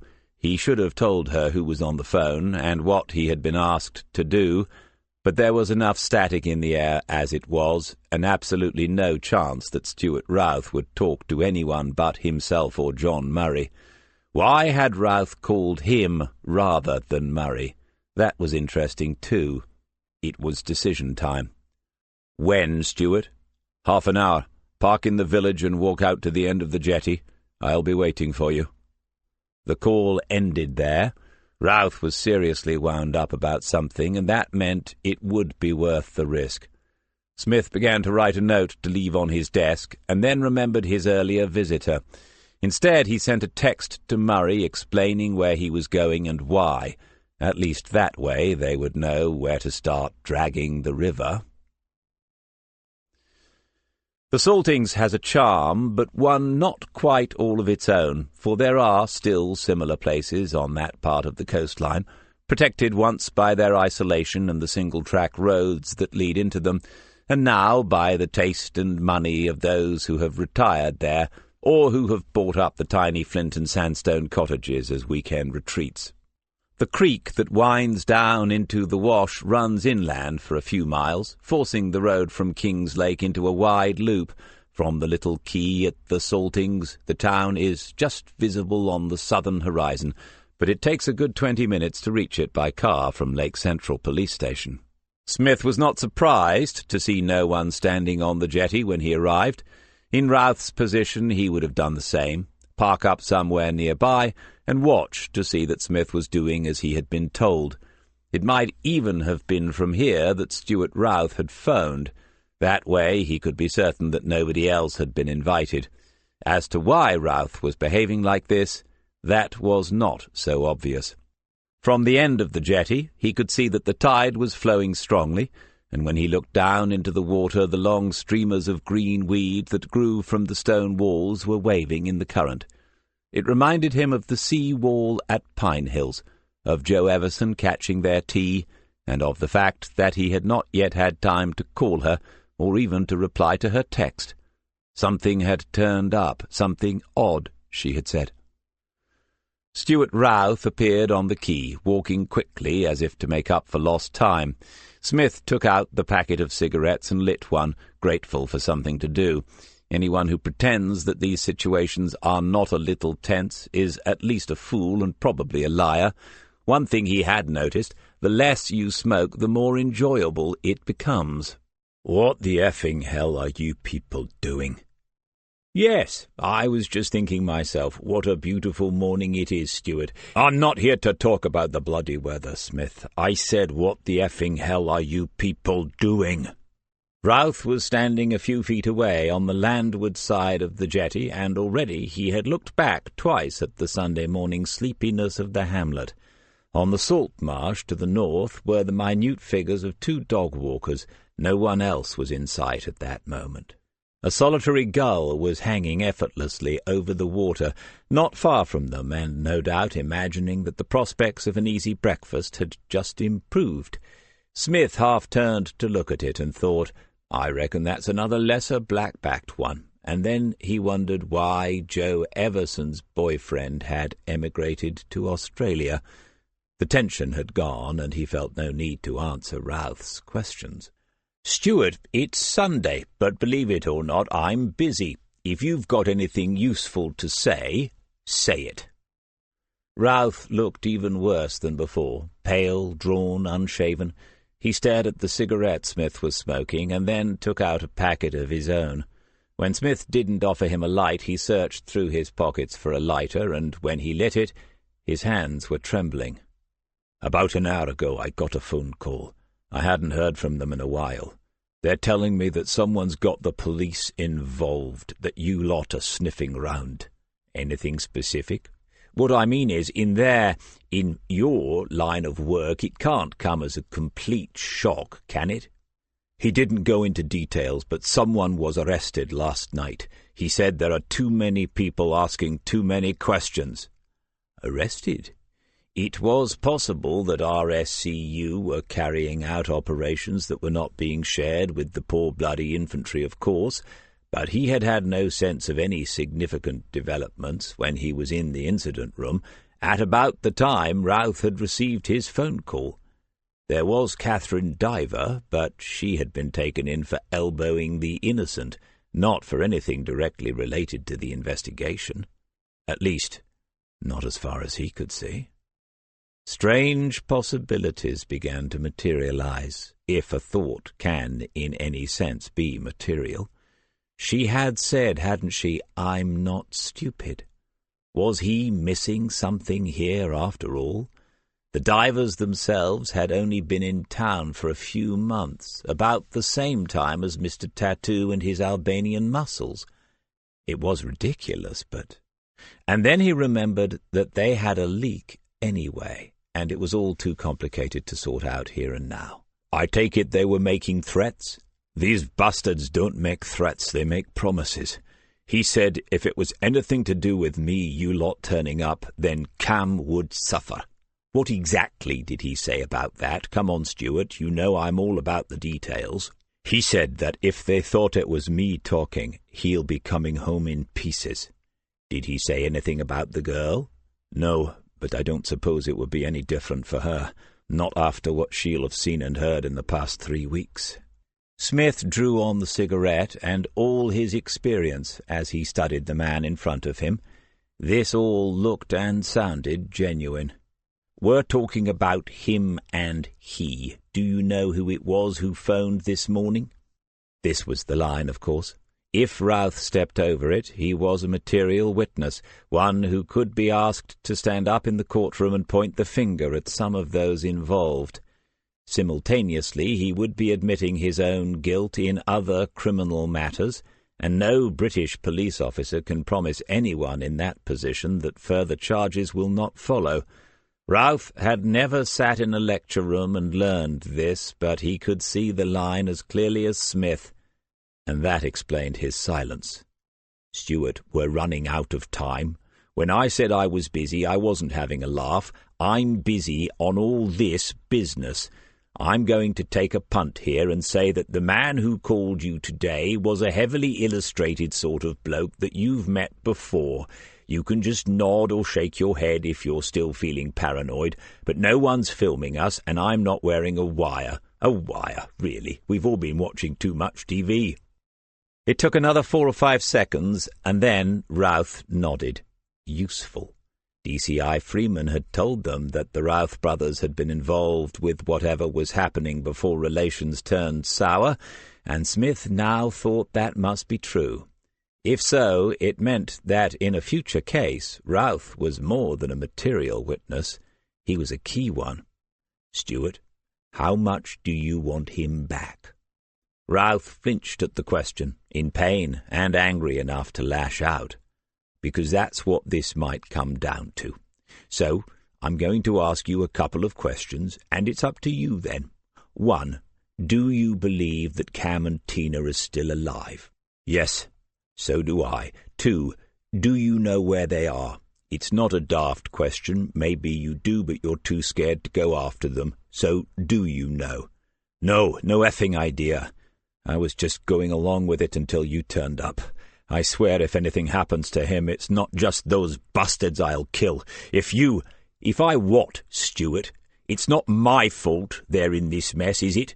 2 youngsters, innocent victims. It wasn't me who got involved with these people, who thought I'm clever enough to play in the big league now, was it?"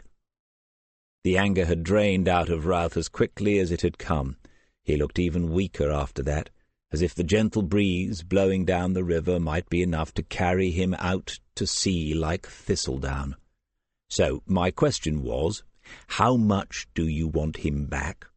We'll keep looking now, hard, but you can walk away and hope it turns out all right. Or you can tell me something that I really need to know, something that, if I know it, might help to keep your brother alive. Never mind that girl who should be taking her exams this week. Talking of people with a future, do you know Mr. Pennington?" "Who?" "Never heard of him. What's he got to do with any of it?" "He's Cam's boss at the cabinet maker's place." "Oh, right. He phoned me up." "Do you know why he phoned you up?" Routh was silent. "He bothered to phone up because they rate your brother.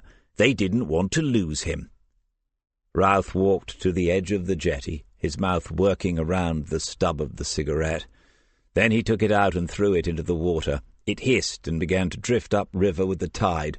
The gull swooped half-heartedly, saw its mistake, and swung out again across the broadening stream. "So what's this question? The thing you really need to know?" "It's the thing that makes us really cross, Stewart. Never mind the drugs, the violence, the wasted resources and wasted lives.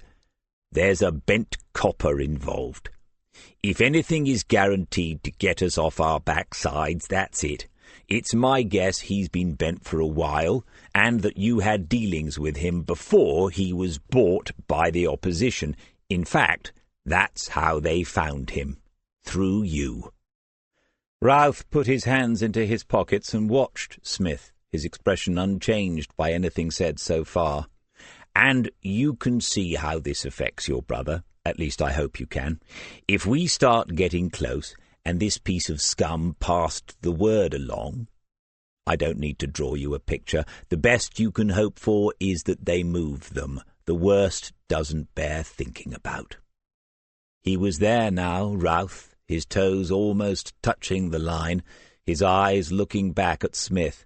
He had to back away or step over it. There was no sideways any more. "I need you to say the name, Stuart, and then I'll need a few details. I'm all about the details." Alison Reeve had not sat down, which meant that she was annoyed, or perhaps not annoyed as much as uncomfortable, because she had to say something and John Murray was present now. She would rather have said what she had to say one-to-one. Smith knew that, and she knew that he knew it, so the fact that Murray was here was deliberate on Smith's part. "This isn't a reprimand, DC, but I'd rather you had told me where you were going this morning. I need to say that before we take whatever you found up to Harry, just in case he raises the point himself." It was Harry now. Amazing how quickly some people get on first-name terms, but then Harry was a free man these days, presumably, and Alison was looking quite fetching this morning. She hadn't just thrown on that silk blouse and those nicely fitting jeans. Smith told himself off then for even going there, when there were much more important things about to be said. "I came up, but you were all quite busy this morning, and I was only going to see a concerned relative anyway, ma'am." "A concerned relative who happens to be an important figure in the RSCU investigation." "Yes, I see that, but I'm working on the other bit, the one where the 2 young hostages are being held by the murderers. In that bit, Stuart Routh is a very concerned relative, and I felt that he needed to hear a reassuring voice. Sadly, there wasn't one available, so I went myself, ma'am." The longer she allowed this to go on, the more she would feel that she was the one being reprimanded by someone who insisted on addressing her as ma'am, making the whole business infuriating and slightly absurd. "I take it that while you were reaching out to this concerned relative, something came up. That's why you called me down, isn't it?" Smith's phone lay on the desk. He pressed the button to open it and then tapped the screen a couple of times. It began with the sound of Smith's voice stating that it was such and such a time and that he was in such and such a place, and then there was a long pause, punctuated by occasional yelps that Murray and Reeve eventually realized was the sound of seagulls. After the pause, they began to hear the conversation that Smith had had with Stuart Routh on the jetty at the Saltings just over an hour ago. When she heard Smith say for the second time, "I'm all about the details," Reeve put up a hand and asked him to pause it. She looked at Murray and said, "I'm sorry, John, but I don't want to burden you with this at the moment." Murray got up slowly from the chair that faced Smith's across the desk. He always looked taller than one expected when he did that, and smiled a genuine smile. It was one of the things that Smith most admired about him. He really didn't give a toss about any of this nonsense. Murray said, "Can I get anyone a coffee? Being Sunday, I might have to make it myself, so you've been warned." Smith said yes, and Alison Reeve declined. When it was just the two of them, she said, "I'm assuming that Routh gave you a name?" "Yes, he did." "Did it come as a surprise?" She was recalling that moment a day or two ago when she realized that Smith had worked it out. "If you'd asked me to write a short list, it would have been a very short list, and this name would have been on it." She very rarely swore as far as he knew, but when she did so, she did it properly. It was anger, of course, and bitter disappointment, but also, in Reeve's case, the fact that she had not encountered this before in her career. At this moment, she probably did not know quite what to do. Smith said, "In the absence of a DCI, I expect that you'll be telling Superintendent Allen first that the person concerned has now been outed by a Kings Lake villain, professional etiquette and all that. He wouldn't want to hear this from Harry. Superintendent Alexander." If he had added "ma'am" on the end of that, she would have been tempted to slap him, but his judgment in these things was close to perfect. She just accepted it and said, "Yes, I know. And it's the bloody weekend again. It's Sunday, for God's sake!"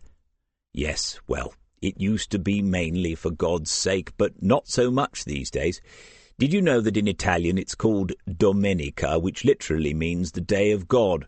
A young lady I once knew told me that. But the more pressing matter is how the hell is Superintendent Allen ever going to get his handicap into single figures? It won't wait until tomorrow, will it? No. She swore some more, and Smith wished that he had pressed record on his phone again 3 minutes ago. Murray backed into the room carrying 2 mugs, and she straightened herself up, decision made. "OK, I'm going to ring him. He's going to ask me where this has come from, this confirmation of what was already being looked at, and then I'm going to say your name. Can you imagine what he's going to say then, on a Sunday morning?" Smith considered various possibilities before he offered up, "Praise the Lord." She was at the door before he said, "Ma'am, just one thing I meant to ask earlier. There haven't been any arrests since yesterday, have there? Not just the odd one that we haven't been told about yet?" "No, nothing, unless they're not telling me either." She meant it ironically, but Smith didn't take it that way. She could see that. She closed the door and walked along the corridor to her office, steeling herself for the call she had to make, and cursing Smith and his conspiracy theories.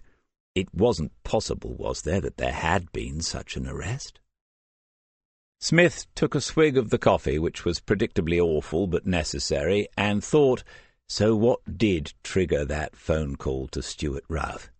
It was niggling him now, and that meant that the answer might be important. He just could not see it yet. Across the desk, Murray was texting. No need to ask to whom, but he did anyway.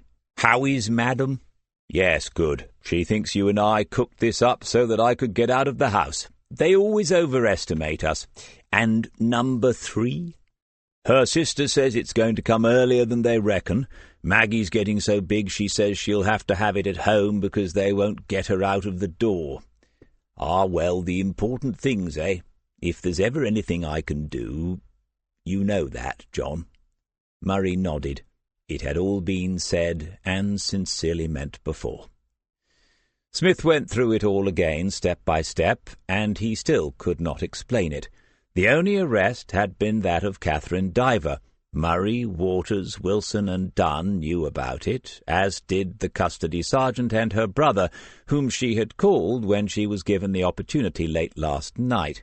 How could that have set in motion a train of events that led to the threats to Stuart Routh?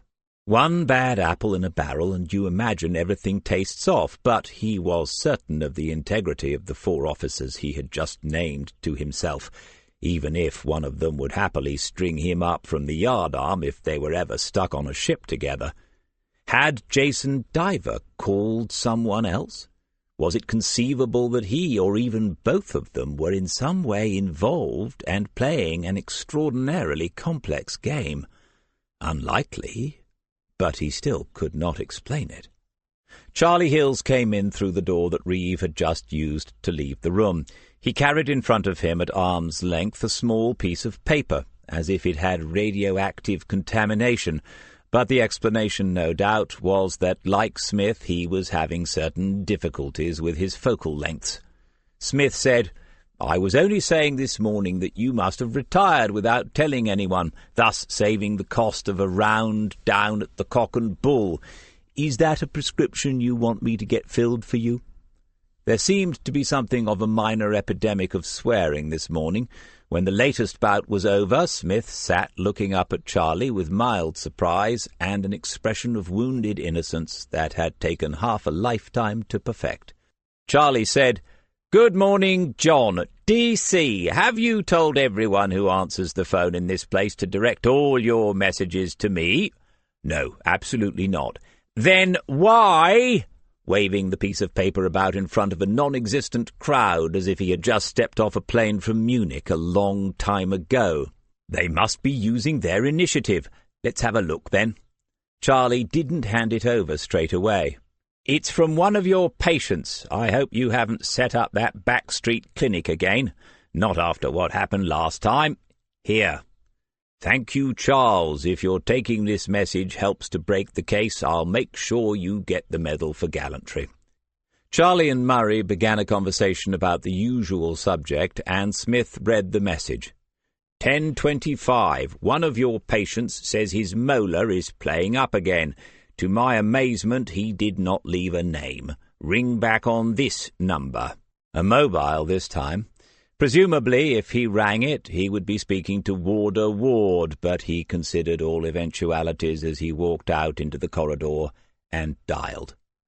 Someone had pressed accept, but not spoken. In the background, Smith could hear music, probably a radio playing, a small dog barking, and then a female voice telling the dog to be quiet. The noise gradually faded, and Smith realized that whoever had the phone in his hand was walking away to somewhere quiet, just as he had walked out of the office. "Sergeant Smith?" "Mr. Ward, I'm sorry I wasn't here to take your call earlier on. Would you like my mobile number just in case?" The voice was clipped and brisk, old-fashioned NCO style, just as before. "No, thank you, Sergeant. The less I have about me, the better, and I don't anticipate that I'll be calling you again." "Okay, that's fine. What can I do for you?" "Is your phone on loudspeaker?" "No, I've only had it a few months. I wouldn't know how to do that yet. This is just between the two of us, and it won't go any further." Ward told him then that he would not normally get involved in a matter like this, but that their mutual friend had been particularly concerned to pass on one more piece of information to the policeman who had visited him the previous Tuesday. Smith could read between those lines. Ward knew well enough what this was about, and he wanted the killer or killers of Lionel Everett caught as much as the next man, perhaps more if he had known him personally during his time in Littlemore. Smith said, "I appreciate everything you've already done, sir," avoiding saying the name. No names, no pack drill. Ward said, "As I say, I don't get involved and I don't know what's going on, but I said I would pass on another message, which is this. Our friend says that Elvis will soon be leaving the building. I hope that means something to you. It doesn't mean anything to me." Smith could picture the wily old bird probably standing in his garden in the Sunday morning sunshine, watching the dog, wife in the kitchen preparing the Sunday dinner, a drive out into the countryside afterwards if the grandchildren were not coming over today. "Thank you, sir. It does mean something to me, and I will be passing that on as a matter of urgency to someone who will deal with it. Naturally, no names will be mentioned when I do that." And then Ward was gone, after the briefest of goodbyes. Back in the office he found only Murray. Charlie must have used the other door to leave after drinking what had been left of Smith's coffee. There would be consequences for that, but first he had to contact Nigel Hinton. He decided against phoning, having spoiled enough Sunday mornings already, and so he passed the message on in an email and then sent a text saying, "Read your emails." Hinton would this very morning if Smith had judged him correctly, and he would also understand the message that Billy Slater had sent them. Get a move on. "John, we'll get a bite to eat before we take over from Mike and Wilson. I told them 2 o'clock, so we'll have time. How do you fancy driving out to the tuck stop? I'll bet Floyd does a mean Sunday special. You haven't gone vegetarian or anything, have you?" Murray was already on his feet. "No. Why do you say that?" "Pregnancy. I've heard it does funny things to people. Anyway, let's get going. If I've got to spend the afternoon staring at a stationary blue car, I want a decent lunch beforehand. Did you bring your wallet?" Chapter 20. They talked about Maggie and maternity leave, about retirement, and about Waters at the beginning of it all, about RSCU and Reeve, about the Routh boys and Lake. Not only Lake Central and its changes, but also about Kingslake itself, how it had grown and altered during the years that they had both spent there. Approaching the turn-off from the bypass and back into the town, Smith thought how enjoyable it had been. He thought about how often people asked him over for a meal and how rarely he actually went, despite his promises. That ought to change as well. The next time he was invited he would go, even if it was Superintendent Allen. It was 1:40 p.m., and they were within 10 minutes of Harper Gardens, when Smith's mobile began to ring. He twisted to one side, eyes on the road, and managed to extricate it from his trouser pocket. Then he handed it to Murray and said, answer it, unless there's a picture of a mysterious exotic-looking woman. Murray flipped the case open and said, "It's Mike Dunn. Hello, Mike, it's John. What's up?" Murray listened for a few seconds and then said, "Hold on, Mike. No point me trying to repeat all that. I'll put this on speaker and you can say that bit again. There you go." Smith glanced down at his phone, which now rested horizontally on the fingertips of Murray's enormous hand, wondering why it was that everyone knew more about his phone than he did. And then he began to listen to Dunn's voice because it had some sense of urgency. "Okay, not a sign of anything until a few minutes ago when one of them came out to have a smoke. We reckon it must be number 15 Harper Gardens. This is the younger one of the pair that we saw outside the Wrestlers, one of the Albanians, so we've definitely found them. He was using his phone as well, maybe texting, can't say. He had a good look about, but we don't think he clocked us. John's agreeing. Anyway, 5 minutes ago, the other one sticks his head out, says something, and then they're both back inside and sharpish." Smith had picked up speed, but the traffic lights ahead were on amber by the time he went through them. "Go on, Mike. I can tell there's more." "There is. There's an Audi draws up. John's got the details, and out gets Duncan Bridges. He goes straight in and shuts the door. He looked like someone in a hurry." They could hear voices in the background then before Dunn came back on with, "John says, 'How far away are you?' 5 or 6 minutes. Right, well, we now have 2 cars. I don't suppose it's very likely to happen, but if they both—" "What?" They could hear Wilson again, and muffled curses. "DC, it has happened. They're all outside. Bridges is doing the talking, giving the orders, I'd say. It's odds on they'll all be gone before you get here. Yup, they're heading for the cars now. What do we do?" In the pause, they could hear Wilson still swearing. Murray was watching the road ahead, silent and stone-faced, and Smith was driving as fast he dare, 3 minutes at most now. He said, "Give me 10 seconds. Start the car, Mike." Were Tina and Cameron in the house in Harper Gardens? If so, they might be dead, in which case nothing could be done for them except to pursue their killers. Or they might be alive and well, in which case the best thing was get someone else to them as quickly as was sensible whilst pursuing their abductors. The third scenario was the most difficult. They are seriously injured, possibly dying, in which case pursuing their potential murderers would be the wrong decision. What are the odds it's number 3? Small, but are they small enough to be worth the risk? He pushed the car into 3rd gear, the final streets being narrow and shorter. His instincts were telling him that the hostages were not in the house, but why? Bridges had shown himself to be cautious. If he had given such orders as to harm the pair of them, he would not surely have gone there himself, would not have stood outside the house while he did so. The Albanian had been outside smoking and texting, not the behaviour of someone with prisoners inside. But these were thin, very thin. "DC, they're getting into the cars." Smith turned to Murray. "John, get the station on your own phone. A car, any car, to the Harper Gardens address pronto. Tell them it's a potential life or death, not to bugger about making inquiries. Warn them, suspects in the area, probably armed. Mike, follow the Albanian boys. I take it they're in the Lexus?" "Yes, and they're pulling away now." "Sod it. We're going to be a minute too late. Keep this line open. Give me a running commentary. Who's driving?" "Me." "Right, hand the phone to Wilson. Keep your distance. Don't panic them. Wilson?" John Wilson had given him the name of Astra Maitland in the Lily House investigation, and Smith had thanked him for that. But since then, the 2 sergeants had kept their distance operationally and in every other sense. Now there was a silence while the phone was handed over. "Smith?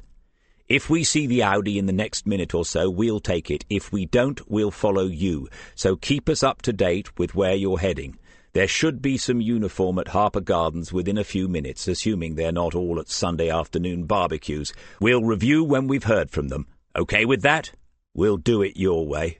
A ringing endorsement, just the sort he had anticipated. Smith said, "There's a chance that if they haven't left the boy and girl behind, that's where they're going now. These guys aren't the child-minding sort. Someone else will be doing that.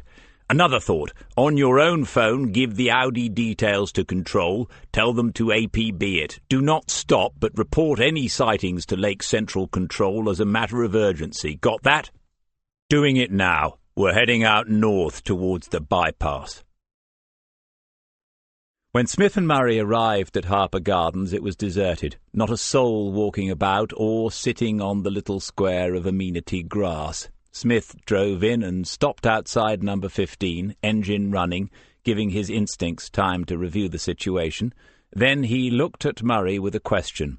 Murray said, "Hold on," and pressed his own mobile closer to his ear. Then, "There's a car with 2 uniforms coming from Central, already on its way. ETA a couple of minutes." "Good. 2 minutes is neither here nor there." It was time for the next decision. Wilson was handy enough and mean enough, but he didn't know about Mike Dunn in a situation like this. The 2 Albanians were, by the look of it, professional hard men, and probably carrying knives. That's what the RSCU intelligence had said. Not the best odds. He pulled away and spoke into the phone that Murray was still holding up between them. He hadn't charged it for a couple of days. Did this speaker thing use more battery? "Wilson, we're coming after you. If they're going any distance, we should catch up. What sort of speed are you doing?" "On the limits. They don't want to get stopped, I'd say. We're going over the bypass and turning right onto it, so we're heading east. Need me to repeat any of that?" "No, just keep back and look unimportant. We'll tell you when we've got you in sight. We'll get on to Central and tell them what we need." It was suddenly hot in the car, and Smith wound down his side window. Murray did the same. They were already in the suburbs, or what passed for them in Kings Lake, the northern housing estates, the designs of the houses changing with each successive wave of development out towards the bypass that had been built to keep the traffic away from the people. "Right, John, get back onto them. Presumably someone has realized that something is going on by now. Tell them to make sure that an RSCU officer has been informed. We're pursuing armed suspects at a distance. We need backup available at short notice, but keeping a very low profile. Remind them that we have a potential hostage situation. Can you think of anything else?" Murray shook his head and dialed. Smith listened as he drove quickly. If they got pursued, it might be quite helpful, and heard Murray repeat exactly what he had just said to whoever was in the control room at Central. It went more smoothly than usual, and Smith guessed that at least one of the morning's occupants of the incident room was now, by the desk, in control. Murray told his contact to hold on and turned to Smith. "They are saying, do we want a helicopter?" It was the first time anyone had ever asked him that. "Yes, why not? The black and yellow one, please." He made the right onto the bypass. The thought that they could not be more than a minute or 2 behind was interrupted by Wilson. "They're picking up speed now, Smith, on the duelled bit of the A47, passing the Legham turn-off as I speak. Sod it. Are they checking you out?" "Could be. I've told Mike to stay back further. We're only just keeping them in sight." Couldn't argue. That was exactly what he would have done himself, hoping for the best. Murray was listening to someone on his own phone, the contact with control, and then he said to Smith, "Uniform are inside number 15. It's empty." Good. They're not dead there. And bad. They still hadn't found them. He said to Murray, "Tell them to treat it as a crime scene now they've established that. Hands off everything." Had the someone in control, already given that order? What was he doing running this business from a speeding second-hand Peugeot on a Sunday afternoon? Was he running it? Were there people back in Lake Central listening to all this and saying to each other, or at least thinking to themselves, who the hell does he think he is? Were they humouring him? "Smith, we might have lost them." Recrimination is pointless at these moments. Adjust the position, keeping your focus on the main objective. "What happened?" "We've hit the Lakenham straight after the long bend where they were out of sight. We can see a mile or more ahead. Traffic's light, and now there's no sign of them. OK, we're coming up on the Wingfield turn-off on that bend. That's the only one they could have taken, yes?" "Yes."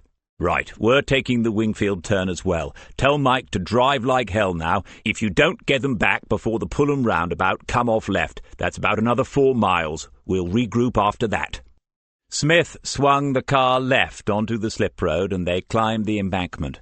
Once over it and down the other side, they had entered another world. The acres of chrome-yellow oilseed rape and the subtly different greens of wheat and barley were bisected only by the B road that they had just taken, winding its way in long open bends towards the village of Wingfield, some 6 miles further on. The landscape was not flat like the fenlands to the south and west of Kingslake. Instead, it was gently undulating, and here and there a distant farmhouse stood on slightly higher ground with its barns and asbestos sheds, not beautiful countryside, not the Cotswolds or the Downs, but attractive enough in its own modest, functional way. Straight tracks led off to farms or to the cottages and bungalows that had been built for the workers on these farms, built in the days before tractors had computers and satellite navigation. A farm that once required 10 or dozen men now needed just one, and maybe not even that.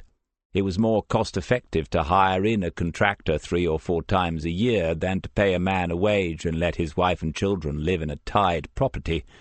Most of the cottages and bungalows had been sold off as private residences then, and now Smith and Murray had to look at them as they drove along the road and wonder whether the blue Lexus would have been parked in their sight or behind, where they could not see it unless they drove out to each building to look. The Albanians might have driven on to Wingfield, or beyond, there was no way of knowing. But here, in these empty spaces, where a property might have no neighbours, no one overlooking what one was doing, one might hide a couple of hostages easily enough. And they were already 12 miles or more from Kingslake. How much further would they have needed to go to feel safe? It would make no sense to keep their prisoners an hour away, would it? Smith reasoned it that way, but knew that they were rolling dice now. He could see no haystacks, not these days, but they were looking for a needle nonetheless. Smith had slowed the car to 20 miles an hour. Murray was looking to the left, saying nothing because there was nothing to be said, and the phone in his right hand was still connected to Wilson and Dunn, but silent. Then Murray's own phone rang, and he answered it, never taking his eyes from the slowly passing landscape. "D.I. Reeve wants to know why she can't get hold of you." "Gordon Bennett, explain it, John. Ask her what she wants." Something that she didn't want to say to anyone else, presumably, didn't want to say aloud, most likely querying what they were doing for some reason or other. She had been more edgy than usual ever since RSCU had arrived on the scene. It might even be RSCU in the background, saying to her that they did not want these people spooked without good reason. But he did not need reminding of the consequences of all this if it went wrong, and it could go wrong in so many ways. "She says the tactical aid unit is ready to leave. Do we want to deploy it, and if so, where?" 10 scary men and a couple of even more scary women in black uniforms and seriously armed, sitting grim-faced in 2 blacked-out vehicles outside Lake Central. Based on what he had, which was 98% guesswork, could he really send them out into the Norfolk countryside on a Sunday afternoon? They could have a pleasant ride round, frighten a few old ladies, and stop for cream teas at that little place in Wingfield. And then there was the helicopter. Was it in the air already? Every time it was launched, an accountant somewhere in Norfolk had a heart attack. Suddenly the whole thing looked horribly out of proportion. "DC?" "Yes, tell her that we'll—" "No, keep driving, but look to the left." There was another straight, single-track road leading off to a building, a pair of cottages, and behind them several ancient-looking sheds and a solitary conifer tree. In front and to the left a field of oilseed rape in full bloom, and to the right one of barley. On the right-hand side of the track a thin hedge of hawthorn that had somehow escaped the attentions of agronomists was also in flower. Between the back of the cottages and the sheds was a small wedge of blue. Smith slowed the car just a little and squinted. It was a vehicle, and it was the right shade of blue, but was it a Lexus?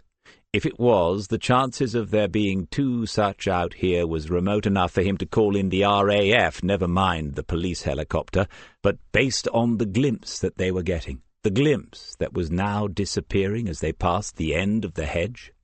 He pulled the car half onto the verge, left the engine running, and looked at John Murray. "Well, I think it's them, but I don't know why. We haven't seen enough to be certain." Smith's own thoughts exactly. Murray said, "There's a lot riding on this, isn't there? I know we haven't been told it all, but it's obvious. Yes, quite a lot, and that's before you include my glittering career. All right, I'll go and have a look. I can get along this side of the hedge far enough to see the car. That's all we need." He had his hand on the door, ready to go, waiting for Smith to say the word. If it had been anyone else, even though he was going to agree, Smith would have said the usual things, but it was Murray, and so he just nodded and took the phones. As soon as the door closed, Smith spoke to Reeve, telling her that they might have found the vehicle, that she should hold the tactical unit at Lake for 2 more minutes. Wilson must have been listening to this. It was his voice that Smith heard next. "Smith, I got that. We're at Pullham. Mike reckons there's a back road that misses out Wingfield. We'll head towards you now. It can't be more than 4 or 5 minutes the way he drives this thing." Support of some sort would be welcome, even Wilson's scowling face. "All right, but you'll see me on the verge. For God's sake, don't go past in case they recognize your car from Harper Gardens." He turned off the engine and breathed properly for a few moments. It had been a while. When was the last time, standing between Captain Jonathan Hamilton and Petar and Hannah Subich, with Waters bleeding in the corner, feeling most alive in those moments when you might soon be dead? Some men become addicted to it, of course, and it was a known phenomenon in the army. Sometimes those men are taken out of service for their own good, and sometimes they are not, for the good of the rest of us. Murray was coming back along the hedgerow, moving quickly and quietly, so Smith knew then that it was the Lexus. He got out and walked round the car to meet him, speaking to Reeve as he did so. "Ma'am, we've found the car. I'm going to give you a precise location." He did so in words, and then Murray held out his hand for the phone. He opened it up, pressed the screen 3 or 4 times, and read out the GPS coordinates.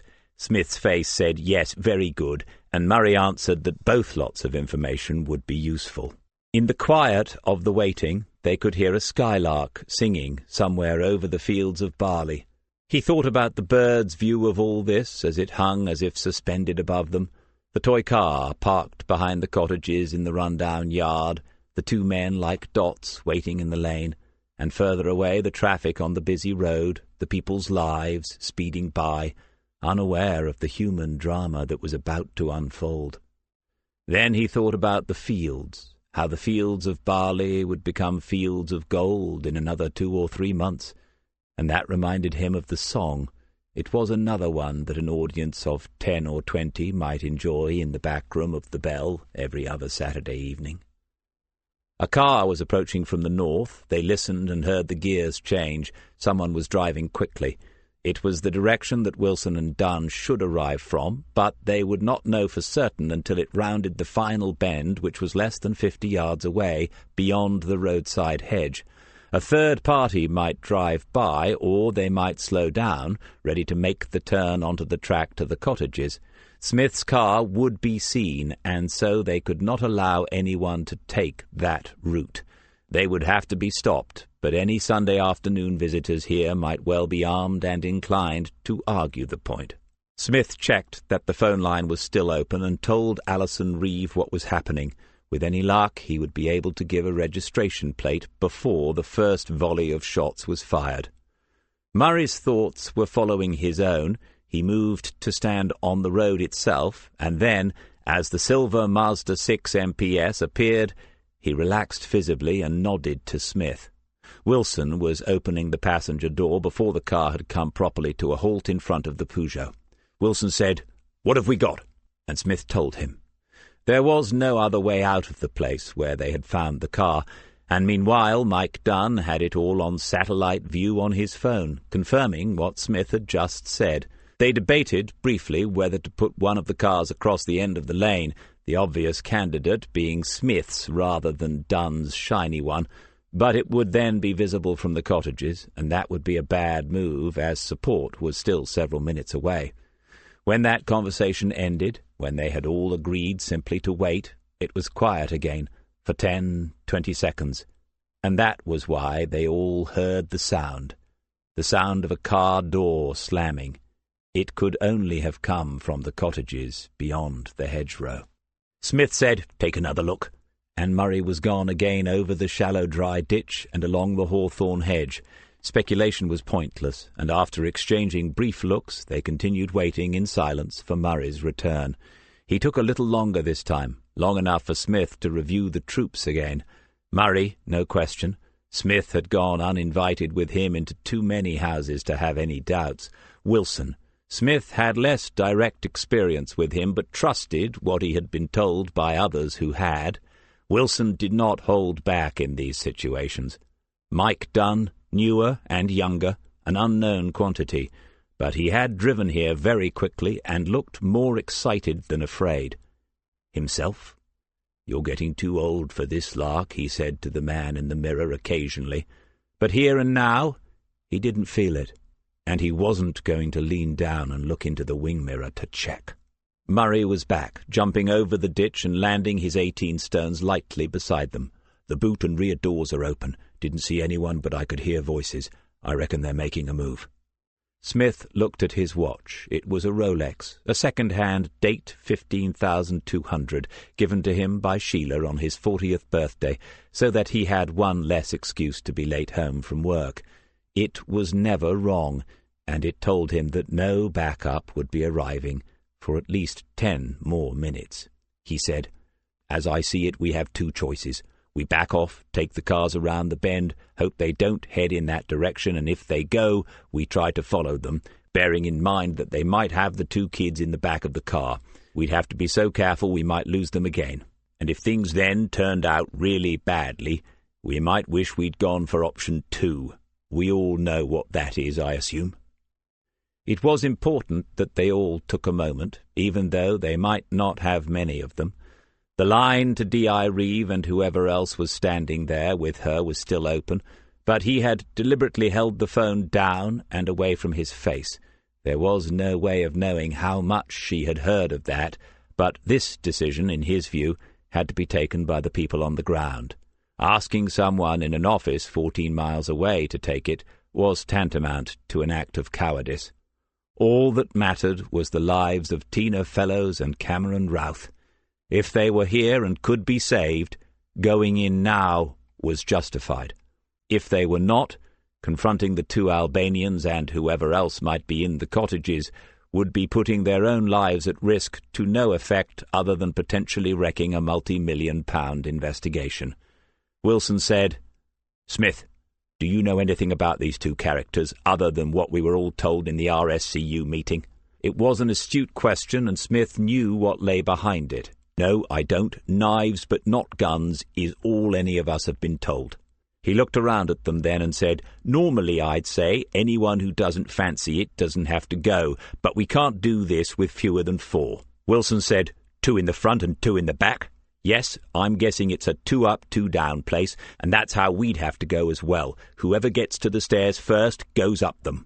Another few seconds of silence, but the skylark had stopped singing. Somehow the decision had been made. All he had to do was to say whatever else seemed sensible under the circumstances.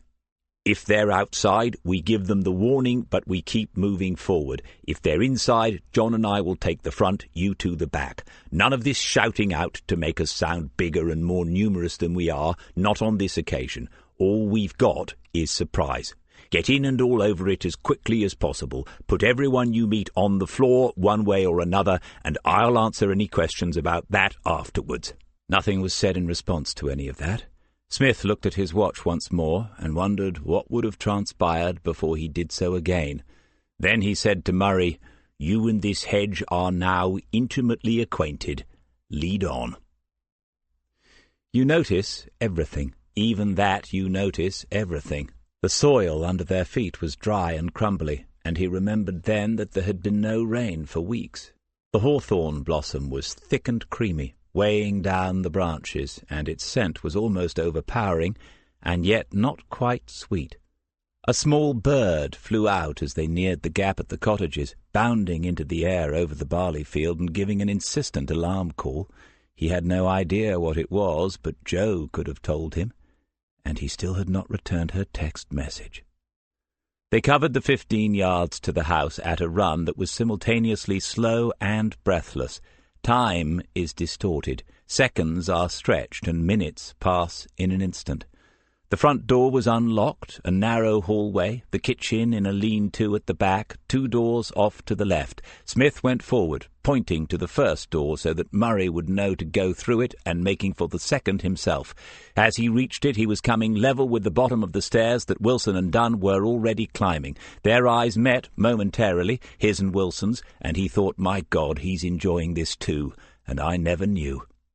The room that he entered must have been partitioned into 2 smaller ones at some point in the cottage's history, and the woman was either locking or unlocking the door that separated the 2 halves of it. When she heard him come in, she turned, surprised, and then she twisted the key again, took it out of the lock and put it into the pocket of her jeans. She didn't look particularly afraid or particularly English. He guessed that her nationality would not be very different from those of the 2 men who must be upstairs. Smith moved towards her. "This is all over now. Give me the key, please." He stopped a few feet short, not knowing what else she had tucked away in her pockets, and she eyed him, still defiant, but he could hear noises now behind the second door, a scraping and muffled voices. He sensed Murray come in behind him and saw some sort of recognition in her eyes, recognition that it was indeed all over. She took out the key and held it towards him. A heavy iron thing, the sort that unlocks small doors in old churches, and he took it from her. He pointed to the sofa, and she went and sat on it, a sullen expression on her face, as if they had somehow not played fair. He held the key at arm's length as he pushed it into the lock and turned it. Yes, he thought there were people in here, and he had not heard a savage dog yet, but he had once spent 2 years in a city where opening doors occasionally led to explosions. With any luck, approaching it this way might only lead to the loss of a hand. Before he finished turning it, there were shouts upstairs, and the sound of a fist or a boot on a door several times. Smith turned to Murray and said, "I've got this. I think you'll need it upstairs." Murray nodded, but went towards the woman first. She flinched away from him, but with a single movement he had turned her around, bringing her knees to the floor and her arms around her back. She was cuffed in seconds. His glance said, "You can't be too careful," and then he was gone, his feet heavy on the stairs, taking them 3 at a time. Smith opened the door 6 inches. There were curtains drawn over the window, and it took his eyes time to adjust to the gloom. As they did so, he began to make out a face, the pale, frightened, bespectacled face of a girl looking back at him, the face of Tina Fellows. Further back in the little room he saw movement and pushed the door open another 12 inches. Cameron Routh was struggling to stand because he had been handcuffed and because he had been beaten. His face was swollen and bruised. There was dried blood on his chin. Once on his feet, he pulled the girl backwards and tried to put himself between her and Smith. He said something to her that Smith could not make out, and then he realized that the boy probably had a broken jaw. He allowed himself the luxury of feeling just a little angry at that, as he took out his warrant card and held it towards them. "I'm Detective Sergeant Smith from Kingslake Central Police Station. There are other officers in the building. We'll have you out of here in a few minutes." Cameron Routh tried to smile at her, even though it was lopsided and hurt him, but the girl's expression had not changed. She continued to stare at Smith as if she was unconvinced by anything that he had said, and he thought, when you're 17 and not much has happened to you before, 3 weeks of this is an eternity. She's going to need all sorts of help. He said, "Your mum's worried sick. Why didn't you call?" After a moment, and in a small voice, she said, "Is she okay?" And he nodded, opening the door the rest of the way. Upstairs he could hear more shouts and more hammering, fists or boots on wood. It's always provocative, that locked door, but in some situations, like this one, it's best just to leave them in there. They're not going anywhere, and the priority is to get these 2 out into the sunshine. Help is on its way, and those people will have equipment that can get through a castle's keep. He had led them into the room, blinking at the light and at the sight of the woman handcuffed on the sofa, when the first shot was fired. For a split second he fought the impulse to throw himself forward, to get as low as possible, and then roll to the side, reaching for the pistol that had not been tucked into his belt for the last 30 years. and then he turned and began pushing them back into the room that had been their cell. A second shot, shouts upstairs, and a loud crashing, the sound of splintering wood. He told them to keep calm, to keep quiet, and then he closed and locked the door, putting the key into his pocket. A delay of a few seconds might make the difference to whoever was now coming down the stairs towards them. He was still calculating as the door to the room began to open. 3 officers had gone upstairs, 2 shots had been fired, at least one of them was still alive, unless... It was Mike Dunn. He looked at the woman and then at Smith with his back pressed against the door. He seemed almost embarrassed, as if he didn't quite know what to say under the circumstances, but eventually he found some words. He said, "It's John." "Which one, Mike?" "Murray." Chapter 21. The Emergency Admissions Unit of Kingslake General is housed in the new wing. The corridors are long and wide enough to race trolley beds along them without fear of creating new emergencies along the way. At the other end of the 40 yards of corridor, Smith could see Maggie Henderson and an older, larger version of herself, a woman that could only be the sister that John Murray had told him about.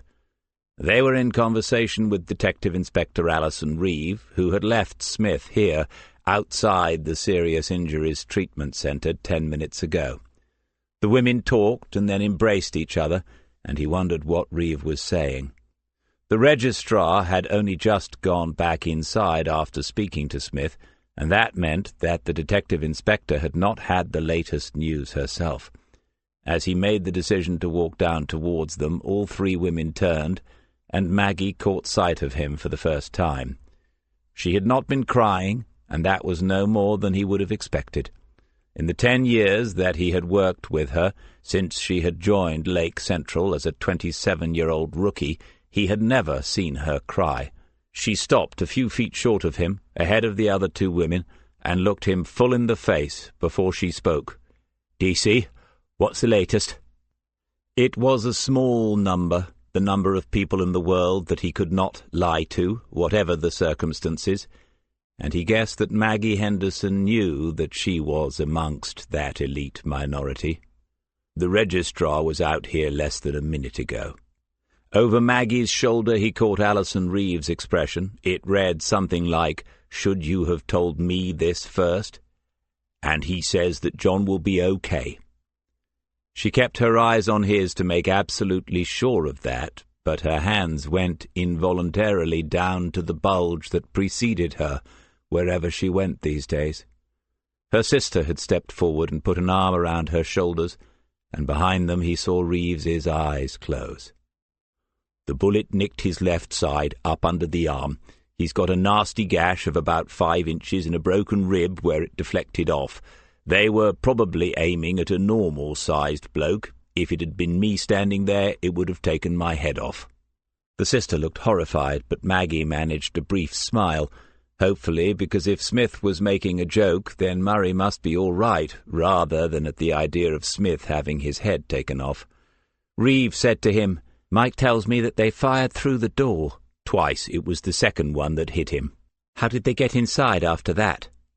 Dunn had told him the story as they followed the ambulance in, but the women didn't need all the detail, not now.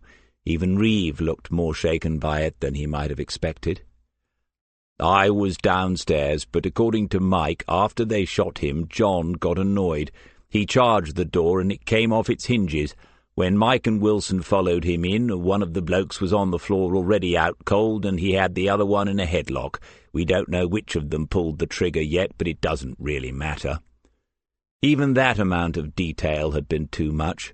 Maggie's breathing had changed, and her sister was manoeuvring her towards a nearby row of seats. Reeve joined them and fussed ineffectually for a few seconds, before heading for Smith and moving him a few feet further along the corridor. "God, DC, shooting a copper, that's attempted murder.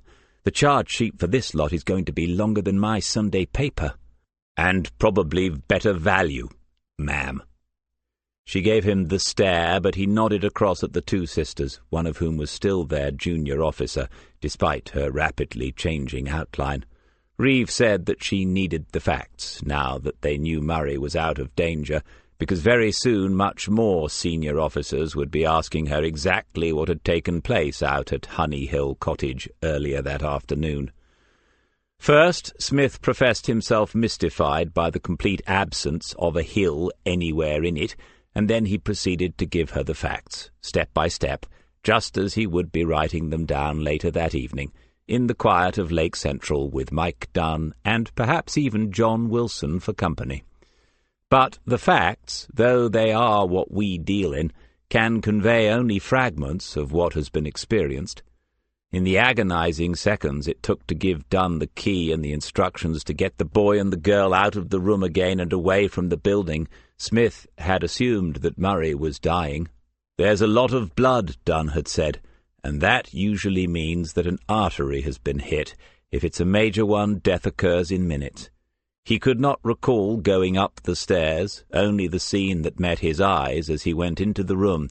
The two Albanians were cuffed on the floor, their arms behind their backs. The one with the bloody face said something to Smith in a language that he did not understand or care about, and the other was still coming round after being knocked down by Murray's fist. On the single bed, Murray lay on his right side, presumably as he had been told to do by Wilson, rather than just taking it easy, and Wilson himself was half astride Murray, his hands together and pressing down on the wound with what looked like a pillowcase. It was already sodden, but Murray was conscious. The blood was bright red, and Smith said a silent thank you. Murray had begun to apologize, and Smith told him to shut up. Then he asked Wilson to lay off for a moment so that he could see the wound, just to be sure. The deep gash filled rapidly with blood, but this was not an entry with no exit, and somewhere on the landing forensics would find the bullet. Wilson's face was pale and intense as he watched the bleeding, as if every drop was his own, and Smith nodded, suggesting that putting pressure on the bleed again might be useful. In those situations, most men prefer having something to do. Smith had picked up the gun from the bed where Wilson must have placed it, using the cover to avoid contamination, put it into his pocket, and then walked to the window. He stepped over the man who had said something to him and looked out at the afternoon. It was peaceful now, tranquil almost, to the point of absurdity. There was a wooden bench in the tiny front garden, and Dunn had the boy and the girl sitting on it in the sunshine, waiting. Dunn was on the phone, talking to heaven knows whom, but it didn't matter. Then Dunn looked up at the window, and Smith smiled and put up his thumb. Tina Fellows followed Dunn's gaze and saw the face looking down at her, the same face that she had seen just minutes before as the door had opened and light had flooded into their darkness. It was a face that she would never forget, one that would never grow any older in her memory. Reeve said, "What about you, DC? Are you okay?" "Yes, fine. Nobody shot me, but this has buggered up Operation whatever it is good and proper, hasn't it? With those two arrested, the others will be disappearing over the horizon at a rate of knots." "No, not completely. I've not had an update in the past half an hour, but they went in as soon as you confirmed you had found the car. This contingency has been planned for since Friday. Raids in London, raids in Lake, and they even have Sergeant Christopher flying over the scene in the wash in a helicopter." "Will he be jumping in or climbing down a rope? I'd pay good money to see that. Planned for since Friday?" "Yes, I told them it was 50-50 that you'd find the hostages before Tuesday." He made a show of thinking it over while he watched the registrar reappear and speak to Maggie in the corridor. 50-50? That wasn't exactly a show of confidence in your officers, was it? It seemed a reasonable bet at the time. What odds would you have given yourself? Oh, 20-1. Really? I don't think that you... Against. He left Reeve there. They had seen Maggie following the registrar into the unit, happy and waving at them because she was going to see him now. Reeve said she had to wait to get some official medical status information, and no doubt that would involve having to see Murray for herself at some point. He respected her for that. She asked whether he had a message that she could pass on, and he told her to tell him that some men would go to any lengths to get a bit more paternity leave, and that no, Murray still had not done enough to get a recommendation for the Queen's Police Medal. On the way out, he detoured left into A&E, but discovered that Tina Fellows and Cameron Routh had already been moved on into yet another unit. There seemed to be a remarkable proliferation of such units these days. He asked the sister in charge if this one was called the Rescued Hostages Unit, but she didn't seem to understand, or perhaps she did and simply didn't think it amusing. Nevertheless, he found it straight away. It was just another couple of rooms in the adjacent corridor, separated from it by a waist-high wall and a glass panel.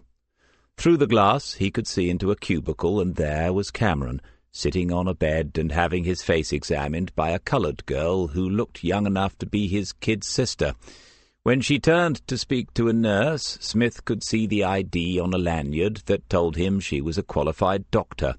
So Cameron was in good hands, and he would leave him to it. They would be spending a few hours in each other's company soon enough. Smith moved along the corridor, surprised that anyone had managed to separate the two of them, and then he saw Sandra Fellows approaching from the opposite direction, accompanied by another nurse. Before she noticed him, they had turned left into another room, and he walked slowly towards it.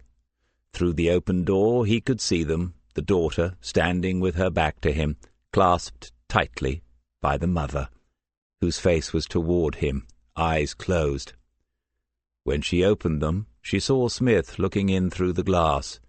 She didn't smile or say anything, but gratitude can be conveyed without words or gestures. She held her daughter away from herself and said something to her. But when Tina Fellows turned around to look, he had gone. He went home first, telling himself that he deserved it and that it was going to be a long evening. Before the end of tomorrow he had to have the initial paperwork in place for the kidnapping, for the shooting of Murray, and it now turned out for the other business as well. Assistant Commissioner Devine himself would be in the building at 3 o'clock on Tuesday afternoon. He made a pot of tea, a psalm with proper leaves, and when it was ready he poured some into the cup and saucer because it tastes better in China, and carried it out into the garden. The seats at the patio table were in the shade now, but still warm from the sunshine that had been on them for most of the afternoon. He leaned back and stared down the garden.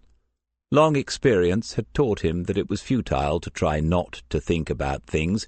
Instead, it was better simply to let go and allow the things to come, to be the station through which the things pass, like little toy trains, to watch them go by. He looked at the lawn, at how good it was in the flattering light of the early evening, and remembered Waters cutting it as part of his penance. The same Waters who might well have been standing side by side with John Murray in front of the locked door, and who would probably have taken the other bullet because the boy had a way of attracting trouble, or at least of getting in the way of the unexpected.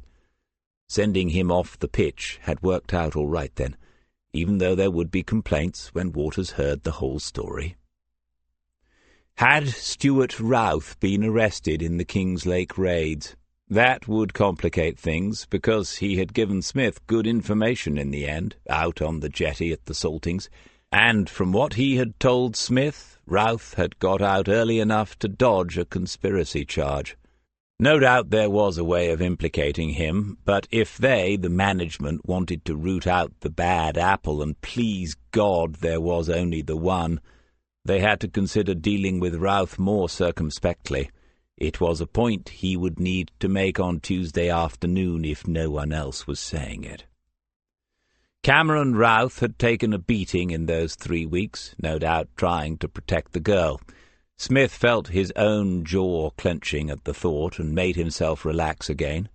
They were both young, and they would both get over it. As far as he could tell, the girl had not been abused. She had looked afraid, of course, but not with the haunted eyes of those who have suffered the ultimate horrors. He had seen enough of those in his time. A shame about her exams, though. and about the boy's apprenticeship. There are appeals, aren't there, for special circumstances? He would ask. It would be no trouble to speak on their behalf, write a few lines, or sign something. He looked at the watch that was never wrong, and it told him that he could take another 20 minutes. His mobile lay on the table, and finally he had time to make the call. Joe Everson said, "Oh, hello. Are you having a nice lazy Sunday?" "Yes, that's it, just sitting in the garden." It would have been easy to tell it all, and she would have been interested, but it was too soon. It was good to have a space, a place in which these things did not intrude, to have another life for a while. He wondered whether she was at home, her big house in Cockfosters, and whether she was alone. She said, "It's a lovely garden. Did I tell you that when I stayed over?" "Yes, I think you did." All sorts of things can be said in these conversations between a man and a woman. One can make suggestions without being too suggestive. One can be funny and a little flirtatious at the same time, but he could not remember how it was done. She had mentioned that weekend when they had been aware of each other, and he did not know what to say, and so in the end he remained almost businesslike, and he almost hated himself for it. "You said in your text you had something you wanted to tell me."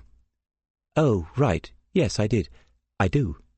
Had he sounded curt, as if this call was just one more thing that he needed to get done? She said then, "This came to me in a very roundabout way, but someone knew that I had been looking at your old case, as if there had only ever been the one, and so when they heard it, they got back to me. It's about Andretti. Maybe you already know this, but he has been talking to lawyers, having meetings." No, he said, he wasn't aware of that. Today, of all days. Today, when there had been so much happening that he had almost made it through to the end without thinking about the man. "Then comes my fit again," he said to himself. "So you've no idea what it might be about, David?" It was interesting when she said his name, though, and he really ought to try using hers, but not now, because she would think he was mocking her. "No," he said, "no idea."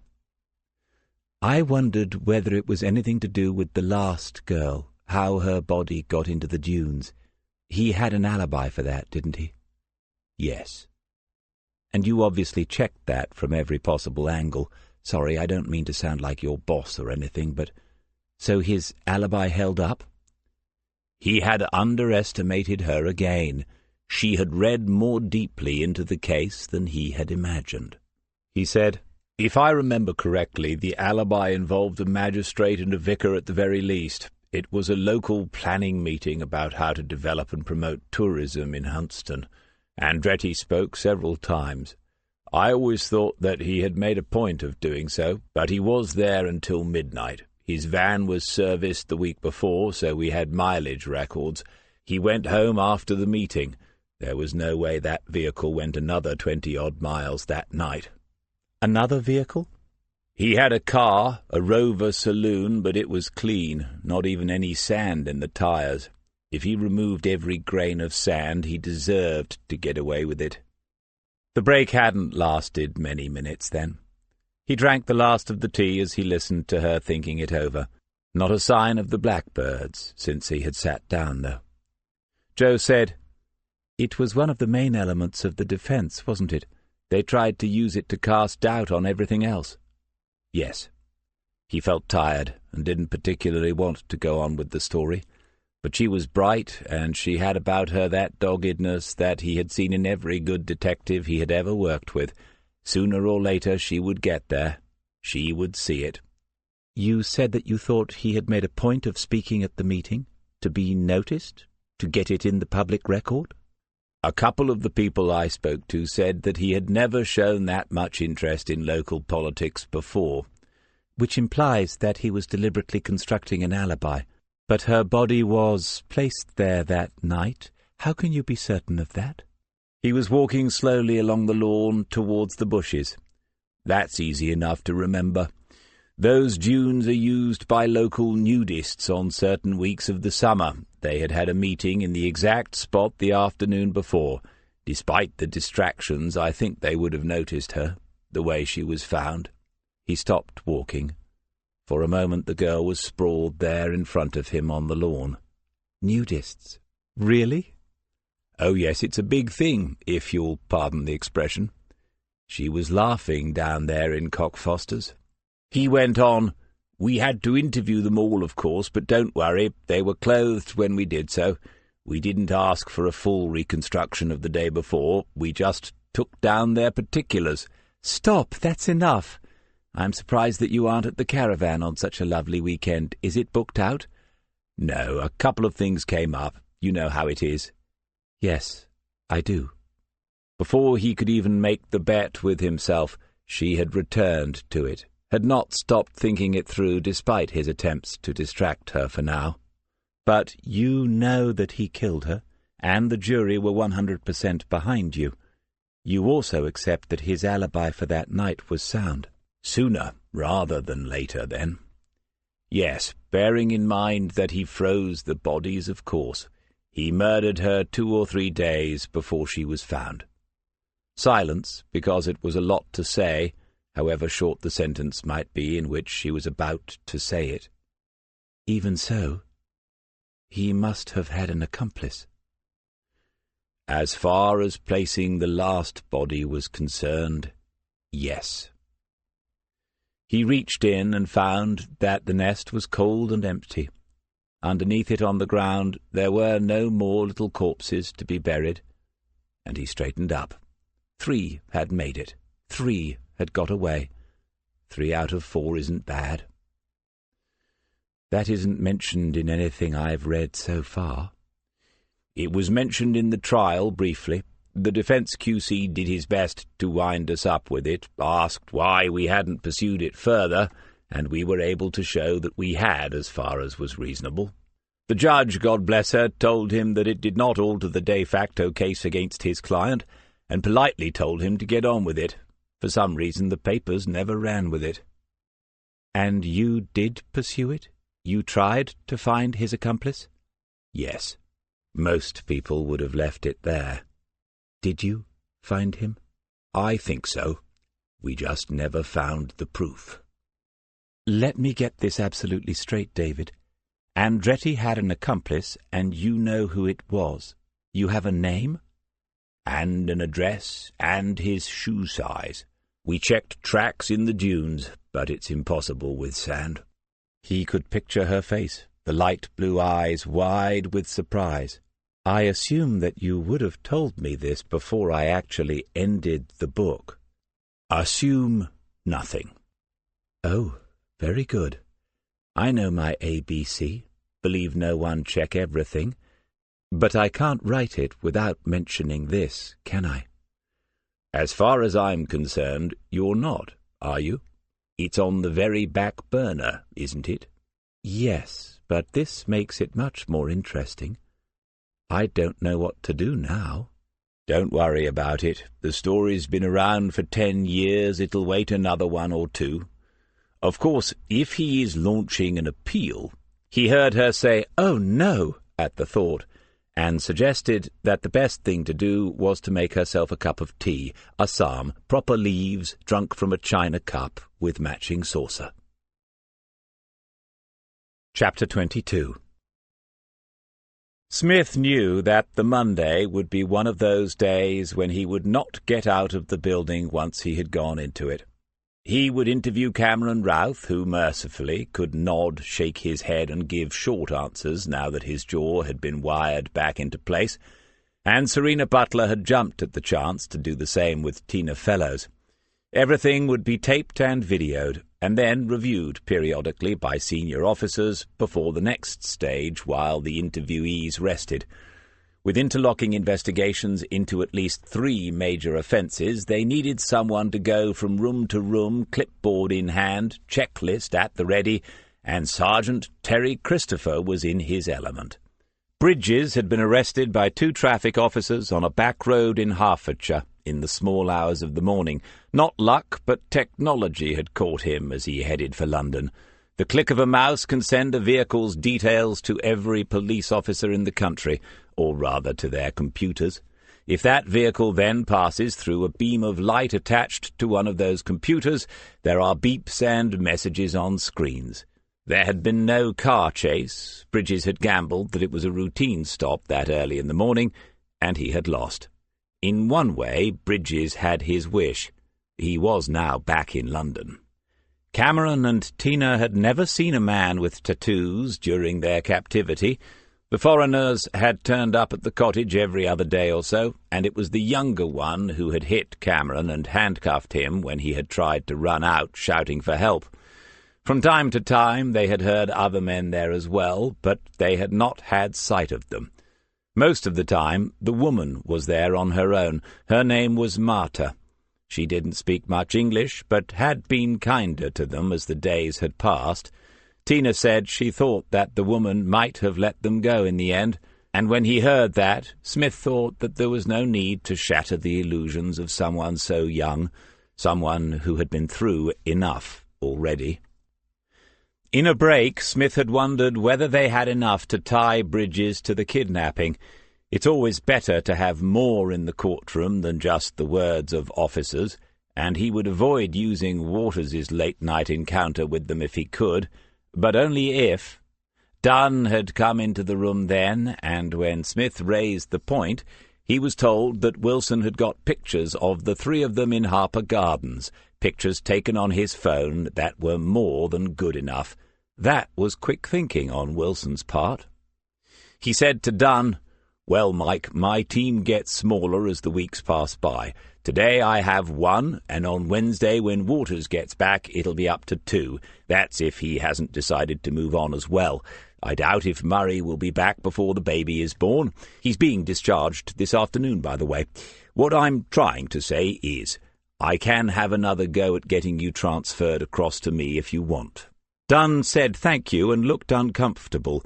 Smith took the view that they had enough to do without worrying about each other's sensitivities, and told him to come straight out with it. "It's absolutely nothing personal, DC, but Wilson and me have got on all right working together over the past few days. We've had a few laughs. He isn't so bad when you get to know him. I'll stick if that's okay with you. I'd understand. I know you can ask anyway, and I'd understand. I wouldn't dream of it. You can't put a price on being in a team that you like. And for the record, despite what people think, I reckon Wilson is a good copper in lots of ways." As Dunn walked away, relieved at getting that over with, Smith thought to himself, "Yes, in lots of ways Wilson is. They're just not my ways." Detective Constable Nigel Hinton phoned him just before lunch on Monday. "Sir, I just wanted to update you.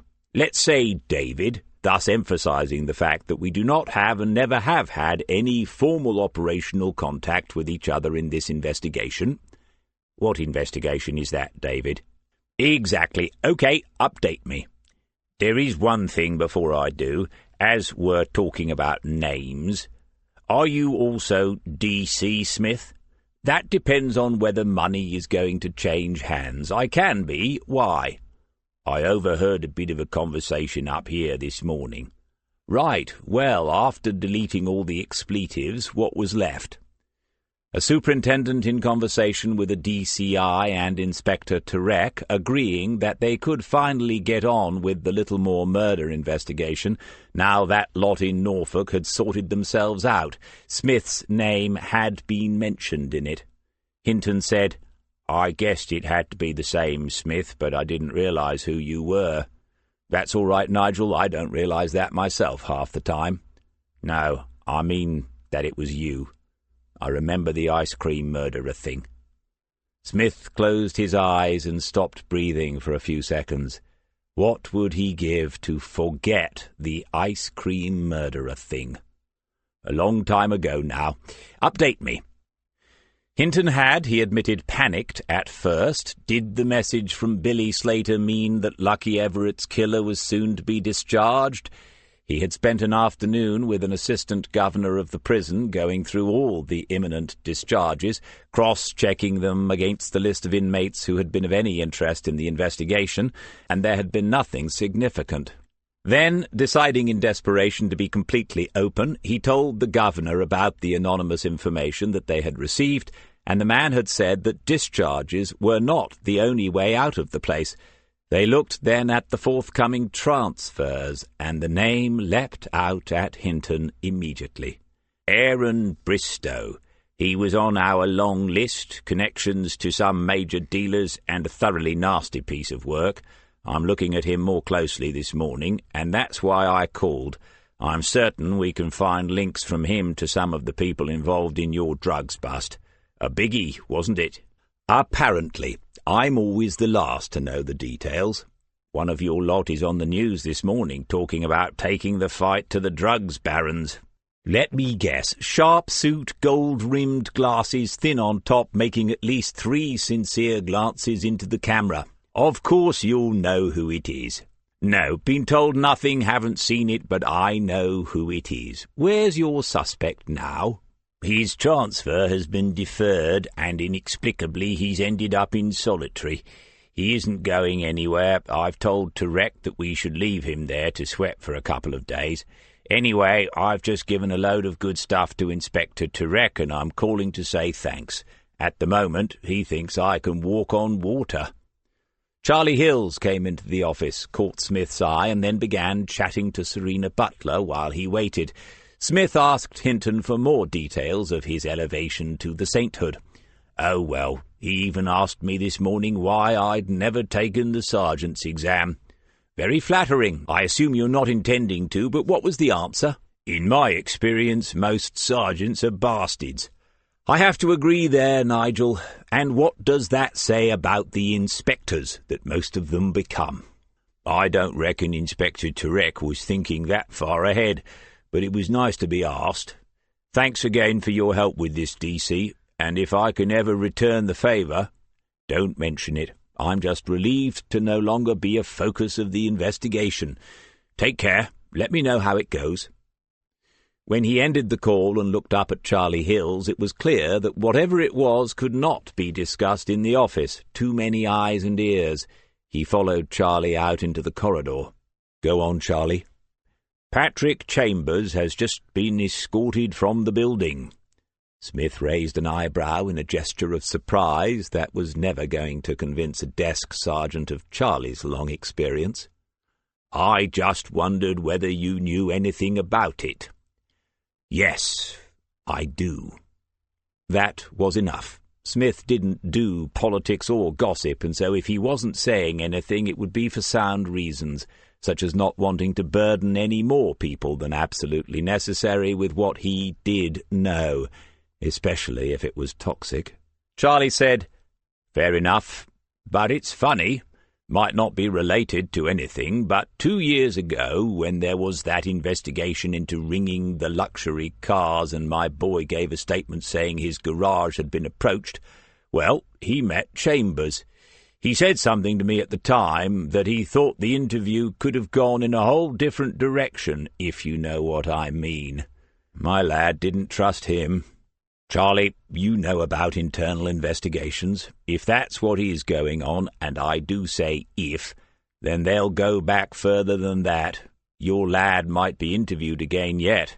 It's up to you whether you want to mention it to him. And again Charlie understood what had just been implied. He told Smith then about the beer that he and Harry Alexander had enjoyed yesterday evening, catching up on the good old days.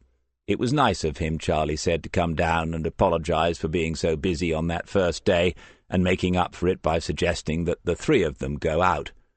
We called you, Charlie said, yesterday afternoon, a couple of times, but you were engaged. I hope it wasn't work that had you so tied up. Joe Everson's phone call that had gone on for much longer than he had realized at the time. He smiled and told Charlie that it wasn't all work, that there had been a little play involved somewhere. The Tuesday morning began with the debriefing of the raids on the good ship Pacific Star, along with a couple of other Kings Lake addresses and others scattered across the southeast of England. DCI Freeman stood at the front of the room, which contained almost as many bodies as it had just 8 days ago when she had first gathered them together. But now she seemed much more relaxed about the whole business. As well you might, Smith thought. Street values are always exaggerated, but if it was any near the £200 million worth of cocaine that the news was reporting, it was one of the largest ever in the UK, and that made it just about the largest feather that you, Cara Freeman, could have put into your own cap. Harry Alexander was elsewhere this morning, but that hardly mattered. The name of the DCI who had helped to manage such an operation would already be floating around in the stratosphere. It was all on the big screen, controlled from her laptop, with Sergeant Christopher at hand, his fingers expertly poised over a second mouse, ready to come to her assistance should hardware or software fail her, but they did not. She flicked back and forth through the pages that were screens, glancing only occasionally at her notes as she summarized the various elements of the operation.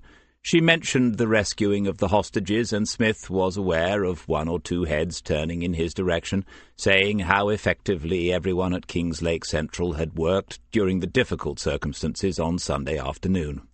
Then she moved on to the main course, the detention of the Pacific Star and its crew, most of whom turned out to be Turkish, outside the port at 15:35 hours on. More pages skipped over, glimpses of lists of objectives, timelines, dates, faces, vehicle information, maps, much of which they had not seen before, and were not going to see properly now.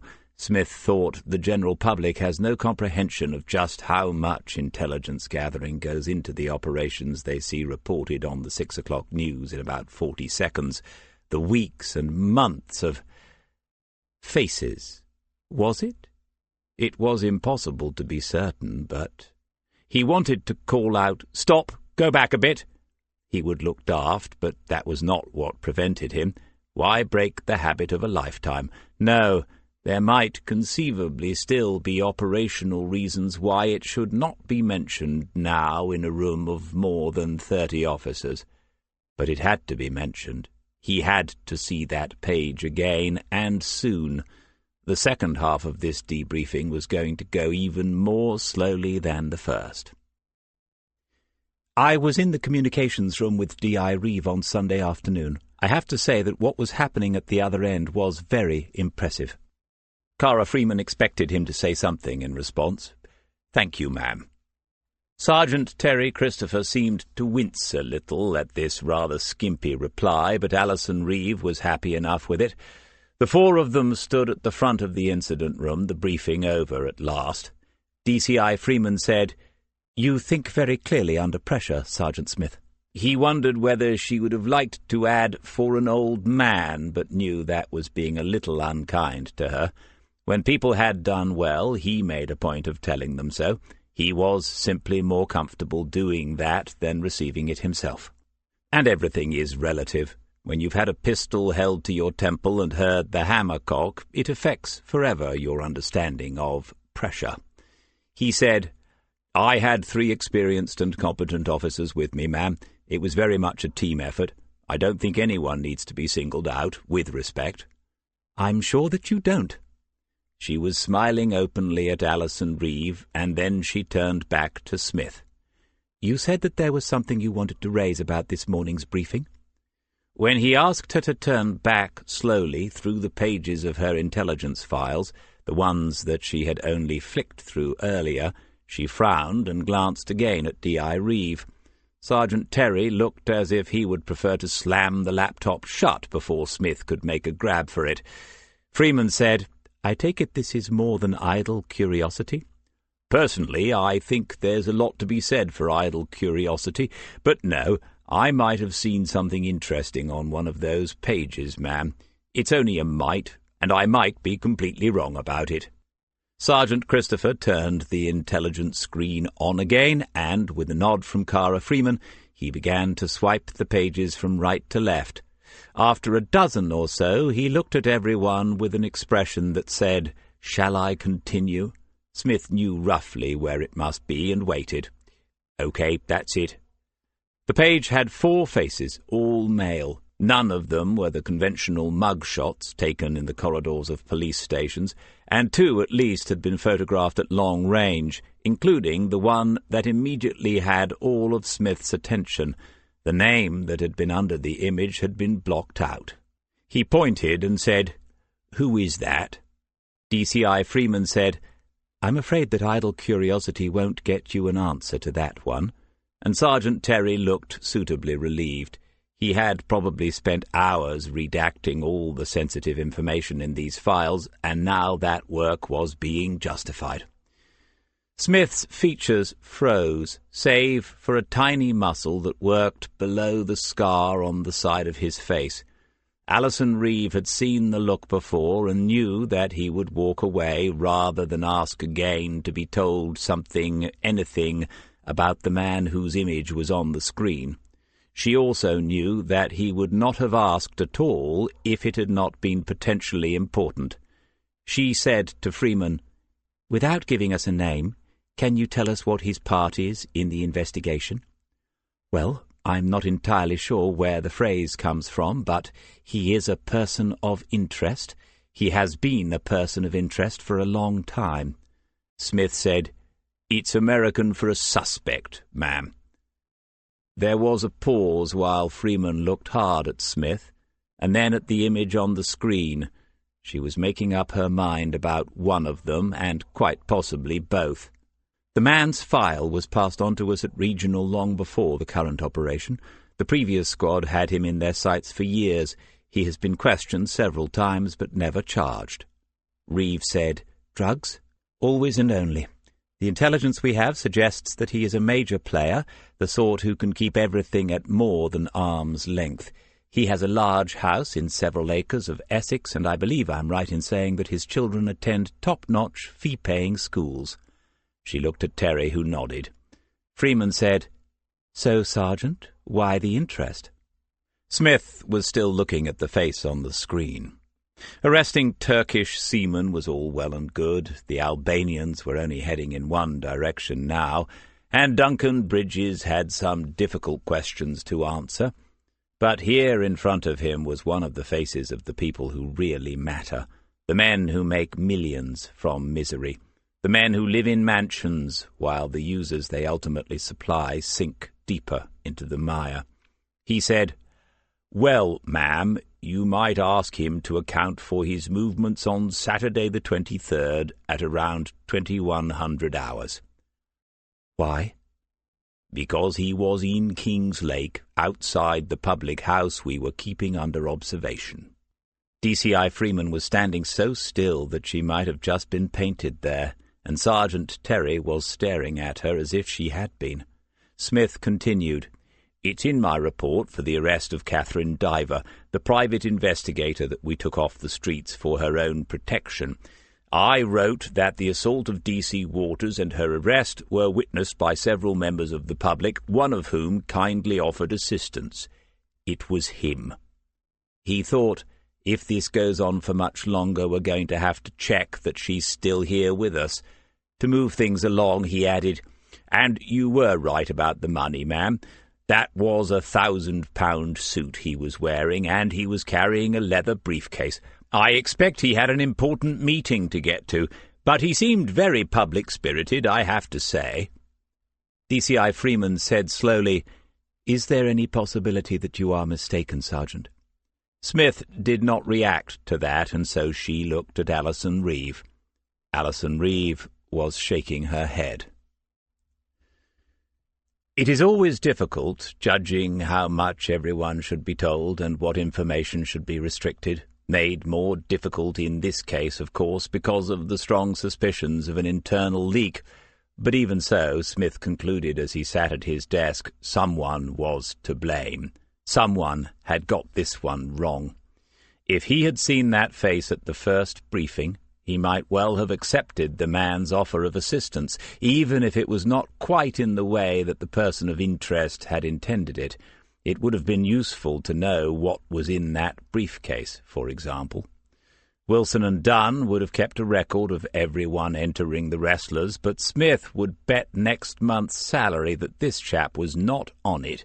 He would have walked on by after seeing plainclothes policemen making an arrest outside the very pub that must have been his destination. If RSCU had any sense, they would not question the man about that Saturday, even though Smith had suggested it. Smith had met the type before, and there would be a plausible explanation and a convincing alibi for his presence in Lake. Better to add it to the intelligence file and hope that it was the final piece in some future jigsaw. The man had some nerve, though. What had he said? "Do you need any assistance, officer? I'm assuming that you are an officer." And Smith had confirmed it for him.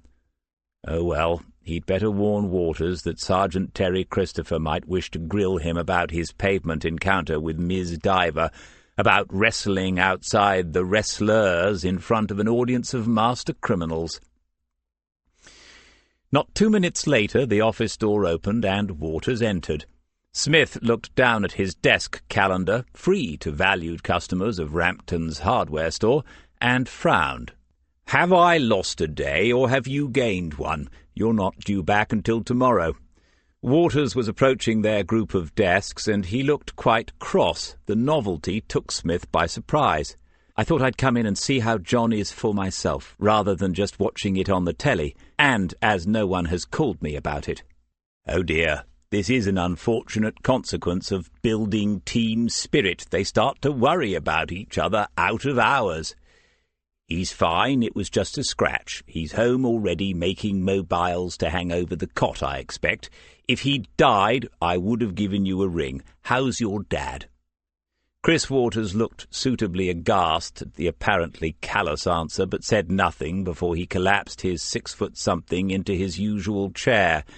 He didn't look very rested for someone who had gone away for a couple of days of meditation and recuperation after a life-changing event. Smith said, "You all right?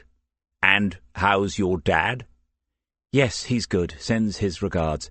Says the bloke he employed instead of you is useless. I met up with some old student friends in Norwich last night. Drove straight over as I'm going back to the flat. Just thought I'd call in."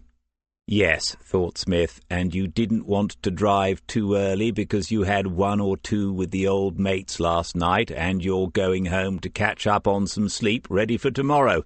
Ah, youth. Still, he's been in the office for 3 minutes and hasn't mentioned Claire or the breakup.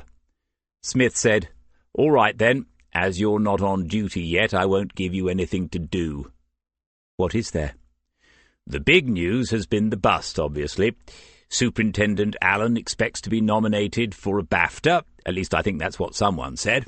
Anyway, the whole hostage thing has been kept right out of the local news. We ought to let Diver International Investigations know what's happened, as she did behave herself in the end. I was going to give her a ring next before I'm dragged into a meeting. I quite understand if you don't want to, but you should be safe enough on the end of a phone line." Waters was already reaching for the piece of paper in front of Smith. "She helped us out. I can say that, can't I? It's a sort of thank you, isn't it?" "Confucius said, be nice to people who have already shown that they can beat you up." "I'll take that as a yes."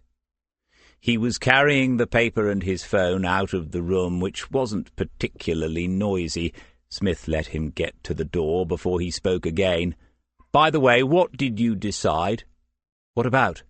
The boy was definitely preoccupied. "This place." "Oh, Dad said it was a straight choice between learning the job and learning about the job, so I've decided to stay here at King's Lake if there is a job. I'm going to write a letter to my sergeant tomorrow."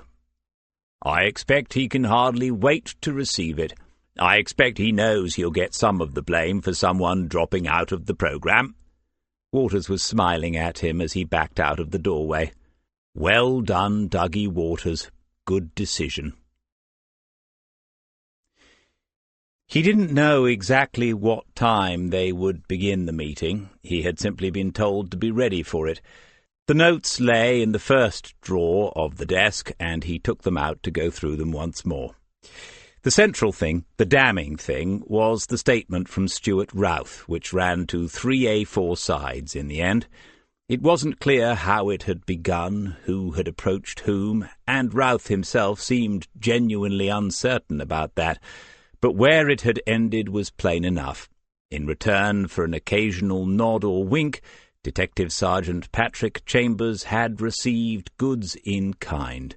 Never cash, never anything that would show up in a bank statement, but a couple of nice holidays had been booked in his name, and some expensive appliances had found their way into his kitchen. And if he needed a deal on a car, there was a very obliging garage down in Marshways that always took care of any friend of Mr. Routh. When the proposal came from London for a one-off, unbelievably lucrative transaction using Routh's long-standing importation arrangement, yes, he had mentioned that he had the local police sorted out. He admitted to Smith how stupid that had been, trying to impress the big players. Oh, good, they had said, that might be useful. The day after he had pulled out and told them where to go, they began taking his operation apart. When 3 of his street people had been stabbed, the rest refused to go out. Other members began to drift away to the opposition, not difficult to buy. His deal with the port people doubled in price overnight. A month ago he warned the Londoners to back off because he knew too much. He told them that he had placed what he knew with a solicitor to be revealed in the event of his untimely demise, thinking that he had been clever enough in actually doing just that. And a week later his youngest brother had been taken off the streets, along with the girl. If they had killed him, Stuart, he might have had his revenge, but no amount of revenge would have been worth Cameron's life, and they knew that.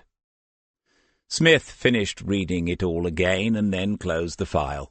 The smart riverside flat was already empty, and he now knew up for sale. Stuart and Malcolm Routh had put themselves into their own witness protection program, and at the moment only Smith knew how to reach them. They were saying that they would only deal with Detective Sergeant Smith because all the others were bent, and when they told him that, Smith had to look away for a moment. If you didn't at least smile sometimes, you'd bloody weep. Waters came back in and put the piece of paper on Smith's desk. He looked puzzled. Smith said, "Did she ask for a reward? I mean, they haven't earned a penny yet, as far as I can tell."